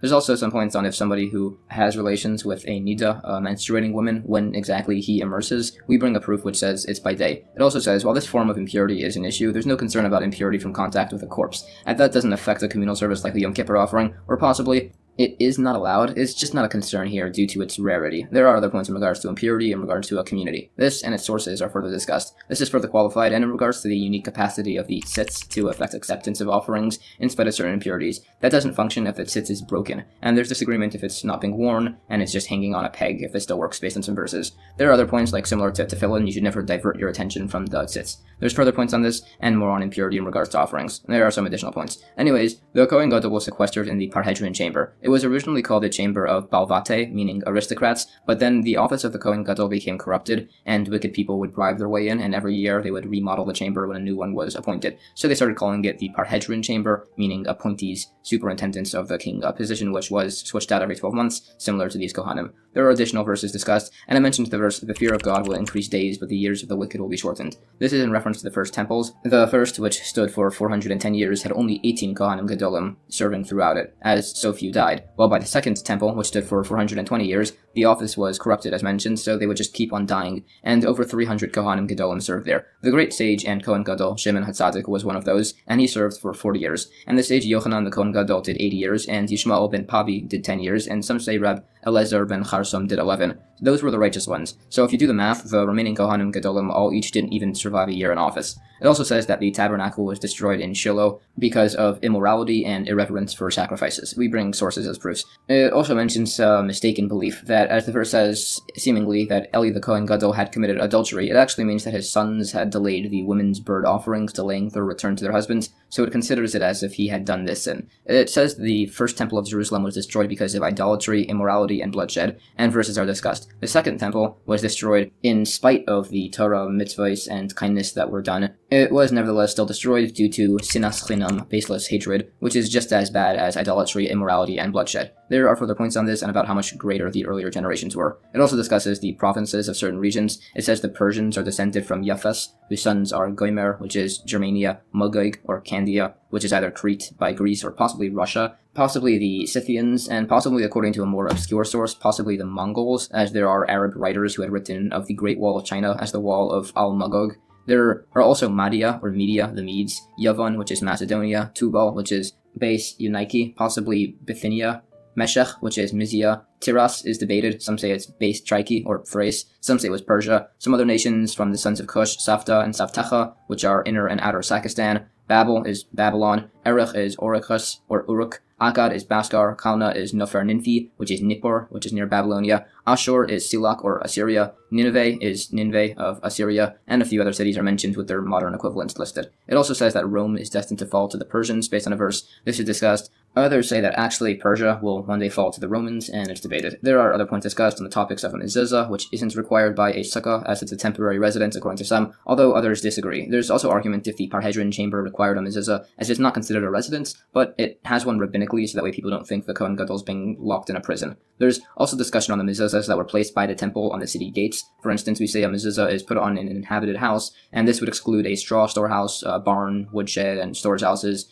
as women sometimes use those for bathing. This is discussed further, including also a public or private bathhouse and some others. This is discussed a bit further. It also says that a median gate, a topless gate, and a gate that is not 10 handbreadths high does not require a mezuzah, which is discussed further, along with debate by dimensions of certain types of arches. A synagogue, a woman's house, and a house owned by partners all require a mezuzah, and the source is discussed. The verse also mentions the words your entry, that the mezuzah should be on the side of the door that your foot enters first, which is your right side. There are related points discussed. There's debate on points of a synagogue contracting impurity and differences if it's a rural or urban synagogue, and argues which parts of the temple were in the portion of the tribe of Yehuda or the tribe of Binyamin. Yehuda had the temple mount, chambers, and courtyards, while Binyamin had the antechamber, sanctuary, and the Kodesh HaKodashim, the holiest innermost part of the temple, and also a portion of Yehuda's land that went into Binyamin's where the temple was, which Binyamin was pained by and merited through. Others say Jerusalem wasn't portioned through the tribes. The point on impurity by synagogues is further debated. There's also argument if the belt of a regular Kohen was made of pure linen, or a mixture of wool and linen, which is a normally disallowed mixture. We define who holds which view, and it's debated. We said, back to the Kohen Gadol by Yom Kippur, that if he was disqualified, they would have a backup Kohen ready. If this occurs, some say that when the original Kohen Gadol becomes available, the substitute Kohen Gadol still has all the obligations of the Kohen Gadol applied to him. Some say he can't do the service of either, as we don't want to cause issues with the original Kohen Gadol, but we also don't want to reduce something in sanctity.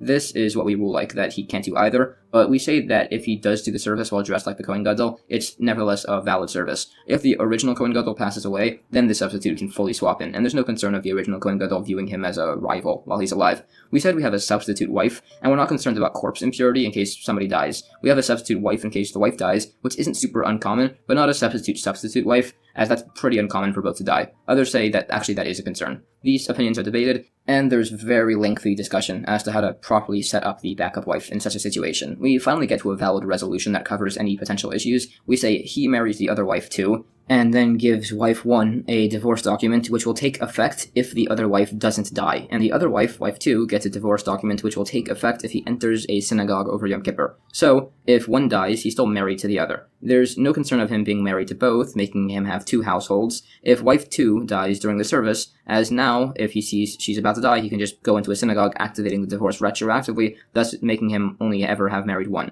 This is discussed further, and we mention a Kohen Gadol offers sacrifices while he's a mourner, but does not eat them. Some say this is for the entire day. There's discussion as to what this means. Some say it means he doesn't serve in the temple on the day of his mourning, so he doesn't eat sacrificial meats, which is discussed. This has applicability in the above case, even where he divorced his wife. Even though he's not legally a mourner, he's still mentally preoccupied, so he wouldn't be allowed to partake of sacrificial meats. New Mishnah. All 7 days that the Kohen Gadol is sequestered, he still throws the blood of the Tamid offerings, burns the incense, prepares the lamps of the menorah, and offers the head and hind legs of the Tamid offerings. During the rest of the year, the Kohen Gadol has the first right to offer whatever offerings on the altar he wants, and the first right to take any of the sacrificial foods. The Gemara discusses the author of these statements and their respective opinions in regards to these laws. It also debates the order of these events as to if you burn the incense and only after prepare the lamps. There's further debate on this discussion. This argument is spoken on a bit further. It also goes through some aspects of the application of the blood of the Tamid offering, which was applied on the northeastern corner, and then the southwestern, which is debated. There are related points in regards to these offerings, and the structure of the temple, which are qualified.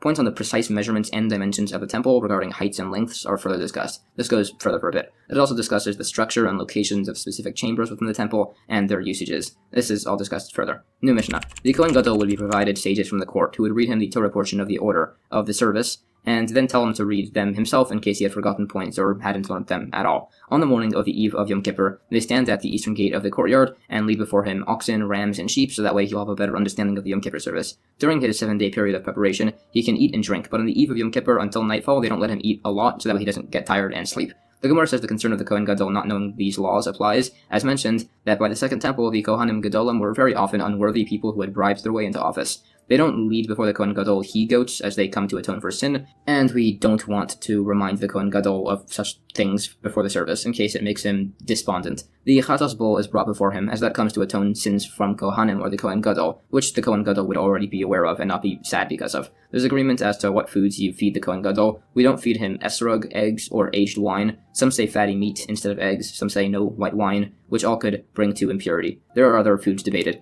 There are also related points on maintaining purity through eating foods brought and otherwise. New Mishnah. The Kohen Gadol would be taken by the sages to a new chamber of the Avitnas family, where he would take an oath to abide by the laws of the service as taught, and they would both turn and weep, him and the people administering the oath. If the Kohen Gadol was a scholar, he would spend the night of Yom Kippur giving a lecture. If he wasn't, scholars would lecture to him. If he would read scripture, then he does that. If he doesn't, then they read it to him. They would read from the books of Eov, Ezra, Chronicles, and one sage said that he would often read from the book of Daniel. The Gemara says he was brought to the Avitnas chamber to teach him the practice of filling his hands with the incense. There's further debate as to where exactly in which rooms or chambers the Kohen Gadol was staying during this whole period. There's points on the exact wording of the vow he would take, and he would turn and weep, as he was suspected of being a Sadducee heretic who would misperform the service, hence the need for the oath, and they would weep because they had to suspect him, and those who suspect the innocent of misdeeds, their body is stricken. The Sadducee heretics would incorrectly prepare the incense outside of the innermost part of the temple and then bring it in. This is discussed. It says a heretic did this and then died a few days later, and his body was found thrown in a trash heap with worms crawling out of his orifices. There are related points on the proper manner of saying the Shema prayer by not gesturing to other people while saying it with your eyes or fingers and similar. New Mishnah. If the Kohen Gadol fell asleep, the younger Kohanim would snap at him and tell him to stand so he didn't sleep, and keep him occupied until the time of the service. The Gemara describes exactly how they snapped with their index finger and thumb, which was very loud. They would preoccupy the Kohen Gadol by asking him to demonstrate the special Kidah bowing done by certain services. Some say they would keep him awake by singing. There are related points. It says that Yom Kippur is the one day a year where the Satan does not have permission to prosecute. New Mishnah. The ash was separated from the altar, normally around the time of the call of the rooster, but here by Yom Kippur, uniquely it was by midnight, while on the holidays it was at the end of the first watch. On holidays, even before the call of the rooster, the courtyard was filled with people with their offerings. The Gemara discusses some related points on removing the ash. These points are further defined. There's also some points on if the sun makes sound, which is heard around the world similar to the Roman crowds as it's compared to, and also the sound of the soul leaving a body and on the sound of birth. This is discussed in regards to the times, and says that although the courtyard was so cramped, everyone miraculously had place to bow. This was one of the many miracles of the temple, along with the fact that no woman ever miscarried from the smell of the sacrificial meat. The sacrificial meat never rotted, there were no flies by the butchering place, no Kohen Gadol ever had an emission on Yom Kippur, which would disqualify him, No disqualification was ever found in the Omer offering, or in the 2 loaves, or in the Punim bread. No snakes or scorpions harmed anybody in Jerusalem, and everybody had a place to stay in Jerusalem overnight. Some add that also the pyre wood was never extinguished by rain, and that the smoke was never blown, not by any winds. There are others listed. The Punim bread stayed fresh and warm, and the Ark and the Eruvin took up no physical space in their chamber. But we say those aren't in the list, as those who are within the actual sanctuary of the temple, and not publicized. There are more points by these. It says that there were 5 differences between the first and the second temple. The first temple had the Ark, its cover, the Eruvin, the cherubs, the fire from heaven on the altar, the divine presence, the Holy Spirit of prophecy, and the Urim V'Tumim, a parchment with God's name that was kept within the Kohen Gadol's breastplate. None of these were by the second temple. There was fire from heaven that descended to the altar by the second temple, but it did not consume the offering. It also says there are 6 types of fire. Fire that eats but does not drink, which is our fire. Fire that drinks but does not eat, which is the fire of sick people. There is fire that eats and drinks, which is the fire of Eliyahu Hanavi, which consumed offerings and water. There is fire which consumes moist things like dry ones, which is the altar fire. There is fire that repels fire, which is the fire of the angel Gabriel. And there is fire which consumes fire, which is the fire of the divine presence. It also brings points on the wind not blowing the smoke of the offerings of the temple. And that's the end of chapter 1. Chapter 2 of Tractate Yoma continues on the discussion of the special service of the Kohen Gadol on the day of Yom Kippur. The Mishnah says, originally the way that the separating of the ash from the altar was done was that any Kohen who wanted to do it could, so they would have a race to the top to see who got to do it. If it was a tie, then they'd have a lot for all of the Kohanim who had tied, who would stick out a finger, not a thumb, which will be explained, and they'd pick one person. Once during the race, one Kohen got pushed and he fell off, breaking his leg, so they decided that this was a bit too dangerous and started picking the ash separator by lot, which was the first one of the day. The Gemara says, they only later instituted the lot as they didn't realize so many Kohanim wanted to do it, as it was done by night. The timing of it is also discussed. It also asks which dimensions of the altar they would reach during the race, which is unresolved. They put out their fingers to count, as we don't count the Jewish people, even for a mitzvah, which is based on verses. It also discusses some points on King Shaul's war against the people of Amalek. This is discussed along with comparison to David, who it says had 2 sins, one for arranging the death of Uriah, and that he took a census of the Jewish people. But Sheva isn't counted here, as he himself was punished for that, with all of the issues with his children. Some say David himself was punished, that he contracted Sarah's leprosy. This, that says it wasn't a sin, disagrees with the opinion that David accepted a slanderous report against Mephibosheth. Some say he did, but he was punished for it, that his grandchildren would divide the kingdom. There are points further on King Shaul, that it says he was a year old when he reigned. This is explained to mean that he was like a 1-year-old who never sinned, but another sage says that it means that he was like a 1-year-old who is dirty and soiled, like Shaul was with sin. That sage then saw angels of terror in his dream, so he apologized for misspeaking against King Shaul. Some say that King Shaul's line ended, as his genealogy was unflawed, so his line could have become arrogant. Some say Shaul was punished as he renounced his honor. It also talks about not bearing a grudge in regards to monetary matters, but you should allow others to take care of your honor, and you should not make a response yourself based on verses which speak about the importance of bearing God's will, and any suffering with love and happiness, and the reward for that. Back by the raffle of the Kohanim, it says that the Kohanim would put out 1 finger, but if they were sick, they could put out 2 if their hands weren't working so well, which would count as 1. They didn't put out the thumbs, that way people couldn't cheat and make it look like they had a separate hand somehow. This for the discussion, there's an incident mentioned when they had the race, and one Kohen took a knife and stabbed another, which had some pretty serious ramifications. There's further on this incident and a few more points. There's argument as to how much ash is removed, and debate on the punishment if a non-Kohen performs this service. There's other points on services in the temple that a non-Kohen cannot perform, and their punishments back in those days. There are also points on how the Kohanim in the temple were dressed, which is discussed. New Mishnah. There are other lots also cast in a day, for who slaughters the Tamid offering, for the throwing of the blood on the altar, for the clearing of the ash on the inner altar and from the menorah, and bringing the limbs of the Tamid offering up the ramp of the altar, with each Kohen carrying a different part of the offering. Some say the order of the parts of the animal as it's carried are how the animal was when it was alive. The Gemara discusses these lots, and the services are further discussed. New Mishnah. There was a 3rd lot made, with an announcement made that any Kohen who is new to the service of the offering of the incense should participate. The 4th lot is for all Kohanim to determine who brings the animal offering's limbs up the ramp to the altar. The Gemara says that the incense offering was only done once per Kohen, as it brings prosperity to those who do it, based off verses that we wanted to give everybody a chance to do it. There are additional points on the selections for bringing offerings. The Tamid offering is typically offered by 9 Kohanim, 10 on the holiday of Sukkos, when is needed to hold the flask by water for the water libations that are done on that holiday, 11 by the afternoon Tamid, with 2 more to hold the wood for the altar, and also by Shabbos, where there's 9 and 2 to hold the frankincense, and also a Shabbos on a Sukkos, where there's also a flask of water held. The Gemara discusses sources for these points. New Mishnah. A ram is offered by 11 Kohanim, the meat with 5, and the intestines, fine flour, and wine with 2 each. A bull is brought with 24 kohanim, the head by 1, the right leg by 2, the tail with 2, the leg with 2, the breast with 1, the neck with 3, the forelegs require 2, the flanks require 2, and the intestines, flour, and wine require 3 each. This is all with the communal offerings. With personal offerings, technically a single Kohen could offer everything. The flaying and dismemberment of communal and personal offerings can both be done by a non-Kohen. The Gemara cites sources and the points are discussed. There's a bit more discussion on the precise service of these offerings, and the points are qualified a bit further. And that's the end of chapter 2. Chapter 3 of Tractate Yoma continues on the discussion of the order of a temple Yom Kippur service as performed by the Kohen Gadol. The first Mishnah says the administrator would ask the Kohanim to see if the time to start the morning offering had arrived. Some say they would confirm it was dawn, some say they would confirm the entire eastern sky had lit up until the city of Hebron, so they wouldn't get confused with any intermingling moonlight and mistakenly start too early. The Kohen Gadol would be taken to immerse in a mikveh. In fact, generally anybody who uses the restroom by the temple needs to immerse in a mikveh, and someone who urinated needed to wash their hands and feet by the kior. The Gemara discusses the precise proper timing of the start of the offerings by the temple based on some verses in regards to Abraham's prayers. The concern of a moonlight being mixed up with dawn light was on a cloudy day, which diffuses light everywhere. This is a relevant piece of information if you want to spread out skins to dry, or in regards to the prohibition against making matzah from dough with water that was heated by the sun.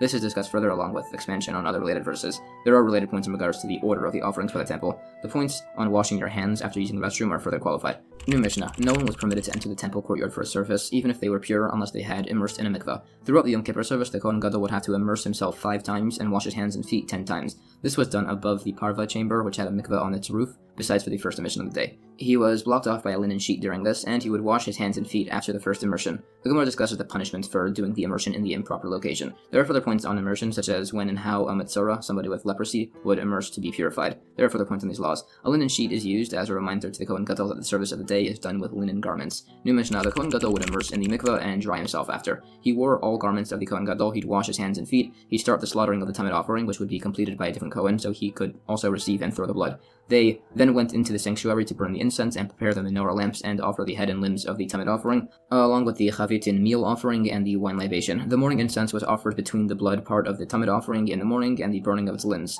The afternoon incense was offered between the burning of the limbs of the afternoon Tamid and its libations. If the Kohen Gadol was old or delicate, they heat up some water and pour it into the mikveh so it wouldn't be so cold. The Gemara suggests that this disagrees with the opinion that the Kohen Gadol washes his hands and feet twice before putting on each set of garments. Others say it could be like this, it's just that they held there's a washing when you put the garments on and when you take them off, which is argued based on some other verses. This is debated further. The immersions and washings are further qualified with verses and sources as discussion. There's more argument as to which verses this is learned from. It defines how the Kohen Gadol would slaughter the Tamid offering. Some said he would slaughter majority of the 2 pipes, the trachea and esophagus, and many agree. It further goes to the exact order of the daily morning service, the order of the arranging of the wood on top of the altars and the offerings, the clearing of the ash, the preparing of the menorah, and similar points are all listed. This is discussed further. It goes through the order of the cleaning of the lamps and why based on verses, and also other points on the order of events. There are additional points. It brought this all basically to ask why in the Mishnah it mentions that the incense was offered between the blood service and the burning of the limbs, which contradicts some other opinions, but we just say it wasn't being particular with the order when it said it, and it holds like the opinion that the incense is burnt between the blood service and the cleaning of the lamps.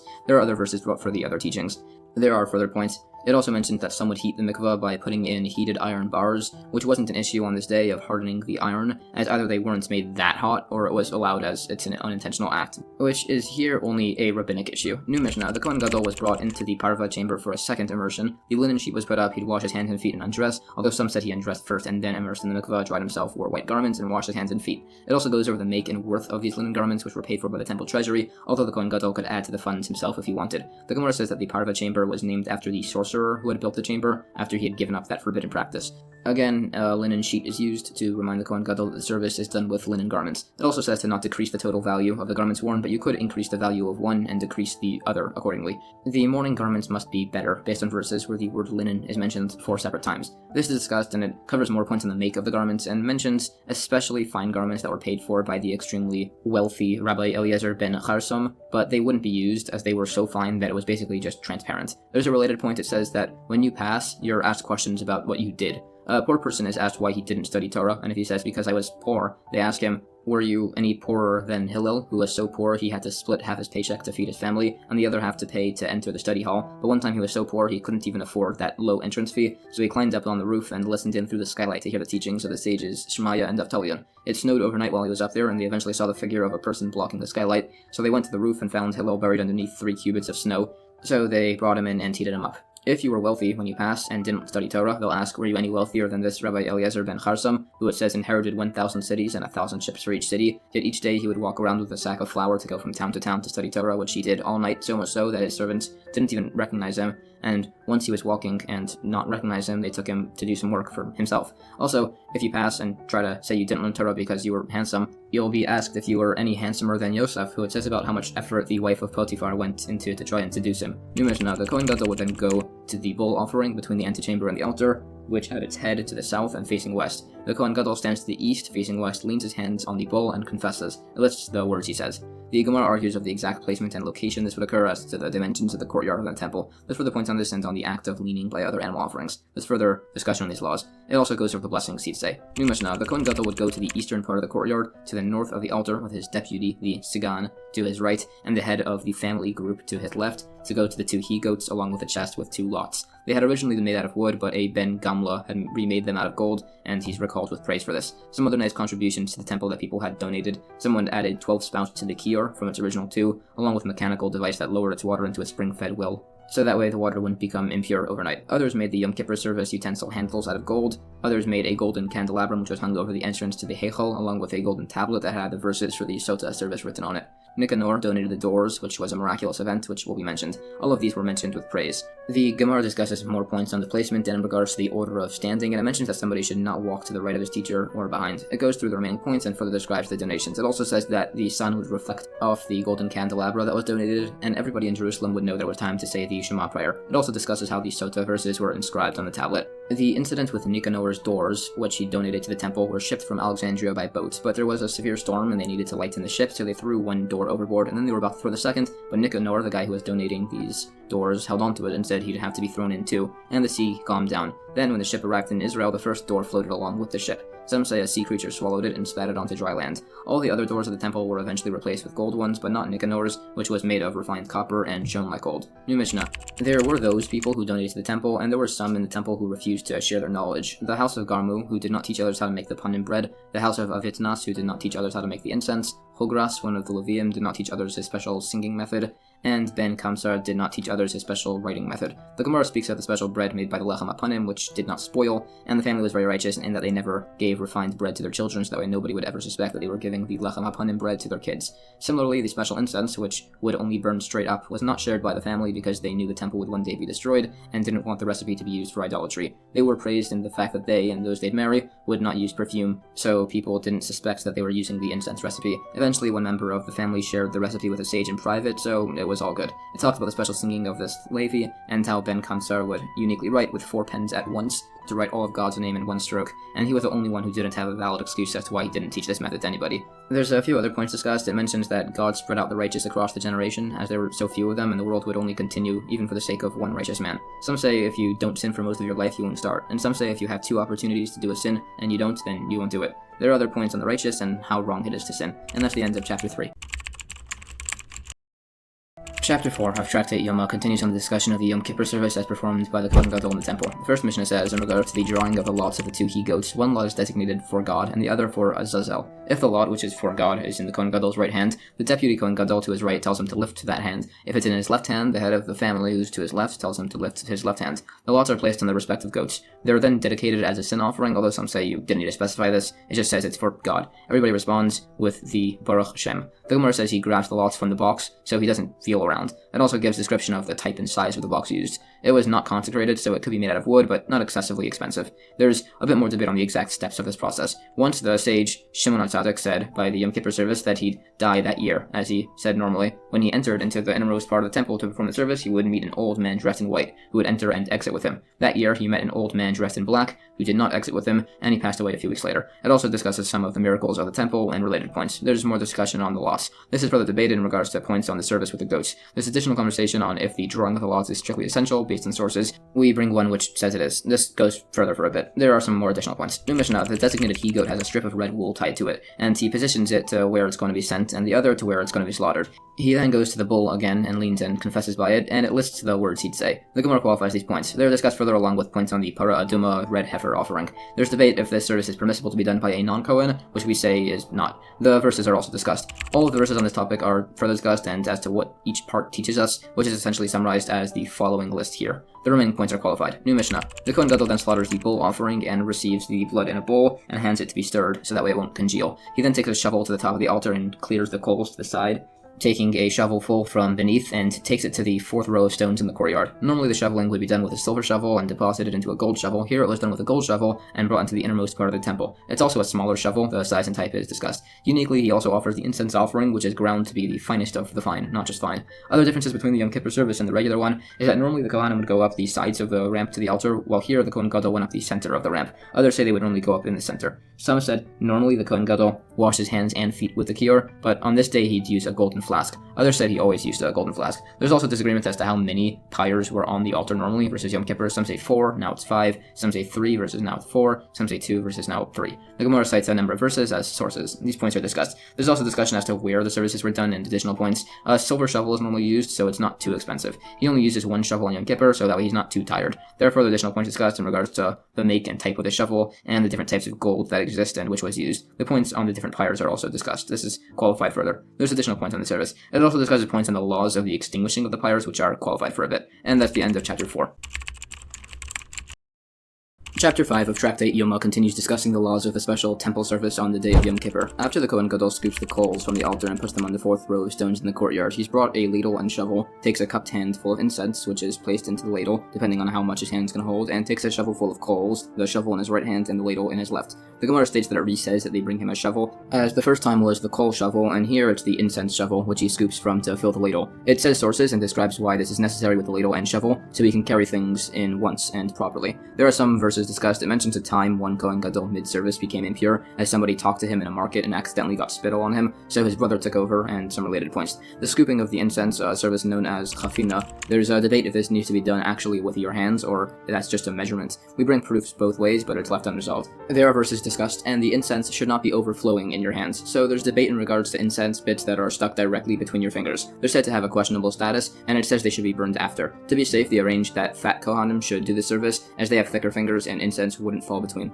There are also a few unresolved points on this, like what if you scoop the incense from the side of your hand and similar. There are some further unresolved questions. This is discussed further. There's also debate if the Kohen Gadol just died before he could bring the incense offering, if the new Kohen Gadol should use the original incense, or if he should scoop a new handful. This is debated from a few sources. They also say he refills his hands once he's inside the innermost part of the temple. There's further discussion. It debates if the blood of the bull is referenced as the bull in regards to this service, which is relevant if you consider the Kohen Gadol's bull to be a communal offering, but that's a debated point with many sources quoted. This is argued on further. There are also some additional sources quoted on this discussion. We eventually quote a point that proves the Kohen Gadol's bull offering is considered jointly owned by the other Kohanim also, even though the Kohen Gadol himself pays for it. New Mishnah. The Kohen Gadol, then carrying the incense, would walk through the heichal, the interior of the temple structure, until he reached the two curtains that separated the room from the innermost chamber of the temple, the Holy of Holies. The curtains were a cubit apart. Some say there was only one curtain, which is based off a verse. The Gemara says that the opinion that says that there were two curtains says the verse applies to the tabernacle, and the first temple had a cubit-wide wall in between, but by the second temple they were unsure if the wall had the sanctity of which chamber, so they just made it two curtains. There's a lot of different opinions as to how exactly the Kohen Gadol walked through the temple to reach this room, based on your opinion of the layout of the temple.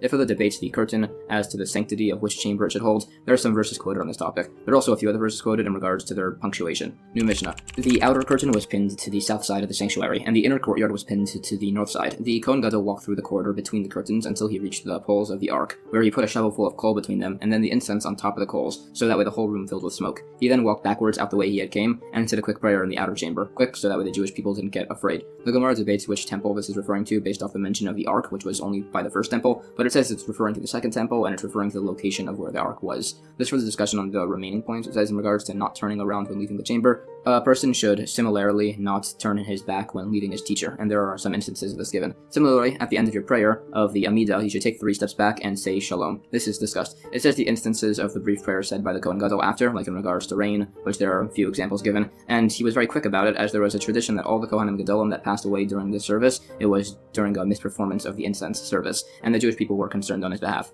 New Mishnah. After the ark was taken away, there was an ancient stone placed there from the time of the early prophets called Shesiyah, or foundation. immersion, and the Kohen Gadol put the coals on it. He then took the bull's blood, which was being stirred so it didn't congeal. He then went back in and sprinkled some of the blood towards the ark cover, once above and 7 times below in a certain manner, counting as he sprinkled, saying 1 and 1, 1 and 2, 1 and 3, etc. He then left and put the bowl on the golden stands in the sanctuary. They brought him the he-goat, which he slaughtered, and received its blood in its bowl. He then went back in, repeated the sprinkling process, left and put the bowl back on another golden stand. Some say there was just one stand and he switched the bowls. Some of the bull blood was sprinkled on the curtain with the same counting manner, although this time without aiming. Then he took the goat blood and also sprinkled the curtain. Then he poured the bull blood into the goat bowl and put this full bowl into the empty one. The Gemara notes that the opinion that the ark was taken into exile in Babylonia seems to be implied by this wording, unlike the view that it was hidden away. The timing of this is discussed, and there's points on structure and history of aspects of the temple. There are some additional points. It describes the method of the sprinkling and some additional points in this. Some said he actually counted saying 1 and 1, 2 and 1, 3 and 1, etc., but that's dependent on your locale. There's some additional discussion on these points.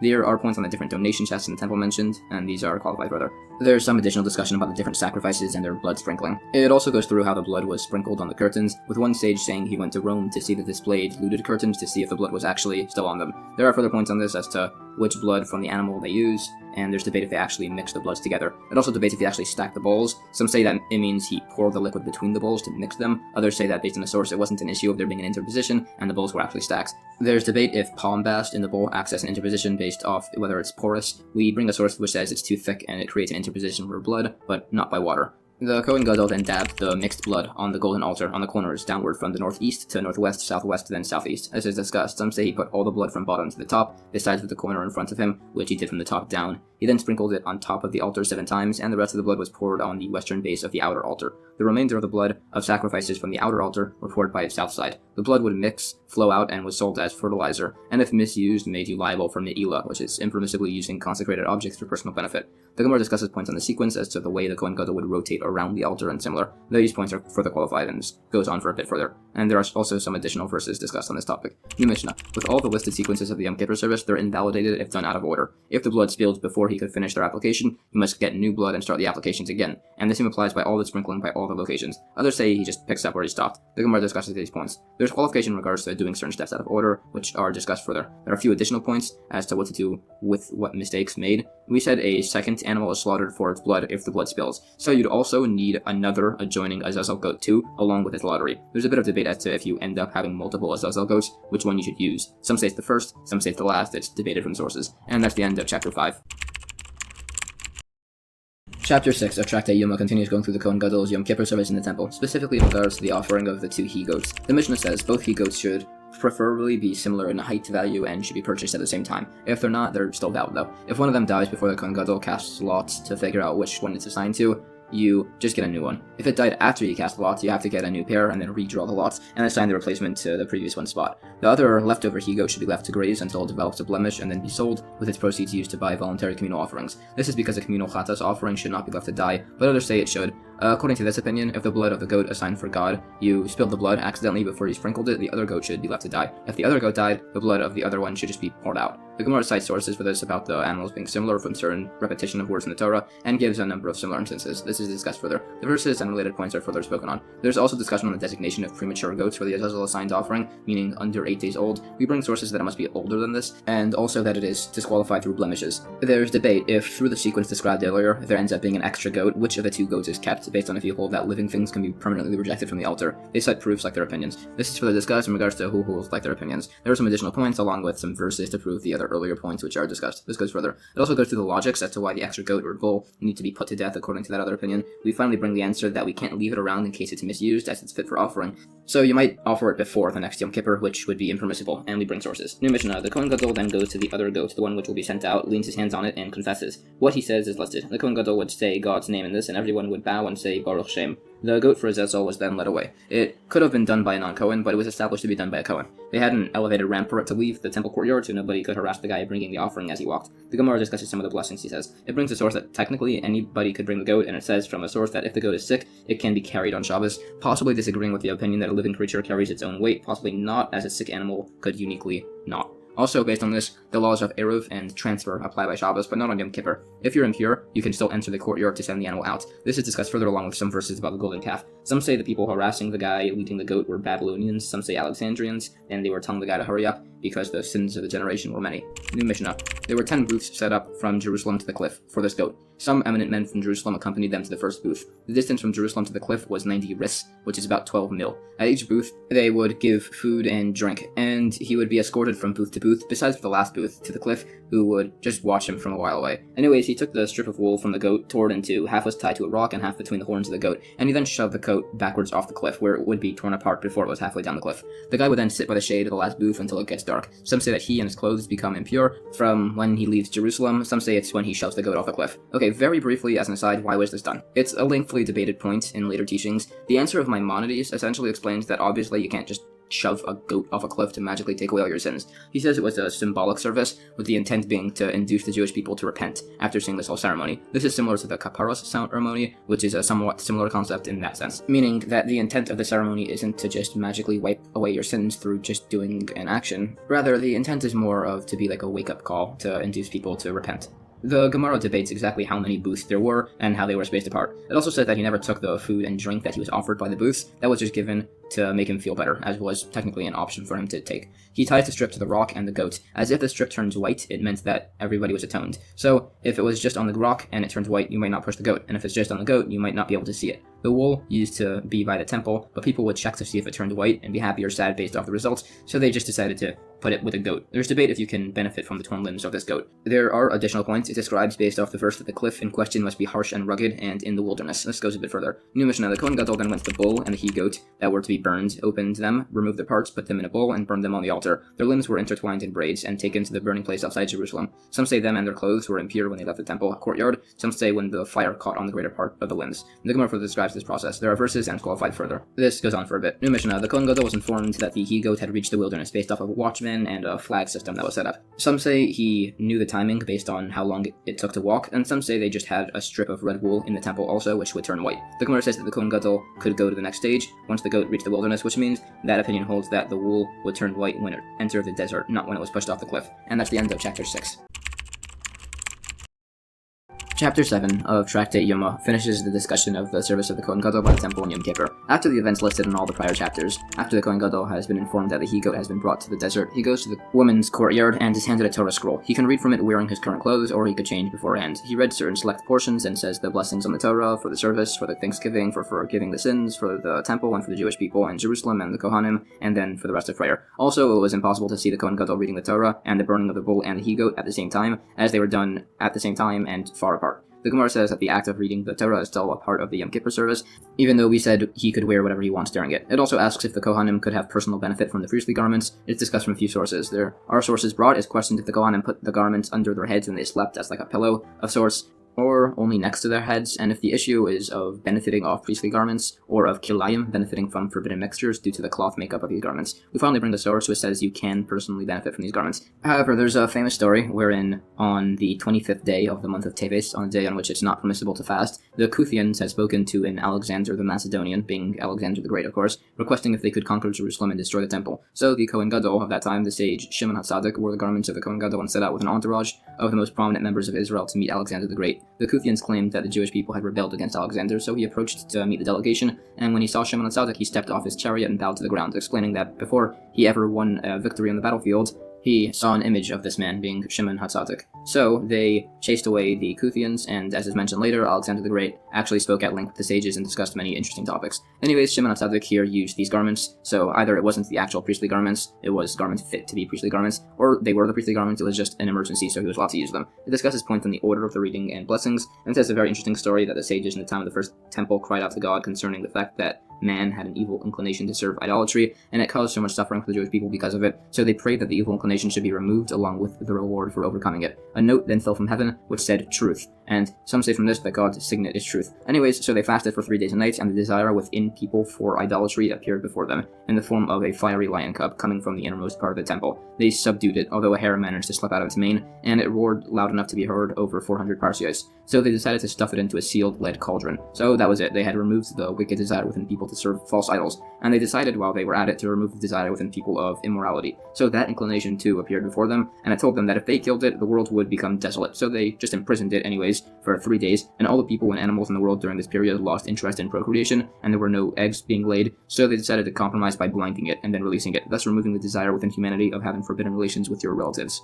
There are additional points, and it further goes through the portions read by the Kohen Gadol. The remaining points and the blessings are also qualified. New Mishnah. At this point, the Kohen Gadol washes his hands and feet, and removes his garments, immerses in a mikveh again for the 3rd time, dries himself, and he wears his golden garments. He re-washes his hands and feet, and does the service of his and the people's rams, and the service of the 7 unblemished first-year male sheep. Others say those were brought with the morning Talmud offering, along with some other distinctions. He washes again, undresses, immerses for a 4th time, dries himself, and wears the linen garments, and washes again. He enters the innermost part of the temple to take the ladle and coal pan back out, washes, undresses, immerses for a 5th and final time, dries himself, puts back on the gold garments, washes his hands and feet again, and then goes into the temple to burn the afternoon incense and prepare the menorah. He then washes again and switches to his personal clothes. They take him to his house and they give him a feast for him and his friends for accomplishing everything safely. The Gemara qualifies these points and discusses the verses which source these points. This is discussed further. There are a few additional points with explanation on some additional verses. It also describes the time after the Kohen Gadol left, and all the people followed him home out of respect, but then left to see the sages Shemaiah and Avtalion, which caused some tension. New Mishnah. The Kohen Gadol wears 8 garments, and the Kohen wears 4: the tunic, breeches, the turban, and a belt, while the Kohen Gadol also wore the choshen breastplate, the ephod apron, the robe, and the tzitz headband. The Kohen Gadol would wear that when consulting the Urim V'Tumim, which would only be done for kings, the heads of courts, or on behalf of someone who the public needs. The Gemara discusses these points and discusses further. It also discusses points on the make of the ark and some quoted verses. There's also points on the garments of the Kohen Gadol and the consulting of the Urim V'Tumim for advice by military matters and similar. Some said that the response was given that the letters of the stones of the choshen breastplate would protrude to spell out an answer. Some say they joined together. It had all the necessary letters. Some said that the names of the forefathers were also inscribed, and also the words tribe of Yerushin. So that way it also has its tzaddik and a test, and that way it has every single letter, so that way any answer could be written, essentially. This occurred if a Kohen Gadol was worthy, along with some verses as source. And that's the end of chapter 7. Chapter 8, the final chapter of Tractate Yoma, discusses some actually practically relevant laws for Yom Kippur as it's celebrated nowadays without the temple. The first Mishnah says, on Yom Kippur we do not eat, drink, wash ourselves, anoint ourselves, wear shoes, have relations, although a king and a bride can wash their faces, and a new mother can wear shoes for health reasons. Others disagree. The punishment of kares applies if you eat the equivalent volume of a large date, pit included, or drink enough liquid to fill your cheek. Foods can combine to create this volume, and drinks can combine to create theirs, but they can't combine together. The Gemara says that it repeats the ban on eating and drinking to point out that food and drink can't combine together to equal their minimum prohibitions. Opinions agree that such a thing is still rabbinically prohibited, which is discussed. There's some additional points. Some say the point that it's prohibited refers to the other listed prohibitions. There's further discussion. It also quotes some verses to set parameters on afflicting yourself on Yom Kippur. It says that you don't do work on this day, meaning you don't actually cause yourself physical suffering by sitting out in the cold or something similar. This is further qualified. It says affliction generally refers to not eating or drinking, which is based on this verse. It also goes and discusses a bunch of related verses in the interpretations. It discusses verses about the mun, the food provided to the Jewish people wandering in the desert. Some said it tasted like every food, besides for ones that would be medically harmful to a pregnant woman. Some say they have the taste, but not the substance. It describes the mun as round, like a coriander seed, and white, like a pearl. There are further related points. It says that the mun fell outside the homes of the righteous, fully prepared. For the average, it fell just outside their camp and slightly unprocessed, and for the wicked, it fell far away and had to be ground in a mill. Some say that women's cosmetics also fell with the mun. Some say seasoning for the food too. Some say precious stones, based off interpretation of some verses. Some say the mun had many tastes, as the word in the verse is similar to the word for demon, which have many forms. There are further verses explained, and also on the quail that the Jewish people in the desert demanded when they wanted meat.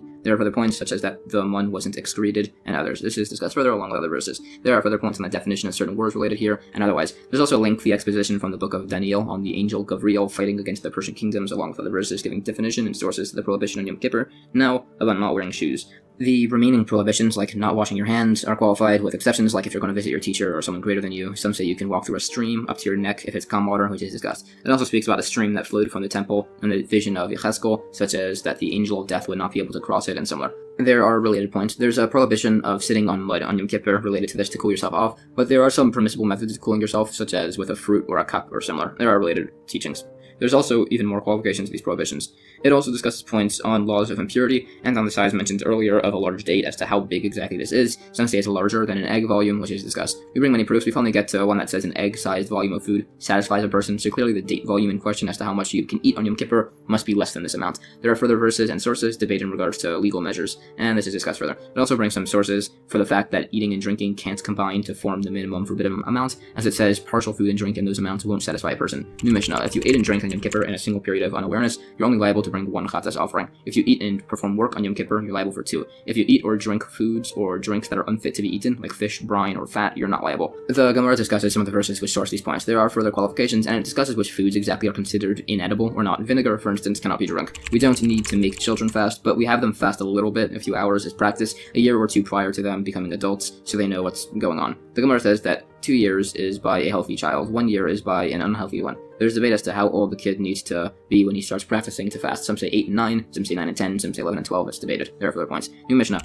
if a pregnant woman smelled food or drink on Yom Kippur and really wants it, we can feed her until she feels better. Sick people can be fed according to the advice of expert doctors. If there are none, we feed them until they say stop. The Gemara says further than this, you can violate just about every single commandment in the Torah in order to save somebody's life, save for idol worship, illicit relations, and murder. So you can even feed a pregnant woman sacrificial meats if she really needs it. It also brings verses which source the fact that you have to let yourself be killed rather than serve an idol, commit a form of illicit relations, or murder somebody else. The only exceptions to murder is that you can kill somebody to prevent them from killing or sexually assaulting you or somebody else. It discusses the sources. The other points are qualified in regards to how much you can feed a sick person. New Mishnah: if somebody contracts bulmus, some sort of a hunger-caused, life-threatening disease, he can be fed even non-kosher food until his vision is restored. There's debate. If someone was bitten by a mad dog, if you can cure him from its liver lobe. Some say you can give medicine to someone on Shabbos, as the possible danger to his life supersedes the Shabbos. For instance, if a building collapsed on somebody on Shabbos and you're not sure if they're alive, whether he's Jewish or not Jewish, you must clear the rubble to try and rescue him. If you find the person alive, you can continue violating the Shabbos to help him out. If he's dead,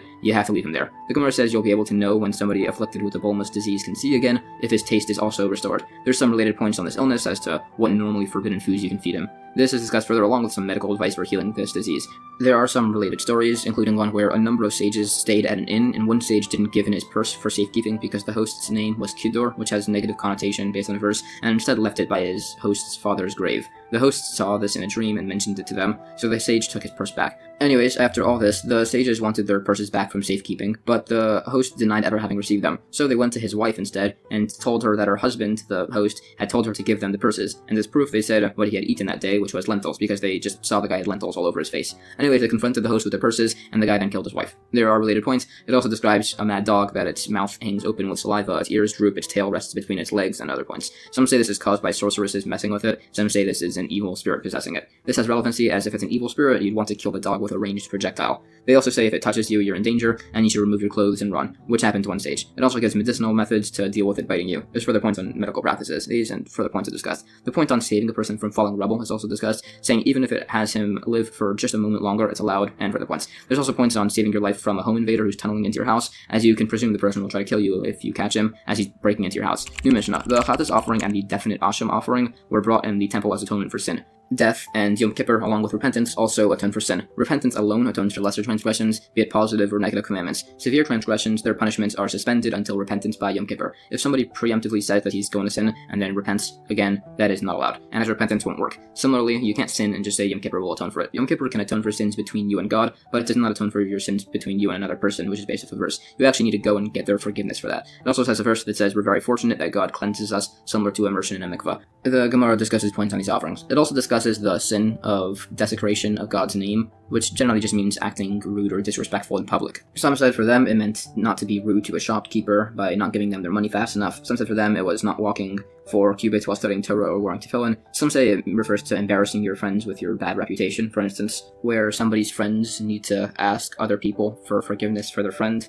And there are sources in regards to just being a pleasant, refined, kind, good person to sanctify God's name. It also says the opposite, that you could be a great sage who studies lots of Torah and whatnot, but if you're not honest with your business dealings and you don't treat people with kindness and respect, it speaks very poorly about such an individual. There are also points on the importance of repentance. There are more verses and discussion on the importance and power of repentance.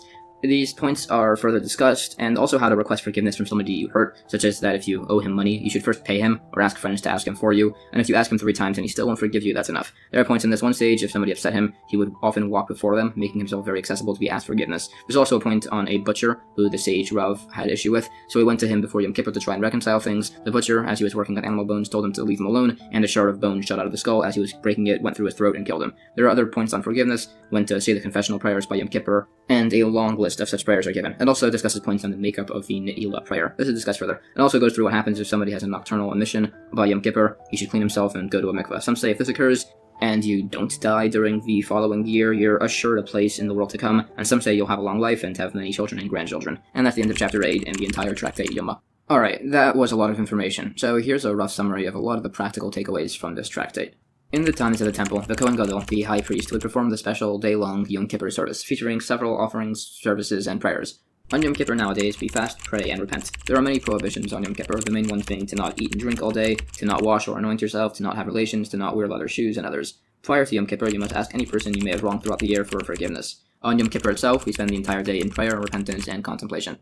Tractate Sukkah discusses the laws of the holiday of Sukkos, celebrated towards the end of the Hebrew month of Tishrei. As the verse says, in Sukkos, which means a hut of a sort, you shall dwell for a 7-day period. Every citizen of Israel shall dwell in Sukkos, so that your children will know that I caused the children of Israel to dwell in Sukkos when I took them out of the land of Egypt. It commemorates how the Jewish people were protected after leaving Egypt in the desert by the miraculous clouds, so we dwell in little huts, meaning we eat and drink inside of a sukkah during this period. The details of the structure of this building and what constitutes a sukkah will be discussed in this tractate. It will also cover the laws of the lulav and esrog, another important obligation of this holiday, and in the times of the temple, the water libations and other ceremonies done in the temple. Chapter 1 begins with a discussion on what exactly constitutes a sukkah. Essentially, a sukkah must have at least 3 walls and a roof made of plants called schach. If the schach roof is above 20 cubits high, it's not a valid sukkah. Rabbi Yehuda says it is. A sukkah not at least 10 handbreadths high, or one which does not have 3 walls, or the roof lets more sun through than there is shade, is also invalid. The Gemara mentions a discussion from an earlier tractate, Tractate Eruvin, where it's discussing similar dimensions by an alleyway, a mavoi, and there it mentions you can lower the walls to make it valid. It doesn't provide such a solution here, either as these laws are biblical, not rabbinic, or it's because these laws are way more complex, so instead of going on a whole explanation, it just simply said it's invalid here, even though it could have just said how to fix a too high sukkah by lowering it. It also brings and debates a number of verses as sources for these dimensional limitations of the sukkah. There's discussion as to why exactly 20 cubits is too high. Some say it's because you won't see the schach roof, some say it's because there won't be shade. Some have the opinion that as the sukkah must be a temporary dwelling, they say underneath 20 cubits, that works, even if the walls are made of iron, as it's considered to be a temporary dwelling. Any structure above 20 cubits would be considered a permanent dwelling and therefore can't be used. Some disagree, saying the verse means it has to be literally a temporary structure, meaning no metal walls. It's not about the height level. Some say the dispute if the sukkah can be over 20 cubits is where the roof is not touching the walls, and if it did, both opinions would agree it's valid even if it's over 20 cubits. This would be like the opinion that says the issue is one of noticing the schach. As he says now, as the wall is attached, you'll actually notice the schach roof. Others say the dispute is where the sukkah is only 4 by 4 cubits wide, and if it was larger, they would agree it's valid even if it's over 20 cubits. This would be like the opinion that the issue is that there needs to be shade from the schach. Others say the argument is if the sukkah is only large enough to hold your head, most of your body, and the table. If it's larger than that, both would agree it's allowed. This is like none of the explanations listed. This is discussed further. It says an incident that the Queen Helena of Lud had a sukkah over 20 cubits tall, and it was permitted, implying the opinion of Rav Yehuda that it can be higher than 20 cubits, and even though women are exempt from the obligation of the sukkah, she had 7 sons, so one at least was old enough that he needed to stay in the sukkah, even if only rabbinically, which she abided by. Now, based off this incident, this would seem to imply like the opinion that the issue is one of not being able to notice the schach, as the roof not being attached makes sense by a queen, and this incident implies, unlike the other opinions who say the issue is when the sukkah is too small, because there's no way a queen is staying in a tiny little sukkah. They would answer no. The sukkah in question was unique in that it was a large sukkah, but it had little cubicles inside. And the dispute is if it's permissible even when one of the sons is inside a smaller mini sukkah cubicle. Anyways, some say the law is that the sukkah must be large enough to hold your head, most of your body, and a table. This is debated from a number of sources, for instance, if it needs to be large enough to actually hold the table. There are related points as to how the sukkah can be uniquely small, less than 4 by 4 cubits, but a house is not considered to be a dwelling if it's that small. This has relevancy by the laws of mezuzah, the necessity to put a protective fence around your roof, and others, as those are referenced in the Torah as being applicable to a house, and something smaller than 4 by 4 cubits is too small to be considered a house in that sense. This has additional relevance in the establishment of an Eruv, and by some laws of property ownership. If the sukkah is over 20 cubits tall, and you want to lower it to make it a permissible height by filling the interior with cushions, that's still not valid, as most people in the world would not nullify their cushions in such a manner. You can, however, do so with straw or dirt, as those can have their ownership abandoned in this sense.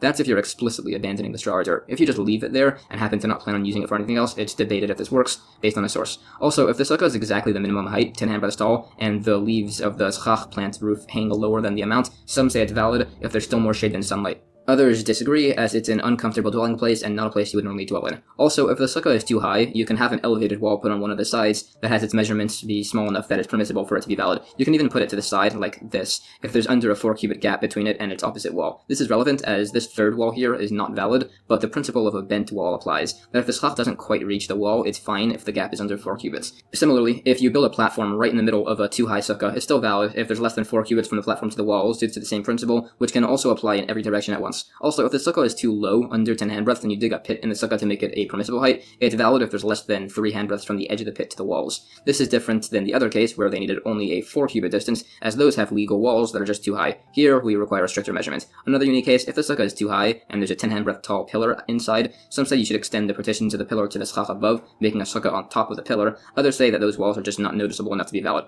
Also, if you put poles on the edge of your house and then schach on top, it's debated if this is valid, even though there's no walls, if the walls of the roof are considered to extend upwards or not. This and similar points are debated. There are also verses cited as to the source for the minimum heights of a sukkah. These are discussed along with points on the dimensions of the ark and the positioning of the wording of the tzitz. The verses and sources in regard to the dimensions of the ark are further debated. This goes further along with points on interpositions for the laws of ritual impurity. Anyways, we also said a sukkah must have 3 walls. Some say this can be 2 walls and a tiny third one, even a handbreadth long, while others say it must have 3 walls and then even a tiny fourth one. This is debated based on interpretation of some verses. There's also many suggestions as to where exactly this extra small wall is going, if it's the third. Some say next to either wall, some say it should be diagonal, some say in between where one of the walls should be, some say diagonal in the opposite corner, some say it must be like a door frame with a beam across, which also has some variation. This is compared to some points on Shabbos domains. This goes further. In regards to the prohibition against a majority sunlight, some say this only applies to sunlight coming through the roof, while others say it also includes sunlight coming through the walls, which is debated based on verses. There are a few other miscellaneous points on forbidden sukkahs, like it can't be cone-shaped, or it can't be that the roof is leaning diagonal against the house's wall, and some say a round sukkah is impermissible as it needs corners. Others disagree and say it's allowed if its circumference is large enough to seat 24 people. The dimensions of such a circular sukkah are qualified.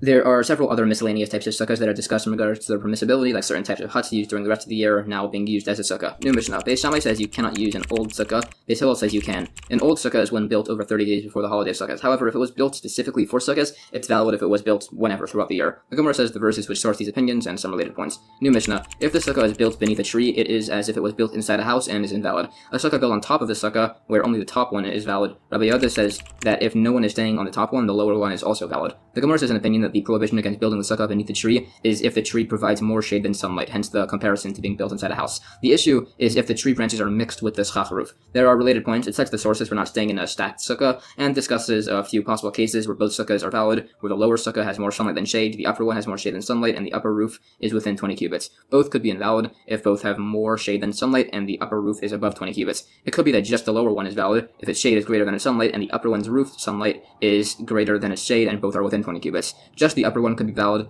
if both have shade greater than sunlight and they're within 20 cubits. This was all brought just for the case where only the lower one is valid, and there's no issue of thinking that if the upper one is above 20 cubits, the two roofs can combine shade for the lower one. There are a few opinions as to how large the gap between the sukkah roofs must be to invalidate the lower ones. Some say a handbreadth based on a comparison to laws of impurity, some say 4 handbreadths as that's considered a significant area minimum, others say 10 handbreadths as that's the minimum amount to validate a sukkah. The other points are debated, such as what not fit for residence means. Some say it's an issue of height, some say it has to be able to support pillows and cushions. It's discussed. New Mishnah. If you spread a sheet above or beneath a sukkah to prevent sun or leaves, or a sheet over a 4-poster bed in a sukkah, it's invalid. You can spread a sheet over a 2-poster bed. The Gemara says some allow the sheet underneath the schach if it's for decoration, not just as a general blanket rule, and it mentioned falling leaves as a common case. There are proofs from sources brought. Some add that decorations do not adjust the height of the sukkah, but some say they do adjust the width. These points are all further qualified. There's also points about sleeping beneath a canopy. For instance, you can't say the Shema prayer while fully undressed, but if you're sleeping beneath a specific certain described type of canopy bed, you can stick your head out and say the Shema if the canopy is under 10 handbreadths and it's not considered a tent. This is discussed. The points on the permissibility of sleeping beneath certain types of canopies in a sukkah are qualified. New Mishnah. If you have vines or ivy or similar growing out of the ground and lay them atop your sukkah and then put the schach roof on top, it's invalid unless there's more schach than vine, or if you detach the vines from the ground.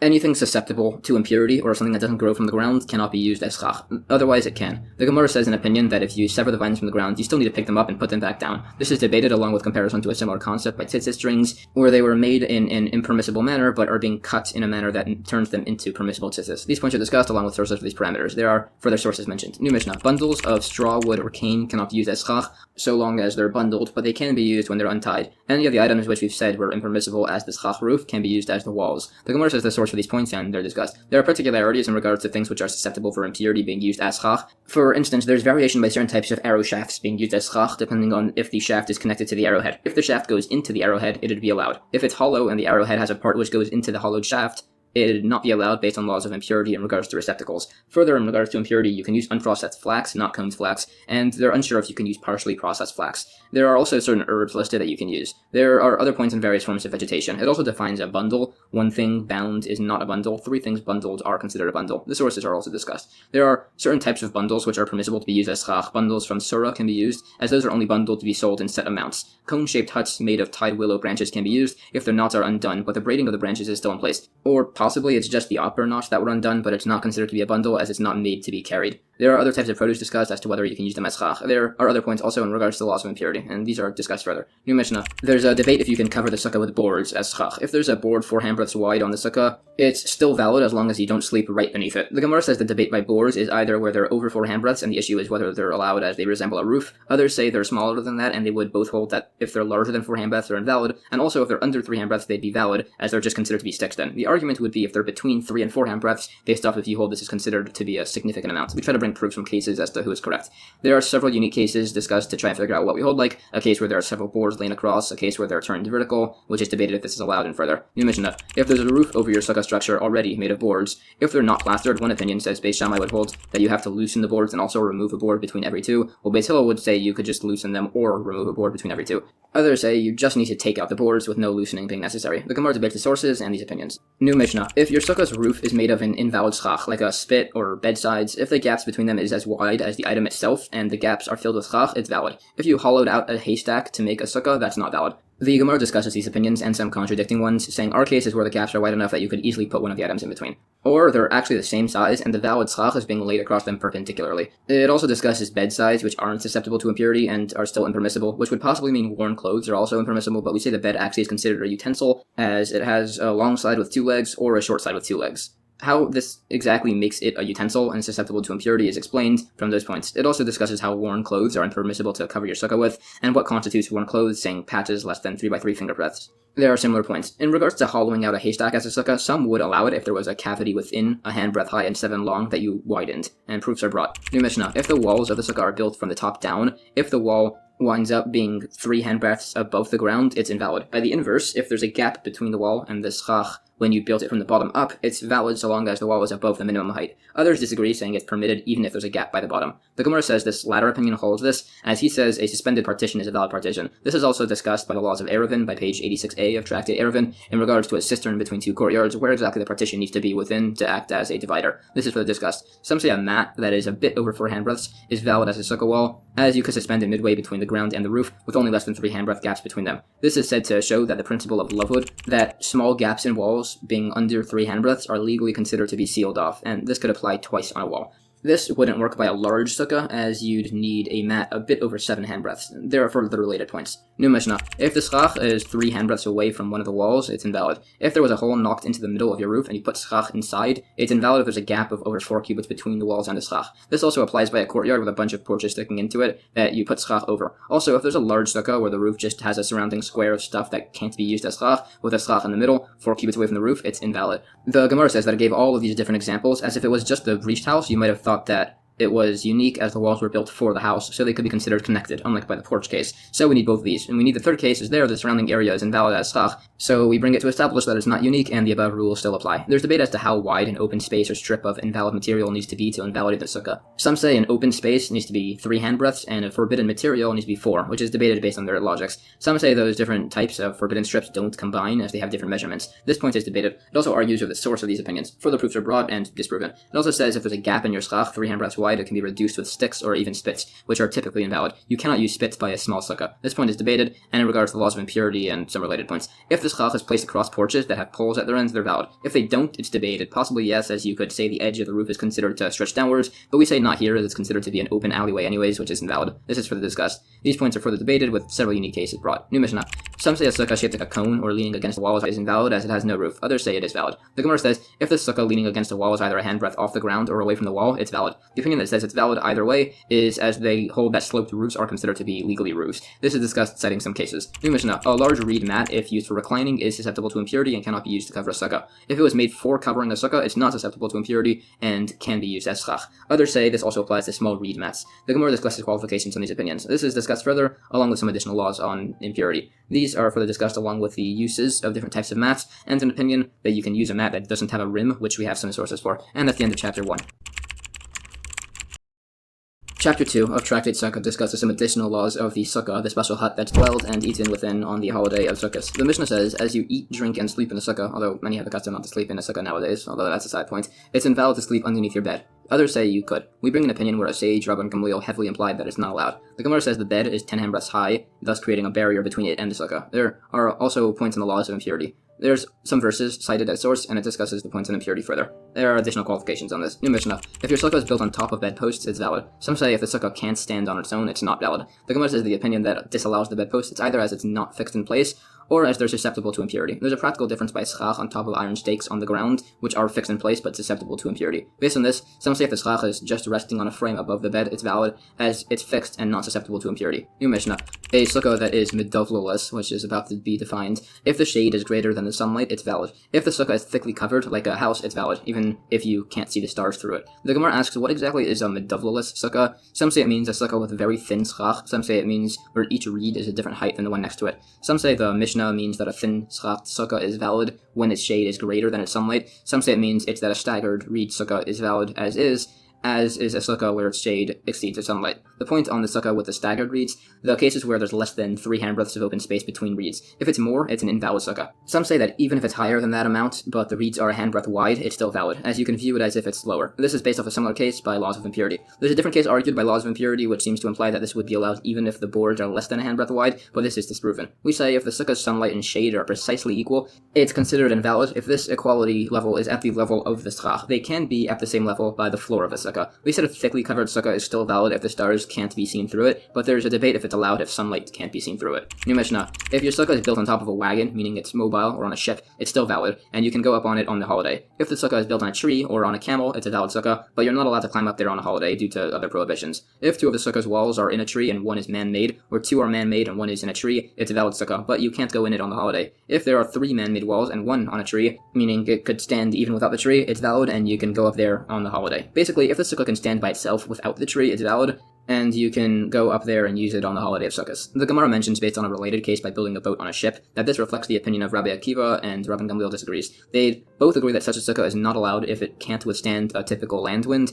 They argue if it's a valid sukkah, if it's not strong enough to withstand a strong sea wind, based on whether you require a fixed or temporary dwelling. There's a similar point on the authorship of the opinion that it's a valid sukkah if built on a camel, which is Rabbi Meir, although others disagree, as the verse says it must be usable for all days of the holiday, and such a sukkah can't be used on the actual holiday parts of the holiday. Rabbi Meir would allow it, as the issue of using the animal is only rabbinic. However, he wouldn't allow using the animal as a sukkah wall, as it could die and collapse the sukkah, or it might run away. Based on this, he'd logically allow a bound elephant, as it's not running, and if it dies, its body is still tall enough to be a valid sukkah wall. This is discussed. Some say the opinion that says that the issue is of it running away. They hold that it dying is not a concern if it's bound, as that's very unlikely. Furthermore, the case must be where there's no empty space between its legs, as there's branches over there, and it must be that there's no concern that the animal will bend down and be too low, as here it's where it's suspended by cords. By such a situation, there would still be a worry of the animal dying, as it's just within the range to be connected to the schach. So if it dies, it'll shrink just below, and you won't notice, and the sukkah will be invalidated. We try to argue based on other sources if we're concerned about this possibility of an animal dying.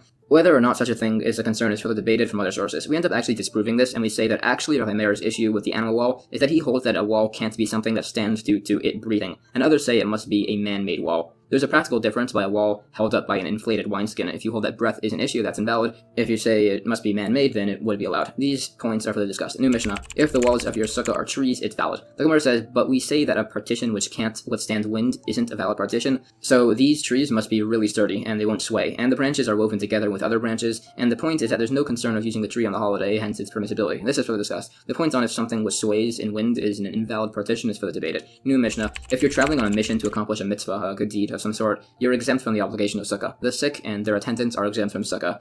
It's permitted to casually eat and drink outside of the sukkah on the holiday sukkahs. The Gemara cites sources for these points, which are discussed. These are spoken on further in regards to when you aren't obligated to say the Shema prayer, a discussion from the earlier Tractate Brachos, and it says that mourners are obligated in all commandments besides for tefillin based on the verse, but they are obligated in the mitzvah sukkah in spite of their distress. This is unlike somebody who feels distress from just being in a sukkah, as a mourner's distress is caused by himself. A bridegroom, the groomsmen, and all members of the wedding party are exempt from the obligation of the sukkah during all 7 days of the marriage celebration, as they must rejoice in the place of their marriage residence where the wedding feast was, which can't be in a sukkah, possibly due to concerns of seclusion with a married woman, possibly as they'll be distressed at having to do this in a sukkah. There's a practical difference if many people are coming in and out of the sukkah, where there's no worry of seclusion, but the bridegroom could still not like it. One sage, Reb Zera, mentions that he ate in the sukkah by his wedding, and he was happy that he could celebrate his wedding and also eat in a sukkah, which is two mitzvahs. There are related points. It says people who travel by day are also obligated in a sukkah by night and vice versa, and if you travel by night and by day, you're exempt by night and by day. And as mentioned, if you're traveling to do a mitzvah, you're exempt by night and day. There are further points. Men who guard a city are obligated only by the night and vice versa,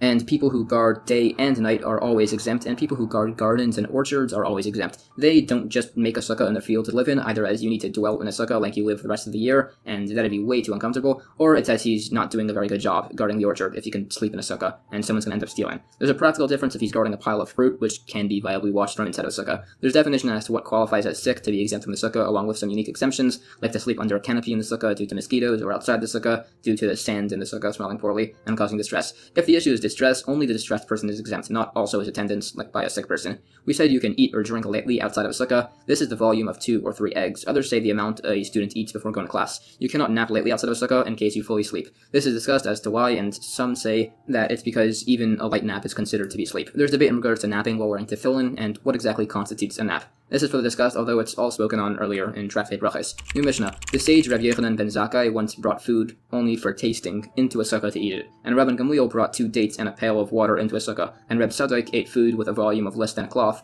outside of a sukkah and didn't say an after blessing. The Gemara says that the stricter opinions there are stringencies that you can take upon yourself without appearing haughty. It also doesn't imply that an egg volume needs to be eaten in a sukkah, because the point of that statement is that you don't need to wash before, and say any after blessing after by eating a smaller than an egg-sized portion of food. New Mishnah. Rabbi Eliezer says you need to eat 14 meals in a sukkah total, 1 by day and 1 by night for each day of the holiday of Sukkos. The rabbis say there's no such set amount, besides for that you need to eat in the sukkah on the evening of the first day. Rabbi Eliezer says if you missed the first night meal of Sukkos, you can make it up by the last days of Sukkos, while the rabbis say it can't be made up. As the verse says, a twisted thing cannot be made straight, and that which is missing cannot be numbered. The Gemara cites the logics. Rabbi Eliezer says you eat as you do in your home, which is a meal by day and by night. The sages say it's as you do in your home, which is however you want, but the obligation by the first night is based on a verse. These points are further discussed. The verses and related points are qualified further. There are also stories about these sages, about their teachings, and about Rabbi Eliezer's teacher, the great sage, Rabbi Yochanan ben Zakkai, who it says never engaged in frivolous talk, never walked 4 cubits without studying Torah or wearing tefillin. He was always first in the study hall. He never slept or even napped in the study hall. He never even thought about sacred things in unclean alleyways. He never left someone behind in the study hall. He always opened the door to greet his students and similar points. And Rabbi Eliezer conducted himself in all of these ways also. Further, it says that the great sage Hillel had 80 students. The greatest 30 were worthy of the Shekhinah, the divine presence, that it should dwell on them as it did Moshe. The bottom 30 were worthy that the sun should stand still, as it did for Yeshua, and there were 20 students in between. The greatest of all of them was the sage Yonasan ben Uziel, and the least of them was Rabbi Yochanan ben Zakkai, and he had mastered the study of scripture, Mishnah, Gemara, the Halacha law, Agados, commentaries on the Torah, laws derived from seemingly extra letters in the Torah, rabbinic safeguards, other traditional forms of argument, gematria, the traditional formulas of number values of words within the Torah, the speech of angels, demons, and palm trees, parables of launderers and foxes, and a great matter, which is said to be the Ma'isa Merkava, the meaning of the heavenly chariot vision shown to the prophet Yechezkel, and a small matter, which is the inquiries of the sages Abaye and Rava. The greatest of all these students, Yonasan ben Uziel, was so much greater that it said that when he studied Torah, any bird flying above would be instantly incinerated. New Mishnah. If your head and most of your body are in the sukkah, but your table is in your house, Beis Shammai says this is invalid, while Beis Hillel says that it's valid. They argue over a specific case where this occurred.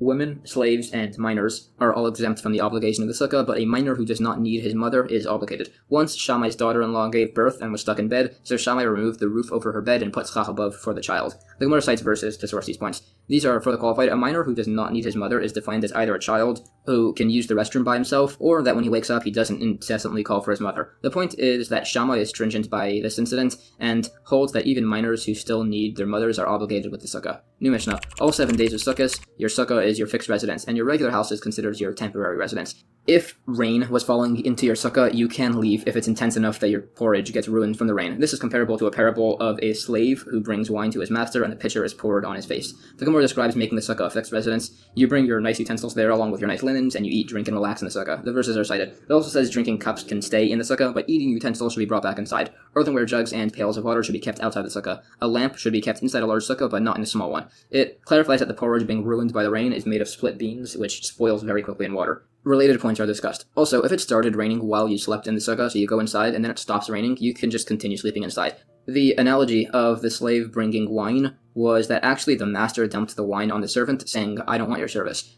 There are other natural occurrences which are regarded as being not good omens from God. A solar eclipse, which is compared to being like a king who holds a feast and then takes away all the lights, says whenever the celestial bodies are stricken, which is presumably a bad omen for the Jewish people who get punished very often, although some say that when the sun is stricken it's a bad omen for those who worship idols, as they calculate their calendar based on the sun, while if the moon is stricken it's a bad omen for the Jewish people whose calendar operates off of the moon. Therefore, there's similar points. It says that a nation is always smitten along with its angel, and also that these omens do not need to be worried about if the Jewish people are doing the right thing, what God wants, basically. These are further qualified. It says which sins cause these occurrences, and it says that 4 things destroy homeowners' property: withholding payment from the workers, stealing payment from the workers, casting responsibility onto others, and being arrogant due to their wealth. Arrogance is as bad as all those combined, and states a verse praising the humble. And that's the end of chapter 2. Chapter 3 of Tractate Sukkah deals with the next of the main obligations of the holiday of Sukkot, besides for the necessity to dwell, eat, and drink in a sukkah, which is that of the 4 species. The verse says, "And you shall take for yourselves on the first day the fruit of a beautiful tree, the branches of date palms, and a shoot of a plaited tree, and brook willows, and you shall rejoice before Hashem your God for a 7-day period." Traditionally, these 4 species refer in order to an esrog, a citron, a lulav, a date palm branch, a haddas, a myrtle branch, and an arava, willow branches. All 4 are required together without any missing. They're held together, a blessing is said over them on the holiday of Sukkot, and they're shaken in every direction. The first Mishnah says, in regards to the lulav, the palm frond, you cannot use a stolen one, or a dry one, or one from an Asherah tree, a tree worshipped for idolatry, or one from a city where most of its inhabitants worship idols. It's also invalidated if its top is clipped off, or if its leaves were torn. If the leaves were separated, it's valid. Rabbi Yehuda says you should tie them together at the top. Palms from the Iron Mountains, which grow much shorter leaves, are still valid. It's still valid if its length is 3 handbreadths, which is long enough to wave it. The Gemara says obviously a dried lulav is not allowed at the whole Sukkos, as it's not beautiful, and a stolen lulav is not allowed as it was brought from a transgression. This is sourced from the impermissibility of offering a stolen offering, even though its owner abandoned it. Others say the prohibition against using a stolen lulav is only by the first day of the holiday, as you're also allowed to use a borrowed lulav by the remaining days. This is disputed. Similarly, it mentions that if you're going to buy the myrtle branches from an idol worshipper, you should have them cut the branches and give them to you, as if you take it yourself, it might be that they stole the land and you're getting an illegal acquisition. There's no issue with the land itself being stolen, as people don't abandon their ownership, but they could steal the trees, so you need them to give it to you. Some say that you're not getting ownership over the myrtle by making a physical change when it's bundled as part of the lulav, either as some hold you don't physically bundle the lulav together, while others say it's not considered a physical change to bundle it, as it could just be unbundled. This is discussed. There's debate if you can use a stolen or public sukkah. Some say you can't use a borrowed sukkah anyways, and if land is stealable, then it's stolen. While others say, yeah, if you can steal land, it's stolen and impermissible, but if you hold that land is not stealable, you're basically legally just borrowing the sukkah, which according to him is valid. Both agree that stealing wood to build a sukkah does actually make a legally valid sukkah, although obviously you would need to return the value of the wood. There are a few related cases brought. Once a stolen beam was built into a sukkah, you have to pay the beam's value rather than demolish the whole sukkah, so long as it's still sukkahs. Afterwards, you need to return the actual beam, unless it was sealed with cement, in which case you'd give its value. There's actually debate if a lulav is valid if it's dry, based on if we compare it to an esrog, which basically everybody agrees must be a beautiful fruit. These points are further discussed. The same way you cannot have less than the 4 species, you cannot have more, even if they're bundled separately. You cannot replace an esrog with any fruit, in case people get accustomed to that. Some actually don't require the esrog to be beautiful, as they say you can use an old one, albeit not an underdeveloped one. This is further discussed. The issue with a lulav from an idolatrous Asherah tree was an Asherah tree from the times of Moshe, which was required to be burnt, so it's not valid, as it's considered to be destroyed, similar to if it's from a majority idolatrous city. The lulav is invalid if its top is clipped off, not if it's split. That's if its leaves or spine are split. It's not valid if it grew into a Y shape. It's also invalid if it's curved forward as opposed to backwards. There's debate where being curved sideways falls on this. If the lulav only has leaves on one side of its spine, it's invalid. It's invalid if its leaves are torn, which means ripped off and reattached like a broom, or separated, meaning spread apart. If the lulav tip of the spine is removed or split, it's invalid. There's discussion on sources in regards to the opinion that the lulav must be tied shut at the top. The lulav from the Iron Mountains are permissible so long as the leaves are long enough to reach the base of the next leaf. This is debated, and it also mentions that these palms are on the valley of Ben Hinnom, where smoke rises between them, and it's an entrance to Gehenna. Some say the myrtle and willow branches must be 3 handbreadths, while the lulav must be 4, so it's a handbreadth higher. This is discussed further. New Mishnah. A stolen or dry hadas, myrtle, is invalid, as is one from an idolatrous Asherah tree or from a majority idolatrous city. It's also invalid if its top is clipped off, if its leaves are torn, or if there are more berries than leaves. You can decrease the berries to make it valid, although you can't do that on a holiday. The Gemara explains the verse and how it refers specifically to a myrtle branch. It also says the leaves must be plated for it to be valid, either each leaf cluster having 3 leaves at the base, or 2 with 1 leaf overlapping pairs. It can still have majority of the leaves fall off if there are very thick clusters of 7 leaves, so that way there are still 3 remaining. This is discussed. It mentions that if the top of the lulav was clipped off but a bud grew there, it's valid. There's a question if it's allowed if the bud grew on over the holiday. This is further discussed. Some say where it's invalidated due to majority berries. This is only if the berries are in one spot. Some say it's only that it's invalid if the berries are black or red.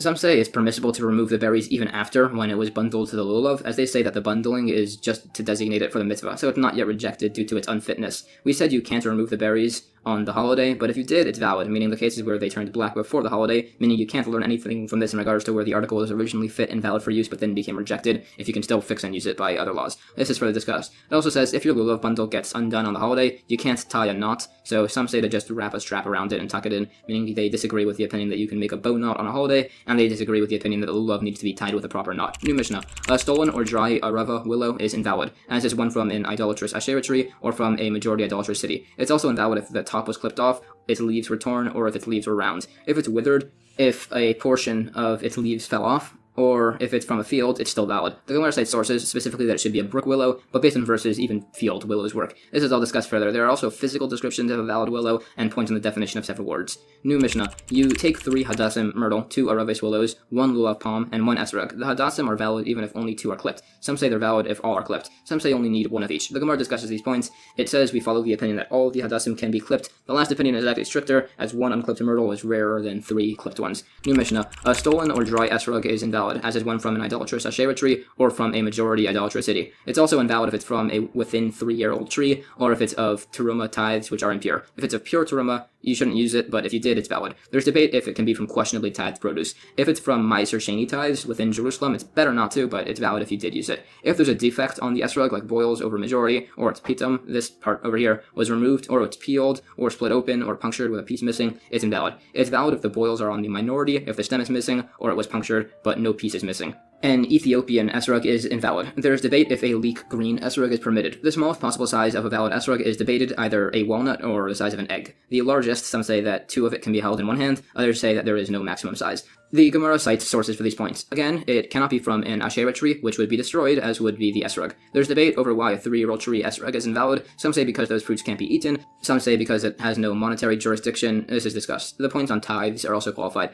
This is discussed further along with the logics. For instance, some would allow using an esrog from questionably tithed produce, as you could in theory give up all of your ownership of all your property, thus legally making yourself a pauper, which is permitted to have questionably tithed produce. Others say that a pauper is not allowed to eat questionably tithed produce, so they would disagree. These points are further discussed along with further definition of the blemishes. These are discussed further. There are additional points, like you can't use an esrog that was shaped in a mold to an off shape, like with spokes that poke out of it, or if a mice ate of it, which is gross, unlike by a person eating it, although that possibly was only done on the 2nd day of the holiday in that case, and after. In regards to the minimum sizes of the esrog, there's a similar debate about the sizes of stones you can bring into a restroom on Shabbos. It also mentions that once Rabbi Akiva showed up to a synagogue with an esrog so large that he had to carry it in on his shoulders, but it was invalidated as it wasn't considered to be beautiful. New Mishnah. Some say you have to bind the lulav with similar plants. Others say you can even use linen thread. Some people in Jerusalem would bind their lulav with gold thread, but they would also use the plant fibers too. The Gemara defines which parts of the palm tree can be used, even with the palm ivy, or with strips of bark from the palm. He doesn't allow other substances, as he says it must be only of the 4 species. This is discussed. We bring sources for these points, and the other points are also qualified.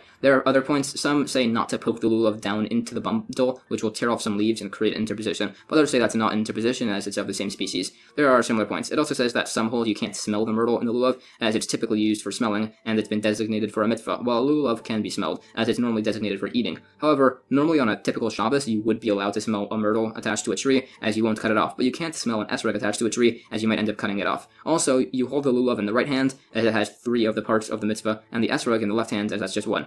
We also just mentioned the lulav in the blessing, as it's the tallest of all the species. New Mishnah, the lulav is waved during the Hodu verses of the Hallel prayer, and by the Ana Hashem verses. Some say also over here. Some only wave their lulav over here. The Gemara says the context is that the last Mishnah mentioned waving the lulav in regards to context of its length. It also explains how they're waved in every direction. For instance, as it's done by certain Shavuos offerings, they are either to demonstrate that the world is God's, or according to others, as a prayer of source for good wind and dew. So the same is done by the lulav. One sage would wave the lulav and say that it's an arrow in the eye of Satan, but we shouldn't do that because then Satan might get provoked and focus on you to try to get you to sin. New Mishnah, if someone was traveling and they didn't have a lulav to do the mitzvah with, he should do it right when he gets home. If you didn't do lulav in the morning, you can still do it the rest of the day. The Gemara says that he needs to do it right away if there's not enough time to finish the meal before night will fall. This point is further discussed. New Mishnah, if a slave, woman, or minor are saying the Hallel prayer for somebody, they should repeat after them. And it's a very non-admirable situation for somebody to be so unlearned. If a male adult says Hallel for someone, he should repeat only the Hallelujah after the verses. The Hallel prayer is said according to the local custom.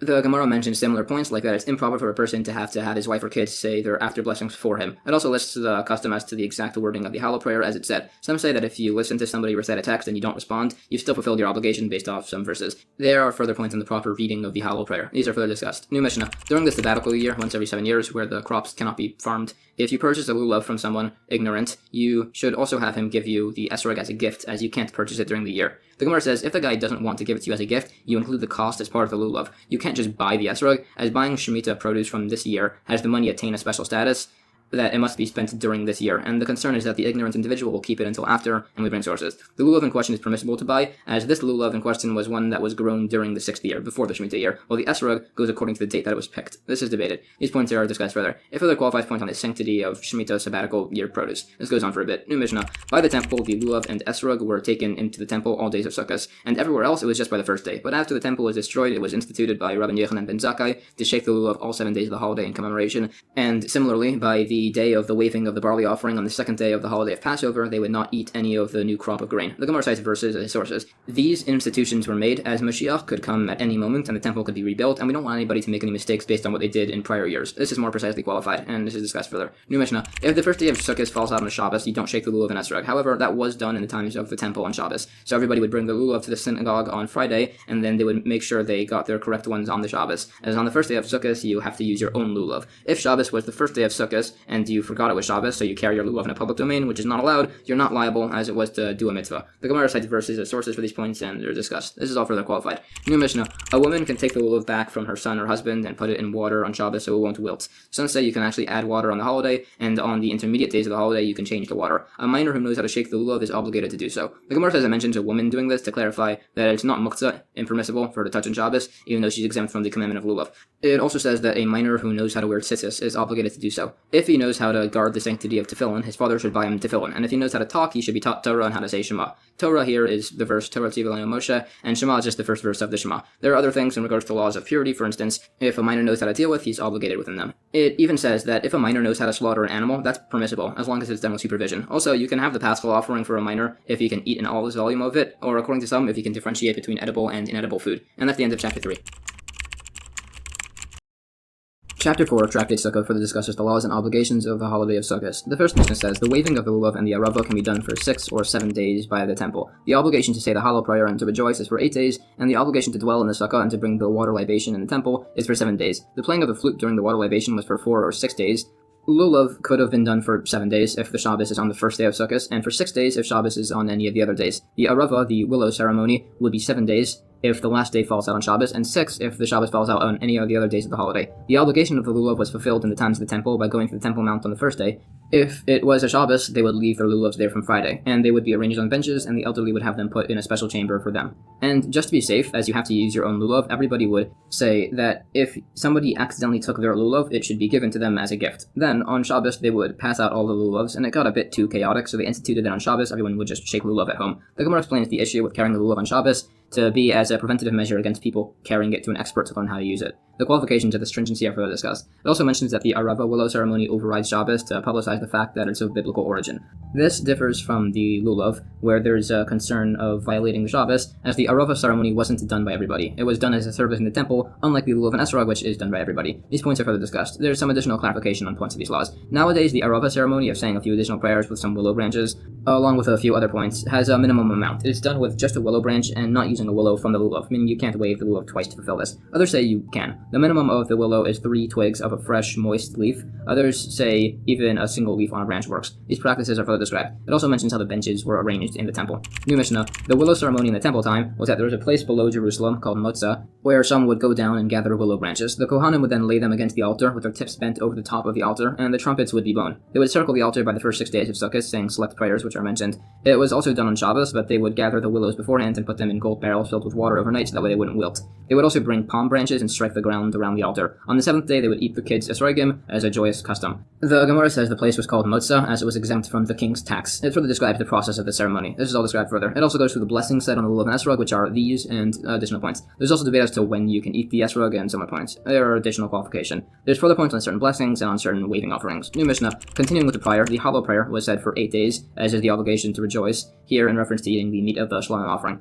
which is also on the final day of the holiday, called Shmini Atzeres, the same as all the other days. The Gemara cites verses as sources, which are discussed. New Mishnah, the Sukkah obligation is for 7 days, as while you don't disassemble your Sukkah after eating your last meal on the 7th day, you can bring in all your utensils and whatnot from the Mincha afternoon time to honor the upcoming holiday. The Gemara says, if you don't have a place to bring in your utensils, some say you breach a 4-hand breadth hole in the schach to disqualify the Sukkah. Some say to bring the lamp in, which only applies by a small Sukkah, depending on your region. By a large Sukkah, you bring dirty utensils into the Sukkah. Some add that you only take out eating utensils, not drinking ones. New Mishnah. Now a discussion on the water libation service done on the holiday in the temple. At the time of the morning Tamid offering, they would fill a golden flask which could hold 3 lugin, an old form of measurement, from the Shaloach, a spring outside Jerusalem. They brought it to the water gate where trumpets would be blown, and a Kohen would carry it up the ramp of the altar, turn left where there were 2 silver bowls. Some say one was plaster, but they looked darker from wine. Anyways, the bowls had perforated spouts at their bottom, one was for wine and one was for water, so they had different size holes. The water one was smaller, so that way the water and wine would flow at the same rates. The west bowl was for water, the east bowl was for wine. The obligation was still fulfilled if you poured them into the wrong bowls. Anyways, there are additional points, and they would make sure to tell the pourer to keep his hands raised, as one time the pourer poured the water onto his feet and everybody pelted the guy with their esrogim. This is a reference to the incident from the latter half of the Second Temple era, when the wicked Hashmonaean king Alexander Yanai, or Alexander Jannaeus, deliberately misperformed this service to antagonize the people who pelted him with esrogim, and he used this as an excuse to hire a foreign mercenary army, who then entered the temple and killed 6,000 people. This empowered the heretical Sadducee sect to take more action,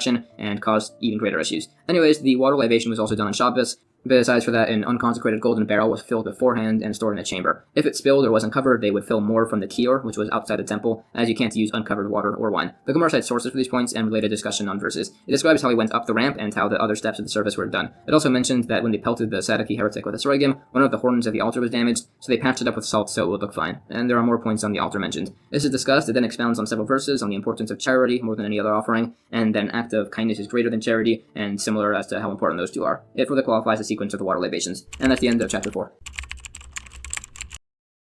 Chapter 5, the final chapter of Tractate Sukkah, finishes discussing the laws of the holiday of Sukkos and the water libation service of the temple. The Mishnah says, as a continuation from the prior chapter, the flute played in the temple by the libation offering was done by 5 or 6 days. It does not override the prohibitions of Shabbos or the holiday. The Gemara further describes the ceremony and as to what the issue is with using such an instrument on Shabbos, if there's variation if it's wood, or what the exact necessity of the service is, or if it's permissible to just be done vocally. These points are further discussed. New Mishnah, further on the water libation ceremony, whoever did not see the celebration of this day had never seen rejoicing in his life. The Kohanim and Leviim made arrangements in the women's courtyard, which will be explained. There were special golden candelabras, which are described in great detail, and the whole of Jerusalem was illuminated from them. Pious and righteous men would dance before them with torches and singing praise, while the Leviim would play music, trumpets were blown, and certain prayers were said. The Gemara says, in addition, a person who never saw Jerusalem has never seen a delightful city in his life, and whoever has never seen the temple has never seen a magnificent structure in his life. It describes the second temple built by King Herod of fancy colored stones which resemble the ocean. It also talks about the glory of Diopluston, which was a great structure for the Jewish people in Alexandria, where hundreds of thousands would pray.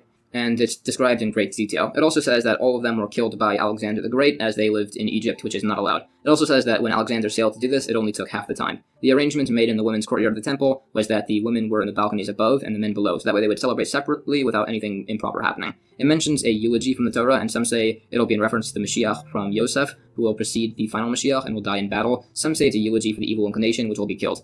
That will be a sad occurrence, as it says that when Mashiach comes, the evil inclination will be brought out and slaughtered, and to the righteous it will appear like a high, unscalable mountain, and they will weep knowing that they were able to overcome it, while to the wicked, it'll resemble a strand of hair, and they'll weep knowing that they were unable to overcome it. There are similar related points. It says the names of the evil inclination, evil, a stumbling block, and others based on verses. It also says that the evil inclination antagonizes Torah scholars the most, as there's a story that the sage Abaya overheard a man go to a woman and make plans to travel together in the morning, so he decided to follow them to make sure they didn't do anything improper together. So he followed after them for a long while, and then they reached a crossroads, and they said it was a pleasant journey, and they wished they could continue together further, but they had to go in opposite directions, so they left each other. Anyways, Abaya was watching this and became sad, realizing that he had followed them, thinking that if he was in their place, he would have done something improper. But then an old man, who was Eliyahu and Navi, dropped by and told him that the greater somebody is, the greater his evil inclination is. It says the evil inclination strengthens itself against the person every day, based on a verse, and it's only with God's help that you can overcome it. There are further points on the nature of the evil inclination, how you can break it by going to the study hall, how it entices you to sin, and then eventually testifies against you, and further similar points. There are further verses expounded on the coming of Mashiach and similar. It speaks about the celebration by the water libation further, and another story, once there were two Kuthians who were attending King Solomon, and the angel of death was there, and it looked sad. So King Solomon asked why, and he said it's because he couldn't take the souls of those two Kuthians. So King Solomon, to protect them, quickly handed them over to demons to travel with them to the city of Luz. But that's where they died, and the angel of death said that I wasn't able to kill them, as I could only do so by the city of Luz. There are more points on the celebration. It says that the sage Levi would juggle 8 knives for the sage Rebbe, and Shmuel would juggle 8 glasses of wine before the king Shapor, and Abaya would juggle before Rabbah with 8 eggs, although some say it was only 3. There are further additional points. It also says that King David excavated beneath the altar to make the area for the libations, but the waters of the deep threatened to flood the world, so Achitophel, his advisor, told him that it was permitted to write God's name on a shard, based on a logical comparison to the Sota ceremony, which he then tossed into the ocean, and the water subsided. This is further discussed along with the remaining points on the celebration. New Mishnah. In regards to the trumpets blown in the temple, they were never less than 21 on a day, and never more than 48. The different times the trumpets were blown in the temple are described. The Gemara further qualifies these points. The different times of trumpet blowings are further discussed. This goes on for a bit, and it's qualified further. New Mishnah. In regards to the offerings on the first day of Sukkot, there were 13 bulls, 2 rams, and 1 he-goat, and then 14 lambs for 8 watches. On the first day, 6 of the 8 watches brought 2 each, but the last 2 watches 1 each. On the second day, 5 watches offered 2, and the remaining watches brought 1. On the third day, 4 watches offered 2, and the rest 1. On the fourth, 3 watches brought 2, and the rest brought 1. On the fifth day, 2 watches brought 2, and the rest brought 1. On the sixth day, 1 watch brought 2 lambs, and the rest brought 1 each. On the seventh day, each watch brought 1 lamb. On the 8th day, they cast lots like the other holidays. They took turns offering bowls. The Gemara further discusses these offerings. New Mishnah. During the 3 pilgrimage holidays, Passover, Shabbos, and Sukkos, all 24 watches were equal with the portions offered on the altar and in the division of the Purim bread. It further discusses the division of these offerings. The Gemara discusses these points further. The sacrifices and their points are qualified. New Mishnah. If a holiday is next to a Friday, either the day before or after, the watches are equal in the division of the Purim bread. If there's a day in between, the fixed watch gets 10 loaves and the remaining would get 2. These points are further qualified. The Gemara discusses this. These laws by the temple are clarified further. It also talks about 1 watch which was penalized due to some of its members doing some improper actions, and it says, woe to the wicked and woe to his neighbor. But in contrast, how good is it to be neighbors with the righteous based on a verse. And that's the end of chapter 5 and the end of Tractate Sukkah. Alright, that was a lot of information, so here's a rough summary of a lot of the practical takeaways from this tractate. On the holiday of Sukkot, there's an obligation to dwell within a sukkah. A sukkah is a small outdoor hut, typically with at least 3 walls and a roof made of foliage called schach. You must eat, drink, and dwell to the best of your ability within this hut during the holiday, to commemorate the Jewish people's protection as they wandered in the desert after leaving Egypt. We shake the lulav and esrog on this holiday. Based on a verse, we hold the 4 species, 4 specific types of mentioned plants, a palm frond, willow, myrtle, and an esrog. We say a blessing, and then we shake them together in all directions. In the times of the temple, they had various services and offerings for this holiday. They had the arava ceremony and the water libation ceremony, which were particularly joyous occasions. And that's about everything. Thank you so much for watching. Tractate Beitzah, or as it's more commonly pronounced, Tractate Beah, discusses laws of object usage, food preparation, and the principles of muktzah, all concepts discussed over by the laws of Shabbos. Now here, how they uniquely apply to holidays, which have slightly different laws than Shabbos. Here, holidays specifically apply to the holy days of biblically instituted holidays, such as the first and last days of the holidays of Passover and Sukkos, and the entire holidays of Rosh Hashanah and Yom Kippur. The laws of the intermediate days of the holiday of Sukkot and Passover are more discussed in Tractate Moed Katan. Rabbinically instituted holidays like Hanukkah and Purim, while individually important, don't have the strict similar prohibitions of Shabbos apply on their days. The first chapter discusses a number of specific topics on this subject, starting with the laws of an egg which was laid on a holiday. The first Mishnah says, an egg that was laid on a holiday, Beis Shammai would hold that it can be eaten on the holiday, while Beis Hillel would say you cannot eat it or touch it. An additional point, you obviously cannot own any leavened bread, chametz, as it's called, on the holiday of Passover, as is lengthily discussed in Tractate Pesachim. Beis Shammai says the prohibition applies to leaven itself, with the forbidden amount being the volume of an olive, and with the chametz itself, the amount is the volume of a date. Beis Hillel would hold that both volumes are of an olive. Another dispute, there's a requirement to cover the blood of an animal with dirt after slaughtering it. If an animal was slaughtered on a holiday, Beis Shammai says you can dig up dirt to cover the blood. Beitzah says you can only use pre-prepared dirt, but if the animal was already slaughtered, you can then dig up dirt. And it says that the ashes of the stove are considered to be prepared, which is something that we're going to explain. The Gemara discusses the case of the egg and the logic of Beis Shammai and Beis Hillel as to why they do or do not permit the egg to be eaten. One answer is that the hen in question was designated for egg production, and the opinion that does not allow eating the egg applies a broad application of the laws of muktzah, which prohibits handling an object which does not have a designated use on Shabbos or holidays, and they also apply the principle of nolad, that something that only achieves their current useful state on the holiday itself, for instance an egg born on that day, is a category of muktzah and cannot be used. The other opinion does not agree with these two principles. This is discussed, and there's variation on which we hold like. Some say holidays are stricter on Shabbos with these laws, as holiday laws are generally a bit more lenient, so out of concern that people might take them less seriously, we actually apply stringencies here by holidays. Some disagree with this entire explanation and say that the hen in question was designated for consumption, and the holiday in question fell out the day after Shabbos, so on a Sunday, and the issue is of the fact that it was prepared on a Shabbos the day before, as this opinion holds that an egg is formed the day before it's laid, so according to one of the opinions, it can't be eaten. And then according to this, all eggs laid on holidays or on a Shabbos would be disallowed, even if it wasn't after Shabbos or before a holiday, as a stringency out of concern for the application of this exact case. The only exception would be when you slaughtered a chicken and found the egg inside, you can eat it on a holiday, as this is a rare case where stringencies don't apply. Another possible answer, the opinion that doesn't allow the egg, it's because it resembles a fruit that falls from a tree, and if you think the egg is allowed, you'd think that fruit is also permissible, which it's not, so these laws are combined. Another fourth explanation of the logic, the egg is disallowed as it resembles the impermissible practice of drinking juice that came out of a fruit on Shabbos or a holiday, so it's disallowed, as these laws are combined. It also gives individual logics as to why each of these opinions disagreed with each other. They're discussed a bit further. All of these different opinions are brought as to how they relate by different similar cases. There are additional points. It says an opinion that a debated egg case is possibly where it's a doubt if the egg was laid on the holiday, or perhaps on the days prior, but we still are strict and don't allow it to be nullified to permissible in a mixture of eggs, as it's permissible after the holiday anyways. There's also a mentioned case of eating an egg and its shell and the mother, and it says that the permissibility of the latter options is actually just an exaggeration. There are other similar cases discussed. It also brings up some related discussions, like if firewood fell from a palm tree on Shabbos and the next day is a holiday, you can't use it then as firewood, as a stringency to emphasize that the branches on Shabbos are actually muktzah.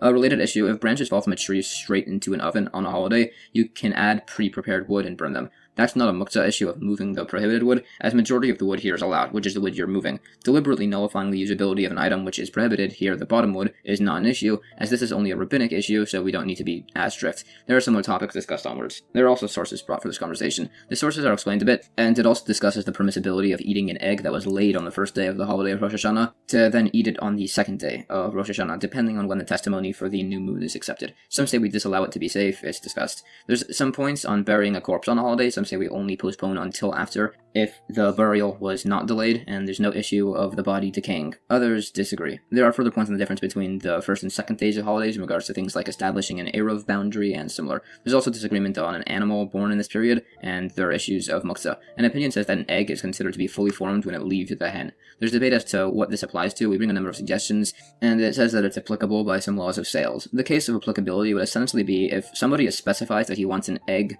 from a live hen, we presume he wants them to hatch chicks for breeding. So if the egg comes from the inside of a slaughtered chicken, which is not born normally, he would therefore be entitled to get reimbursement. Related cases discussed. Some say actually what the specificity is that if the greater part of the egg is laid, it's considered fully formed, which has relevancy if an egg is partially, majority, laid before a holiday, and then goes back inside the hen, and is then fully laid on a holiday. It can be eaten on the holiday because it wasn't considered laid on the holiday. Some say that it's actually considered formed only when it fully exists. There's some sources brought and discussed and points on the mating patterns of species of animals and how this relates to these laws. There's further discussion here and more points on covering the blood of an animal with dirt after slaughter. We said that the opinion which disallows digging dirt allowed it if you already slaughtered the animal. Some say that only applies if the spade was pre-inserted into the ground. It's by loose earth, so he's not crushing it, and he has no need for the hole, only the dirt within, so it's not a biblical issue. We also said that the ashes of the stove were prepared for use, which is a side point. Some say that this only applies if the ashes were burnt before the holiday, but it's allowed even if it was burnt on the holiday, if it's hot enough to roast an egg, as then it's not muktzah.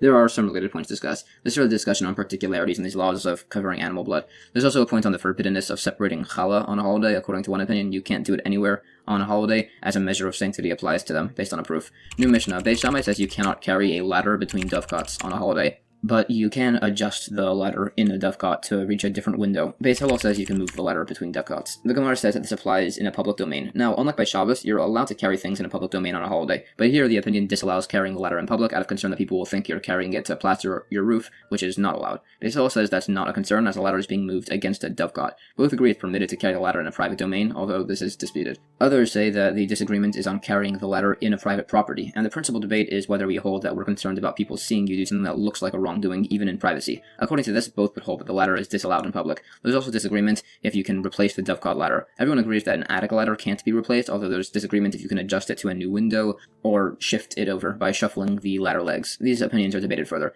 The opinions on shoveling dirt on a slaughtered animal's blood and variation if the tool was stuck in the ground and their respective logics are further discussed. New Mishnah, you can't take a dove from a dovecot unless you predesignate the dove before the holiday. Beis Shammai says you need to physically pick up the dove and shake it before to prepare for use, while Beis Hillel says you can just verbally designate the birds. The Gemara says that this dispute applies by the first brood of the birds, as people sometimes decide to put them back, which would be problematic, so you have to designate them. The opinions are further qualified. This brings a new Mishnah. If you designate white doves and find black ones, or vice versa, or designate 2 doves and find 3, they're not allowed. If you designate 3 and find 2 doves, it's fine. You can assume that one of the doves escaped. If you designate fledglings in a nest, and the next day find the fledgling next to the nest, you have to assume those were 2 different birds, and you can't use those. You can assume those were yours if they're the only fledglings in the vicinity. The Gemara has an opinion that the case is where you designated black and white doves, and the white ones are in the place of the black doves, and the black doves are in the place of the white ones. You can't use either, as you can't just assume they switch places. It could possibly be different birds. The other cases are also qualified. There's arguments as to what the case is with the birds that are found right outside their nest. Some say you can just follow the majority by item proximity, and here the birds are majority birds of the rest of the world, so you can't assume they're yours. Others say the case is where the birds are on an actual ledge attached to the nest, so that principle wouldn't apply. So the case is that even if there are 2 of these ledges, one on top of the other, and you only designate the pigeons in the top nest, and then on the holiday you find no doves in the bottom nest and pigeons in the top nest, you can't use the top ones as the doves could have left and the bottom doves could have gone into the top nest. We also said if there are no other birds in the vicinity, it's permissible, even if they went from inside the nest to the ledge. We explained that this applies even where there's another nest 50 cubits away, but it's not visible, as it's around the corner of a building, as young birds don't hop farther than where they can see their nest. New Mishnah. Beis Shammai says you cannot use a pestle, normally used for grinding grain, to chop meat. Beis Hillel says you can. Beis Shammai says you can't place an animal hide where it'll be trampled, and you can't pick it up due to issues of muktzah, unless there's an amount of meat on it the size of an olive. Beis Hillel says all of this is allowed. The Gemara says that both opinions agree that if the pestle wasn't used for chopping meat, it's muktzah and can't be touched. Obviously, a butcher's board is permissible, which is explained. There's further discussion in regards to hides. There's agreement that you can salt meat for roasting over a hide, but not if it's for cooking, which requires a larger amount of salt. There are some miscellaneous points on salting mentioned. It also mentions methods of salting more than what you need for the holiday. Some say you can just salt a bunch of additional pieces at the same time as you salt your piece of meat. Others would salt a piece, decide they wanted a different piece, and salt that one, etc. New Mishnah. Beis Shammai says you cannot remove window shutters for use on holidays. Beis Hillel says you can, and you can even replace them after. The Gemara says an opinion that this is shutters of vendor stalls, which are not connected to the ground. It also says that there are 3 things that were allowed according to the rabbis on a holiday out of concern that if they were forbidden, a necessary act wouldn't be done in the first place. So they allowed placing a hide where it could be trampled, so that people would prepare meat on holidays to eat, to replace window shutters on vendor stalls, so that vendors would keep their shops open on holidays, and also replacing a wound dressing on a kohen in the temple. Some add others. This is all elaborated on further. It also discusses some specific types of window shutters with specific pivots. New Mishnah. Beis Shammai says you cannot carry a child, lulav, or Torah scroll from a private to a public domain on a holiday. Beis Hillel allows this. There are some sources discussed. There's a rabbinic issue with separating teruma and ma'aser tithes from produce on holidays. Beis Shammai said we cannot deliver challah or meat gifts to a kohen on a holiday, whether they were separated before or during. Beis Hillel allows either of these. The debate is if those gifts are comparable to the teruma and ma'aser tithes. The points on teruma and tithe delivery are discussed a bit further. There are some further points. It also gets into the method of barley kernel collection, the peeling and whatnot in regards to tithes, and how these laws apply on Shabbos. It says you may rub kernels of wheat on holidays. Some say only between your thumb and 1 finger, some say with your thumb and 2 fingers, others allow even between all your fingers. There are further points. New Mishnah. Beis Shammai says you can crush spices on a holiday with a wooden pestle, but pieces of salt must be crushed in an earthenware flask or with a wooden mixing spoon.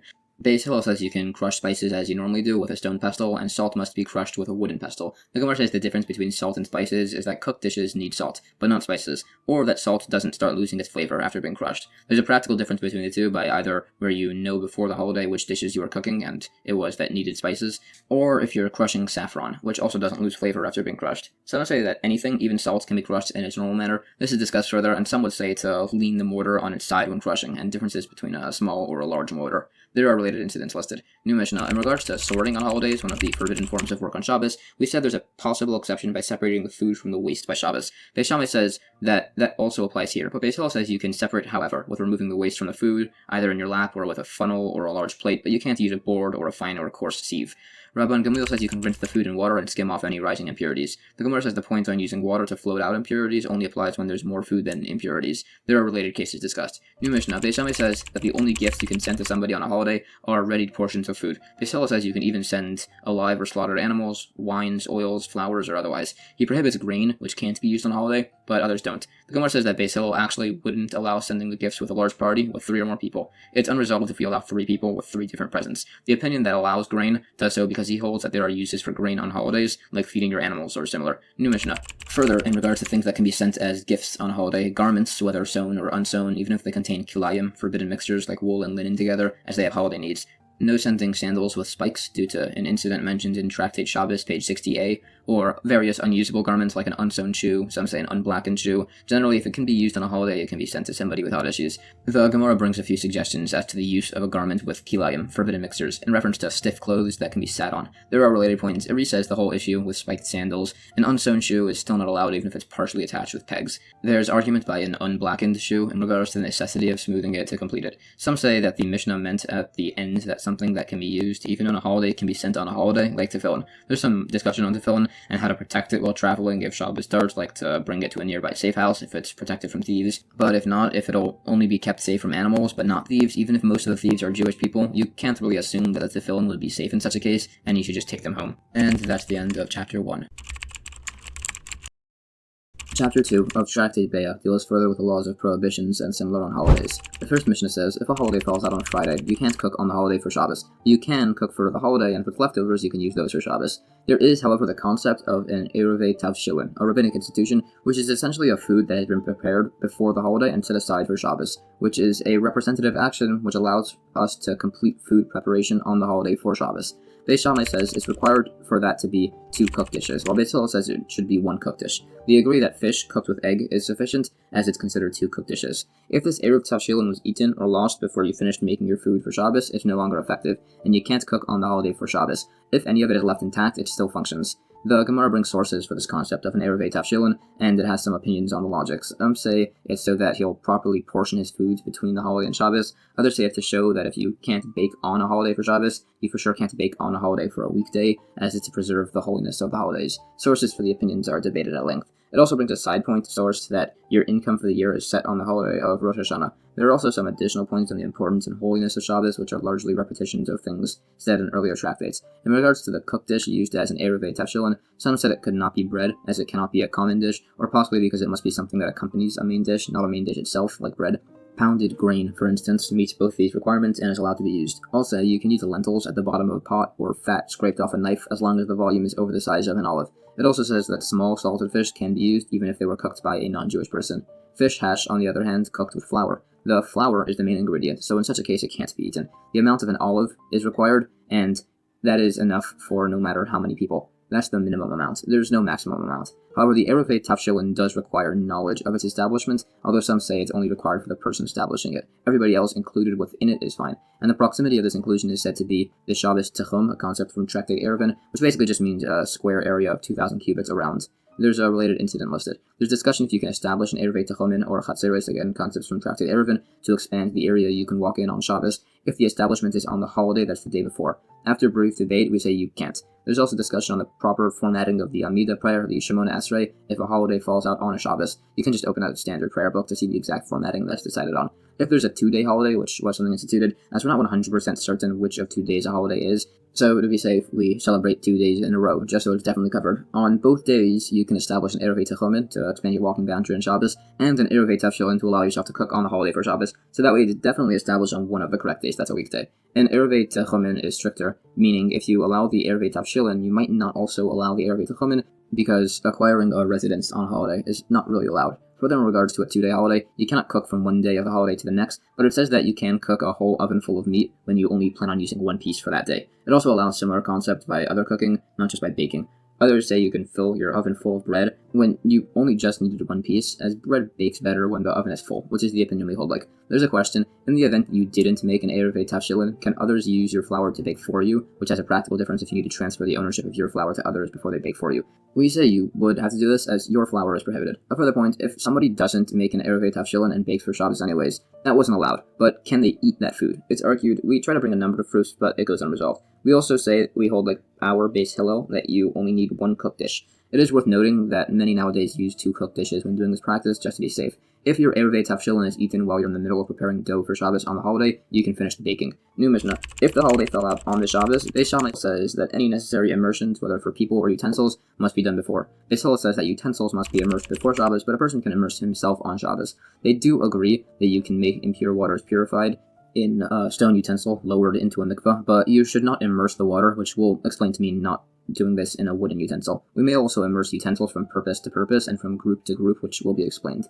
The Gemara says an opinion that the ban on immersing utensils on Shabbos is a preventative measure so people don't accidentally carry the utensils in the public domain on Shabbos. Then, a cistern in your own courtyard still wouldn't be allowed, as that could lead people to start using a public cistern, and the concern of immersing utensils on a holiday where you're allowed to carry in a public domain is that it could lead you to carry on Shabbos also, where it's impermissible. This is all, however, argued on, and others give the explanation that you can't immerse utensils on Shabbos out of concern that you'll wring them out, which would apply to fabric utensils, and also non-fabric ones out of concern of the two being confused. It's debated further. A third opinion is that people might start pushing off immersing their utensils to letting them until a holiday, and then they could become impure, which we bring a source for. Another explanation: it's not allowed as it's similar to the principle of making a utensil usable, which is not allowed on a holiday. A person can immerse himself, as that doesn't resemble repairing yourself from impurity. It just looks like you're cooling yourself off, which could apply in any water. There are some related discussions, and a point on sipping vinegar through your teeth, which is a repetition of a point from Tractate Shabbos. The points on immersing impure water in a stone utensil, which is allowed, or a wooden utensil, which is not, are discussed. It also says you shouldn't immerse a utensil by twilight before a holiday, as it also needs a night after for it to become purified, and twilight is questionably between day and night. Some also disallow it by twilight on a weekday, others say it's fine, as he's rushing to do it then before the deadline, meaning he knows the laws of necessary timings. And the other opinion says it's not allowed because he could be rushing as he has work right after, so he actually doesn't properly know the laws. This is discussed. It says you can immerse from purpose to purpose on a holiday, which means something that was immersed for a purpose, like a wine press, and then immersing it before using it for a different purpose, like for an olive press. It also says you can immerse from group to group. If you were planning on eating your paschal sacrifice with one group of people, and then decided to eat it with others, you can re-immerse your utensils on a holiday in between if you want to. New Mishnah. Beitzah says you can bring the Shalom offering in the temple on a holiday, but you can't lean on them, which was a step of the process for certain offerings. You cannot bring Ola offerings, but Beitzah says you can, and you can also lean on both of these. The Gemara says that the debate on leaning is based on a verse which includes the sacrifices in regards to holidays, unlike vowed and donated offerings, which cannot be brought on holiday. There's disagreement on this. There's further debate in regards to which offerings are, can, and cannot be brought on holidays. This is debated further between many opinions. It also gets into some points on the fixed times for certain sacrifices, and disagreement and other opinions in regards to the allowance of offering vowed or donated sacrifices on holidays. Sources are brought to debate if they are or are not permitted. It also has debate if you can prepare for eating on a holiday an animal which is owned partially by a Jewish person and partially by a non-Jewish person. Some say yes by an animal to slaughter it, as you can't really slaughter half of it, but by a dough offering you can just separate your portion. If part of the dough will also be given to animals, like dogs, you can eat the whole thing if you have a carcass, which you can feed to the dogs instead. It also says, if the government requires its citizens to bake them bread for the soldiers, you can bake it on a holiday. If you'd be allowed to share some of the bread with your child, and each loaf is suitable for that, it'd be permissible. Otherwise not. There's a related incident brought. There's also discussion if date pits are muktzah, which we eventually say that they are, but you can feed them to animals by putting them on bread. Some say you can put them on bread to be able to do anything with them. In regards to having non-Jewish people eat with you, it says it's allowed on Shabbos, but on a holiday there's a concern that you might end up cooking more food. Some say there's an issue with even inviting them to eat for Shabbos, as the dregs of wine at the bottom of their cup would be muktzah and can't be moved. In the end, we do allow us to invite a non-Jewish person to eat with us on Shabbos, with no concerns of muktzah or otherwise, but there is a stringency by holidays, as it could result in you cooking additional food on the holiday, which, as we said, is problematic. What you could do, and what some sages did when they invited non-Jewish people to their holiday meals, was to clarify beforehand that this was all the food and they weren't making any more. New Mishnah. Beitzah says you can't heat water on a holiday to wash yourself unless the water is fit for drinking. Beitzah allows it. You can make a bonfire to warm yourself. The Gemara clarifies that the only person who allows the bonfire is Beis Hillel. New Mishnah. There were 3 times that the sage Rabban Gamliel ruled strictly like Beis Shammai, by not insulating hot water on a holiday, no straightening a candlestick on a holiday, and no baking thick loaves of bread on a holiday, only wafers. Others said that the last one, by bread, was a stringency just his household kept, everybody else can make thick bread. The Gemara debates if the issue of insulation is where he established an Eruvin Half-Shekel. Some say no, and others say an amount is allowed, the bare minimum necessary for his sustenance. Some say the issue of food insulation on the holiday is that it's clearly being done for Shabbos. Others disagree and say the case discussed is where he made an Eruv for cooking, but not for insulating. The issue of straining a candlestick is where it's a candlestick made of parts, so assembling them looks like the forbidden practice of building on holidays and Shabbos. The debate is if building applies to utensils or not. There are similar points, such as some say you're allowed to trim a wick on a holiday and similar. You can extinguish a fire on a holiday to save lives, but there's debate if you can do it to stop financial loss, and similar points discussed also on the permissibility of eye medication on a holiday. As for the point on the permissibility of baking thick bread, it gives dimensions as to what makes a bread considered thick, and the issue is that Beis Shammai held you're expending unnecessary effort, and his opinion would apply by all holidays. New Mishnah, Rabban Gamliel ruled leniently about 3 things. You can sweep your dining room, you can put incense on coals on holidays, and on the holiday of Passover, you can roast the whole Paschal offering, a kid, along with his entrails. The rabbis prohibited these 3. The Gemara says that everybody agrees that using incense or fragrance if a room is allowed. The debate is by perfuming a garment. Others disagree. There's also debate about smoking fruits on holidays or spices on coals and similar. Additional points are discussed along with the allowance of the Paschal sacrifice. New Mishnah, the sage Rabbi Eliezer ben Azariah allowed 3 things which the rabbis prohibited. He allowed his cow to go out in public with a strap on its horns, he would comb his animals with a metal comb, and he would grind peppercorns with a grinder. Some didn't allow the metal comb, as it could make a wound, but allowed a wooden comb. The rabbis allowed neither. The Gemara explains that it wasn't actually this sage's cow, it was his neighbor's, but since he didn't protest against the actions with it, it was considered to be his. The act of cow combing is described and the debate as to which tools can be used. New Mishnah, a pepper grinder can contract impurity as a receptacle vessel, a metal utensil, or a sieve. The Gemara says the bottom is a receptacle, the middle is a sieve, and the top is an upper utensil. New Mishnah, a child's toy wagon is susceptible to a type of impurity called midras tuma. It can be moved on Shabbos, but only over clothing, not on a dirt floor. Also, no utensils can be dragged on the ground, as they'll plow furrows in the ground, which is the malacha work of plowing. Besides, for wagons, which don't make furrows, they just press down. The Gemara explains the points on impurity, because the child leans on the wagon, and the wagon can be moved, because it's considered like a utensil, so it isn't muktzah, and there's disagreement about the issue of plowing and making furrows, as it's unintended by a wagon. And at the end of Chapter 2. Chapter 3 of Tractate Beitzah continues discussing the laws of what is and isn't permissible on holidays. The first Mishnah says, in regard to the labor of trapping animals, which is forbidden on Shabbos and holidays, on a holiday you cannot catch fish from a pond, nor can you feed them, but you can catch an animal that's already trapped in an enclosure, and you can feed them. Some say it depends on the type of enclosure. If it can be trapped further, it's not allowed to grab. If it's fully trapped, you can. The Gemara cites some dissenting opinions in regards to trapping birds, but suggests that where it's allowed could be where it's talking about taking it in a roofed enclosure, or it says it's considered trapped in a closet, and it's speaking about a specific species of bird which can't really be domesticated, so it's not considered trapped even if it's driven into a closet. Anyways, that's Rosh is talking about a large enclosure, while our Mishnah is talking about a small one. A small enclosure is defined as where you can grab the animal in one lunge inside, or it's where there are not many corners for it to escape to, or it's where the shadows of the walls reach each other, depending on your opinion. It says we follow the opinion that only allows you to grab animals in enclosures where they're considered trapped. An animal that requires trapping is defined as an animal which you bring a trap to catch it, besides for geese and chickens which return to their coop in the evenings, and their subsistence depends on you, so they are already considered trapped. Some say those birds are exceptions, as they don't try to escape their coop, unlike by doves which do. New Mishnah, if a trap for an animal was set before a holiday, you can't take an animal from the trap on the holiday, unless you knew about it before the holiday. There's also an incident mentioned where this guy gave fish to Rabban Gamliel on a holiday, and he said it would have been permissible to accept it. He personally just didn't accept it here because he just didn't really like the guy. The Gemara discusses some related points. This is discussed. It also says that the fish, in this case, some said it could be accepted, some said it could be eaten. There are related points. There are other cases. If you plug your canal before a holiday, and on the holiday you find fish in the canal, they're permitted. Which also means that if a wild animal went into your orchard and gave birth there before the holiday, you can use it on the holiday itself. The last point is actually disputed as to whether the newborn required designation or otherwise. In the Mishnah, you may not slaughter a dangerously ill animal on a holiday unless there's enough time left in the day to eat a roasted olive-sized piece of its meat. Some say even if there's time to eat a raw olive-sized piece of meat after it's slaughtered. If you slaughter it in a field, you may not bring it to your house via pole or litter, but you can carry it in piece by piece. The Gemara gets into some practices of the preparation of certain animals for certain offerings in the temple, such as that they should be skinned and dismembered prior to you eating from them. It's explained that this is proper manners, that you shouldn't rush to eat food like a glutton. You should wait until it's properly prepared. There are similar points, and it says that there are 3 who are strong: the Jewish people among the nations, the dog among the animals, and the chicken amongst the fowl. Some add the goat amongst the smaller animals, and the caper bush amongst the trees.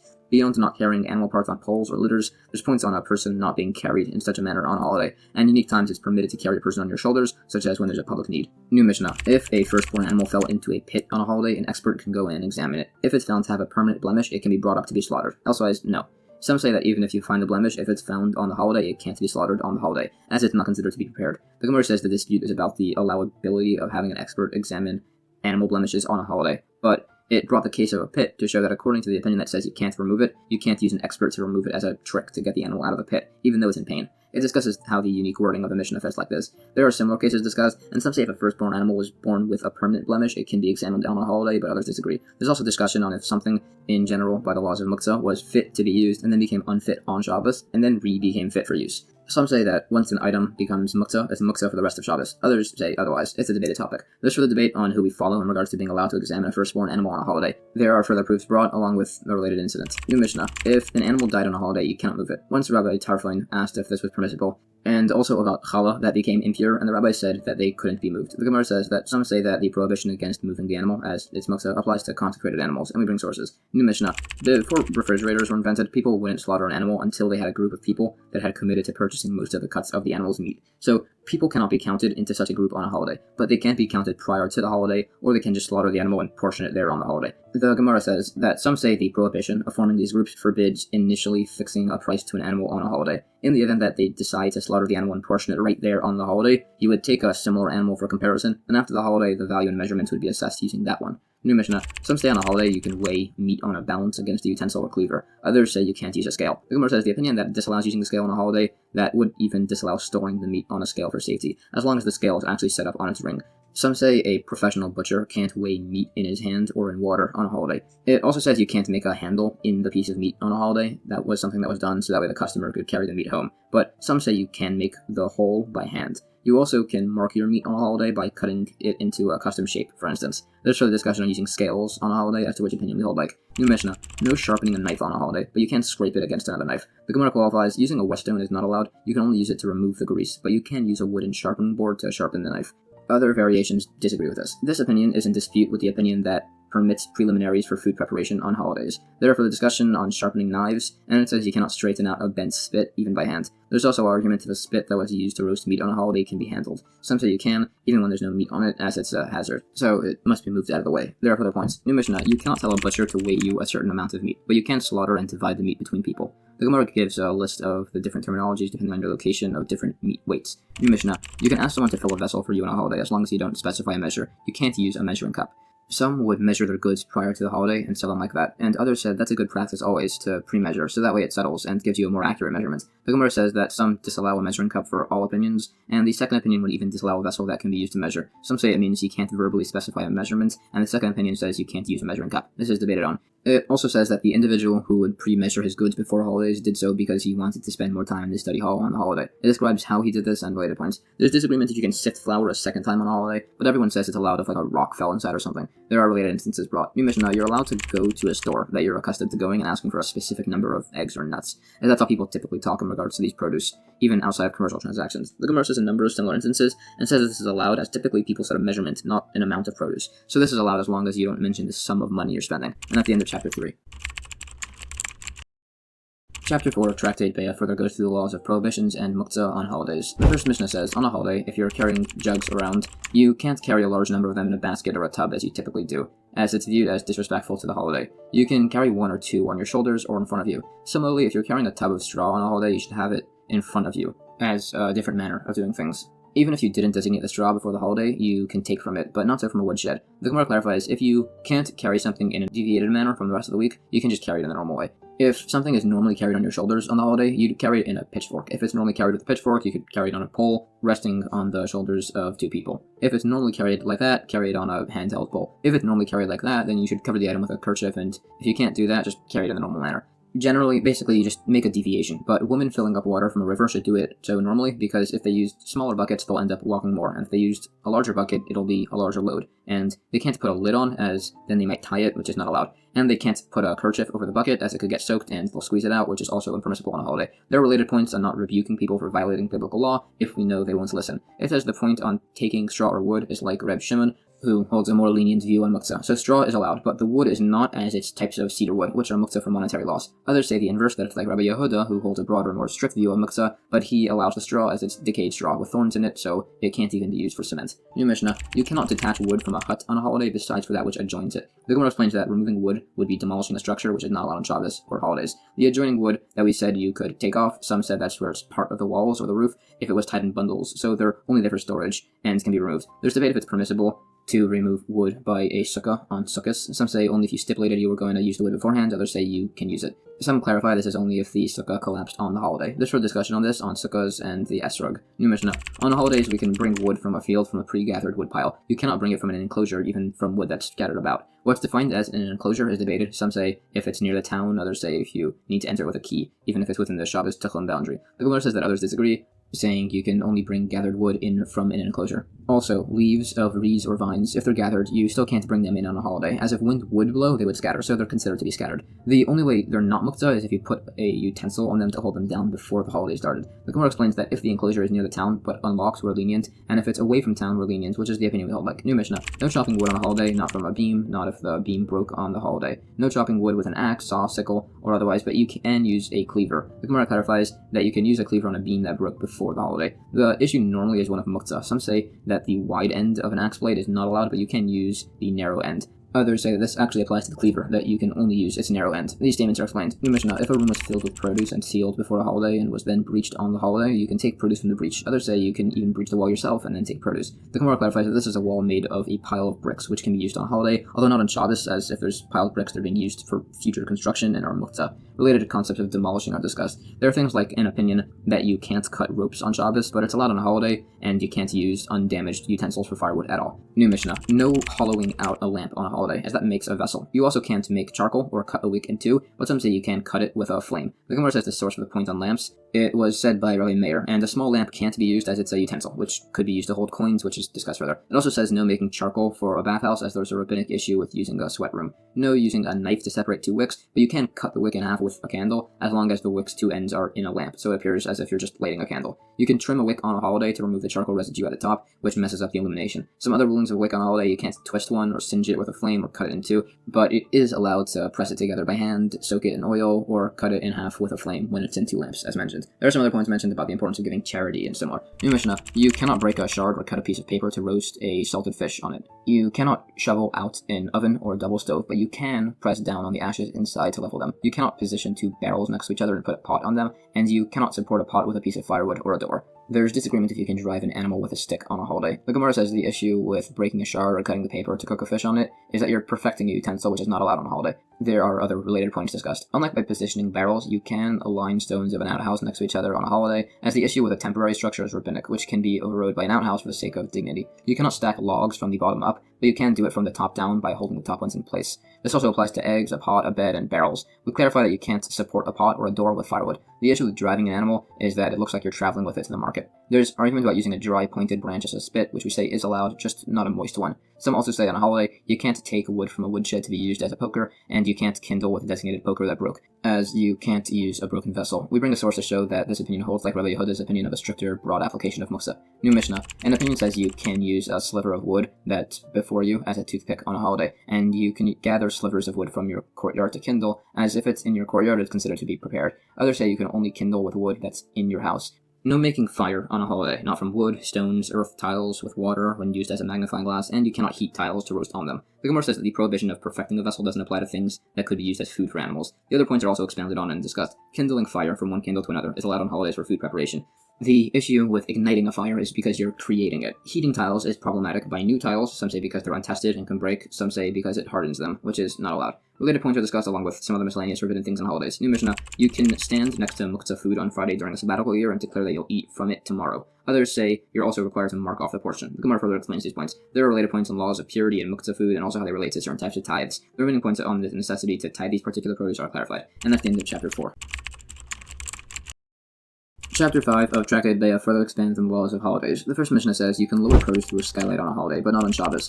You can cover produce or pitchers of wine or oil with cloths to protect against dripping rainwater. You can put a vessel under leaking water in a house on Shabbos. The Gemara debates the exact definition and usage of certain words in the Mishnah in regards to what means to lower. There's discussion as to how much produce can be lowered through such a skylight based off a different case from Tractate Shabbos, perhaps 4 or 5 boxes. There's also a question if you can transfer just through the skylight but not also across roof, and if that similarly applies to Shabbos, as by Shabbos people would possibly be more stringent as the laws are stricter, or perhaps less so, as there's no concern of losing produce. There's also a question if you can lower the produce using windows or with ladders. It also goes through a circumstance of being allowed to cover certain things, which is discussed along with the usability of beehives and honeycomb. Related points are discussed further. New Mishnah. Anything that you're obligated not to do on Shabbos, even if it's a mitzvah, you're also obligated to not do on a holiday. Rabbinically, you cannot climb a tree, ride an animal, swim in water, clap your hands, slap your thighs, or dance. You cannot do certain non-mandatory mitzvahs. No adjudication court, no betrothing or doing chalitza or yibum, parts of the levirate marriage. Full mitzvahs that are prohibited on these days are consecrating things, making assessment vows, making something cherem set aside for temple use, or separating teruma or tithes. These both apply to Shabbos and holidays. In fact, the only real difference between the laws of holidays and Shabbos is in regards to laws of food preparation.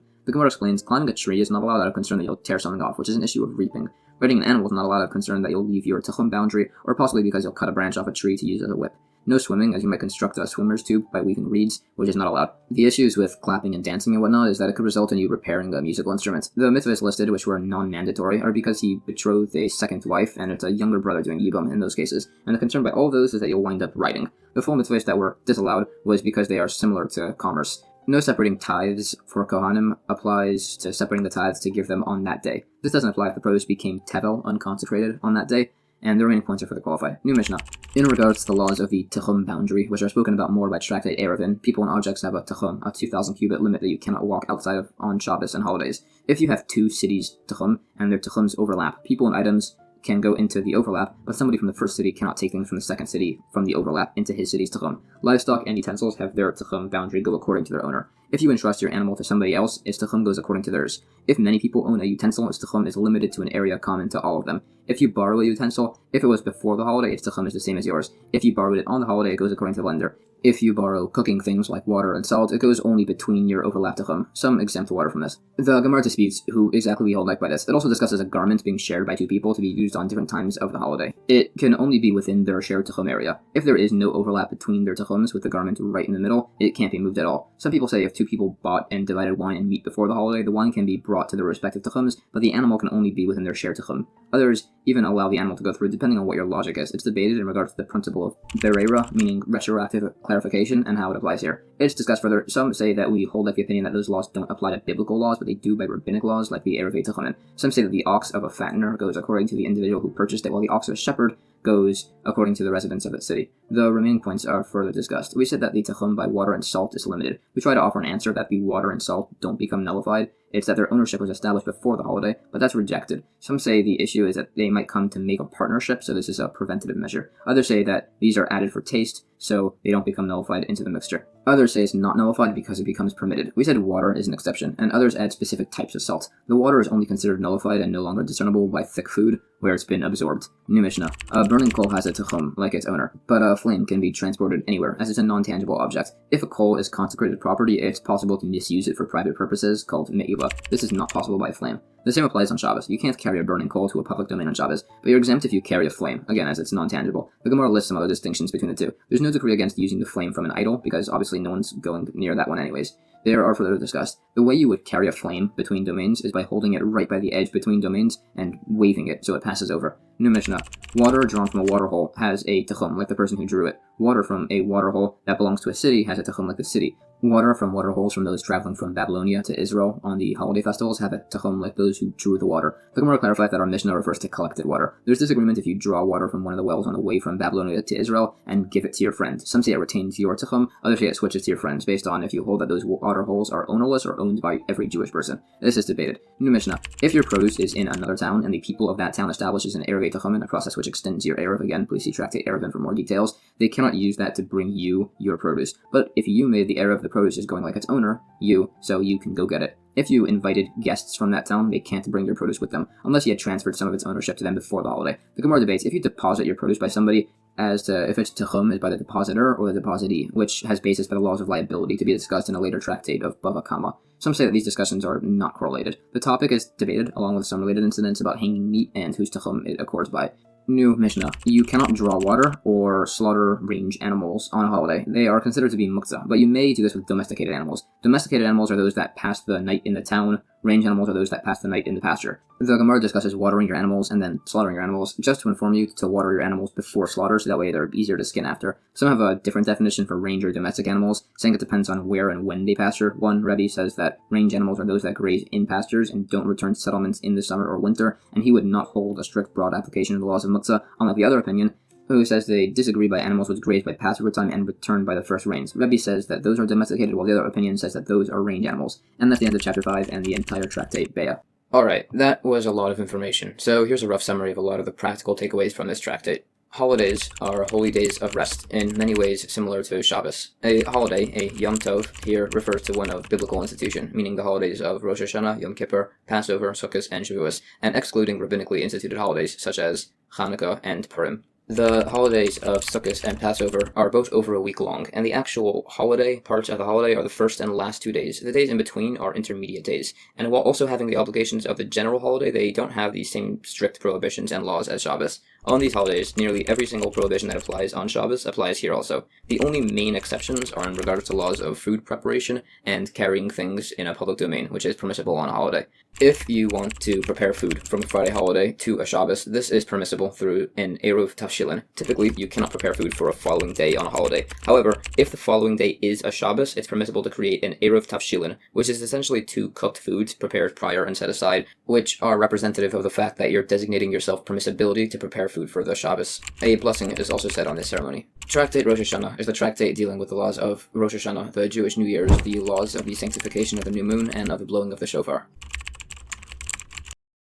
Chapter 1 begins with the Mishnah listing the Jewish New Years, of which there are actually 4. There's the first day of the month of Nisan, which is the new year for kings, meaning we start counting the years of their rule from this date.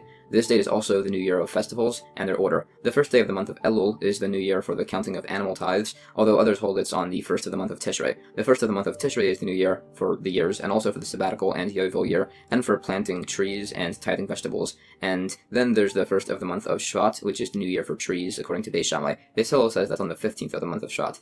The Gemara says that the king's year is necessary for certain documents, which are marked according to that year, to see whether they're antedated or post-dated ones being valid. Also, if the king is appointed the day before this new year on the 29th of the prior month, we mark it as if he ruled for 1 year, and if he rules for a full year, but from the day after this date, we only start counting by the next time we reach the first of Nisan. This applies even if he was decided to be appointed in the prior month. Similarly, if the prior king died and the new one was appointed both in the prior month of Adar, they both have that year counted towards them, meaning you can actually have 2 king years in the same year. If the king dies and the next one is appointed later in the month of Nisan, that year is counted for both of them, meaning we count a year for the first king even though he only ruled for like a day. If the king died in the prior month of Adar and the new king is appointed in Nisan, then the prior year is for the first king only and the next year is for the second one only, even if he's the prince and was decided to be the next king in the prior month. It brings verses to prove that we count like this. We actually bring a number of verses to determine which month exactly is the new year for kings. We try to bring proof from quotes from the Torah about all sorts of rulers, Jewish or otherwise. We discuss King Cyrus, who it says was also Darius, and also Artaxerxes. It discusses his corruption and also his construction of the second temple, that he built it in a manner unlike King Solomon by the first temple that allowed it to be flammable, thinking to burn it down if the Jews ever rebelled against him. It also mentions a consort next to him in a verse, using an interesting word. Some translate it as a she-dog, others say it means a consort, depending on your definition. Anyways, the first of Nisan is also the first year for festivals. This is practically relevant for the rule against delaying the fulfillment of a vow. For instance, a vow to consecrate something to the temple. You shouldn't delay this, which is defined as waiting over 3 of the major holidays from a Passover, Shavuos, and Sukkos, starting with Passover, meaning you can technically wait 5 holidays if you make the oath right before Shavuos, and then you have to wait until Passover to start counting 3. This applies by many similar laws. Some say it's actually from 1 holiday, some say it's from 2, some say it's from the holiday of Sukkos. They all bring their verse sources and argue their opinions. They argue on points on these holidays, like the dates of their offerings from the temple and similar. This branches into a side topic on the different temple sacrifices and some other laws. This and the laws of their vows and similar are discussed. This is qualified further. Back in regards to not waiting 3 holidays to keep a vow, some say it's actually possible to not have 3 holidays in a year. If you count a year as 365 days, like the solar calendar, and start right after Passover, if the next year is a leap year, meaning there are 2 of the months of Adar, that'll reach 365 days without hitting a 3rd holiday. Some say you can do it as the holiday of Shavuos is 50 days after the end of Passover. If both months in between are long,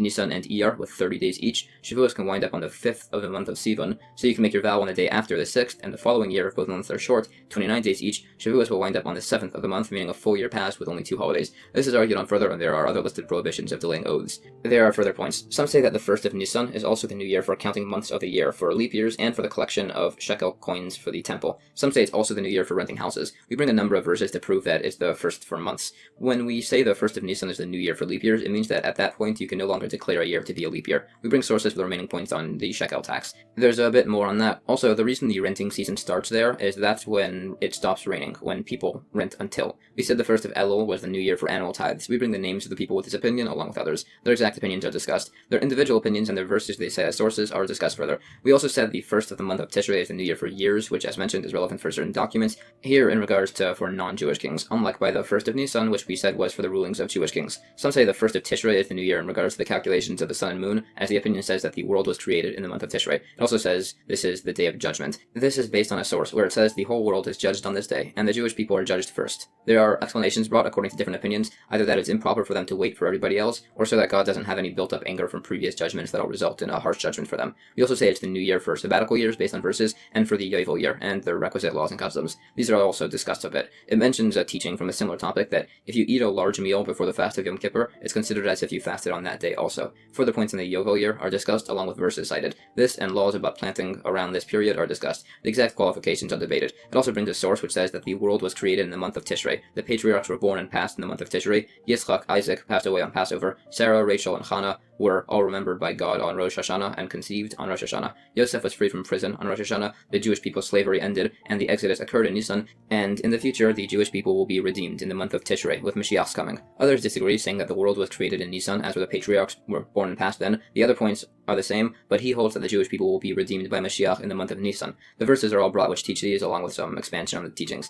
In addition to the verses, many of the dates require calculations based on other data we're aware of. Also, some teach that the first night of Passover, everyone's watched over and protected from demons based on a verse. It also said that God caused the flood by removing 2 stars from a constellation known as Kima, which caused the flood, and this is argued over. Some add that the same way they sinned with heat of forbidden intimate relations by the flood, they were all punished with the boiling flood waters. We also said that the 1st of Tishrei is the new year for vegetables, meaning for the vegetable tithe. Included in this are the animal and grain tithes, as it said tithes in plural, and the word vegetables, which is also said in plural, is to include bundled and non-bundled vegetables. Some teach that if you pick vegetables right before this date and pick more right after, those are 2 separate groupings of vegetables and can't be combined for tithes and similar, as they're for different years. The points on tithes are discussed. We also said it's the 1st of the year for vows. Now, if you vow to abstain from something for a year, you count a year from that day. But if you vow for this year, it's only until the 1st of Tishrei, even if you made the vow the day before. We discussed this and some further points on planting tithes. We discussed the verse sources for a bit also. These points are spoken on more with specific types of produce. Tithes are discussed further and some points on mixtures, whether solids or liquids. We also said that the 1st or possibly 15th of Shvat is the new year for trees. Some say that this is because that's the time when it stops raining. It also mentions some additional laws by an esrog tree where it has some exceptions due to its questionable status in regards to all these laws and whose opinions we accept. This is all discussed further in esrog's laws by tithes, the sabbatical year, and similar as to what time frame they follow. Some say that a tree that produces fruit prior to the 15th of Shvat is tithed in accordance to the prior year, and if it's after, it's tithed with the coming year. This applies to a tree that produces 2 crops of fruit a year. Some say it actually means 2 seasons worth of a crop. Anyways, but if the tree produces 1 crop, if it's produced prior to the 15th of Shvat, it's still tithed in accordance to the coming year. Some people did this with carobs. There's argument on this topic. New Mishnah. The world is judged 4 times a year. On Passover, judgment for grain. On Shavuos, for fruits of trees. On Rosh Hashanah, for all living creatures, you pass before God like sheep, as it's referenced in a verse. He who fashions their hearts alike, who considers all their deeds. On Sukkos, they are all judged for rain. The Gemara says that the judged grain is on that which will be sown in the coming year. Some say that there were 2 judgments, one for between the time it's sown and Passover, and then another from Passover until it's harvested. Based on this, others say you should check your crops. If the slow-growing ones are doing well, you should harvest your fast-growing crops before Passover, as they were judged well, apparently. This is debated. Some say that everything is judged on Rosh Hashanah, and they're sealed on those dates. Passover for grain, Shavuos for fruit, Sukkos for rain, and mankind is judged on Rosh Hashanah and sealed on Yom Kippur.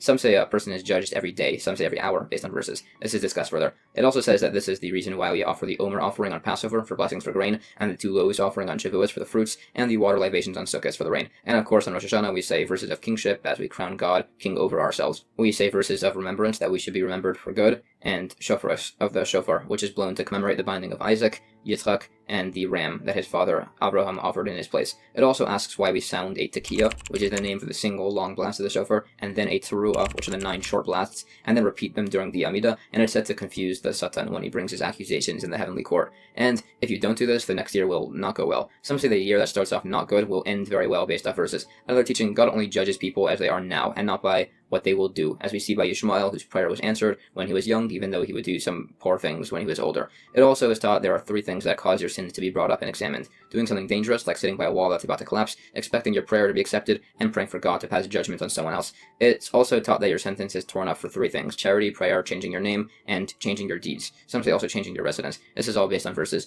It's also taught that you're obligated to greet your teacher on a holiday, and also to purify yourself on a holiday. We discussed the source. In regards to Rosh Hashanah, it says that there are 3 books opened: of the holy wicked, who are sealed for death, of the holy righteous, who are sealed for life, and of those in between, whose sealing is held off until Yom Kippur. So you should make sure that during the 10 days in between Rosh Hashanah and Yom Kippur to do lots of good deeds, as to merit being sealed in the book of life. One opinion says that a similar thing will occur at the end of days. The holy righteous will be sealed for life, the holy wicked for Gehenna, and those in between to Gehenna temporarily to be cleansed and then brought back up. Again, all this is based on verses. It also says that most Jews only go to Gehenna for 12 months, but there's an opinion that certain wrongdoings, like a Jew being a heretic, an informer, an apostate, denying the Torah or the resurrection of the dead, separating from the Jewish community, causing the masses to sin, and others, they're in Gehenna for much longer. This is discussed further. It mentions that sinning with your body for a Jew is to never put on tefillin. For others, it's for immoral relations. There are further points. Some say that the first time you do a sin, God ignores it, but if you do it again, that and the first time are counted. Again, discussed further. It also explains a verse that God showed Moshe how prayer was done, and told him people should do that to ask and be forgiven. There are further explanations on this, prayer, and the importance of repentance. It talks about repentance between Rosh Hashanah and Yom Kippur for an individual, and forgiveness can be granted even after for a community's repentance. It also says that sometimes people will not do well by Rosh Hashanah, so there'll be little rain assigned, but then they'll do a proper repentance before Yom Kippur, so the little rain will fall exactly when and where it's needed. The inverse applies, with a lot of rain being decreed, but then they do poorly, so it'll fall when it's not needed. There's more on this, and it mentions the difference between a sin against God, which God could forgive, but a sin against another person, you need that person's forgiveness. We bring in analogy of somebody who swears on the life of the king to repay his friend money that he owes him. If he doesn't pay him back, the king could forgive the oath, but he's still going to make the guy pay him back. There's discussion if a decree against an individual can be rescinded. Some say it can if you pray with your whole heart. It's discussed. It also says that God can rescind a decree for a community if he hasn't taken an oath against doing so. There are more points. It mentions a family that everybody in it would die at 18 years old, so a sage suggested that perhaps they were descendants of Eli, who it said that his house's descendants would die young, so it was suggested that they should learn Torah, and they started not dying. There's more points on this, on the importance of the 10 days between Rosh Hashanah and Yom Kippur, and of how everybody passes before God. New Mishnah, there are 6 months of the year when messengers are sent from Jerusalem to report which days are established as the new moon, so people's calendars could be correct. Nisan for Passover,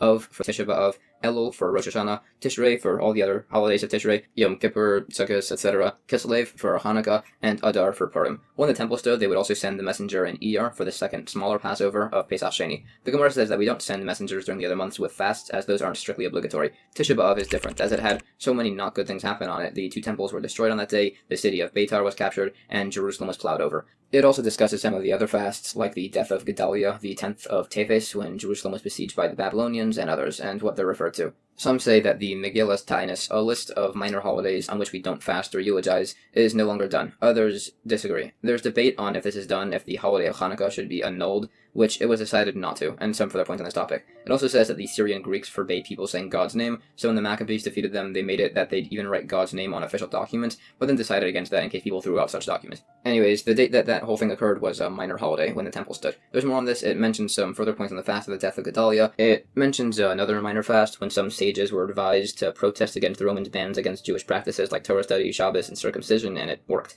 In the end, we say that basically every single minor Jewish holiday was nullified, besides for Hanukkah and Purim, which were left. It also discusses why we send messengers to inform by the calendars for both Elul and Tishrei, so that the holidays can all have accurate times. There's disagreement if they'd send another group of messengers by the second Adar by a leap year, based on if you hold the second month has a fixed number of dates or not. This is discussed further. It also explains the calendar, and when and why some months are 30 days as opposed to 29. There's also points on the testimony about the moon given by witnesses to help determine this. This is all explained further along with an opinion that you fast for 2 days on Yom Kippur, in case the prior month of Elul had actually been declared 30 days, extending things by an extra day. New Mishnah. There are 2 months that a person can violate Shabbos to testify for in regards to their moon: Nisan and Tishrei, as major holidays are set by those dates. When the temple stood, it was allowed by every month, as it was important for certain temple offerings. The Gemara says that the messengers by these 2 months were only sent out by day after the court convenes. We bring sources for all the above points. New Mishnah. Some say you can always desecrate Shabbos to testify about the new moon. You saw. Others only allow it if it's not clearly clearly seen, as if it was clearly seen, you can assume somebody else testified. Once, 40 separate pairs of witnesses traveled to Jerusalem to testify about the moon, so when they passed through Lud, Rabbi Akiva stopped them, so they wouldn't celebrate Shabbos when they weren't needed. But Rabbi Gamliel told him not to do that, as then people would just stop testifying. The Gemara brings some verses as sources. It also said that there was no prophet comparable to Moshe, but there was a king Shlomo, who was as wise. It also says that King Shlomo wanted to rule cases based on his logic and intuition, but based on a verse, God said he still required witnesses. It also says that the story by Rabbi Akiva on the witnesses wasn't actually Rabbi Akiva that made such a mistake. It was a person named Zephyr who was removed from his position. New Mishnah. Some say that if a father and son see the new moon, they can't testify together, as they're relatives, but they should both go in case one of them is disqualified. Others say all members of a family can testify together for the new moon. There was an incident when somebody went with his son, and they disqualified the son due to the familial relationship. The Gemara cites sources and says we hold that family members can testify together for the new moon. New Mishnah. The following are unfit for testimony: people who gamble, people who lend money with interest, people who bet on pigeon races, merchants who deal with produce during the sabbatical year, and slaves. Generally, if a woman is unfit to testify about something, so are these. The Gemara says included in this is a robber by rabbinic law, meaning somebody who illegally came into possession of money but didn't actually steal. Also, these are generally unfit to testify, but they can testify to allow a woman to remarry that her husband passed away, so that way she's now allowed to marry somebody without concern that her husband is actually still alive, as we want to make it easier for women who are stuck in that situation. New Mishnah. If you see the new moon and you can't travel to testify on Shabbos, they can even bring you a donkey or carry your bed, or if it's dangerous, they can carry weapons and bring food. They can do this for a journey of a day and a night based on a verse. And that's the end of chapter 1. Chapter 2 of Tractate Rosh Hashanah continues on topics of testifying about the new moon in regards to the formation of the dates of the calendar. The first Mishnah states, if someone is being sent to Jerusalem to testify about the new moon and they don't know who he is, he should be sent with somebody to testify about his character. Originally, they would accept testimony from anyone, but then the Boethusians, a heretical sect, started disrupting the process, so the safeguard was instituted. The Gemara clarifies that they send a pair of witnesses with him. It also says we believe regular people on this normally, as people don't typically lie about things that are likely to be confirmed and have them exposed. It also explains how the Boethusians started paying people to testify falsely, so one person was paid, but he intentionally gave a very outlandish explanation of the moon, saying it had a head of a calf and deer horns and a tail and similar, and informed the sages what the Boethusians were doing, so they instituted only accepting testimony from known, trustworthy individuals. New Mishnah. Originally what they had was a series of relay torches to let other cities know that they had announced a day to be Rosh Chodesh, but then the Kuthians, a different heretical group, started disrupting that, so they started sending messengers instead. It lists how the bonfire system was done. They had a series of specific mountains, from the Mount of Olives to a bunch more in sequence, and they would light a torch until the next mountain saw and lit theirs, until the next one did, until they reached the mountain of Beis Baltin, which overlooked the diaspora city of Pumbedisa, and they would wave that torch until all the flames in the city below were lit. The order of lighting these flames and when are explained, such as not by a full month and similar. The types of wood used for the torches are discussed, with definitions for all types of wood, and some points as to how the idol worshippers who persecuted the Jewish people, what they did has no remedy, as who could replace sages like Rabbi Akiva and the others who were killed by the Romans. It gives definition as to which mountains they were, and the distances between them. New Mishnah. There was a large courtyard in Jerusalem that all the moon witnesses were gathered into and examined, and they would also provide them a large feast to incentivize people to come. Originally they were forced to stand in the courtyard all day due to the boundary limits of the Tichum laws discussed in Tractate Eruvin, but they instituted a leniency for them that they could travel 2,000 cubits in each direction, and this leniency was also given to midwives who came to deliver a baby, and somebody who goes to rescue a person from a fire, an attacking army, a flooding river, or a collapsed building. The Gemara discusses the proper spelling of the name of the courtyard, which was called Beis Yazik. New Mishnah. The witnesses were examined. The first pair first. The elder of them is brought in, and they were then asked many listed questions about how they saw the moon. If everything lines up, it's valid, and the next witnesses are also examined to see if that lines up. If they do, they still go through everybody else that arrived in the courtyard, just so people don't leave disappointed and stop coming to testify. The Gemara goes through the different moon questions as to where the placement of the moon was in relation to other celestial bodies and descriptions. After this is done, the head of the Beis Din, the court, says, "It is sanctified," and everybody repeats this after him. This is done whether or not the moon was seen on time, but some say you don't, as it was already sanctified in heaven. The Gemara brings verses as sources for all this. It also says we hold out the opinion that we don't sanctify a delayed day. New Mishnah. The sage, Rabban Gamliel, had the form of various moon shapes on a tablet and on his wall that he would use to show simple folk to ask if the moon resembled any of them. The Gemara asks, how could you make an image of the moon? As it says, "You shall not make with me," which is said to mean to not make images of God's servants. So some say the only things that are actually forbidden to replicate are things that you can actually fully replicate. So all houses or pavilions were not built like the temple was, and the implements of the temple could not be recreated. So menorahs in that time were all shaped differently from the one in the temple, but a moon could be fine according to this because you can't really recreate the moon. Some say that it only refers to not recreating the four faces from the prophet Yechezkel's vision, Others say it includes angels. It's discussed. Other places it says you can't make the image of the sun, moon, stars, or constellations. So some just say that by Rabbi Gamliel it was fine, as he asked a non-Jewish person to make them for him. It also says that by a protruding signet ring with an image on it, it should be defaced, as it could resemble an idol. And if it's an indented ring, you can't stamp a seal with it, as that produces a protruding image in the wax. This is discussed further. It says there was a statue of a king in a synagogue that many of the great sages prayed in, but that wasn't a cause for suspicion, as it was by a multitude of people, so there wasn't cause for suspicion. There was no suspicion by the moon images. Some say as he was the Nasi, the prince of his time. There were many people frequently in attendance there. Some say that the images were made of sections, and some say it was allowed as it was made for study, which is permissible for such things. New Mishnah. There's a bit of an odd story mentioned, that witnesses came to Rabban Gamliel and gave contradicting accounts, yet he established a new month like they said, and similar things kept happening, so a different sage, Rabbi Yeshua, said that he's wrong, so Rabban Gamliel told him to travel to him on the day that Rabbi Yeshua had accounted as Yom Kippur. So he was very upset, but Rabbi Akiva said it was fine, even if he was mistaken, it's legally permissible, as the verse says, these are the festivals of God, holy convocation, that you shall declare them. And this is interpreted to mean that God accepts the festivals, even if they're not on their exactly correct date. Also, Rabbi Yeshua said that if you're going to reconsider the decisions of Rabban Gamliel, then you have to work your way back and reconsider the decisions of every Beis Din court until Moshe, as it says that the 70 elders that judged by Moshe aren't listed by name, to teach that every Beis Din court has the same authority as the court of Moshe. Anyways, Rabbi Yeshua then went to travel to Rabban Gamliel on the day that he had calculated as Yom Kippur, and Rabban Gamliel greeted him with kind words and praises. The Gemara further explains the calculation and how Rabban Gamliel accepted the testimonies due to lack of uniformity in the moon's orbit, which is sourced from verses. The remaining points from the story are discussed, and that's the end of chapter 2. Chapter 3 of Tractate Rosh Hashanah further goes through the laws of Rosh Chodesh, the first day of a month, and the sanctification of the new moon. The first Mishnah states that if the moon is seen, or witnesses testify, but the courts didn't have time to proclaim that it is sanctified to make that day Rosh Chodesh before it grew dark, then that month is considered a full month of 30 days, and the next day is Rosh Chodesh, the first day of the month. If only the members of the court saw the moon, 2 of them should testify before the others, and they proclaim that it's sanctified. If 3 of the members of the court saw the moon, 2 of them should testify before the third, and 2 others who will sanctify together, as it can't be done by one judge. The Gemara says that even if the moon was seen by everyone, and it wasn't officially sanctified on time, it still becomes a full month. You can't have a valid testimony on this by night, unlike by monetary litigation. The reason the judges can't sanctify based on their own sighting is that's only allowed to be done by them right after, and this is where they saw the new moon at night, so would have to wait. The second case was brought to teach the point that a judge can't sanctify the Rosh Chodesh day by himself, unlike by monetary cases, where a recognized expert judge can judge alone. By these laws, even Moshe wasn't allowed to sanctify by himself, he required Aaron with him. This is discussed further. New Mishnah, more on a new topic, and the final topic of this tractate, the laws of the blowing of the shofar.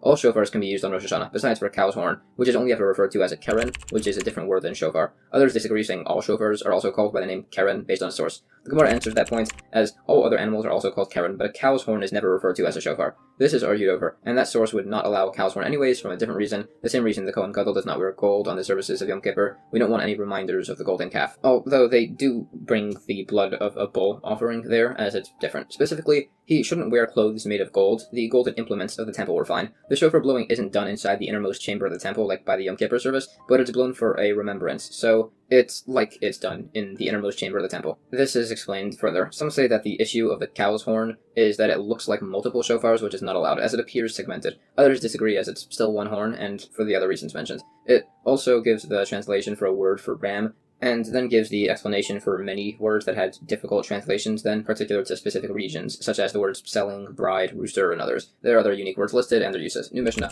The shofar horn by the temple as described here should be from a wild goat, straight with its mouth plated in gold, and 2 trumpets blown alongside. The shofar is blown long and the trumpets short, as the shofar is the obligation. On fast days they use male ram horns, which are bent, with the mouths plated with silver, and the shofars are blown short and the trumpets long, as the main obligation there is that of the trumpets. The laws of the Yovel year are the same as Rosh Hashanah by the shofar blowing and the blessings. Some say we use a male bent horn on Rosh Hashanah and the wild goat horn on a Yovel year. The Gemara says another opinion, that you use the bent horns on Rosh Hashanah and the Yovel year, and the straight horn by fasts, agreeing with the last opinion, but with that variation. The argument as to where you're using the bent or straight shofar is as bent represents submission and humility, and straight represents freedom, so it's which is better where. Also, the gold plating of the mouth is not an issue of an interposition, as the gold is not actually exactly where the mouth goes. The shofar blowing is prolonged past the trumpet, so you could hear it distinctly. Others disagree, saying you have to hear the full blast, not just the end, so they say that it's possible to discern between 2 different sounds from 2 sources. This is unlike by Mount Sinai, where the words remember the Shabbos and keep the Shabbos were said at the same time. Also, you'll be able to differentiate as you'll pay attention, as the blowing of the shofar is dear to you. The shofar blowing is extended, according to this opinion, to inform people that the mitzvah of this day is with the shofar. The other shofar was made of silver. Some say as shofars used for gathering people are made with silver based on a verse, or to spare the money of the Jewish people. Rosh Hashanah gets a gold one to honor the holiday. It also says that This, with the shofar and trumpets, was only done by the temple. It also says we pray, saying, "This day is the beginning of your works, a commemoration of the first day, as the world was created in the month of Tishrei." This is discussed further. New Mishnah. A broken shofar that was glued back together cannot be used. You also can't glue shofar fragments together to make a shofar. If the shofar was punctured and then sealed, if it impedes the blowing, it's invalid. If not, it's fine. If you create an echo with the shofar, if you hear the shofar, great. If you only hear the echo, it doesn't work. Similarly, if you pass by a synagogue and hear a shofar being blown or the Megillah being read on Purim, if you focus your intent on it, then it's valid. If not, then it's not, as you heard it without intent. The Gemara mentions some other shofar adjustments. If it was shortened, it's fine. If it was hollowed out, it's fine. If the gold plate is where his mouth is, it's not fine. If it's elsewhere, it's fine. If it was plated with gold on the inside, it's not valid. If the gold plating on the outside changed the sound, it's not valid. The same points on a punctured shofar are repeated. If you put a shofar inside a shofar and blow the inside one, if you hear the inside shofar, it's valid. If you hear it from the outside shofar, it's not. There are other cases mentioned. If you invert the shofar by widening the narrow part and shrinking the wide part, it's invalid, as it has to be like how it was on the animal. There are other cases mentioned. Some say the shofar must be big enough that, when held, it protrudes from both ends of your hands. The sound can be anything, high or low or deep or whatever. Some say it's fine if you drill through the bone inside instead of removing it. There are further qualifications about echoes brought. It also says that if people are in a pit that a shofar is being blown into, that's valid for them, and there's no concern of them sticking their head out and only hearing the echo. It also says that you shouldn't blow a shofar taken from an animal consecrated for a burnt offering, but if you do, it's fine and valid. It's not fine and valid by an animal consecrated for a peace offering, as if misused, they still retain their sanctity and still can't be used. Others disagree and said neither are allowed, but later said both are permitted, as it's being used for a mitzvah, which isn't considered personal benefit. If a shofar was used for idol worship, you shouldn't use it. But it's valid if you did. If you used a shofar from a city where majority worshipped idols, it's not valid, as a city like that is destined to be burnt, so anything within is considered to have that status preemptively, and it's not valid for use. If you have a vow that you won't benefit from another person, and he blows shofar for you, or you vow to not benefit from a shofar, it's still valid, as a mitzvah is not considered a personal benefit. That and similar cases are discussed. There are further points on the necessities of intent when listening to something like this, and similar discussions on other topics. Some require the blower of the shofar to have intent for it to be valid for everybody listening. So, if somebody walks by a synagogue where a shofar is being blown and has intent for himself that it should be valid, it works, as the blower intended to include the community in general when he was blowing it. There's further discussion. New Mishnah. It says that when the Jewish people in the desert fought against Amalek, when Moshe held up his hands, then Israel prevailed. That is to say, that as long as the Jewish people focused and prayed to God, they were able to win. Similarly, in the desert there was a plague, and Moshe put up a serpent on a pole. And obviously, it wasn't the snake that was healing people. It was that when people looked upwards, they prayed to God, and were healed. Anyways, a deaf mute, an imbecile, and a minor cannot blow shofar for others. Generally, somebody who's not obligated to do something for themselves cannot fill the obligation for others. The Gemara says, everybody is obligated to hear the shofar. The Kohen, a Levi, a Yisrael, a convert, a freed slave, a tumtum, someone with indeterminate genitals, an androgynous, somebody with both male and female genitals, and a half-slave. A tumtum cannot discharge the obligation of another tumtum, as it's a possibility he's a female and the listener is a male, or for a regular individual. An androgynous can blow shofar for another androgynous, as they both can be considered female, but he can't blow shofar for anybody else. There are similar points by a slave. We have to specify that Kohanim and Leviim are obligated, as you might have thought otherwise, that they're exempt from the laws of the Yovel year, which is compared to Rosh Hashanah. There are further similar points. It also has some points on the after blessing and discharging the obligation for others, saying you should only do it if you're eating with them or for your family for educational reasons. Also, by the Hallel prayer and the reading of Megillah Esther on Purim, you can fulfill the obligation for others even if you've already done it for yourself. And that's the end of chapter 3. Chapter 4 of Tractate Rosh Hashanah continues on the topic of the laws of the blowing of the shofar. The first Mishnah states, in the event that Rosh Hashanah falls out on Shabbos, they used to only blow the shofar in the temple. After the temple was destroyed, they would only blow the shofar on Shabbos in a place with a courtyard of 23 judges. Some also instituted it in the city of Yavna, where the Sanhedrin resided. Earlier, when it was done in Jerusalem, it was also done in neighboring towns, if they could see Jerusalem and hear the sounding of the shofar from there, or people could come to Jerusalem from there. After, in Yavna, it wasn't done in any surrounding cities. The Gemara says the source, and says that the issue with blowing shofar on Shabbos is actually rabbinic, in case somebody accidentally carries it outside on Shabbos, which is not allowed to take it to an expert or something. This is the same reason why you don't shake lulav or read Megillah on Shabbos. It also talks about the discussion that led to the institution of this in Yavne. There's further discussion also on if individuals would blow the shofar here on Rosh Hashanah, and that the shofar is only blown in a place where the court is in session.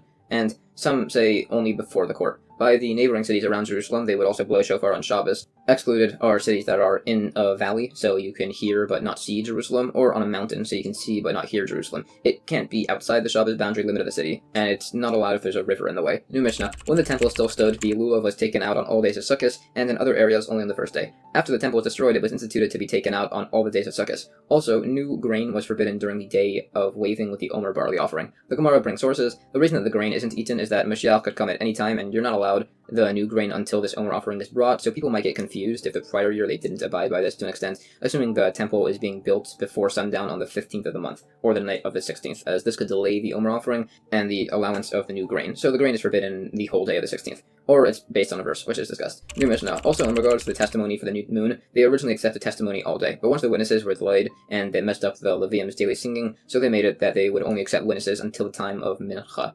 If witnesses came after, the rest of the day would be viewed as the holiday, and also the next day. After the temple was destroyed, it was again instituted to accept witnesses all day. The Gemara says how the Levium messed up the singing. Some say they didn't do it at all, some say they did it at the wrong time. There are sources brought. It also lists the songs sung by Levium in the temple, and when. It also talks about how the Shekhinah, the divine presence, left the temple by the destruction of the first temple, and all the corresponding verses, and also on the exiles of the Sanhedrin. New Mishnah. An additional institution, if the head of the Beis Din court was out of town, the remaining court members can declare the Rosh Chodesh on their own. The Gemara mentions some other points on court testimony, and other of such institutions, which were all made by the sage Rabbi Yochanan ben Zakkai, by the way, in regards to some laws of vineyards and others. New Mishnah. It lists the blessings said by the Musaf prayer. The Gemara goes through the sources for all the blessings. New Mishnah. We say no less than 10 verses on kingship, 10 on remembrance, and 10 on the shofar. Others say it's fine if you do 3 by each. The Gemara says that the 10 mentions of kingship corresponds either to 10 praises from King David in Tehillim, Psalms, in regards to shofar, or to the 10 commandments, or to the 10 divine utterances which created the world. It discusses and says we follow the opinion that we only need 3 of such verses.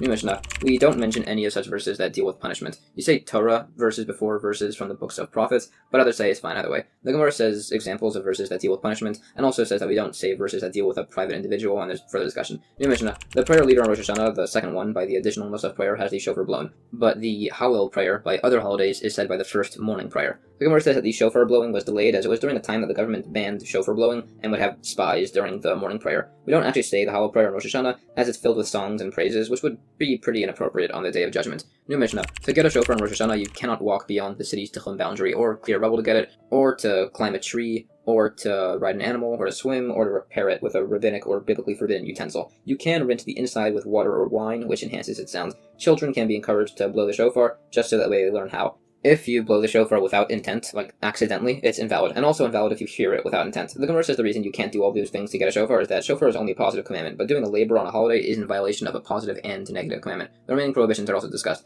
If you blow shofar just as a song, this opinion would say it's considered without intent, and if you heard the shofar but the blower didn't intend to include you, it's not valid. New Mishnah. The shofar blowing is 3 sets of 3 sounds. The tekiah is a single long blast, and the length of 3 teruahs. A teruah is 3 groups of 3 short blasts, so 9 very short blasts. If you blow the first tekiah set normally, and the second is blown twice as long, that doesn't count as extra. If you did the Musaf prayer without blowing shofar, you do a tekiah teruah tekiah afterwards. Some say everybody is obligated to pray, not just the prayer leader. Others say that the leader covers the obligation for everybody. The Gemara clarifies that the length of the tekiah is the length of a full teruah, and also the third shofar sound, the shavarim, which is 3 medium blasts, along with sources. These sources are discussed further at length. There are many opinions as to the different combinations of the 3 types of shofar blasts, of the different combinations and options. Nowadays, we basically just do every single possible combination to be safe. The remaining parts of the Mishnah are also discussed to further qualify the laws of blowing the shofar. There are further points, and it also says that you should mentally arrange your prayers prior to praying, but some say that's only by Rosh Hashanah and other holidays, save for some exceptions, like if you don't pray often, then you should do it. In regards to the opinion that the prayer leader covers for everybody, some say that people in the field are exempt as long as they're busy with their occupation. And that's the end of chapter 4 and the end of Tractate Rosh Hashanah.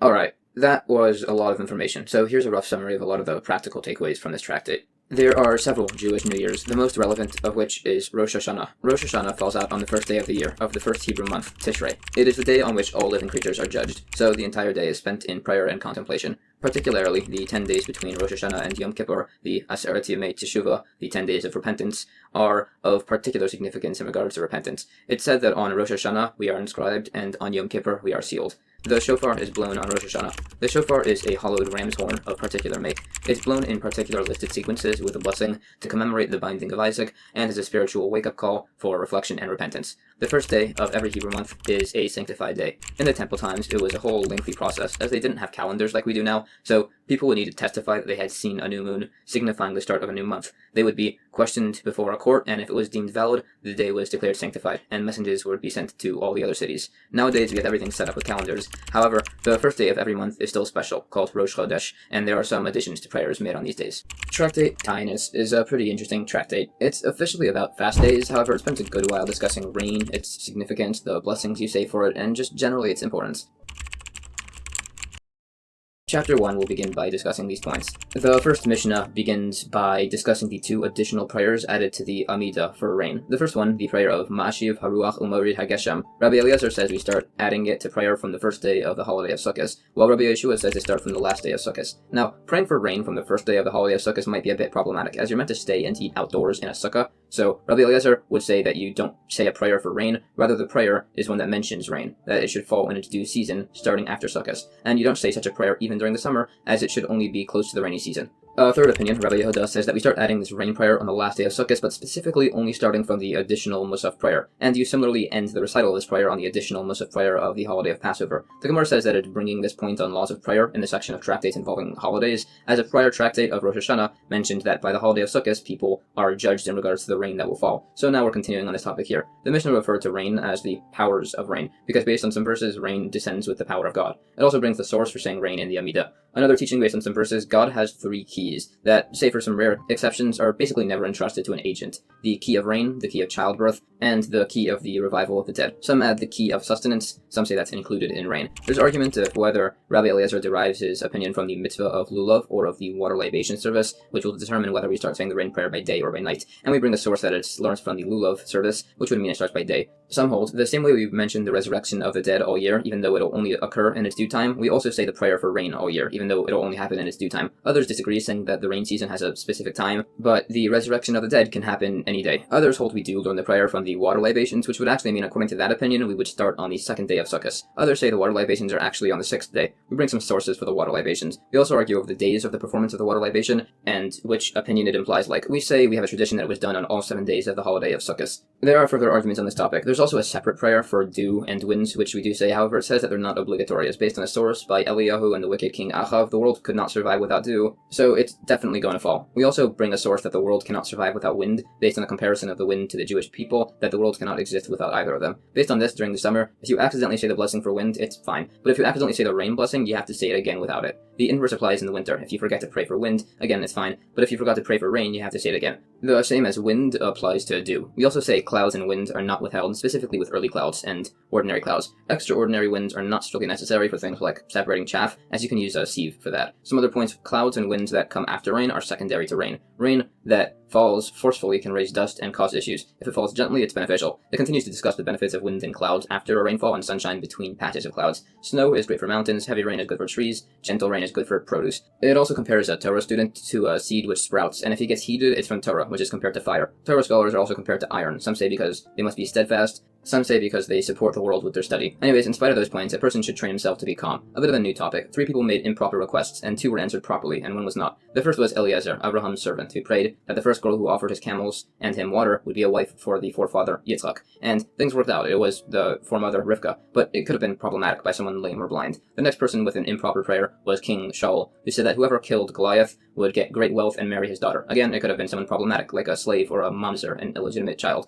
But it was David, so things worked out. The time an improper prayer didn't work out was by Yiftach the Gileadite, who vowed that if he won his battle, he would offer as a sacrifice the first thing that comes out of his house, which could have been problematic, like a pig or a dog. So things didn't work out for him, and the first person to step out of his house was his daughter, and based on other verses, clearly God did not want her to actually be offered. The vow could have just been annulled, but he decided to offer her anyways. There's also some improper prayers from the Jewish people. They asked that God should be like rain, which is only sometimes, but God answers all the time. A similar point was by the prayer that God should be like a seal, which is sometimes not visible, but God said he'd always be visible. There's debate over if requesting rain is the same as mentioning rain. There's points on the start of the rain prayer. Some say it's said by the translator, others disagree, and there are further points. We say we rule like Rabbi Yehuda, who said that we start saying the rain prayer by the additional Musaf prayer on the last day of Sukkot. There's arguments on the topic. We also discussed the point on the diaspora outside of Israel. We have 2 days by the last day of Sukkot, so some say to say it in the Musaf of the first day, not in between, and then start properly from the 2nd day. Others say to do that starting from the 1st day, but also say it on the afternoon prayer of the 1st day. Others say to just start on the 1st day and just go from there, and others agree. This is the law we hold like. New Mishnah. Now, when does the other rain prayer of the same Tal Umatar go up until? Rabbi Yehuda says we stop saying it by Passover's end. Rabbi Meir says, based on a verse, when the month of Nisan ends. The Gemara says that the verse brought references a rain which miraculously fell in Nisan. It also explains the background of this event by Yoel, There was a severe famine. It says the first year they ate all their food in their houses, the second they ate of their fields, the third year they ate all their kosher animals, the fourth they ate their non-kosher animals, the fifth they ate bugs and similar, the sixth they ate the flesh of their sons and daughters, and the seventh they ate their own arms, fulfilling a verse. Then the prophet Yoel told them to sow their fields, and they found grain lying around, hidden in holes. The grain grew extremely fast and large, and they were eventually able to bring the Omer offering. It also said that God said he wouldn't enter Jerusalem, meaning the heavenly Jerusalem, the counterpart of the earthly Jerusalem. It also says that there is one transgression that causes the wicked to burn in Gehenna, which is the sin of idolatry. There's more points on how bad idolatry is. It also says that Shmuel, the prophet, was old, even though he was 52 when he passed, as he prematurely aged, as he didn't want Shaul to pass during his lifetime, so Shmuel passed early, but he aged, so people didn't think he had passed early from sin. There are sources brought. It also says that some sages were eating, and one taught afterwards, because talking during eating is dangerous, and said that the forefather Yaakov never died, so long as his descendants, the Jewish people, live. So does he. It also says one sage, Rav Nachman, asked another sage, Rav Yitzchak, to bless him. So the sage said it was comparable to a man who rests beneath a shady tree with fruit and a stream, so it already has everything. So he blessed it that his shoots planted from it should be like this tree. So too should the sage's offspring be like you. We further define the types of rain and the times they fall. We possibly rule that the last of the Yora variant of rain falls on the first of the month of Kislev. Others disagree. It's discussed. We need to know the times of these specific rainfalls. The first rainfall to start praying for rain. The third to know when to fast. And the second is relevant for some vows. And also on giving your fields produce to the poor, and for which paths you're allowed to walk on, and to disposing of sabbatical your produce from your house, mainly straw and stubble. We further define certain types of rain and some others. Some say it's good if rain doesn't fall in the month of Teves, as either then the roads are in good condition and people will travel to study Torah, or it's because it won't blight the crops. Others say it's good when rain falls, but that's where there was no rain in prior months. If rain falls on only half a province, people say that's not a curse, unless it falls hard enough that it damages crops. Some also add a prayer of thanksgiving for when rain falls, starting from when puddles form that rain falls into. Some say rain is greater than the resurrection of the dead, as the resurrection of the dead is for the righteous, and rain is for everybody. Some say they're equivalent, so we say the blessing for rain in the blessing for the resurrection in the Amidah. Some say, based on verses, that a day of rain is as great as the day of the giving of the Torah. Others say it's even greater. There are similar points brought, and we say Torah learned by someone with good character is like dew, which is beneficial, and if learned by somebody who does not befit a Torah scholar, it will break him like harsh rain. We further bring points on the importance of learning Torah for the right reasons only, and how if done for the wrong reasons, like your own glorification, it'll not go well for you. There are similar points taught. We also compare Torah to fire, as fire catches on lots of wood together, so too Torah study is not retained by somebody who studies alone. It lists many things about how improper it is to study Torah by yourself without a study partner. We also compare Torah to a tree, as a small piece of wood can be used to ignite a large one, so too young students sharpen the minds of older ones with their questions. A sage said that he had learned much from his students and from his colleagues, more than his teachers, but from his students he had learned the most of all. It lists more points on being a student of proper character in this regard. Torah is also compared to water, which flows downwards, to teach that Torah is only retained by the humble. Torah is also compared to water, wine, and milk, to teach that the same way those are best retained in inferior earthenware vessels, so too Torah is only retained by the humble. In fact, it says the Caesar's daughter once was conversing with a sage, Rabbi Yeshua ben Hanania, and said that it was a shame that such wisdom was retained in a person who was so physically unattractive. So he responded by asking if her father kept their wine in simple earthenware vessels, so she said yes, so he said that as they were nobility they should store their wine in vessels of gold and silver. So she did this, and all the wine went bad, which he brought as an analogy for this point. Then she said that there are some beautiful people who are extremely learned, and he responded by saying that perhaps if they weren't so handsome, they would be even more learned. Some say that those three liquids of water, wine, and milk go bad through inattention, so too Torah knowledge is forgotten through inattention. Some more points on how great rain is. Some say a day of rain is as great as the creation of the world. Some say on a rainy day salvation grows. Some say rain only falls if the Jewish people have been forgiven, all based on verses. Others say rain falling means the Jewish people are not condemned to destruction. Rain is withheld, according to some, for not bringing tithes. Others say for speaking disparagingly of others. Others say due to brazen people who eventually stumble in sin and are called wicked. Some say rain doesn't fall if you neglect Torah study, which has sources brought. Some say it's withheld for theft, and to get the rain back, you should pray profusely. But it would have been better if you had just been good in the first place. There are more points on studying properly, like having a good foundational base of understanding of a Mishnah before learning others. Also, if a student is greatly struggling, it's because his teacher is not showing him a cheerful countenance. So he should send friends to his teacher to intercede on his behalf. But it says it would have been better if his behavior had been pleasing to the teacher in the first place. Also, if a generation doesn't have rain, it's because they don't pray, and they should speak to somebody who does. There are similar points brought. It's also taught that in the future, all the animals will go to the snake and say that we attack for food, but you bite people for no reason. So the snake will say that it's the same way people speak ill of others without reason or benefit. It further has teachings on the importance of sincere prayer. It's also taught that rain falls for the sake of people who are honest in business. It also says the importance of trusting in God, comparable to a famous story of trusting a weasel and a pit, where a girl fell into a pit and a boy helped her out on the agreed condition that she would one day marry him. They made the pit and the weasel their witnesses. Time passed, the girl waited to marry the boy, but the boy married someone else. The boy had 2 children, one of which was killed by a weasel, and the second fell into a pit and died. He told the whole story to his wife, who told him to divorce her to marry the first girl, which he did. It's also taught that if you better yourself in this world, you're judged more strictly and precisely above. We bring sources. It's also taught that if you joyfully bear suffering, you bring deliverance to the world. Also, God preventing rain from falling is compared to a woman in labor who doesn't give birth. We bring sources. It says one time there was a plague and a famine, and based on some verses, you're only supposed to pray for one thing at a time. So they decided to pray for the famine to end, as when God provides plenty, he does it for the living, so the plague would then end also. It also says that one time the government passed a decree against fasting, so the Jewish people accepted a fast upon themselves that they would do once the decrees were rescinded. Others say rain is negative if on Friday, and similar. It says that sunshine on Shabbos is a gift to the poor. It also says that a rainy day is great, as even the money in your purse is blessed from it. Some say blessings are only found in things hidden from your eyes. We bring sources. A few other teachings. A day of rain is as great as the ingathering of the exiles. It's great as even soldiers cease movement on it. Rain is withheld because of people who pledge charity in public and then don't pay. It also is taught that giving tithes brings you to become very wealthy, and it's taught that this is basically the only thing you can test God with, that it'll definitely happen if you give as charity. Nowadays, by the way, it's 10% of any of your income that goes to charity. It also mentions the young son of the sage Reish Lakish, who went with his father's friend, Rabbi Yochanan ben Zakkai, after Reish Lakish passed away, which is a long story for later. It also says that rain is given even for the sake of one individual, although prosperity is given for the sake of many. But we see that many great leaders, Moshe, Aaron, and Miriam, had 3 great gifts given in their merit alone: the manna in the desert from Moshe, the clouds of glory from Aaron, and the well of Miriam from Miriam. It says that when Aaron passed, the clouds of glory disappeared, which is why the king of Arad thought it would be a good time to attack the Jews then.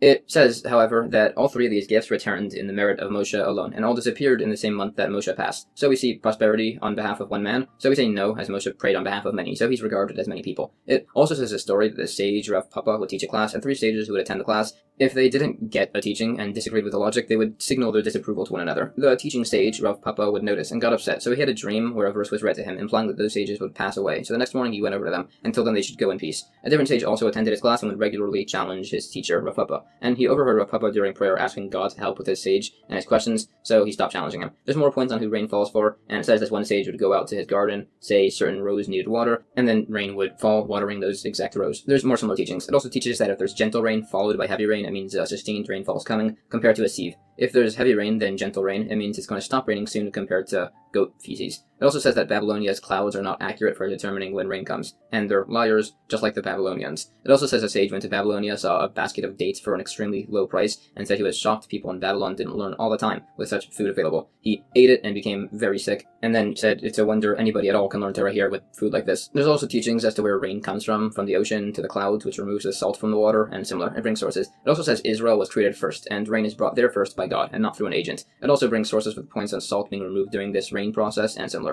It also lists the sizes of various locations. It says the measurement of Egypt is 400 parseos, which is an old measurement, by 400 parseos, a parsa being about 2.5 miles. However, it is a 60th of the land of Cush, which is itself a 60th of the world, which is itself a 60th of the Garden of Eden, which is a 60th of Eden itself, which is a 60th the size of Gehenna, and there are some who say Gehenna has no measure, while there are others who say Eden has no measure. It also says that Babylon has great abundance, as it's a swampy land and doesn't need as much rain. New Mishnah. Now, this V'sein Tal Umatar blessing, when do we start saying it? Some say on the 3rd day of the month of Cheshvan, others say on the 7th, being 15 days after the Sukkos holidays, so that everybody traveling back from the holiday in Israel will have time to reach the Euphrates River before the rain falls. The Gemara says we follow the opinion which says we start on the 7th day. Some say we start this prayer 60 days into the season, 60 days after the autumnal equinox, which means you'd count on the 60th day. New Mishnah. If the 17th of the month of Cheshvan arrived and there's no rain, some individuals should do 3 fasts. They could eat and drink after nightfall, and they can work, wash, and anoint themselves, wear leather shoes, and have marital relations. If the first day of the month of Kislev arrives and there's still no rain, the court rules a fast of 3 days with the same previous qualifications. The Gemara says that the people fasting the first time are the rabbis,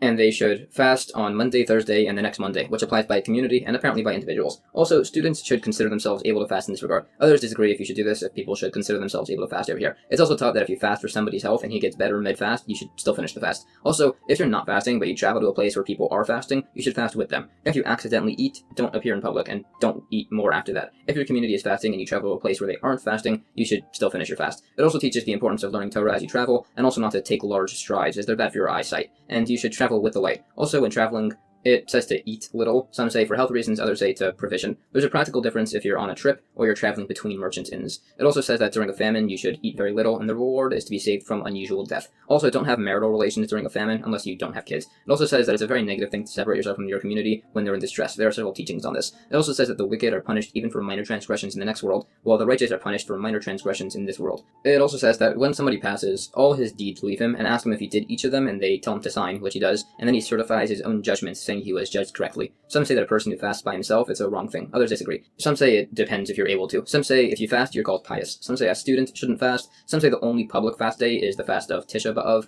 Others say a Torah scholar shouldn't fast, as then he won't be able to learn as much. It also says you can eat or drink as much as you want before a fast. Also, if you decided to extend your fast until the next morning, the next day you don't say the Anenu prayer for fast days, as that day wasn't part of your original intended amount. It's ruled by an opinion that you may fast in hours for parts of a day, along with a few other miscellaneous teachings, such as that Moshe served during the 7 days of the tabernacle's consecration in a white garment without a hem. Some say you can only accept a half-day fast if you didn't eat anything during the first half of the day, the significance being where you decided to start your fast in the middle of the day. There are proofs, exceptions, and similar teachings. Some say you should accept a fast at the time of the afternoon mincha prayer, some say during the prayer. We argue on the source. There's also discussion as to how sleeping mixes into the fast start. Some say that you can't eat after that, others say it's fine if you dozed. Dozing is defined as being half asleep, where you can't think an original thought, but people could remind you of stuff that you'll remember. Also, some add that you should explicitly clarify that you're doing a private fast, so you don't have the stringency of a public fast, like no shoes. The point on shoes is argued. Some would wear the upper parts of their shoes, some would switch their right and left shoes, some would do nothing, as again in Babylonia, they only fasted by Tisha B'Av. Some say if you can't fast on a day you said you would, you can hold it off and do it on a different day. It also says one time a sage didn't want to postpone his fast, as he was fasting for a negative dream, which is extremely effective, by the way, especially if done the day after. You can do such a fast on Shabbos, but you'll need to fast during the week to atone for the fact that you fasted on Shabbos. New Mishnah. If those first 3 public fasts for rain didn't work, you do 3 new fasts, now with no eating after sunset, no doing work, no washing or anointing, no shoes, no marital relations, and they lock the bathhouses. If those fasts aren't answered, they would institute 7 more fasts, so that's 13 fasts total. These last 7 are stricter, as you cry out, lock the stores, but partially open them on Monday and open them on Thursday for Shabbos. If these fasts aren't answered, they should decrease their commerce, construction, planting, betrothing, marrying, and greeting each other, acting like they were censored by God. The distinguished individuals kept fasting until the month of Nisan ends. If rain falls after Nisan ends, it's viewed as a curse, based on a verse. The Gemara says that most of the prohibited things listed are as they're enjoyable, but work is prohibited as it's connected to holidays which prevent work, as both are referred to as a gathering. This is qualified further. The schedule is that on this fast, from morning to midday, you scrutinize the affairs of the town. After, we read from the Torah and the Half-Torah, and at the end, they pray for mercy. We bring sources. If a fast is instituted due to mourning, such as the fast of Tisha B'Av, or for an actual mourner, there's no washing from cold or hot water. If the fast is forbidding pleasure, you can only wash with cold water. The proof is that we lock bathhouses, but people can still wash in rivers. We also say you can immerse in a mikvah, which is to include even in a hot spring if cold water is not available. We also add some potential qualifications to fast days. Working at night is allowed, wearing shoes is allowed while traveling, washing your face, hands, and feet is allowed by a public fast day with hot water. Therefore, the points on this, along with prohibitions of haircuts, but allowing with a razor. It also says that a girl who's being presented to suitors for marriage should be able to put on makeup and braid her hair during the fast, but not a minor girl, as they are not eligible for marriage. This is all to argue over the point on bathing. We rule that a mourner cannot wash his entire body with cold or hot water during his 7 days of mourning. He may wash his face, hands, and feet with cold water, but no anointing himself unless it's to remove dirt. We also list the additional blessings added during the fast, whether public or private, and where they're added in prayer. There's argument if you can establish an individual blessing for yourself. After further argument, it's ruled that the Anenu prayer is said in the Shomea Tefillah prayer, which it is. We rule that pregnant women in this situation fast only the middle fasts. We also said we cry out on the fast. Some say this means we blow the shofar, others say it means we blow the shofar and say the Anenu prayer. This is debated further, along with the uses of a shofar or similar by a Shabbos, potentially, and some additional discussion. There's a story where once a community did 13 fasts, but they still weren't answered. They considered doing more, but decided not to, so as not to trouble the community. Some say this limit to fasts is only by rain. There was also a community who needed rain during the month of Tammuz, so they were told to say the prayers like by individuals, not by a community. This is argued, but that's what we decide. In regards to opening the door of your store on Mondays and Thursdays, we say you open your door on Monday a little towards the evening, and all day on Thursdays for Shabbos. If your store has 2 entrances, you lock one of them. If you have a platform which conceals your store entrance, you can open it like normal. We also said we decrease building and planting. This is joyful building and planting, by building a wedding chamber for your son or planting a royal garden. In regards to not receiving greetings, it says if somebody offers you one, enter quietly and solemnly and wrap yourself and sit like a mourner until God shows mercy. It also says an important person should only wear sackcloth if he knows he will be answered, like Yehoram, son of Achav. It also says that not all are worthy of tearing their garments like Yeshua and Kalev did, and not all are worthy of falling on their faces like Moshe and Aaron did. Others disagree, saying Yeshua and Kalev did both. It also says that by Mashiach, kings will rise before God, and ministers will bow. This is based on verses. It also teaches that the righteous will be rewarded with light, while the upright will be rewarded with gladness, again based on verses. And that's the end of chapter 1. Chapter 2 of Tractate Taanis begins by discussing the exact order and procedure of a public fast day. The mission starts by saying we bring the ark like the Torah inside to the town square, put ashes on it upon the head of the Nasi, the prince and leader of the community, and upon the head of the chief of the court. Then they say some prayers about the importance of repentance. The prayer is led before the ark by an elder who knows prayers and has children and an empty house, so he'll do a good prayer. After, everybody says the Amidah, the prayer of 18 blessings. He repeats it with 6 additional blessings, totaling 24. The blessings are those of Zichronos, Shofros, Tehillim, Psalms 120, 121, 130, and 102. Some swap those first two with certain verses speaking about famines and droughts. It then lists a blessing conclusion said at the end of each of these. There was one time where they did this, and after saying the blessing, instead of saying Amen, they responded with Baruch Shem and blew the shofar. The sages said that we should say Amen, and Baruch Shem was said at the temple. On the first of the 3 communal fasts, the Kohanim, members of the Mishmar group, fasted most of the day, and the Kohanim, members of the Beis Av group, did not fast. On the second fast, the first group completes their fasts, and the second group does most of their fasts. During the last 7 fasts, both fully fast. This is one opinion. The second opinion is that neither group fasts on the first day. By the second, the first group does most of the fast, and the second group doesn't fast. On the last 7, the first group does a full fast, and the second group does most of their fasts. The first Mishmah group can drink wine at night, but not by day. The second Beis Av group cannot drink wine by night or day. Both cannot get haircuts or do laundry until Thursday for Shabbos. There was also this text back then called Megillah Taanis, which recorded minor holidays that you don't fast on. If it says not to eulogize on the date, you can't do it on the day before. Some say the day after. If it says not to fast on the date, some allow fasts the day before and after. Some don't the day before. We do fast starting Monday, Thursday, Monday, and we don't start Thursday, as then people will purchase more food and it'll disrupt the price levels. This applies by all the sequence of fasts. No fasting on Rosh Chodesh, Chanukah, or Purim. Some say that if you start a fast and it runs into one of these holidays, you end the fast on that day early. Some say that you do that also on a Tisha B'Av that falls out on the eve of Shabbos. The Gemara is an opinion that this whole procedure with the ark and the ash applies by the last 7 fasts. We also have the heads of the community put ashes on themselves first, as we are saying that they are distinguished to ask for mercy for everybody. Everybody puts ashes on their own heads, but the heads of the community have the ashes put on by somebody else, as it's more humiliating when done from somebody else. The ashes are put where the tefillin are worn. Some say we go out to the town square, some say so we're doing this humiliation in public. Some say it's so we're exiled from our synagogue. There's a practical difference if you're going to a different synagogue. We bring the ark out to show the degradation due to our transgressions. We wear sackcloth. There is similar explanation for each step of the process. Some say we go to a cemetery, some say because we're considered like the dead, some say because we want the dead to beg for mercy on our behalf. There's a practical difference by the graves of idol worshippers. It further expands on these points and the repentance of the people of the land of Nineveh by Yoma. They kept their animals separate and returned everything that they had stolen. Even if a palace had been built atop a stolen beam, they had to tear down the whole palace to return it. There's further points on the attributes of the prayer leader. You should be humble, with a good voice, and expert in lots of Torah areas, and similar. When we said his house should be empty, it meant it should be empty of sin. He should also have a good reputation from his youth. It then lengthily expands on all of the blessings said. These, and the points on Kohanim drinking wine and getting haircuts, are expounded on. Also, a Jewish king must have his hair cut every day, a Kohen Gadol must have his hair cut once a week, and a regular Kohen once every 30 days. We bring sources. Some didn't allow Kohanim to drink wine, as the temple could be rebuilt with Mashiach coming at any moment, so they need to be ready, but he can just get a haircut then if he needs to. So there's debate if you can drink a bit of wine, and the travel will wear it off. There's further points expounded on this. It also says some of the minor fasts, such as that the Roman government once decreed a ban on Torah study, Shabbos, and circumcision, so he asked the advice of a Roman matron who frequently met with Roman nobles, and she advised them to protest at night about them being singled out with these decrees. It worked, so there was a minor holiday instituted. Therefore, the points, and there's a disagreement on who we hold like by no eulogizing the day before or also after. It also lists the dates and rules by several other minor fasts, such as the day of Nicanor, who was a Greek governor who used to boast he would destroy Jerusalem. So during the Hanukkah Wars, the Hashmonaim captured Nicanor, cut off some of his fingers and toes, and hung them by the gates of Jerusalem. The other minor holiday was the day of Tyrannus, a ruler who wanted to kill 2 righteous men, Lulianus and Pappus, for some accused crime, and said they should be saved the same way Hananiah, Mishael, and Azariah were saved. So they responded that those men were saved from Nebuchadnezzar, a proper king, so a miracle was brought through him. You, Tyrannus, are not a proper king. So the only reason this is happening is so God could avenge us on you. They were executed, and immediately officers arrived from Rome with an imperial edict against Tyrannus, and broke his skull open with clubs. So that was also a minor holiday then. Some say a sequence of fasts that are partially interrupted on Rosh Chodesh, Chanukah, or Purim are 3 fasts. Some say it could be with 1. Some say that on those days you actually do a full fast, and that's the rule we hold like. That's the end of chapter 2.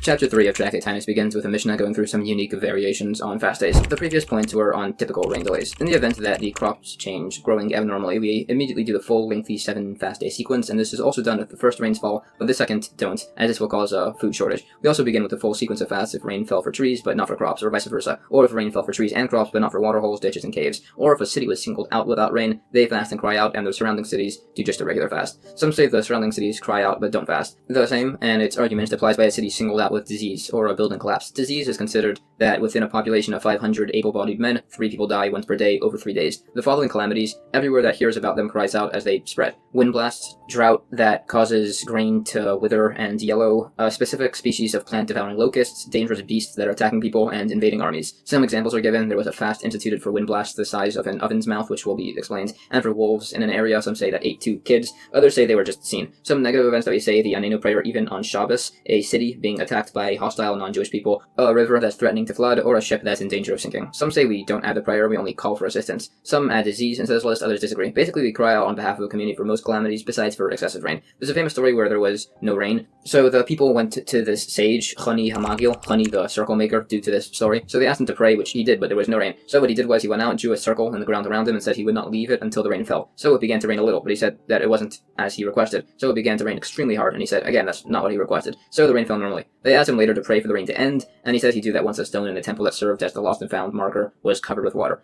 Anyways, the sage Shimon ben Shattach sent him a message saying that he would have excommunicated him for acting so bold towards God, but God fulfilled his request, so it was fine. If they start fasting from dawn and rain falls before sunrise, they can stop. If it's after sunrise, they fast for the rest of the day. Some say the line is between midday. There's a story like the view of the latter opinion. The Gemara is a source which says that we fast by the delay of the third rains. This is argued on further. The other points are argued on. There are similar points in crying out due to delayed rain. There's also a story where everybody went up to Jerusalem for the pilgrimage festival, but there was no water. So a very wealthy Jewish individual, Nachdimon ben Gurion, went to a Roman patrician and asked to be lent 12 wells of water to be repaid by a certain date. So it was agreed and the day arrived, but it still hadn't rained. So the patrician asked for the rain or the money. So he told him the day isn't over yet. So this kept happening every hour, the patrician asking him for the rain or the money and him telling him the day isn't over yet. And eventually the patrician just said that there's no rain all year. You really expect it to fall now? And then he went into a bathhouse. So Nachdimon went to the temple and prayed, and it rained so hard that it filled up all the wells. So they met up, and the patrician said, fine, you were right, but the rain fell after sunset. So Nachdimon went back to the temple, prayed again, and the sun shone through the clouds, showing that it was still day. It also says that the man's real name was Buni, but he was called Nachdimon, as that means to break through, like the sun did through the clouds. It also says that besides for Nachdimon ben Gurion, there were two others that the sun stood still for, Moshe and Yehoshua, by their wars based on verse. It also says several verses that seem to imply negatively about Jerusalem, but actually imply like a positive result, and similar. There's also a story that a person should always be flexible like a reed, as there was this one sage who was traveling after learning a lot, and he was very proud of himself, and an extremely ugly man walked past him and greeted him. So the sage called him very ugly, and asked if everybody from his city was that ugly. So the ugly man responded that he should ask his creator why he had been made this way. So the sage realized his wrongdoing and begged forgiveness, but the man said, not until you ask my creator why he was made this way. So the sage followed him all the way back to his city, begging forgiveness all the way, and eventually the people of the town told him he should forgive him as he's a great Torah scholar. So the ugly man said he'd forgive him for their sake, as long as he doesn't do this again. So it says you should be like a reed, so you don't say stuff like that. And it's in this merit that a reed was used as a pen to write a Torah scroll to fill in and mezuzahs. The point on buildings collapsing earlier was by sturdy buildings. This is discussed further, along with the point that there was this old, dilapidated wall that the sages wouldn't walk beneath, but they did whenever they were with this one great sage, Rav Ada bar Ava, who had great merit, so the wall wouldn't fall. There are other similar points, such as that someone did this with him and he got upset as he didn't like his merit being used for that, and you shouldn't rely on miracles. The great thing that the sage, Rav Ada bar Ava, had done was that he never ever showed anger in his house, he never walked before somebody greater than him, he never thought Torah in a dirty alley, he never walked 4 cubits without wearing tefillin or studying Torah, he never slept in a study house, not even a nap, he never rejoiced when his fellows stumbled, and he never called people by their nickname, and some even say by their surname. It also says some other great actions by sages, such as Rav Huna, who would travel around every once in a while inspecting the walls, and if there was a dilapidated wall that the owner couldn't afford to repair, he'd pay for it. He also bought all the leftover produce from growers, so that way they would bring lots of it on Fridays, and then he threw them out and didn't give it to the poor, so that way they wouldn't rely on him and not have food for Shabbos. He didn't give it to animals because he held that human food shouldn't be given to animals. He would also give out free medicine to everybody, and some say he knew the ways of the demon Shifta, which attacks people who eat with unwashed hands. So he supplied water for hand washing. Also, whenever he ate bread, he would open his door and let anybody come in and eat. The sage Rava said he could keep all of these, besides for the last one, as his city had way too many poor people and he'd run out of food eventually. It says a story that there was these two sages, Reb Yochanan and Ilfa, and they had no money, so they decided to start a business, and they were walking past a wall, and Reb Yochanan heard 2 angels saying that they should push this wall on them, as they aren't learning Torah and doing business, but the second angel said no, because one of them will attain greatness. So Reb Yochanan left back to the school, and after a while Ilfa returned, and Reb Yochanan had become the head of the school, and he said that if he had stayed, it would have been Ilfa that would be the head of the school. Then Ilfa decided to demonstrate that he still knew a lot, so he balanced himself atop a shipmast, and said that people should challenge him with questions, and if he couldn't answer them, he'd jump off into the ocean, and he was able to answer everything. There's yet another story about a sage named Nachum Ish Gamzu, who was totally blind, had no hands, legs, and was covered with boils, and he was lying in a dilapidated house on a bed with his legs placed in buckets of water so ants didn't crawl up on him. His students wanted to move him out, but he said to take out everything but him first, and when they eventually took him out, the building collapsed. So they said, "You're clearly very righteous. What happened to put you in this state?" So he said that once he was traveling with a bunch of food and drink, and a poor man asked him for food, so he told him to wait until he unloaded his donkey, and as he was halfway through doing that, the man died from hunger. So the sage prayed that he should become blind with no arms or legs and have boils because of what he had done. Also, the sage was called Nachum Ish Gamzu because he would always say, "Gamzu b'toiva," this too is for the best. There's a famous story about this where the Jewish people wanted to send a gift to the Caesar, so they asked Nachum Ish Gamzu to go, as he was accustomed to having miracles happen for him. So they filled a chest with gems and pearls and sent him with it.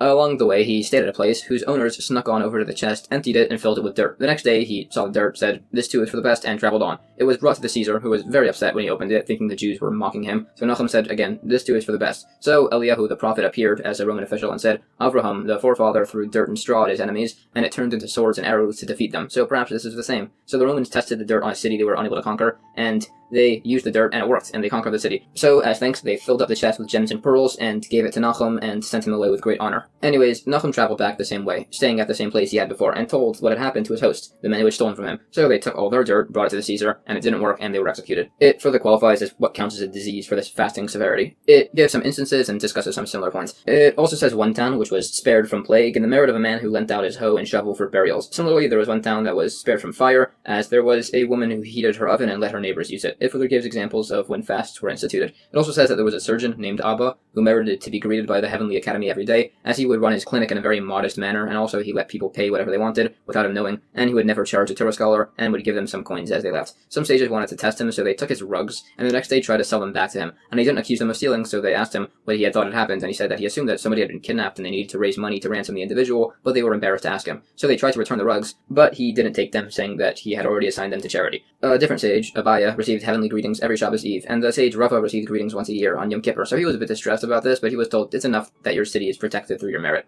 Another story, a sage met Eliyahu the prophet in a market and asked if there was anybody there who was worthy of the world to come. So Eliyahu said no, until one man walked by who wasn't dressed like a Jew, and Eliyahu said yes about that man. So the sage asked the man what he did, and the man said he'd speak to him tomorrow. So he met with him the next day, and the man said he's a prison guard, and he imprisons the men and women separately, and puts his bed between them so that way they don't do anything improper. He also said that he had saved a few Jewish girls. For instance, there was a betrothed young Jewish girl under his watch, and he saw some of the others eyeing her improperly, so he threw some of his wine dregs on her lower dress and told the men that she was menstruating so that way they'd leave her alone. He also said he wasn't dressed like a Jew, as he came and went amongst non-Jews, and it allowed him to hear what decrees were being passed, so he could go to the sages and have them pray for mercy if necessary, which is actually why he had told him to hold off that previous day, as he'd been busy with that. Also, two brothers went to the market, and Eliyahu the prophet said that they too had a share in the world to come. The sage asked what they did, and they said that they were jesters who cheered people up, and ended quarrels to make peace. It further goes through the list of other calamities that we cry out for, locusts and other bugs. Some say even if we see a single wing. A wild beast outbreak is if it's seen in the city, or by day, or chased two people, or tore two people apart instead of eating them, or if it climbs to a roof to take a baby from its cradle, even if it's in a hunter's hideout. It also qualifies if it's different combinations of these options. In regard to a war, this applies even if the army is just passing through. We said verses about this from the incident when King Yoshiyahu, who went to war with the Egyptians, and says that he was shot with so many arrows that his body resembled a sieve. He was punished as he didn't consult with the prophet Yirmiyahu. It also says that as he died, Yirmiyahu listened to what he was saying in case it was improper, but he said that God was righteous and he had rebelled against him. So then Yirmiyahu eulogized him, which is all based on verses. The wind blasts refer to blight, which ruins grain, enough to fill the mouth of an oven. The exact amounts are unresolved. The wolves which ate those children, their excreted flesh was deemed ritually pure, but the bones were deemed ritually impure. The remaining points on fasting times for specific negative incidents are also qualified. Some other points on rain are said, like by the time of Herod and the building of the second temple, it only rained by night so people knew they were doing the work of heaven. It then repeats the entire story of Hani HaMagil that was said earlier with a few additional points. Another story about Hani HaMagil, he was distressed over a verse, when the Lord brought back those who returned to Zion, we were like those who dream. He asked, how is a 70-year exile comparable to a dream? So he was walking along and saw a man planting a carob tree. So he asked the man how long until it bears fruit, and the man said 70 years. So Hani asked, but you probably won't live that long. So the man answered that the same way his ancestors had planted carob trees for him, he would plant for his descendants. Anyways, Hani sat down to eat some bread and became tired and fell asleep. An outcropping of rock grew around him, hiding him from view, and he then slept for 70 years. He woke up and saw that a man was picking carobs from the fully grown tree. He asked, and it was the man's grandson. Also, Hani saw that his mare had given birth to generations of offspring, so he realized he had slept for 70 years. He went back to his home and asked if his son was alive. They said that Hani's son had passed, but his grandson was alive. He tried to tell people that he was Hani HaMagil, but nobody believed him. The sages didn't believe it was him either, so he prayed for God's mercy and he passed away. Rava said this is an example of the adage, either companionship or death. Also, Hani's grandson would pray for rain on request, and rain would fall. Once, two sages went to visit him, and a number of odd things occurred. First, he didn't greet them while he was working in a field. He carried his wood and hoe on one shoulder and his cloak on the other, while he walked home. He didn't wear shoes while he walked, but he did put them on while crossing a river. When he walked through thorns, he lifted up his clothes. When he reached his town, his wife greeted him, adorned. When they got to their house, his wife entered first, then him, and then he invited the two sages. He didn't offer the sages bread, and he gave his older child one bread and his younger two. He then went with his wife prior to being asked, so they wouldn't take credit, to the roof to pray for rain, and the rain clouds came to the corner first where his wife was. With that done, the sages asked about all the odd things that had occurred. So he explained them all. He hadn't greeted them as he was working for somebody and being paid for his time. so he didn't want to waste any time by greeting people. He hadn't carried the wood on top of his cloak, as it was a borrowed cloak that he didn't want to damage. He didn't wear shoes until the stream, because only there could he not see where he was stepping. He had pulled up his clothes when walking through thorns, as he could risk scratching his legs, which heal, but not tearing his garments. His wife greeted him so that he should have no desire to look at any other woman. He had his wife go in first because he didn't know the character of the people visiting him, and he wanted to be safe. He hadn't offered them bread, as clearly there wasn't enough bread to go around, and if he offered it, it wouldn't have been accepted, so it would have been dishonest to offer. He gave the younger son bread as he was studying Torah all day, so he was hungrier. His wife's prayer for rain had been accepted first, either because when he gave charity, he gave money, but she gave ready-made food, or because there were some troublesome individuals in the community who were causing issues, so he prayed that they should die, but she prayed that they should repent, and they repented. Another grandson of Chani HaMagil, Hanan the Hidden, would also be asked for rain. They would send school children to ask him for rain, and he would pray in the merit of these children, who wouldn't differentiate between God, who gives rain, and him, who cannot. He was called the Hidden, as he was very modest in the restroom. It further lists the differences between those who pray for rain in Babylon or Israel. There are more stories about sages who would pray for people to become wealthy or similar, and some students asked if they could become wise, but he said he could no longer do such a thing. There are a few more miscellaneous stories listed, and more on praying for rain. There are more stories. One sage saw people in the market desperate for food, so he decided to pray for rain. So he took off a shoe, and it began to rain, and he moved to take off the other shoe, and Eliyahu the prophet appeared and told him if he did, the world would be destroyed. It also said that the sage saw angels who resembled sailors unloading cargo of fine flour, so he told people to not eat it as it was from a miracle, which is best not to benefit from. And the next day, the normal wheat shipment arrived. There are more stories. One sage prayed because he had a dream which implied good things, as it says that King Shapur told the sage Rava to pray for rain, so Rava did it in a demanding manner, and a ton of rain fell. But Rava's father appeared to him in a dream and told him that he shouldn't have prayed in such a manner, and he should change his sleeping place. He did, and the next morning he found slash marks from knives all over his original bed from demons. There are more incidents of prayer mentioned. It also says that there was a great sage, Rabbi Hanina ben Dosa, that a voice from heaven proclaimed every day that the world receives its sustenance in the merit of Hanina.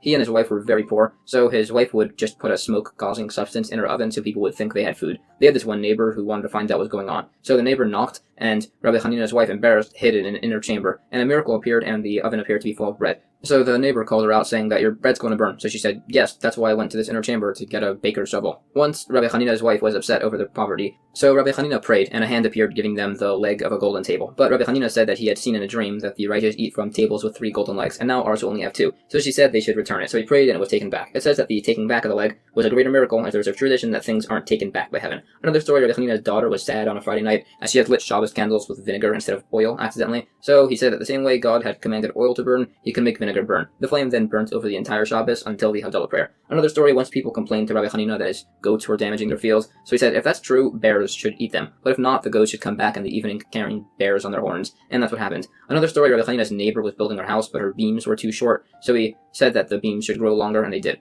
In regards to the goats that carried the bears, the way he had gotten the goats in the first place was someone once accidentally left chickens outside of Rabbi Hanina's house, so he found them and saved all of the eggs and chicks, and eventually he sold them all and bought goats. A while later, the original guy came back looking for his chickens. He provided a valid identifier, so Rabbi Hanina gave him the goats. There's also another story about a sage who fell asleep after bloodletting, and then had a conversation with God about heaven and reward. There are more points on praying for rain. There are further points on the declaration of fasts due to rain. One sage, Rabbah, said he saw the angel in charge of rain, Vidya, who resembles a calf with its lips parted and stands between the lower and upper deep waters and commands them. There are more instances of fast declarations. It goes through the procedure a bit more along with exceptions by certain cities. And that's the end of chapter 3.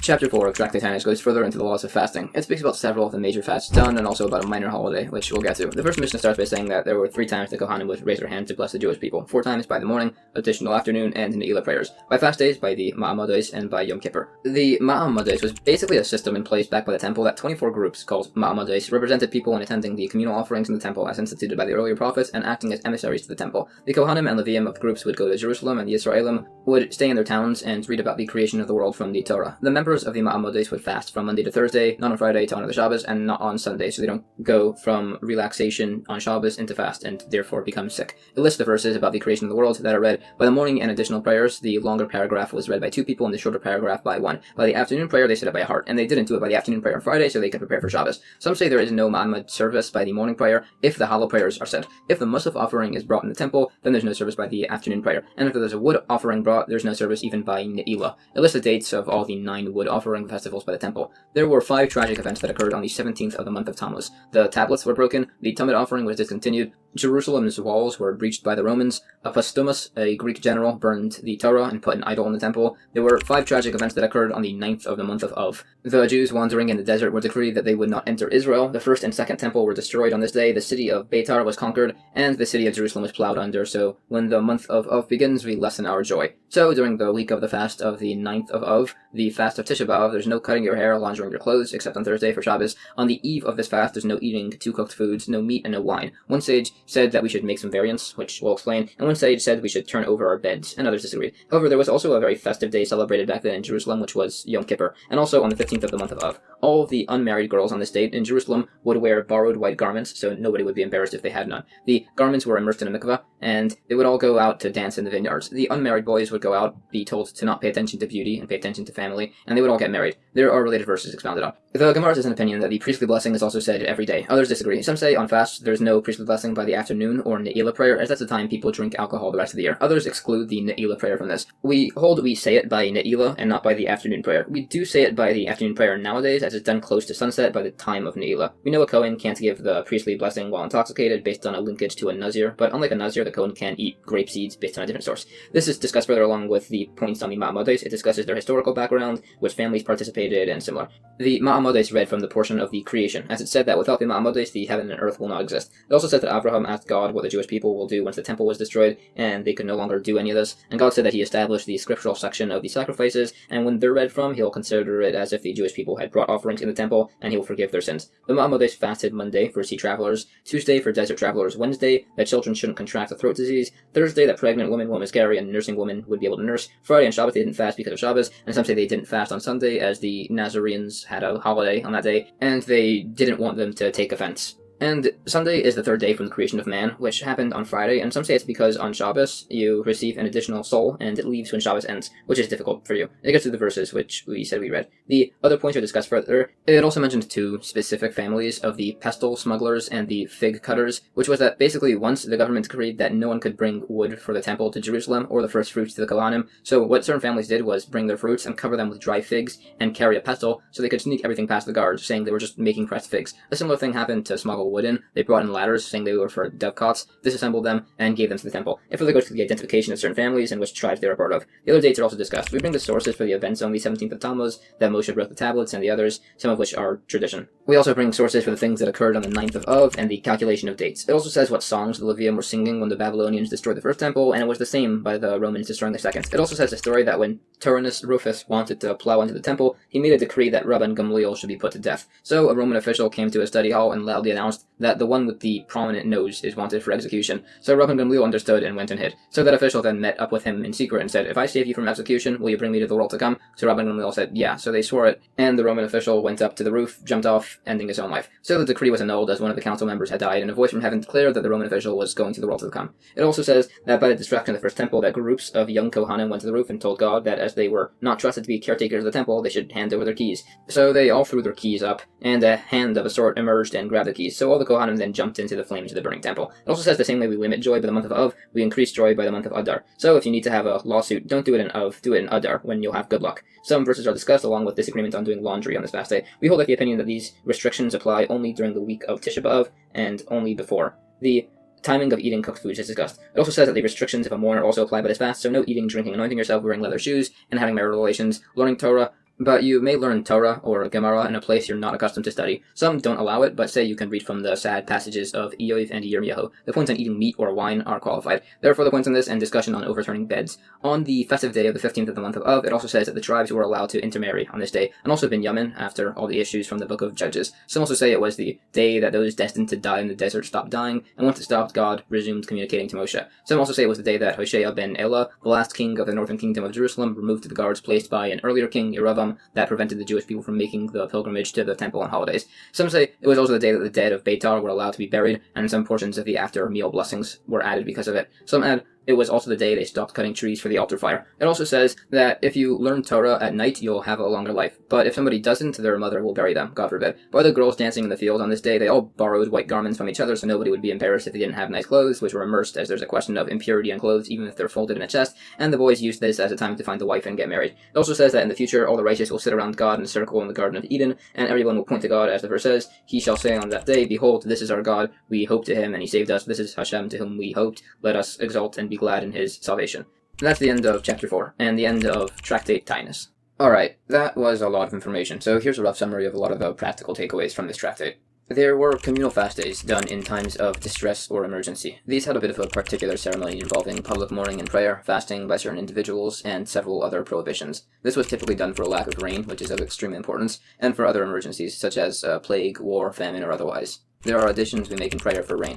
There are two main additions which we read in the Amidah prayer, and are done for about half the year during the rain season. There are several major fast days to commemorate particular tragic events. There is the fast of the 17th of the month of Tammuz, which, among several other things, commemorates the Roman armies breaching the walls of Jerusalem during their siege. There is the fast of the 9th of the month of which, among other things, commemorates the destruction of both temples in Jerusalem. However, there's also a day of celebration a few days after, on the 15th of the month of which was the day that all the young men and women in Jerusalem used to go out to the fields and get married, and is a very joyous occasion.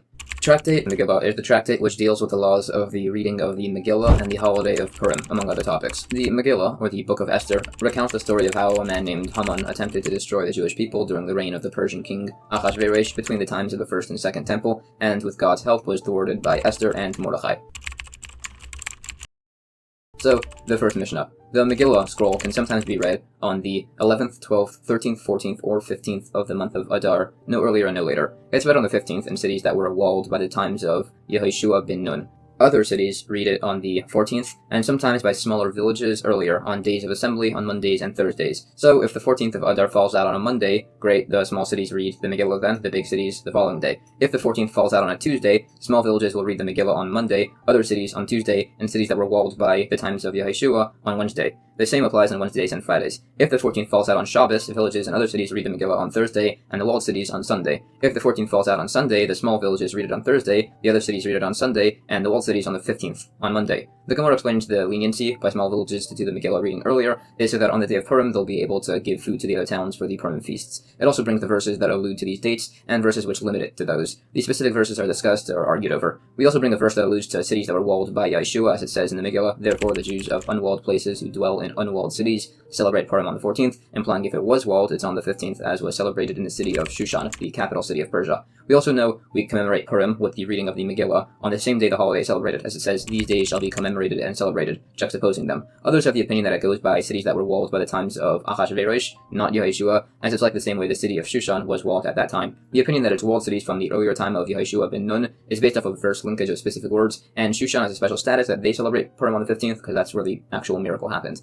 The other opinion is also discussed. It also mentions the concept that there are certain Hebrew letters which, if put at the end of a word, are drawn slightly differently, which was a concept instituted by the prophets. They had existed by Moshe, as was referenced with a miracle by the tablets of the Ten Commandments, that the final letter of Mem and also Samach, which have a hole in the middle, were carved all the way through, and the middle bit just stayed in place as a miracle. So the prophets just instituted the proper usage of these letters specifically at the end of a word. It also lists who wrote the Aramaic translation, the Targum, of many books of scripture, Onkelos of the Torah, which actually had existed earlier but was forgotten. Yonasan ben Uziel wrote on the Book of Prophets, and when that happened the land of Israel shook, and a heavenly voice asked how he could be revealing the secrets to mortals. So he answered that he only did it for God's glory, so it was fine. But he wasn't allowed to write such a text on the books of writings, as they contain allusion as to the coming of Mashiach. Israel didn't shake during the writing of the Targum on the Torah, as the Torah is very clear, and it's more the books of prophets that have enigmatic subjects. It gives some examples of this. It says that I, Daniel, alone saw the vision, and the people who were with me did not see the vision, yet a great fear fell upon them, and they fled into hiding.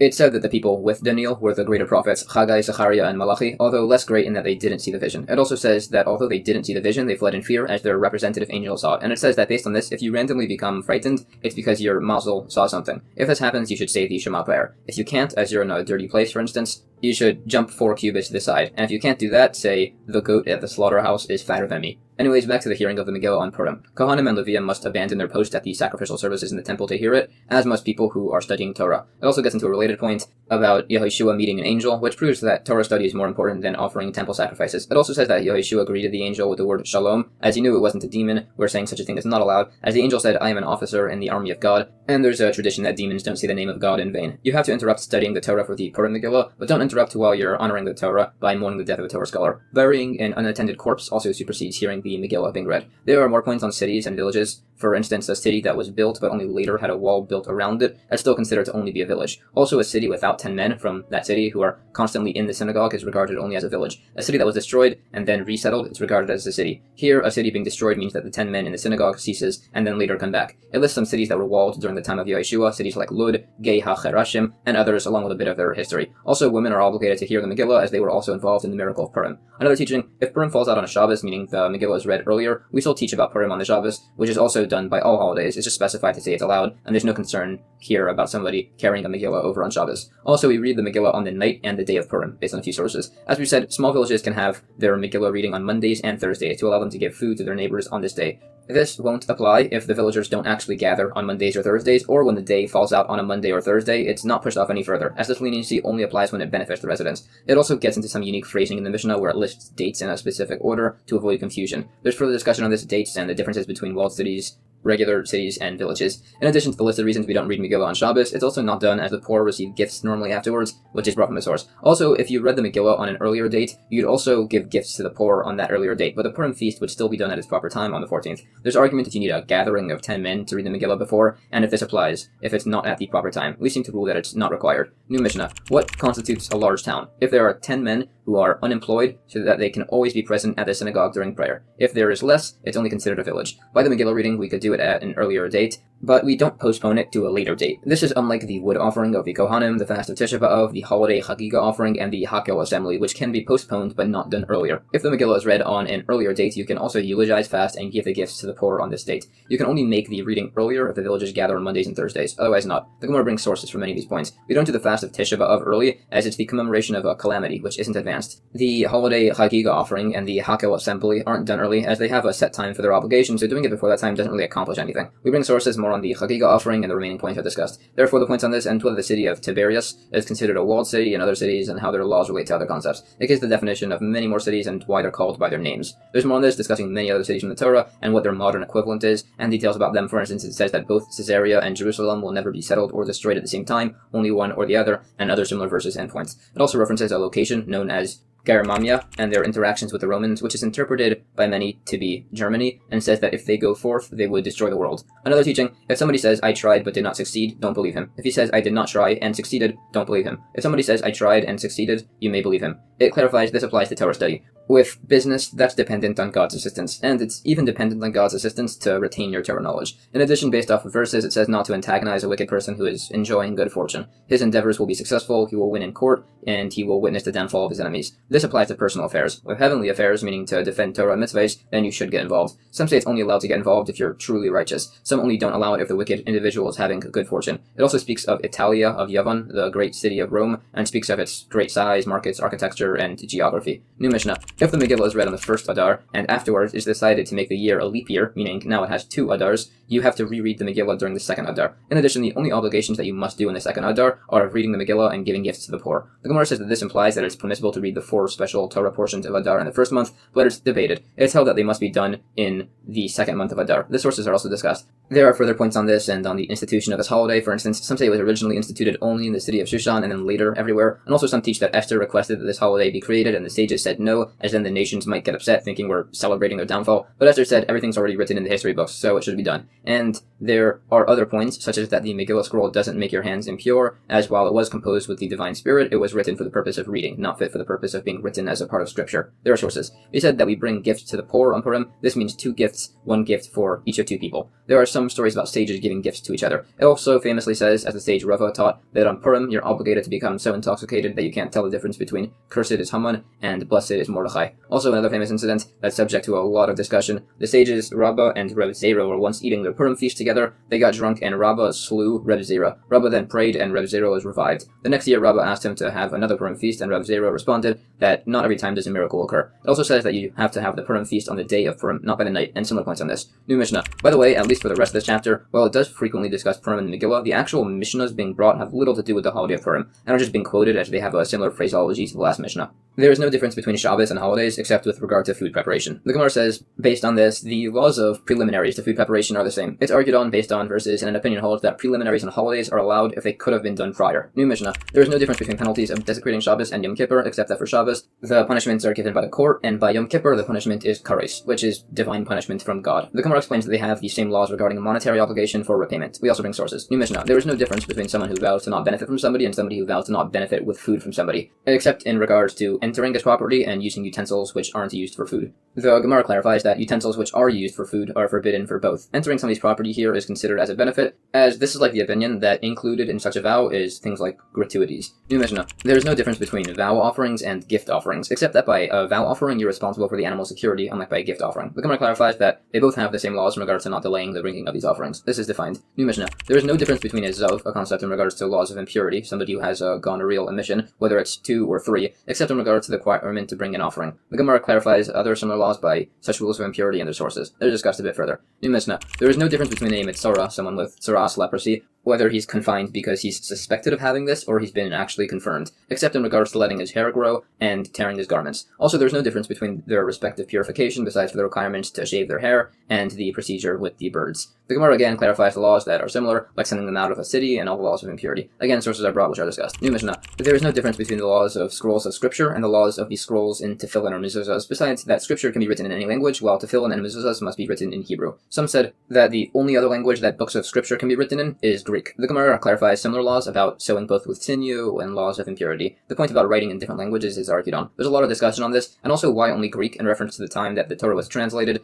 as a king Ptolemy of Egypt gathered 72 sages, put them in separate rooms, and told them all to translate the Torah into Greek, and every single one of them thought to make some small adjustments so the king wouldn't be offended by certain verses or similar, so they all made some slight spelling or grammatical adjustments in the Greek translations, and they all miraculously lined up perfectly. In the end, we ruled that the only language besides for Hebrew the Torah can be written in is this ancient classical Greek language. New Mishnah. There is no difference between a Kohen Gadol who is anointed with the anointing oil and a Kohen Gadol who dons the special vestments, except in regards to bringing a bull offering in case of a mistaken ruling. Also, there's no difference between a serving Kohen Gadol and a retired one, besides for the bull offering on Yom Kippur and the 10th of an ephah pan offering. The Gemara lists similarities in the temple services of the Kohen Gadol, these statuses, and some additional debate. New Mishnah. There is no difference between an offering of a major communal bama, an altar outside of the temple, when it's permissible, and a minor one for an individual, besides for the Paschal offering, which can only be brought on a major one. General rule, any offering that is valid or donated can be brought on a minor bama, otherwise no. The Gemara says that included in those only allowed on a major bama are similar to the Paschal offering, any obligated offering with a fixed date, and sources are brought.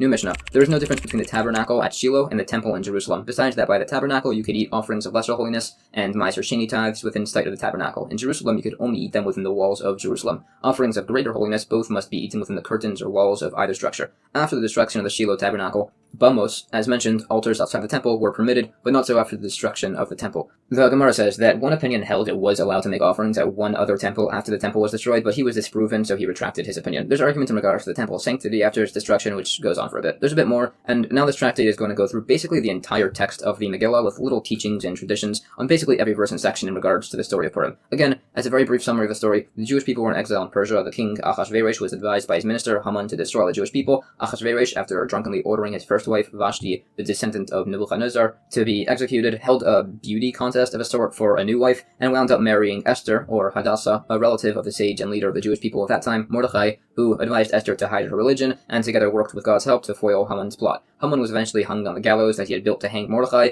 along with Haman's 10 sons. A great battle was fought in the capital city of Shushan. The Jewish people won, and it's now celebrated and commemorated as the holiday of Purim, which is recorded in the book of Esther, or the Megillah, which there is an obligation to read on this day, hence this entire tractate. That's a very, very rough summary. There's a lot more details, but that's the short version. To begin with, the very first verse of the Megillah is, "And it was in the days of Achashverosh." It says, whenever it uses the phrase, "and it was," that connotes a negative time, and it gives many examples, along with a few other points on the importance of modesty. It also says the tradition that the ark didn't take up any physical room, miraculously, based on some measurements of its dimensions. Anyways, it lists a few verses that many sages said prior to giving lectures on the Megillah, which in their words reference many aspects of the story, such as the righteousness of Mordechai and Esther, the wickedness of Haman, and others. It also says that God does not rejoice in the downfall of the wicked, even by the drowning of the Egyptians in the Red Sea. He did not allow the angels to sing as his handiwork drowned. There are more introductory verses brought. There are more of these, among many points as to why the king Achashverosh is called Achashverosh, usually as it could be translated as an expression of suffering, literally woe upon his head, and similar. The Megillah then repeats, Achashverosh, that is Achashverosh. This is to teach that Achashverosh remained the same, wicked from beginning to end. There are similar phrases used from many figures in the Torah. It then says that he ruled. Some say this is positive, as he didn't inherit the throne. He seized it. Others say it's negative, as he basically bought it with a ton of money. It then says he ruled from Hoidu until Cush. Some say this means that they were the opposite extents of his rule. Some say they're right next to each other, and it means that the same way he ruled over them, he ruled over the entire world. There's a similar phrasing brought from a different source. The Megillah says that he ruled 127 provinces. Some say that the unique phrasing implies that he ruled over 7 provinces, then 20 more, then 100 more. Similarly, there are 3 kings that have ruled over the entire world: Achav, Achashverosh, and Nebuchadnezzar, based off sources. Other kings are excluded from this list from individually unique reasons. It also said that Achashverosh had looked at the prophecies, as it said that the Jewish people would be in exile for 70 years, but he miscalculated and thought the period had passed without their exile ending, so celebrated with his feast and brought out all the stolen vessels and artifacts to be used at said banquet. The year calculation is given. There's a bit more on this. It says that Persia and Mede had a deal that if someone from one country was the king, the governors would be from the other country. Achashverosh wore the priestly garments of the Kohen Gadol at the feast. Some say Achashverosh was a wise king, as he invited outlanders to his feast first, as they'd be more difficult to appease. Others say he was foolish, as he should have invited residents of his own city first, as his own city could support him if the others rebelled. There's discussion on why the Jewish people of this period deserved destruction. Some say it was because they attended this feast, some say it was because they had bowed to the idol of Nebuchadnezzar, some say because they only pretended to bow, God only pretended to destroy the Jewish people. Therefore, the definition and explanation of the feast, and its finery and food. The women's feast was right next door, as Achashverosh and his wife Vashti intended for everyone to commit immoral acts. On the 7th day of the feast, on a Shabbos, Achashverosh was drunk and discussed with others whose country had the most beautiful women. So they said he should prove his wife was the most beautiful by parading her out without any clothes on. It's explained that this was repayment for the fact that Vashti, his wife, had forced Jewish girls to work for her while undressed on Shabbos. Originally, Vashti, who was herself a very immoral woman, intended to go out, but she then refused. Some say that she broke out into leprosy, some say the angel Gabriel came and made her grow a tail. She then mocked the king for becoming drunk off such little wine, unlike her father, Balthazar. It says that Achashverosh asked for a counsel as to what to do with his wife. Originally, he asked the Jewish sages, but this was not something that they wanted to get involved in, so they just said that ever since the destruction of the temple and the Jewish people's exile, they could no longer give counsel and pronounce capital punishment. Eventually, he asked one of his advisors, a man named Memuchan, who was explained to just be Haman, disrespectfully answering first, and advised that they should make a law that every man should rule in his house. This actually benefited the Jewish people, as it was such a ludicrous decree that future decrees, like for the destruction of the Jews, were not taken as seriously. Anyways, Vashti was put to death. Achashverosh wanted a new wife, so he was advised to gather all the young women from the land and pick one. It says that people ended up hiding their daughters. It then mentions Mordechai, who explains some points on his lineage. It also explains some of the other names of Moshe. Mordechai went into exile of his own will, and had raised his adoptive daughter, his younger cousin, after her parents died, whose name was Hadassah. She was called Esther, which means to conceal, as she hid the fact that she was Jewish, but in Aramaic it means moon, as she was said to be as beautiful as the moon by everybody else. The name Hadassah means myrtle, which the righteous are compared to. Some say her name was Myrtle, some say because she was of average height, like a myrtle, some say because she had greenish complexion, like a myrtle, but she still appeared beautiful. Some don't translate the word daughter as meaning daughter, some say it means home, meaning that they were actually married. Anyways, she was brought to the king's palace and had 7 maids, one for each day of the week, so she could keep track of which day was Shabbos. Haggai, the custodian of the woman, some say he arranged for her to get kosher food, some say he had her eat pig meat, which was a delicacy, some say he gave her seeds. Those were the points on her preparation for going to the king. Achashverosh would take one of the women to be with him every night, and it said that as heinous as this was, at least he had the decency to not have relations during the day. It further describes Esther's great beauty, how Achashverosh fell for her, and that he tried to convince her to reveal her origins by making a feast in her name, remitting taxes, and similar. It also said that all the women were regathered a second time. It's explained that Achashverosh asked Mordechai how to convince his wife to reveal his origins, so Mordechai advised him to regather all the original women to make her jealous, and it's explained that he did this in hopes of making him pick somebody else. There are more points on the different merits of several figures, that they merited to have certain people descend from them. There are some further points on Esther and Achashverosh. It then says, in the meanwhile, these 2 men, Bigsan and Seresh, became angry and wanted to assassinate Achashverosh. They plotted to poison him in their native language of Tarsian, but Mordechai was sitting nearby, and Mordechai was one of the Sanhedrin and spoke basically every single language. Anyways, Mordechai reported this attempted assassination to Queen Esther, who reported it to Achashverosh, so the would-be assassins were dealt with, and Mordechai's assistance was recorded in the Book of Chronicles. Anyways, this happened first, as God only creates an affliction after creating the remedy. So then Haman came into power and made a law that everybody had to bow down to him. Mordechai, of course, refused, so Haman got really mad at him, and that hatred slowly expanded to the rabbis, and then got to the Jewish people. So he decided to make a lottery on which day to destroy the Jewish people. It landed on the Hebrew month of Adar, which Haman was thrilled about, as that's the month when Moshe passed away, although he didn't realize that Moshe had also been born on the same day, on the 7th of Adar. It then explains how Haman slyly and skillfully convinced Achashverosh to give him permission to destroy the Jews. He bribed Achashverosh with Shekalim, many silver coins, which God always knew would happen, hence the institution of the Half-Shekel fund towards the temple. Achashverosh removed his signet ring and gave it to Haman to do it with whatever he wanted. This was said to be a greater action than every single prophet and prophetess, as it was this action that got the Jewish people to repent and turn to righteousness. We don't see the Hallel prayer in Purim, as the miracle happened outside of Israel. Passover has Hallel, though, as that happened before they got to Israel in the first place. Some say it's because reading the Megillah is equivalent to saying Hallel. There's more discussion on this in the prophets. It also lists the 7 prophetesses: Sarah, Miriam, Devorah, Hannah, Abigail, Huldah, and Esther. It goes through their prophecies. Miriam prophesies the birth of Moshe, for instance, and all of the others. The prophetesses are discussed a bit further. There's also discussion as to who the figure of Malachi was. Some say it was actually Mordechai, some say it was Ezra.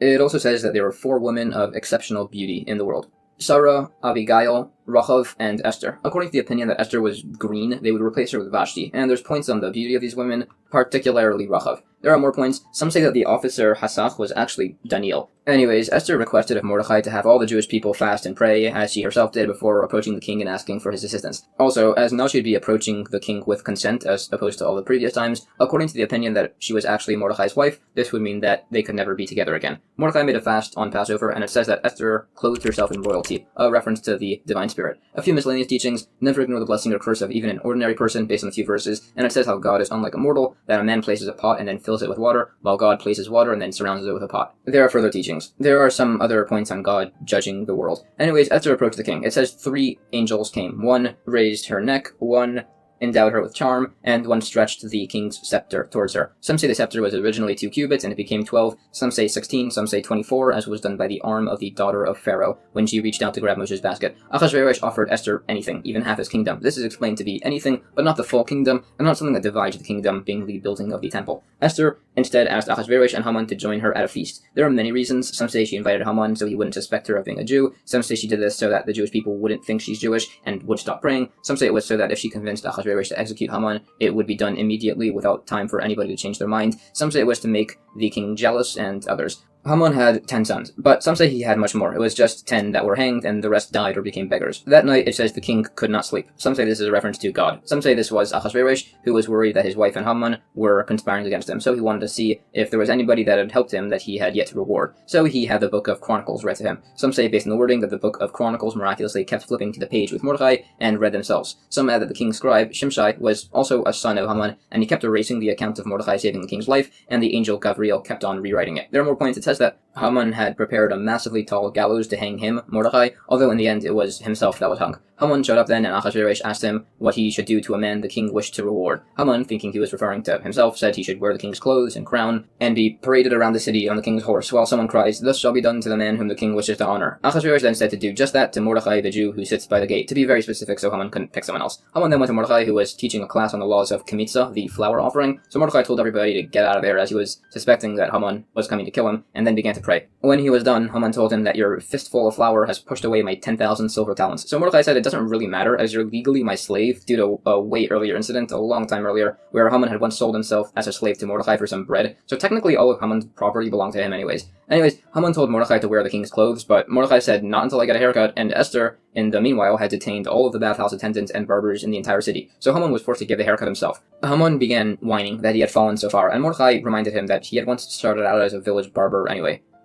Then Haman told him he had to get on the horse, but Mordecai said he couldn't as he was tired from fasting, so Haman was forced to kneel and have Mordecai step up on him to reach the horse, and Mordecai made sure to kick him on the way up. As they were traveling and Haman was leading Mordecai through the city, Haman's daughter saw the procession and assumed that it was Mordecai leading Haman on the horse, so she emptied a chamber pot out of her window onto the head of the man leading the horse, and when she saw it was her father, she threw herself off the roof and died. Haman then sought advice from his friends, who it calls wise, as anybody, Jew or non-Jew, can be called wise if they speak with wisdom. They said that the Jewish people were compared to the dust and stars, that when they descend to the dust, but when they rise to the stars. Haman came to the second feast with Esther. Achashverosh asked Esther what was up. She revealed that she was Jewish and from the royal house of Saul, at which point he finally started speaking to her in person and accused Haman of everything, although it says she actually pointed at Achashverosh and an angel turned her hand towards Haman. Achashverosh stormed out to calm down. It says angels appeared as workers tearing apart the garden, and said they were doing so under the orders of Haman. Haman then begged Queen Esther for mercy and fell on her. It says an angel made him fall on her, so it looked like he was assaulting her, and Achashverosh walked in just then and was really upset now. Charvaina, one of the counselors, had been on Haman's side, but he switched sides right here when he saw things were going poorly and thought this would be a pretty good time to inform the king that Haman had built a massive gallows for Mordecai, so Achashverosh ordered Haman to be hanged on it instead, and it says the king's anger was abated, both God's and Achashverosh's. There are other points. It also explains that Yosef fell on his brother Binyamin's neck and wept. Neck is plural in reference to him weeping for both temples which were built in Binyamin's territory and were destroyed. There are some additional points on Yosef meeting his brothers. It also says in the Megillah that the Jews had light, being Torah, gladness, being holiday, joy, being circumcision, and honor, being tefillin. The 10 sons of Haman are also listed, and as they all died at the same moment, when you read the Megillah, you should read them all in one breath. The letter Vav in the last name, Vayizasa, is elongated, as they were all hung on one pole. It also gets into some points on the structure of the spacing of verses in scripture when it's a song being recited. Therefore, the points listed listing how the Jewish people then fought in the city of Shushan against everybody who wanted to kill them. They won, and now the Megillah is read from a scroll. It also says that some members of the Sanhedrin lowered Mordechai's position after all of this, as he chose to maintain his political position to keep the Jewish people safe over going back to learning Torah. There are further points about the great importance of learning Torah. There are some other calculations on the life of Yaakov and the schools he studied in, and some other points on his life. And that's the end of chapter 1. Chapter 2 of Tractate Megillah goes through further laws on the reading of the Megillah scroll on the holiday of Purim. The first Mishnah begins by saying, if you say it out of order, or by heart, or in any language other than Hebrew, it's not a valid reading. But if you read it in a different language for somebody who speaks that language, it's valid, as is somebody who doesn't understand Hebrew but reads the Megillah in Hebrew. If you read the Megillah in segments or while half asleep, it's valid. It's also valid if you coincidentally read the Megillah while writing, expounding on, or correcting a Megillah, and you just end up reading every word, as long as you have the proper intent. It lists many forbidden inks. It must be in Hebrew on parchment with black ink. The Gemara brings sources for all these points.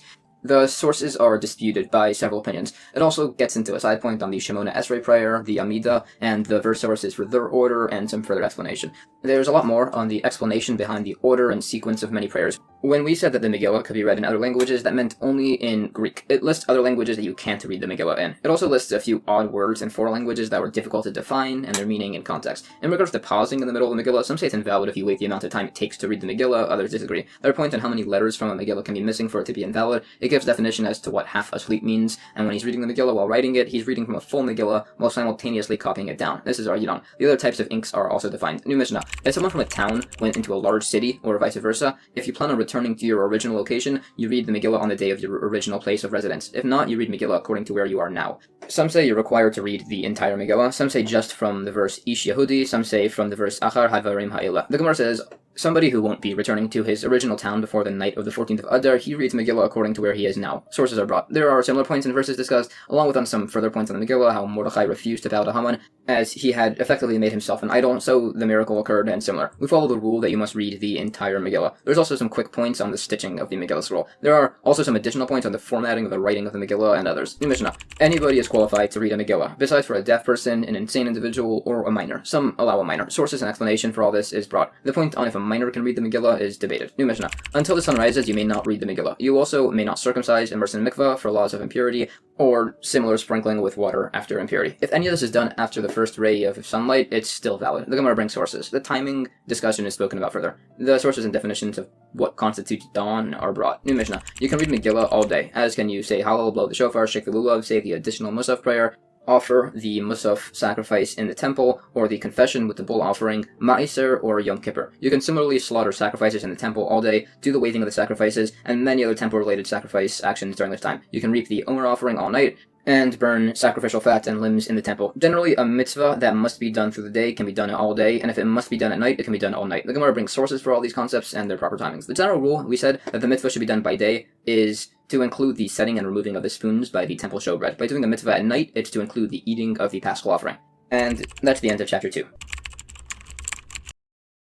Chapter 3 of Tractate Megillah, again further going through the laws of the reading of the Megillah on Purim, begins with another Mishnah of this topic, although this chapter also discusses the laws of calling people up to the reading from the Torah. You can read the Megillah sitting or standing. You can have one person read it, or two simultaneously, and if your place's custom is to say a blessing, you say one, and if not, you don't need to. Generally, on Mondays, Thursdays, and Shabbos afternoons, we call 3 people up to read from the Torah during prayer, no more and no less. And we don't read a Haftorah, the ending portion from the Book of Prophets. They say blessings before and after. On Rosh Chodesh, the first day of a month, or Moed, the intermediate days of certain holidays, the same rules apply, only we call 4 people up. On holidays, we call up 5. On Yom Kippur, 6, and on Shabbos, we call up 7 people to read from the Torah, no less, but we may do more. We finish by reading a Haftorah, a portion from the Book of the Prophets, and we say blessings before and after. The Gemara says that by the reading of the Torah, you have to stand. Sources are brought. Similarly, you can't have 2 people reading the Torah simultaneously, but by Megillah and the Hallel prayer you can, as those prayers are beloved, so people will focus on them. The blessings on Megillah are listed. We said on Mondays, Thursdays, and Shabbos afternoons during prayer, 3 people are called up to the Torah. Some say this corresponds to the Torah, prophets, and writings. Some say to the Kohen, Levi, and Yisrael, and there are similar points discussed. This goes on for a bit. There's also debate as to how many people are called up to read from the Torah on a fast day, and there's discussion on the blessings that are said. There's more discussion. It mentions an incident that the sage Rav didn't fall to his face during the Tachanun repentance prayer, as it was a stone floor, which is problematic. It's discussed. Also in regards to bowing, there was this special form of bowing called Kiddah, where you stand straight and bow your face straight folded to the ground, using only your thumbs to support yourself. The sage Levi tried to demonstrate this once, and he injured himself and became lame.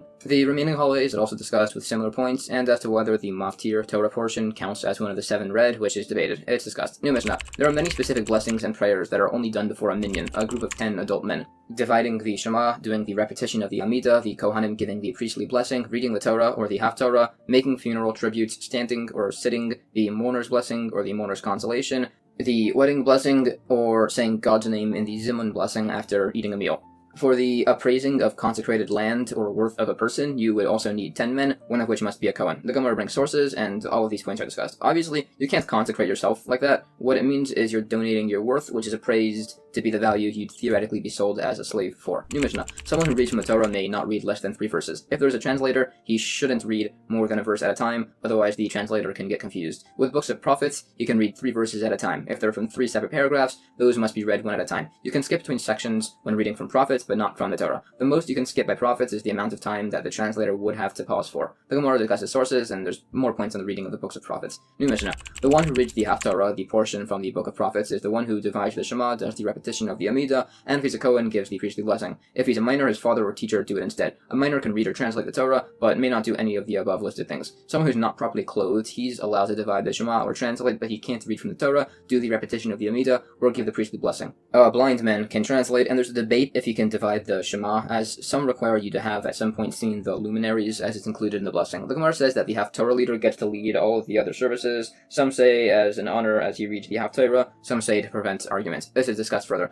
It also says that similar laws about needing to be properly clothed when you read from the Torah don't just apply to adults, they apply to minors also. We rule that a blind person can divide the Shema as he can benefit from light. New Mishnah. A Kohen whose hands are blemished cannot raise his hands to give the priestly blessing. Some even prevent it if his hands are stained with dye, as it could be distracting. The Gemara lists a long list of deformities of the hands that disqualify you, and there are similar points discussed. New Mishnah. Someone who refuses to lead the prayer while wearing colored clothing or with sandals is not allowed to go up at all. Also, if you make your tefillin on your head round instead of square, they're actually kind of dangerous. If you bumped your head into a wall with them, you could hurt yourself severely, and of course, they accomplish nothing. If the tefillin are at your forehead or palm instead of at your hairline and bicep, this was actually a heretical practice and not allowed. It's also wrong to coat your tefillin in gold or to wear them over your sleeve.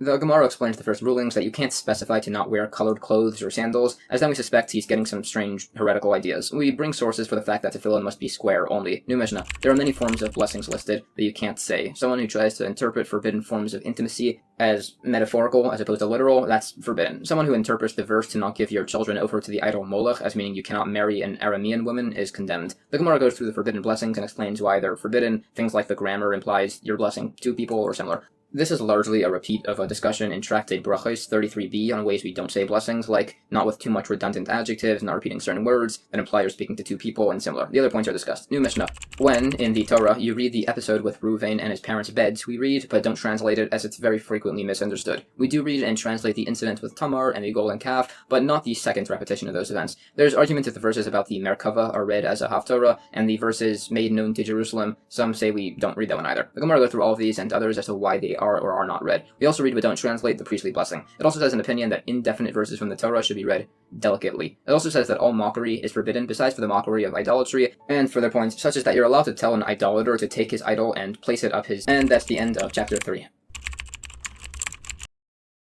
Chapter 4 of Tractate Megillah largely discusses the laws of the holiness of the synagogue, Torah scrolls, and similar. The first Mishnah states, if a town sells their town square, they can use the proceeds to buy a synagogue. If they sold a synagogue, they can only purchase an ark. If they sold an ark, they can only purchase wrappings for a Torah. If they sold wrappings, they can only buy scriptural books. If they sold those, they can only buy a Torah scroll with the proceeds. You cannot buy any of these with lesser sanctity by selling any of these, not even with leftover money. The Gemara says that some say a town square has no sanctity, so it can be sold for anything. We were discussing the ark of a small village. If it's from a large village, some say you can't sell that at all, as it's essentially public property. This is discussed, along with some quick points on the division of the land of Israel to the 12 tribes. There's further points on a synagogue, if you can disassemble and sell it to build a new one, if you can sell the bricks. Some specifically disallowed renting the old bricks for other purposes. Also, articles used for a mitzvah can be thrown out afterwards, things like a sukkah, a lulav, a shofar, and tzitzis. Some items themselves have sanctity and holiness and can't be thrown out, things like tefillin, a mezuzah, a container for a Torah scroll, and tefillin covers and straps. Some hold a lectern falls into the latter category, as the Torah is sometimes placed directly on it, and the same by the curtains of the ark. Similarly, an old ark can be deconstructed to be rebuilt into a smaller ark,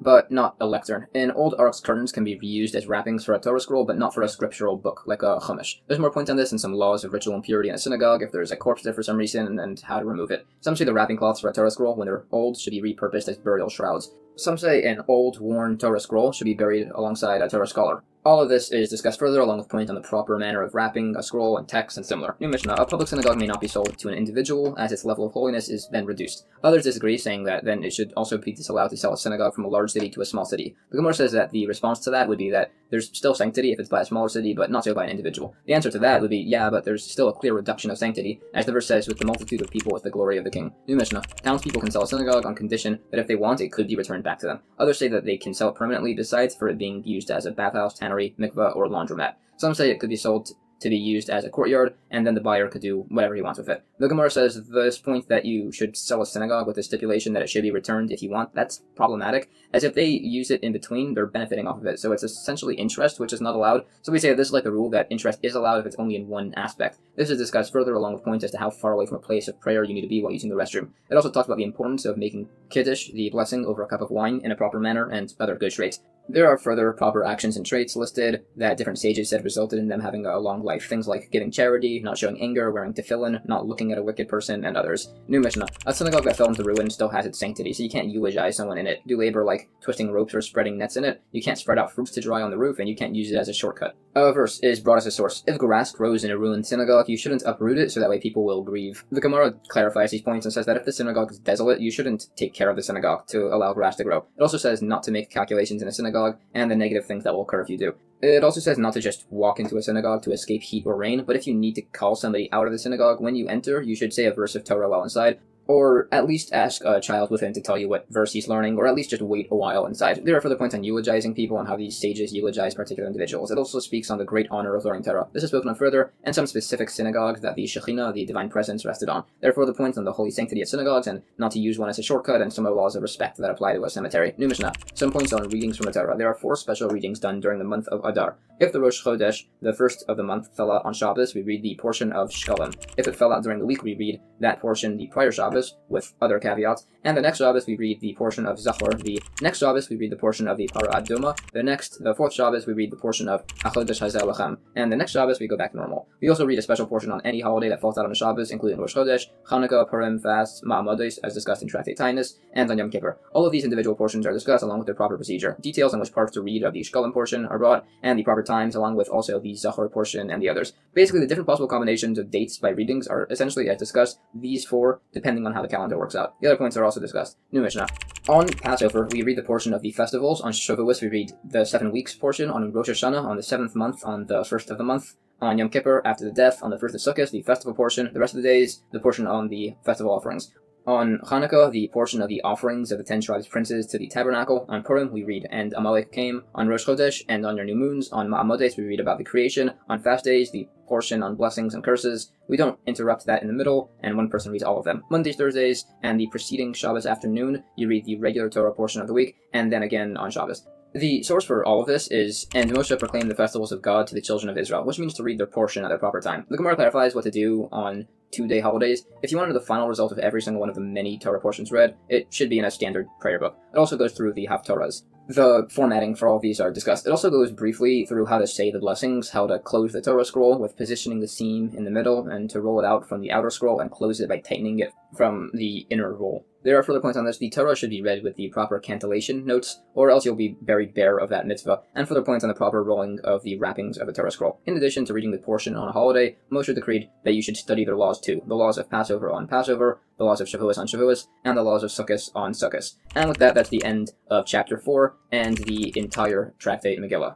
Alright, that was a lot of information, so here's a rough summary of a lot of the practical takeaways from the Tractate. There are 4 central obligations on the holiday of Purim. The holiday of Purim commemorates the story of the Book of Esther, wherein the wicked Haman sought to use his political power to destroy the Jewish people, and the righteous Mordechai and the Queen Esther foiled his plot with God's help. The Megillah, the scroll containing the Book of Esther, is read on this holiday on the 14th of the month of Adar, although in some particular cities it's read on the 15th. The other obligations on this holiday are to give charity to the poor, to have a celebratory feast, and to give gifts of food to friends. There are specific Torah portions read on specific dates. The Torah, when read, is split into portions, with different people being called up, wherein they say a blessing before and after the reading. On holidays, fast days, and certain specific Shabbosim throughout the year, there are select Torah portions read from, in addition to the regular weekly Torah portion. Certain holy items have levels of sanctity and must be treated with respect. Things like a Torah scroll, tefillin, books of scripture, synagogues, and similar are considered holy and should not be sold to purchase something of lesser sanctity, among other laws.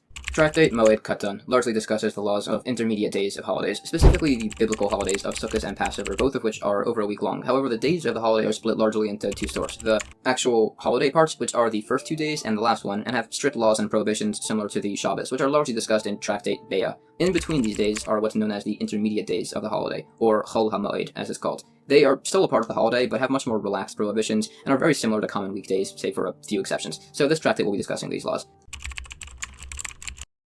Chapter 1 of Tractate Moed Katan will discuss some laws of agriculture, purity, and otherwise in regards to the intermediate days of these holidays. The first Mishnah says, you may irrigate a field during the intermediate days of the holiday if it needs irrigation from any spring, whether it emerged on the holiday or not. You may not use collected rainwater, which requires exertion, or use a well hole called a shaduf. You may also not make circular ditches around grapevines on these days. And Rabbi Eliezer says you also may not make a water channel during the intermediate holiday days, or during a sabbatical year. The rabbis say you can build one during the sabbatical year and repair one during the intermediate days of a holiday. Also, on the intermediate days, you may repair or clean damaged public water cisterns. You can repair roads, streets, and mikvahs, spiritual baths. You can mark graves to inform people in regards to the laws of purity. And inspectors can go out to uproot plants that were planted in forbidden mixtures called Kilayim. The Gemara says it was necessary to teach also that you can use an old spring in addition to a new one, as an old one is less likely to break, so you might have thought it would be permissible to repair, even if the field does not need irrigation. So it says both to say you can only repair them if the field needs to be irrigated. It also brings verses as source. The general logic of the Mishnah was that it would be permissible to work during the intermediate days of the holiday to prevent a financial loss, but not to increase your profit, although you can't excessively exert yourself either way. There's debate as to who it is that holds these opinions based on logic by related cases. This is discussed. There's related debate by the laws of Shabbos. If a person weeds or waters seedlings on Shabbos, some say it's liable for the prohibition of plowing, as you're loosening earth. Some say of sowing, as you're causing a plant to grow. We say this is difficult, as seemingly it should be an issue of both, which could be a thing based on other cases. We also say in regards to the laws of forbidden plant mixtures, if you weed or cover the roots of such plants, according to Rabbi Akiva, this is impermissible, as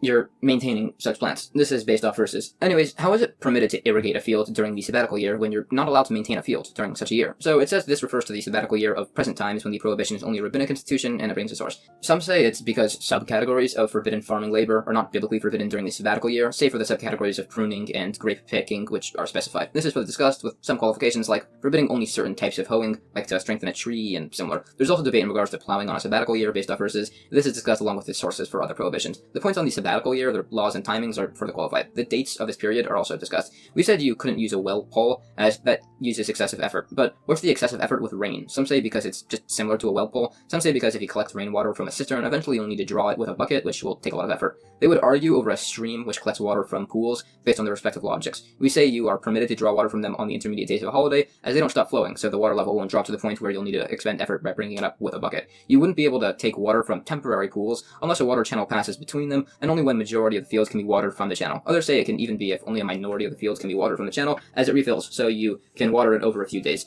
In addition, you can also irrigate a field from a pool that forms from a field which was irrigated if the water is still trickling, and so long as the spring from the first field is still flowing. Similarly, it says if there are two garden beds, one atop the other, you can't take water from the lower one to the upper one, as that's too much exertion. You can't even take it to the upper level if it's one garden bed with a part that's at a higher level. Some also clarify that you can draw water to irrigate vegetables if it's to eat them, and not to enhance their appearance. There are further related points on this and some specific unique cases discussed. We also said you could repair or clean public cisterns, however digging a new one is not permitted. Some actually allow it if they're needed by the public. There are similar cases discussed, and it mentions based on them that you can also clean a private cistern, ditch, or cave if they're needed, but you can't dig a new one of those, whether private or public, if they're not needed. This is further discussed. We also said you could mark graves for laws of impurity, and it cites verses as sources, which are also brought. If it's super small, like a grave smaller than an olive volume, or a bone smaller than a barley grain, or if it doesn't impart impurity the way a tent does, meaning it's only imparting impurity through direct content, it's not marked. You do mark a skull spine or a majority of the skeletal structure or a majority of the number of bones. They also don't mark a known spot of impurity. You're only marking uncertain places, and it gives some examples. These points are further discussed. This goes further. It gives instances of how certain grave locations were marked with certain types of stones and similar. In regards to the inspectors going out to uproot forbidden plant mixtures, it asks, what's the concern of this happening during the intermediate holiday periods? As was mentioned in an earlier tractate, this is done at a set time in the Hebrew month of Adar. So some say this is done by the late crop in this period. Some say it's done with vegetables as opposed to grain, which is done in Adar. Some say Adar is when they uproot non-recognizably blossomed plants, while recognizable blossoms can be taken at these other dates. The uprooting by inspectors is done during the intermediate days of the holiday to give them an income then, and they're paid from the temple treasury. It also provides a bit of definition in regards to the laws of forbidden plant mixtures as to what exactly constitutes a prohibition. It was instituted that the crops uprooted should be ownerless, so that way nobody uses this as an opportunity to get free work done. New Mishnah. On the intermediate days of the holiday, you can draw water water from tree to tree as long as you're not watering the entire field. There's debate if you can water plants which were not watered before the holiday. The Gemara clarifies that this doesn't apply to plants that had been watered before the holiday, or if the field was moist beforehand. Others would still allow watering them even if they didn't have these qualifications. You would be allowed to sprinkle a garden on these days as it turns a late crop into an early one. Others say doing so isn't allowed by the intermediate days of a holiday, but this would be allowed by a sabbatical year. This is discussed. New Mishnah. During the intermediate holiday days, you can trap mice or moles in your grain field like you usually do, and it's also permitted on a sabbatical year. Others say this is allowed in an orchard, but in a grain field you can't do it in your typical manner. You can seal a breach in your wall to a garden, or even build such a wall on the intermediate holiday days, or on a sabbatical year. The Gemara gives the definition of a mole. It also says how to stop an anthill by taking soil from one anthill and exchanging it with another, so the ants start fighting. This would even work if the anthills are totally separated, up to the distance of a parsa. The usual manner of trapping an animal is to dig a hole and put a trap in it. An atypical manner is to put a spit into the ground and whack it with a spade to spear any animals underground. Some allow trapping in a usual manner by a grain field next to an orchard. The wall breach mentioned is sealed with certain tree branches, just as a temporary barrier. Some say to fill it with stone, but don't plaster it, and this is referring to a garden wall. With a courtyard wall, you can seal it normally. There are related points discussed. We said building the wall by a sabbatical year is even by a garden wall. New Mishnah. If someone has leprosy, impurity, they need to be examined. On the intermediate days of the holiday, a priest can declare someone pure after such an examination, but can only declare someone impure after the holiday. Others say you can't examine someone for this at all. The Gemara discusses these points and similar opinions. It says everyone holds that a priest can examine someone in their first week of quarantine. The debate is if it's allowed during the second week. These opinions are further discussed in regards to the laws of leprosy examination. This is all qualified further. New Mishnah. You can rebury your parents in a permanent grave on the intermediate days of a holiday, as this will bring a person joy. Others say it's not allowed, as it will bring mourning. Everyone says you cannot arouse lamentation for the death of a relative during a holiday, or eulogize 30 days before one of the pilgrimage holidays. The Gemara debates these opinions. New Mishnah. You may not dig crypts or graves on the intermediate days of a holiday, but you can adjust them. You can construct a laundry pond on these days, or a coffin for a corpse in your courtyard, but others disallow it unless you have the boards there with you. The Gemara gives definition to these structures. The adjustment of a crypt is to enlarge or shrink it. It also defines what a laundry pond is, and the remaining points are discussed. New Mishnah. You may not marry on the intermediate days of a holiday. No one, not even people doing a levirate marriage, can, but you may remarry a divorced wife. A woman can wear cosmetics during these days, but some disallow the application of lime as a depilatory, as it won't temporarily look good, and she'll be distressed. A regular person can sew as he normally does, but a craftsman can only make temporary stitches. Some say you can interweave cords of a bed frame, some say you can only do this to tighten them. The Gemara explains that the weddings cause joy, and we don't want to mix the joy with the joy of the holiday. Some say because then you'll spend the whole period paying attention to your wife, and not to the holiday. The reverse is brought as sources. Some say it's because then people would start delaying their weddings to be on holidays, and be pushing off the obligation to have children and others. It says elsewhere that you can marry on the eve of a holiday. This works with the opinion that the issue is of mixing joys, as the holiday hasn't started yet, and the wedding joy is mainly on that day. According to the opinion that the issue is that you'll be preoccupied with one, again, they're on separate days. And according to the opinion that people would push off their weddings until then, that's not a concern here, as it's only a single date, so people wouldn't risk pushing off their wedding to a single date in case of unforeseen events occurring. There are other sources for these principles brought, and they're discussed along with some related points. It goes further. It also qualifies the points on women's cosmetics and the others. Some allow it only by young women who are particular about such things. Others say even old women can. There are points on the function of depilatories. The points on sewing and beds are also discussed. New Mishnah. You can set up an oven, stove, or mill during these days. Some say you can't chisel millstones for the first time. The Gemara further defines these points, and these points are qualified with further definition brought. New Mishnah. Only a common person can construct a roof or balconies railings during these days, not a professional. You can plaster over and smooth cracks in an oven by hand or by foot, but not with a tool. You can fix hinge parts, a crossbeam, and a lock and key as long as you didn't intend before the holiday to do it then. You can also preserve foods that you can eat on the holiday. The Gemara gives further definition to all of these points and actions as to what exactly they constitute, and the logic as to why they're permissible. And that's the end of Chapter 1. Chapter 2 of Tractate Moed Katan goes through some further laws on what is and is not permissible on the intermediate days of a holiday. The first Mishnah says, on the intermediate days of a holiday, if someone was running an olive press and had turned over the olives, and he suddenly became a mourner, or some other unavoidable incident came up, or his workers didn't show up, or something along those lines, some say he can load the olives into the press and add the weights, and just leave it until after the holiday. Others say you can fully press and barrel the olives for their oil. The Gemara says that by mentioning mourning, it's saying that actions allowed on the intermediate days of a holiday are not allowed during the days of mourning. These points are all further discussed. There are several other things listed which are forbidden on a holiday. Points on worker contracts with non-Jewish individuals are discussed. It says you can't breed animals on these days, nor can you enclose livestock in a field, although if it just walks into the enclosure, that's fine. And there's issues with sheep herding. Rabbi Yehuda Hanasi says, on Shabbos, you can have non-Jewish people shepherd for you only as a favor. On holidays, you can do it with payment of food, and on the intermediate days of a holiday, you can pay them. That's the law we hold like. New Mishnah. If the same thing that happened by the olive press happened by a wine press, that the wine was already in the collection pit and he suddenly became a mourner, or some other accident occurred, or his workers didn't show up or something, something. Some say he can draw and barrel the wine, others say he should just cover it with a panel so that way it won't sour. The Gemara says it brings this case in addition to the olive press, as the olive press will have a great financial loss if it's not ran, unlike here, so you might have thought that there was a difference between the cases. You would also be able to seal a barrel of beer, which also has a big loss if it goes bad. Also, the laws of the intermediate days of holidays are similar to those of the laws of the Samaritans, in the sense that you cannot make any derivations from these laws. For instance, one sage says you can seal a jug with pitch, but not a barrel, because you can't exert yourself unnecessarily during these days, while another sage says the inverse, that you can seal a barrel, but not a jug, so as to prevent financial loss. Others say the laws of the intermediate days of the holiday are similar to Shabbos, in the sense that some things you're exempt if they're done, while still also being forbidden, while other things are fully permitted. There's definition as to the permissibility of harvesting crops, some saying it's only permissible if it's for the holiday. This is all further qualified at length. New Mishnah. You can bring your fruit inside if you're worried about it being stolen, and you can remove flax from being soaked to prevent it from being damaged. This only applies if this wasn't your plan initially to get it done on these days. The Gemara says to do it so you're not noticed. One sage brought in beams in the middle of the day, but that's because it's a lot more subtle than if you try to do that by night, where you need a lot of people and torches. These points are further discussed. New Mishnah. You may not purchase houses, slaves, or cattle during these days, unless it's for the holiday or for the seller if you need food. The Gemara argues if this means you pay wages on these days for a job prohibited for you to do here if the worker has nothing to eat based on this. We say it's permitted to pay a worker in such a case, and we bring some cases to prove it. This is further debated from several other sources. New Mishnah. You cannot move your possessions on these days from house to house, but you can move them to your courtyard. You cannot bring home utensils from a craftsman, but you can bring them into your courtyard if you're worried about them being stolen. The Gemara says the latter case is still moving stuff from the house to its courtyard. There's discussion in regards to taking utensils to a craftsman, but the sources explain to be talking about Passover Eve, not the intermediate days of a holiday. New Mishnah. On these days you can cover drying figs with straw. Some say you can even condense them. Produce, clothing, and utensils can be sold in private for the holiday, as can fishermen, groat makers, and bean pounders sell their wares in such a manner. Some say they were nevertheless stringent and still didn't. The Gemara debates what condensing the figs means. Some say it means to cover them thickly with straw. Some say it means to compress them into a ball. The points in regards to particular object sales are qualified. For instance, selling fruit is not allowed, as it's done in bulk, and could have been done before the holiday, while selling spices is not and is bought for the actual holiday. And that's the end of chapter 2.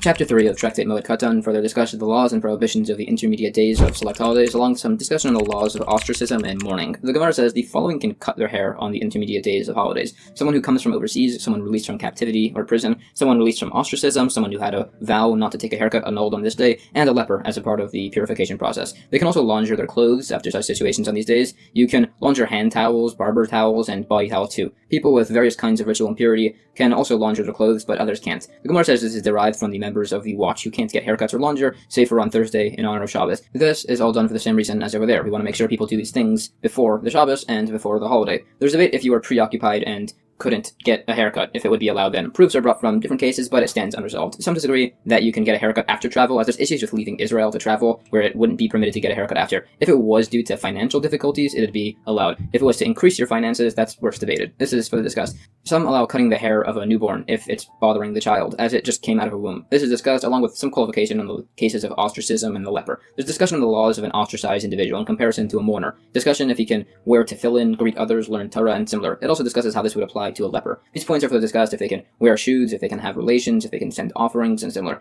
Points on the laws of ostracism are further discussed. It also goes through and speaks on many relevant verses from Scripture on this topic. It also goes through some particular cases and incidents that warranted ostracism. It also speaks about the great power of ostracism. There was one sage who was being antagonized by a violent individual, and he was afraid to confront him. So he was advised to write a written ostracism, put it in a jug, take it to the cemetery, and blow a shofar over it for a long period, which he did, and the man died. There are further points on these laws described. There are also some additional points, and it speaks on cutting facial hair. Some say you're only allowed to trim your mustache if it gets in the way of food, and it says that the pharaoh by Moshe was a cubit tall, had a beard a cubit long, among other descriptions. Some add that he was also a sorcerer. There's further qualifications on the laws of laundry. It says if you only have one shirt, you can launder it during these days, which is qualified. This is all further discussed. New Mishnah. Documents that can be written in the intermediate days of a holiday are betrothal documents, divorce documents, receipts, wills, gift deeds, the authorization of a court to collect your loan, called a prosbul, letters of valuation and sustenance, the document to cancel a levirate bond from occurring, the document for a girl upon becoming an adult to refuse an assigned marriage, arbitration documents, court rulings, and the correspondence of ruling authorities. The Gemara says a betrothal document is allowed on these days in case someone else betrothed her first. Some say this doesn't refer to the actual betrothal document,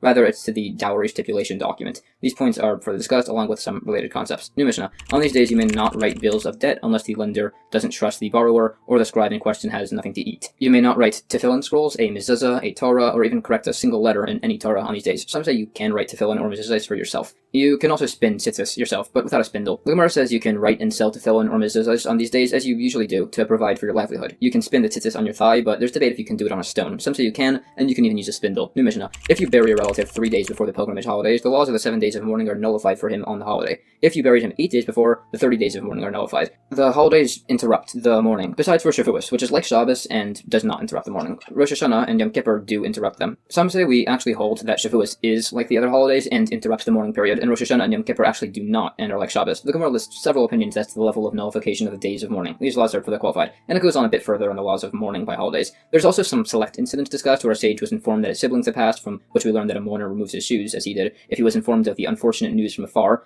The mourning is only for a day, and that part of a day has the legal status of a day. There's further discussion on these laws. It also goes through some related verses and their teachings. Specifically, a mourner cannot work, bathe, anoint himself, have relations, wear shoes, or read from any listed books of Torah unless the public needs him to teach them. There are some related incidents mentioned in regards to this topic. In regards to tefillin, some say he can't wear them until the 3rd day, others say until the 2nd day, but he should remove them if new people come to console him. They cite verses, and it says we hold like the first opinion that you don't remove them for consolers, and like the second opinion that you can wear them from the 2nd day. This is further discussed. It goes through some further laws and discussion on the laws of a mourner. This is all qualified further. There's also points on when and how to tear your garments brought, depending on the relative, and there are other laws like not marrying during this 30-day period, not wearing ironed garments, and further. This goes on for a bit. There are further opinions on these laws listed, and some say that we rule that Shavuos is like Shabbos in regards to not nullifying the days of mourning. It also discusses some unique laws by the mourning and burial of deceased infants or children. New Mishnah. On the intermediate days of the holiday, mourners don't rend their garments or remove their garments from their shoulders. Meals are only provided to close relatives of the deceased, and only if he's in an upright bed and not an overturned one. The Gemara says the point on close relatives doesn't apply if the deceased individual is a Torah scholar, as all Jewish people are considered like his relative. This refers to a non-upright individual. However, if you were there at the time of passing, you'd still be obligated to rend your garments, similar to how you must do that if you see a Torah scroll burned, God forbid. There's a related incident where sages didn't tear their garments for a sage, but were informed that his teachings were said constantly in the study hall, so they did it by the eulogy instead. There are further related incidents by the burials of different sages mentioned. This goes on further. It brings some stories about the events revolving around the passing of certain particular sages and the miraculous things which occurred, like the pillars of Caesarea running with water, the gutters of Tipuri flowing with blood, the stars being visible by day, and several others. There are some rendings of garments that are never mended, from mourning of a father, mother, Torah teacher, the Nasi, the prince, for the president of the court, upon hearing unfortunate tidings, upon hearing God's name be blasphemed, when a Torah scroll has been burnt, and upon seeing the ruins of Judea, Jerusalem, or the temple, where you rend for the temple and extend the rending for Jerusalem. There are additional points on these, and they bring sources and similar. It also discusses more details on rending, like the size, which is 3 finger breadths, and is extended to any amount, and similar. Others disagree on the amounts. It also discusses opinions on where the rending is done, and this is all for the qualified. There are also points on the laws of overturning beds, how it's done, when, for who, which beds, etc. New Mishnah. The first meal after the burial is only brought to the house of mourning in an ordinary basket. The mourner's blessing is not said on the intermediate holiday days, but people can line up to give consolation, after which the mourner dismisses them. The bier is not put in the streets during these days to not encourage eulogies. This is never done with women out of honor for them. The Gemara says it was instituted that everyone should bring baskets of peeled willow branches to the meal, so that way if it was a poor person, they wouldn't feel bad. They would similarly serve drinks in colored glass, cover the face of the dead, and use a plain bier for the same reason, so that way if it was a poor person,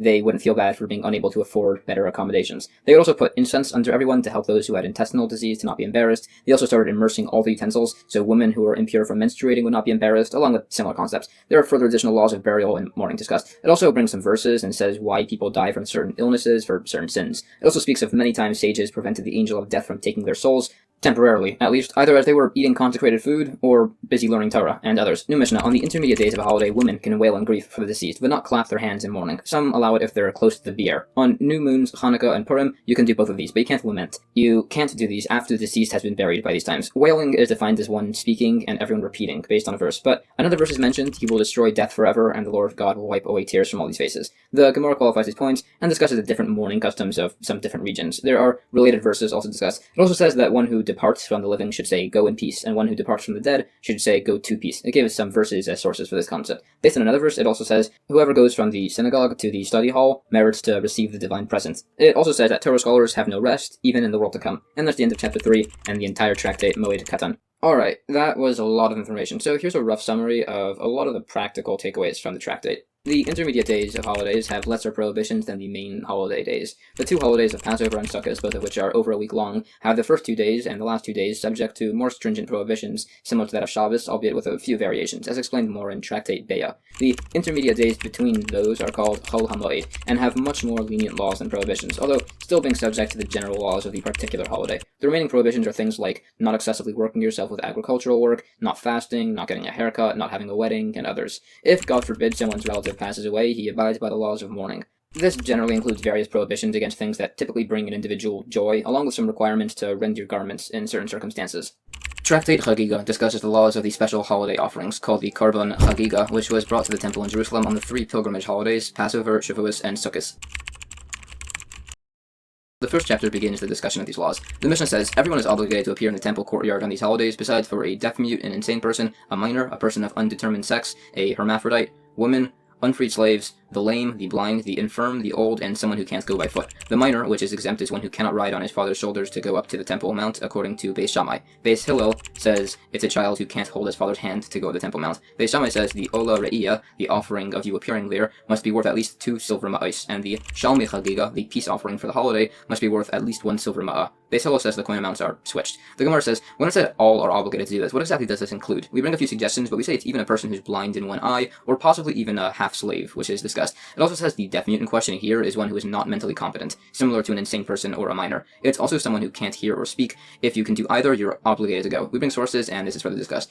It brings some verses on this, and it says, in regards to the Half-Shekel gathering obligation, that it would make even an only deaf or an only mute individual be exempt, based on the verse, so that they will hear and so that they will learn. But it brings an instance of 2 mutes who attended the study hall, and they were very capable learners, so actually it means so that they will teach, which a mute person can't really do, and it brings proofs for this interpretation. It also says, based on the verse, so that they will hear, that someone deaf in one ear is exempt from appearing in the temple courtyard by the holiday pilgrimages. Based on another verse, it also exempts someone who's lame in one foot. There are further points discussed. There are related topics mentioned, and it discusses what degree of insanity we're referring to. Some say it's a person who goes out alone at night, someone who lodges in a cemetery, and someone who tears his garment for no reason. Some say it's somebody who does all of these. Some say it's even someone who does one of them. This is further qualified. Some say it's someone who destroys everything he's given, and it's unresolved if that applies here. Women are exempt, as they're exempt from all time-bound positive commandments, unlike their unique obligation by the Half-Shekel gathering. It also says how the verse implies that a person of undetermined sex, a tumtum, or a hermaphrodite, an androgynous, are exempt from this. The other exemptions are also qualified. It also says exempt from the Olas Re'iyah offering are the uncircumcised and the ritually impure. We bring sources, which are discussed, along with a brief thing on how the angel of death takes souls. There are other verses discussed along with the remaining points.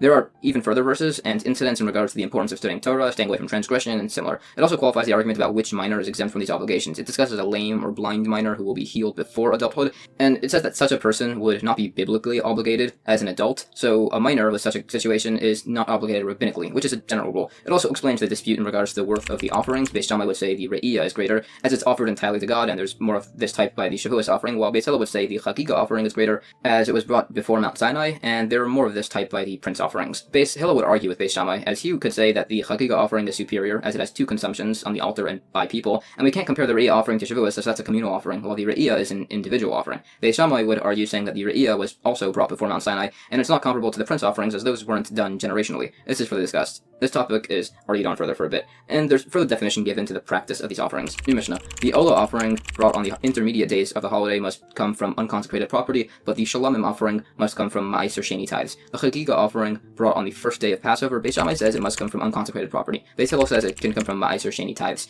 There is an obligation to rejoice on holidays, which meant to eat meat from offerings. Yisraelim, non-Kohanim, and Leviim can fulfill their obligation with voluntary vow offerings and from the animal tithe, while Kohanim can eat chatas and asham offerings, the firstborn offering, and parts of the Shalamim offering. They cannot fulfill this obligation with bird or mincha flour offerings. The Gemara clarifies these points. It also speaks on the Chagigah offering brought on the 14th of Nisan by Passover can be purchased with Ma'aser Sheni funds, as it's not biblical. The other opinions are discussed and defined. There's more discussion on some related verses. New Mishnah. If a person has many household members who want to participate in the Chagigah offering, but few possessions, he should bring lots of Chagigah offerings and less Olas Re'iyah offerings. Someone with many possessions but few of such household members should bring lots of Olas offerings and less of the Chagigah Shalamim offerings. The minimum pricing amount specified earlier apply if you have both. The Gemara says, if he doesn't have possessions, he can use Ma'aser Sheni money and bring a large bowl. There are further particular cases discussed. It gets into someone who has remaining sacrifices from a bunch which were designated, and he wants to bring them on the second day. It's permitted only if he specifically said that they would be offered on the first day, and it would also not be allowed if there was still time to bring them on the first day, but he just chose not to.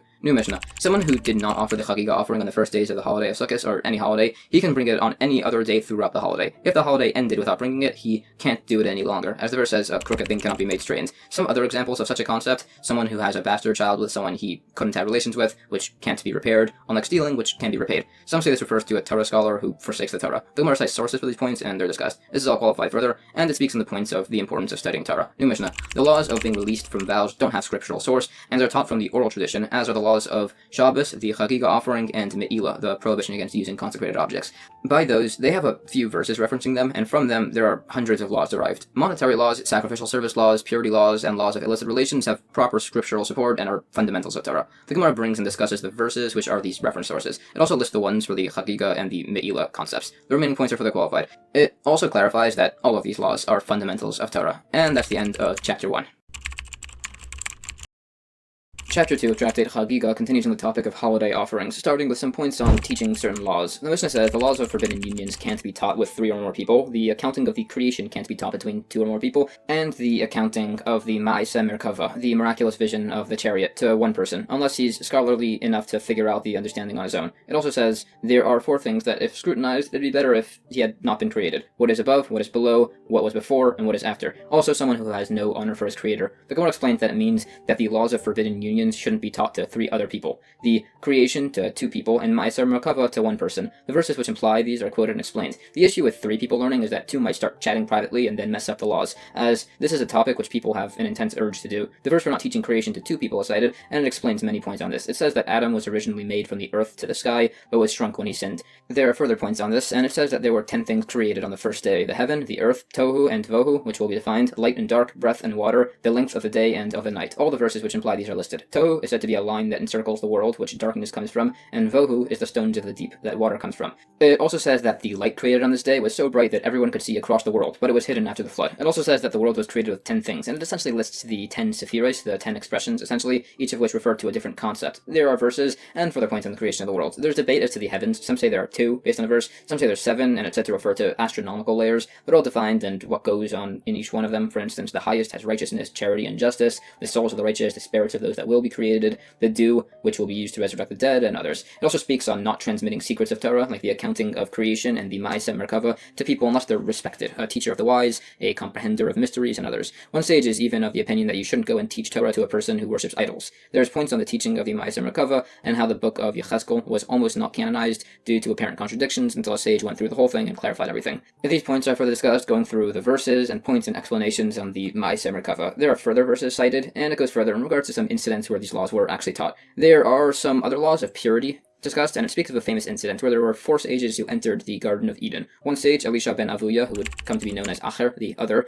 was one of them. And he spoke to the angel Metatron, who records the merits of the Jewish people, and they had an argument. As Metatron was sitting, so they fought, and the voice said that he had lost his portion in the world to come. There's a lot of commentary as to what's going on with this story, as to what it means, but anyways, after this, Elisha decided to go become a heretic, so he paid for a harlot on Shabbos, and she asked, "Aren't you that sage?" So he uprooted a radish, which is forbidden on Shabbos, and she said, "Oh, you must be some other," hence the name Acher. Anyways, there are other points on this guy's teachings. There are points on his death and on his descendants, and that he was studying heretical tracts even before the whole heaven incident, along with other points. Rabbi Akiva was one of those who went to the Garden of Eden, and he survived, even though the angels wanted to push him away. It also says that demons are like angels in 3 ways. They have wings, they fly across the world, and they know the future, as they listen behind the curtain. Demons are like humans in that they eat and drink and reproduce, and they die. Humans are like angels in that they have understanding, they walk upright, and they speak the holy tongue. Humans are like animals in that they eat, they reproduce, and they use the restroom. The remaining points are discussed. Some say someone who doesn't honor his creator refers to somebody who gazes at rainbows. Some say it's someone who sins in secret. There are further discussions on this. New Mishnah. There are many opinions as to whether or not you can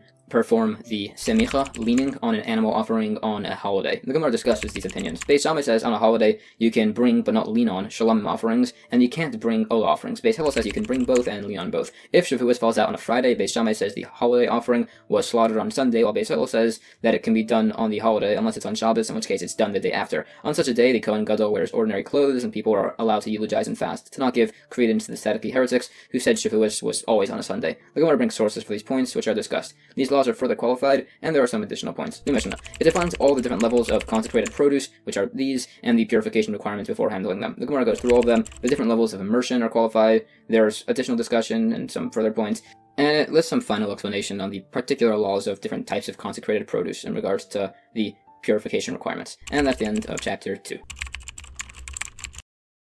Chapter 3, the final chapter of Tractate Chagigah, continues discussing the different levels of restrictions in regards to the laws of purity by specific consecrated produce. The first Mishnah is a list of stringencies of Kodesh, sacrificial food, over Teruma, the crop tithe given to the Kohanim, and that Teruma can have its vessels immersed within other vessels, but not Kodesh. Also, the outside, inside, and Sevita place, which will be defined of vessels, by Teruma are considered to be separate vessels. Also, someone carrying a midras, an item used to support the weight of a person with specific forms of impurity, can also carry Teruma, but not Kodesh. Also, the garments of someone who eats Teruma are considered like midras for somebody who eats Kodesh, by immersing vessels by Kodesh. You need to make sure there's no interpositions by untying knots, drying it, and then immersing it. By Teruma, the vessel's knots can still be tied. Vessels that were created pure still must be immersed by Kodesh, but not Teruma. A vessel combines what's within it by Kodesh, but not with Teruma. With regards to contamination, it's lessened by each transmission. Kodesh says that the fourth transmission is still unfit, while by Teruma it's the third. By Teruma, if one of your hands is impure, then that's it. By Kodesh, both of your hands must still be immersed. You can eat dry foods with impure hands by Teruma, but not by Kodesh. A mourner and an unatoned individual must immerse for Kodesh, but not for Teruma. The Gemara explains, by Kodesh you can't immerse a vessel inside of a vessel, as the weight creates an interposition. It also needs to teach a knot,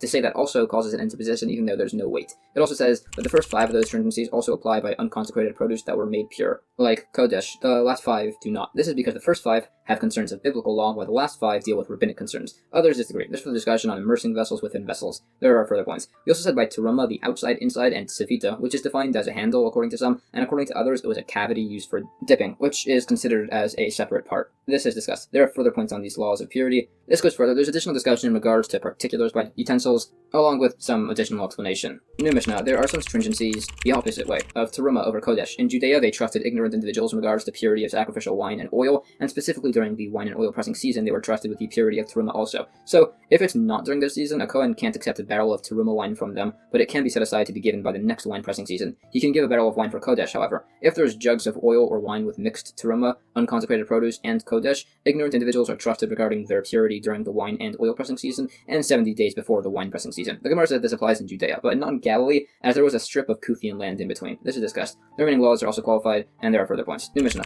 Another way Teruma is stricter than Kodesh, from the town of Moed inwards to Jerusalem, ignorant people are trusted regarding the purity of earthenware utensils, but not from Moed outwards. Meaning, if a potter entered inward of Moed, he's trusted with this, otherwise he's not. The Gemara asks, what about within Moed itself? It says, if the potter is going from inward to Moed and the buyer from outside, it's regarded as inward, and if they're both coming from outside or from inside, it's considered like the outward area. We bring proofs, and therefore the points discussed. New Mishnah. More stringencies of Teruma over Kodesh. Tax agents or thieves who are returning what they stole are trusted by Kodesh only to say they didn't touch anything regarding the laws of purity. In Jerusalem, ignorant people are trusted only by Kodesh, although we trust them by Teruma, also by festivals. The Gemara discusses these points, along with some sources for these laws. New Mishnah, if someone opens a barrel of wine or starts selling a new batch of dough on a holiday, and there's leftovers, there's debate if he can still sell it afterwards due to concerns of impurity contractions. The Gemara debates if he can save it to the next holiday based on the source, and implies he doesn't need to, he can just sell it immediately, like one of the opinions. New Mishnah, after a holiday, the temple vessels are removed for the purification in the courtyard. If the holiday ends going into a Shabbos, they would do it on that day to honor the Shabbos. Some add they wouldn't do it on Thursday as they're busy. The Gemara explains that they're busy taking out the ashes from the holiday offerings. New Mishnah, the vessels immersed from the courtyard by the temple are the ones that were in the temple over the holiday. During the holiday, they would make sure to not touch the table, which can't be immersed after the holiday. There were second and third replacement sets for all of the vessels in cases of impurity. Everything needed to be immersed in the temple after the holiday, besides for the gold and copper altars, as they're like earth and don't get impure. Others say it was because they were plated. The Gemara says in addition to the table, they couldn't touch the menorah. That's just not mentioned, as it could be moved and immersed. There's discussion on verses on these points. This goes further. It discusses why plating would prevent impurity by the altars, and it says another point that the fire of Gehenna doesn't affect Torah scholars, as learned from the salamander, a strange creature which comes from a fire which burns for 7 years, and if you put its blood on you, you'll be fireproof. So how much more so the Torah scholars who won't be affected by fire, as they're made of fire, based on a verse. Similarly, according to others, even the sinners will not be affected by the fires of Gehenna, as learned from the altar, which was thinly gold-plated, and fire didn't affect it. So for sure, fire won't affect the sinners, who are still so full of mitzvahs they're compared to a pomegranate, based on a verse. And that's the end of chapter 3 and the entire tractate, Chagigah. Alright, that was a lot of information, so here's a rough summary of a lot of the practical takeaways from the tractate. The Chagigah offering was an offering brought on holidays. When the temple stands during the 3 pilgrimage holidays of Passover, Shavuos, and Sukkos, everyone travels down to Jerusalem to bring the special Chagigah holiday offering in the temple.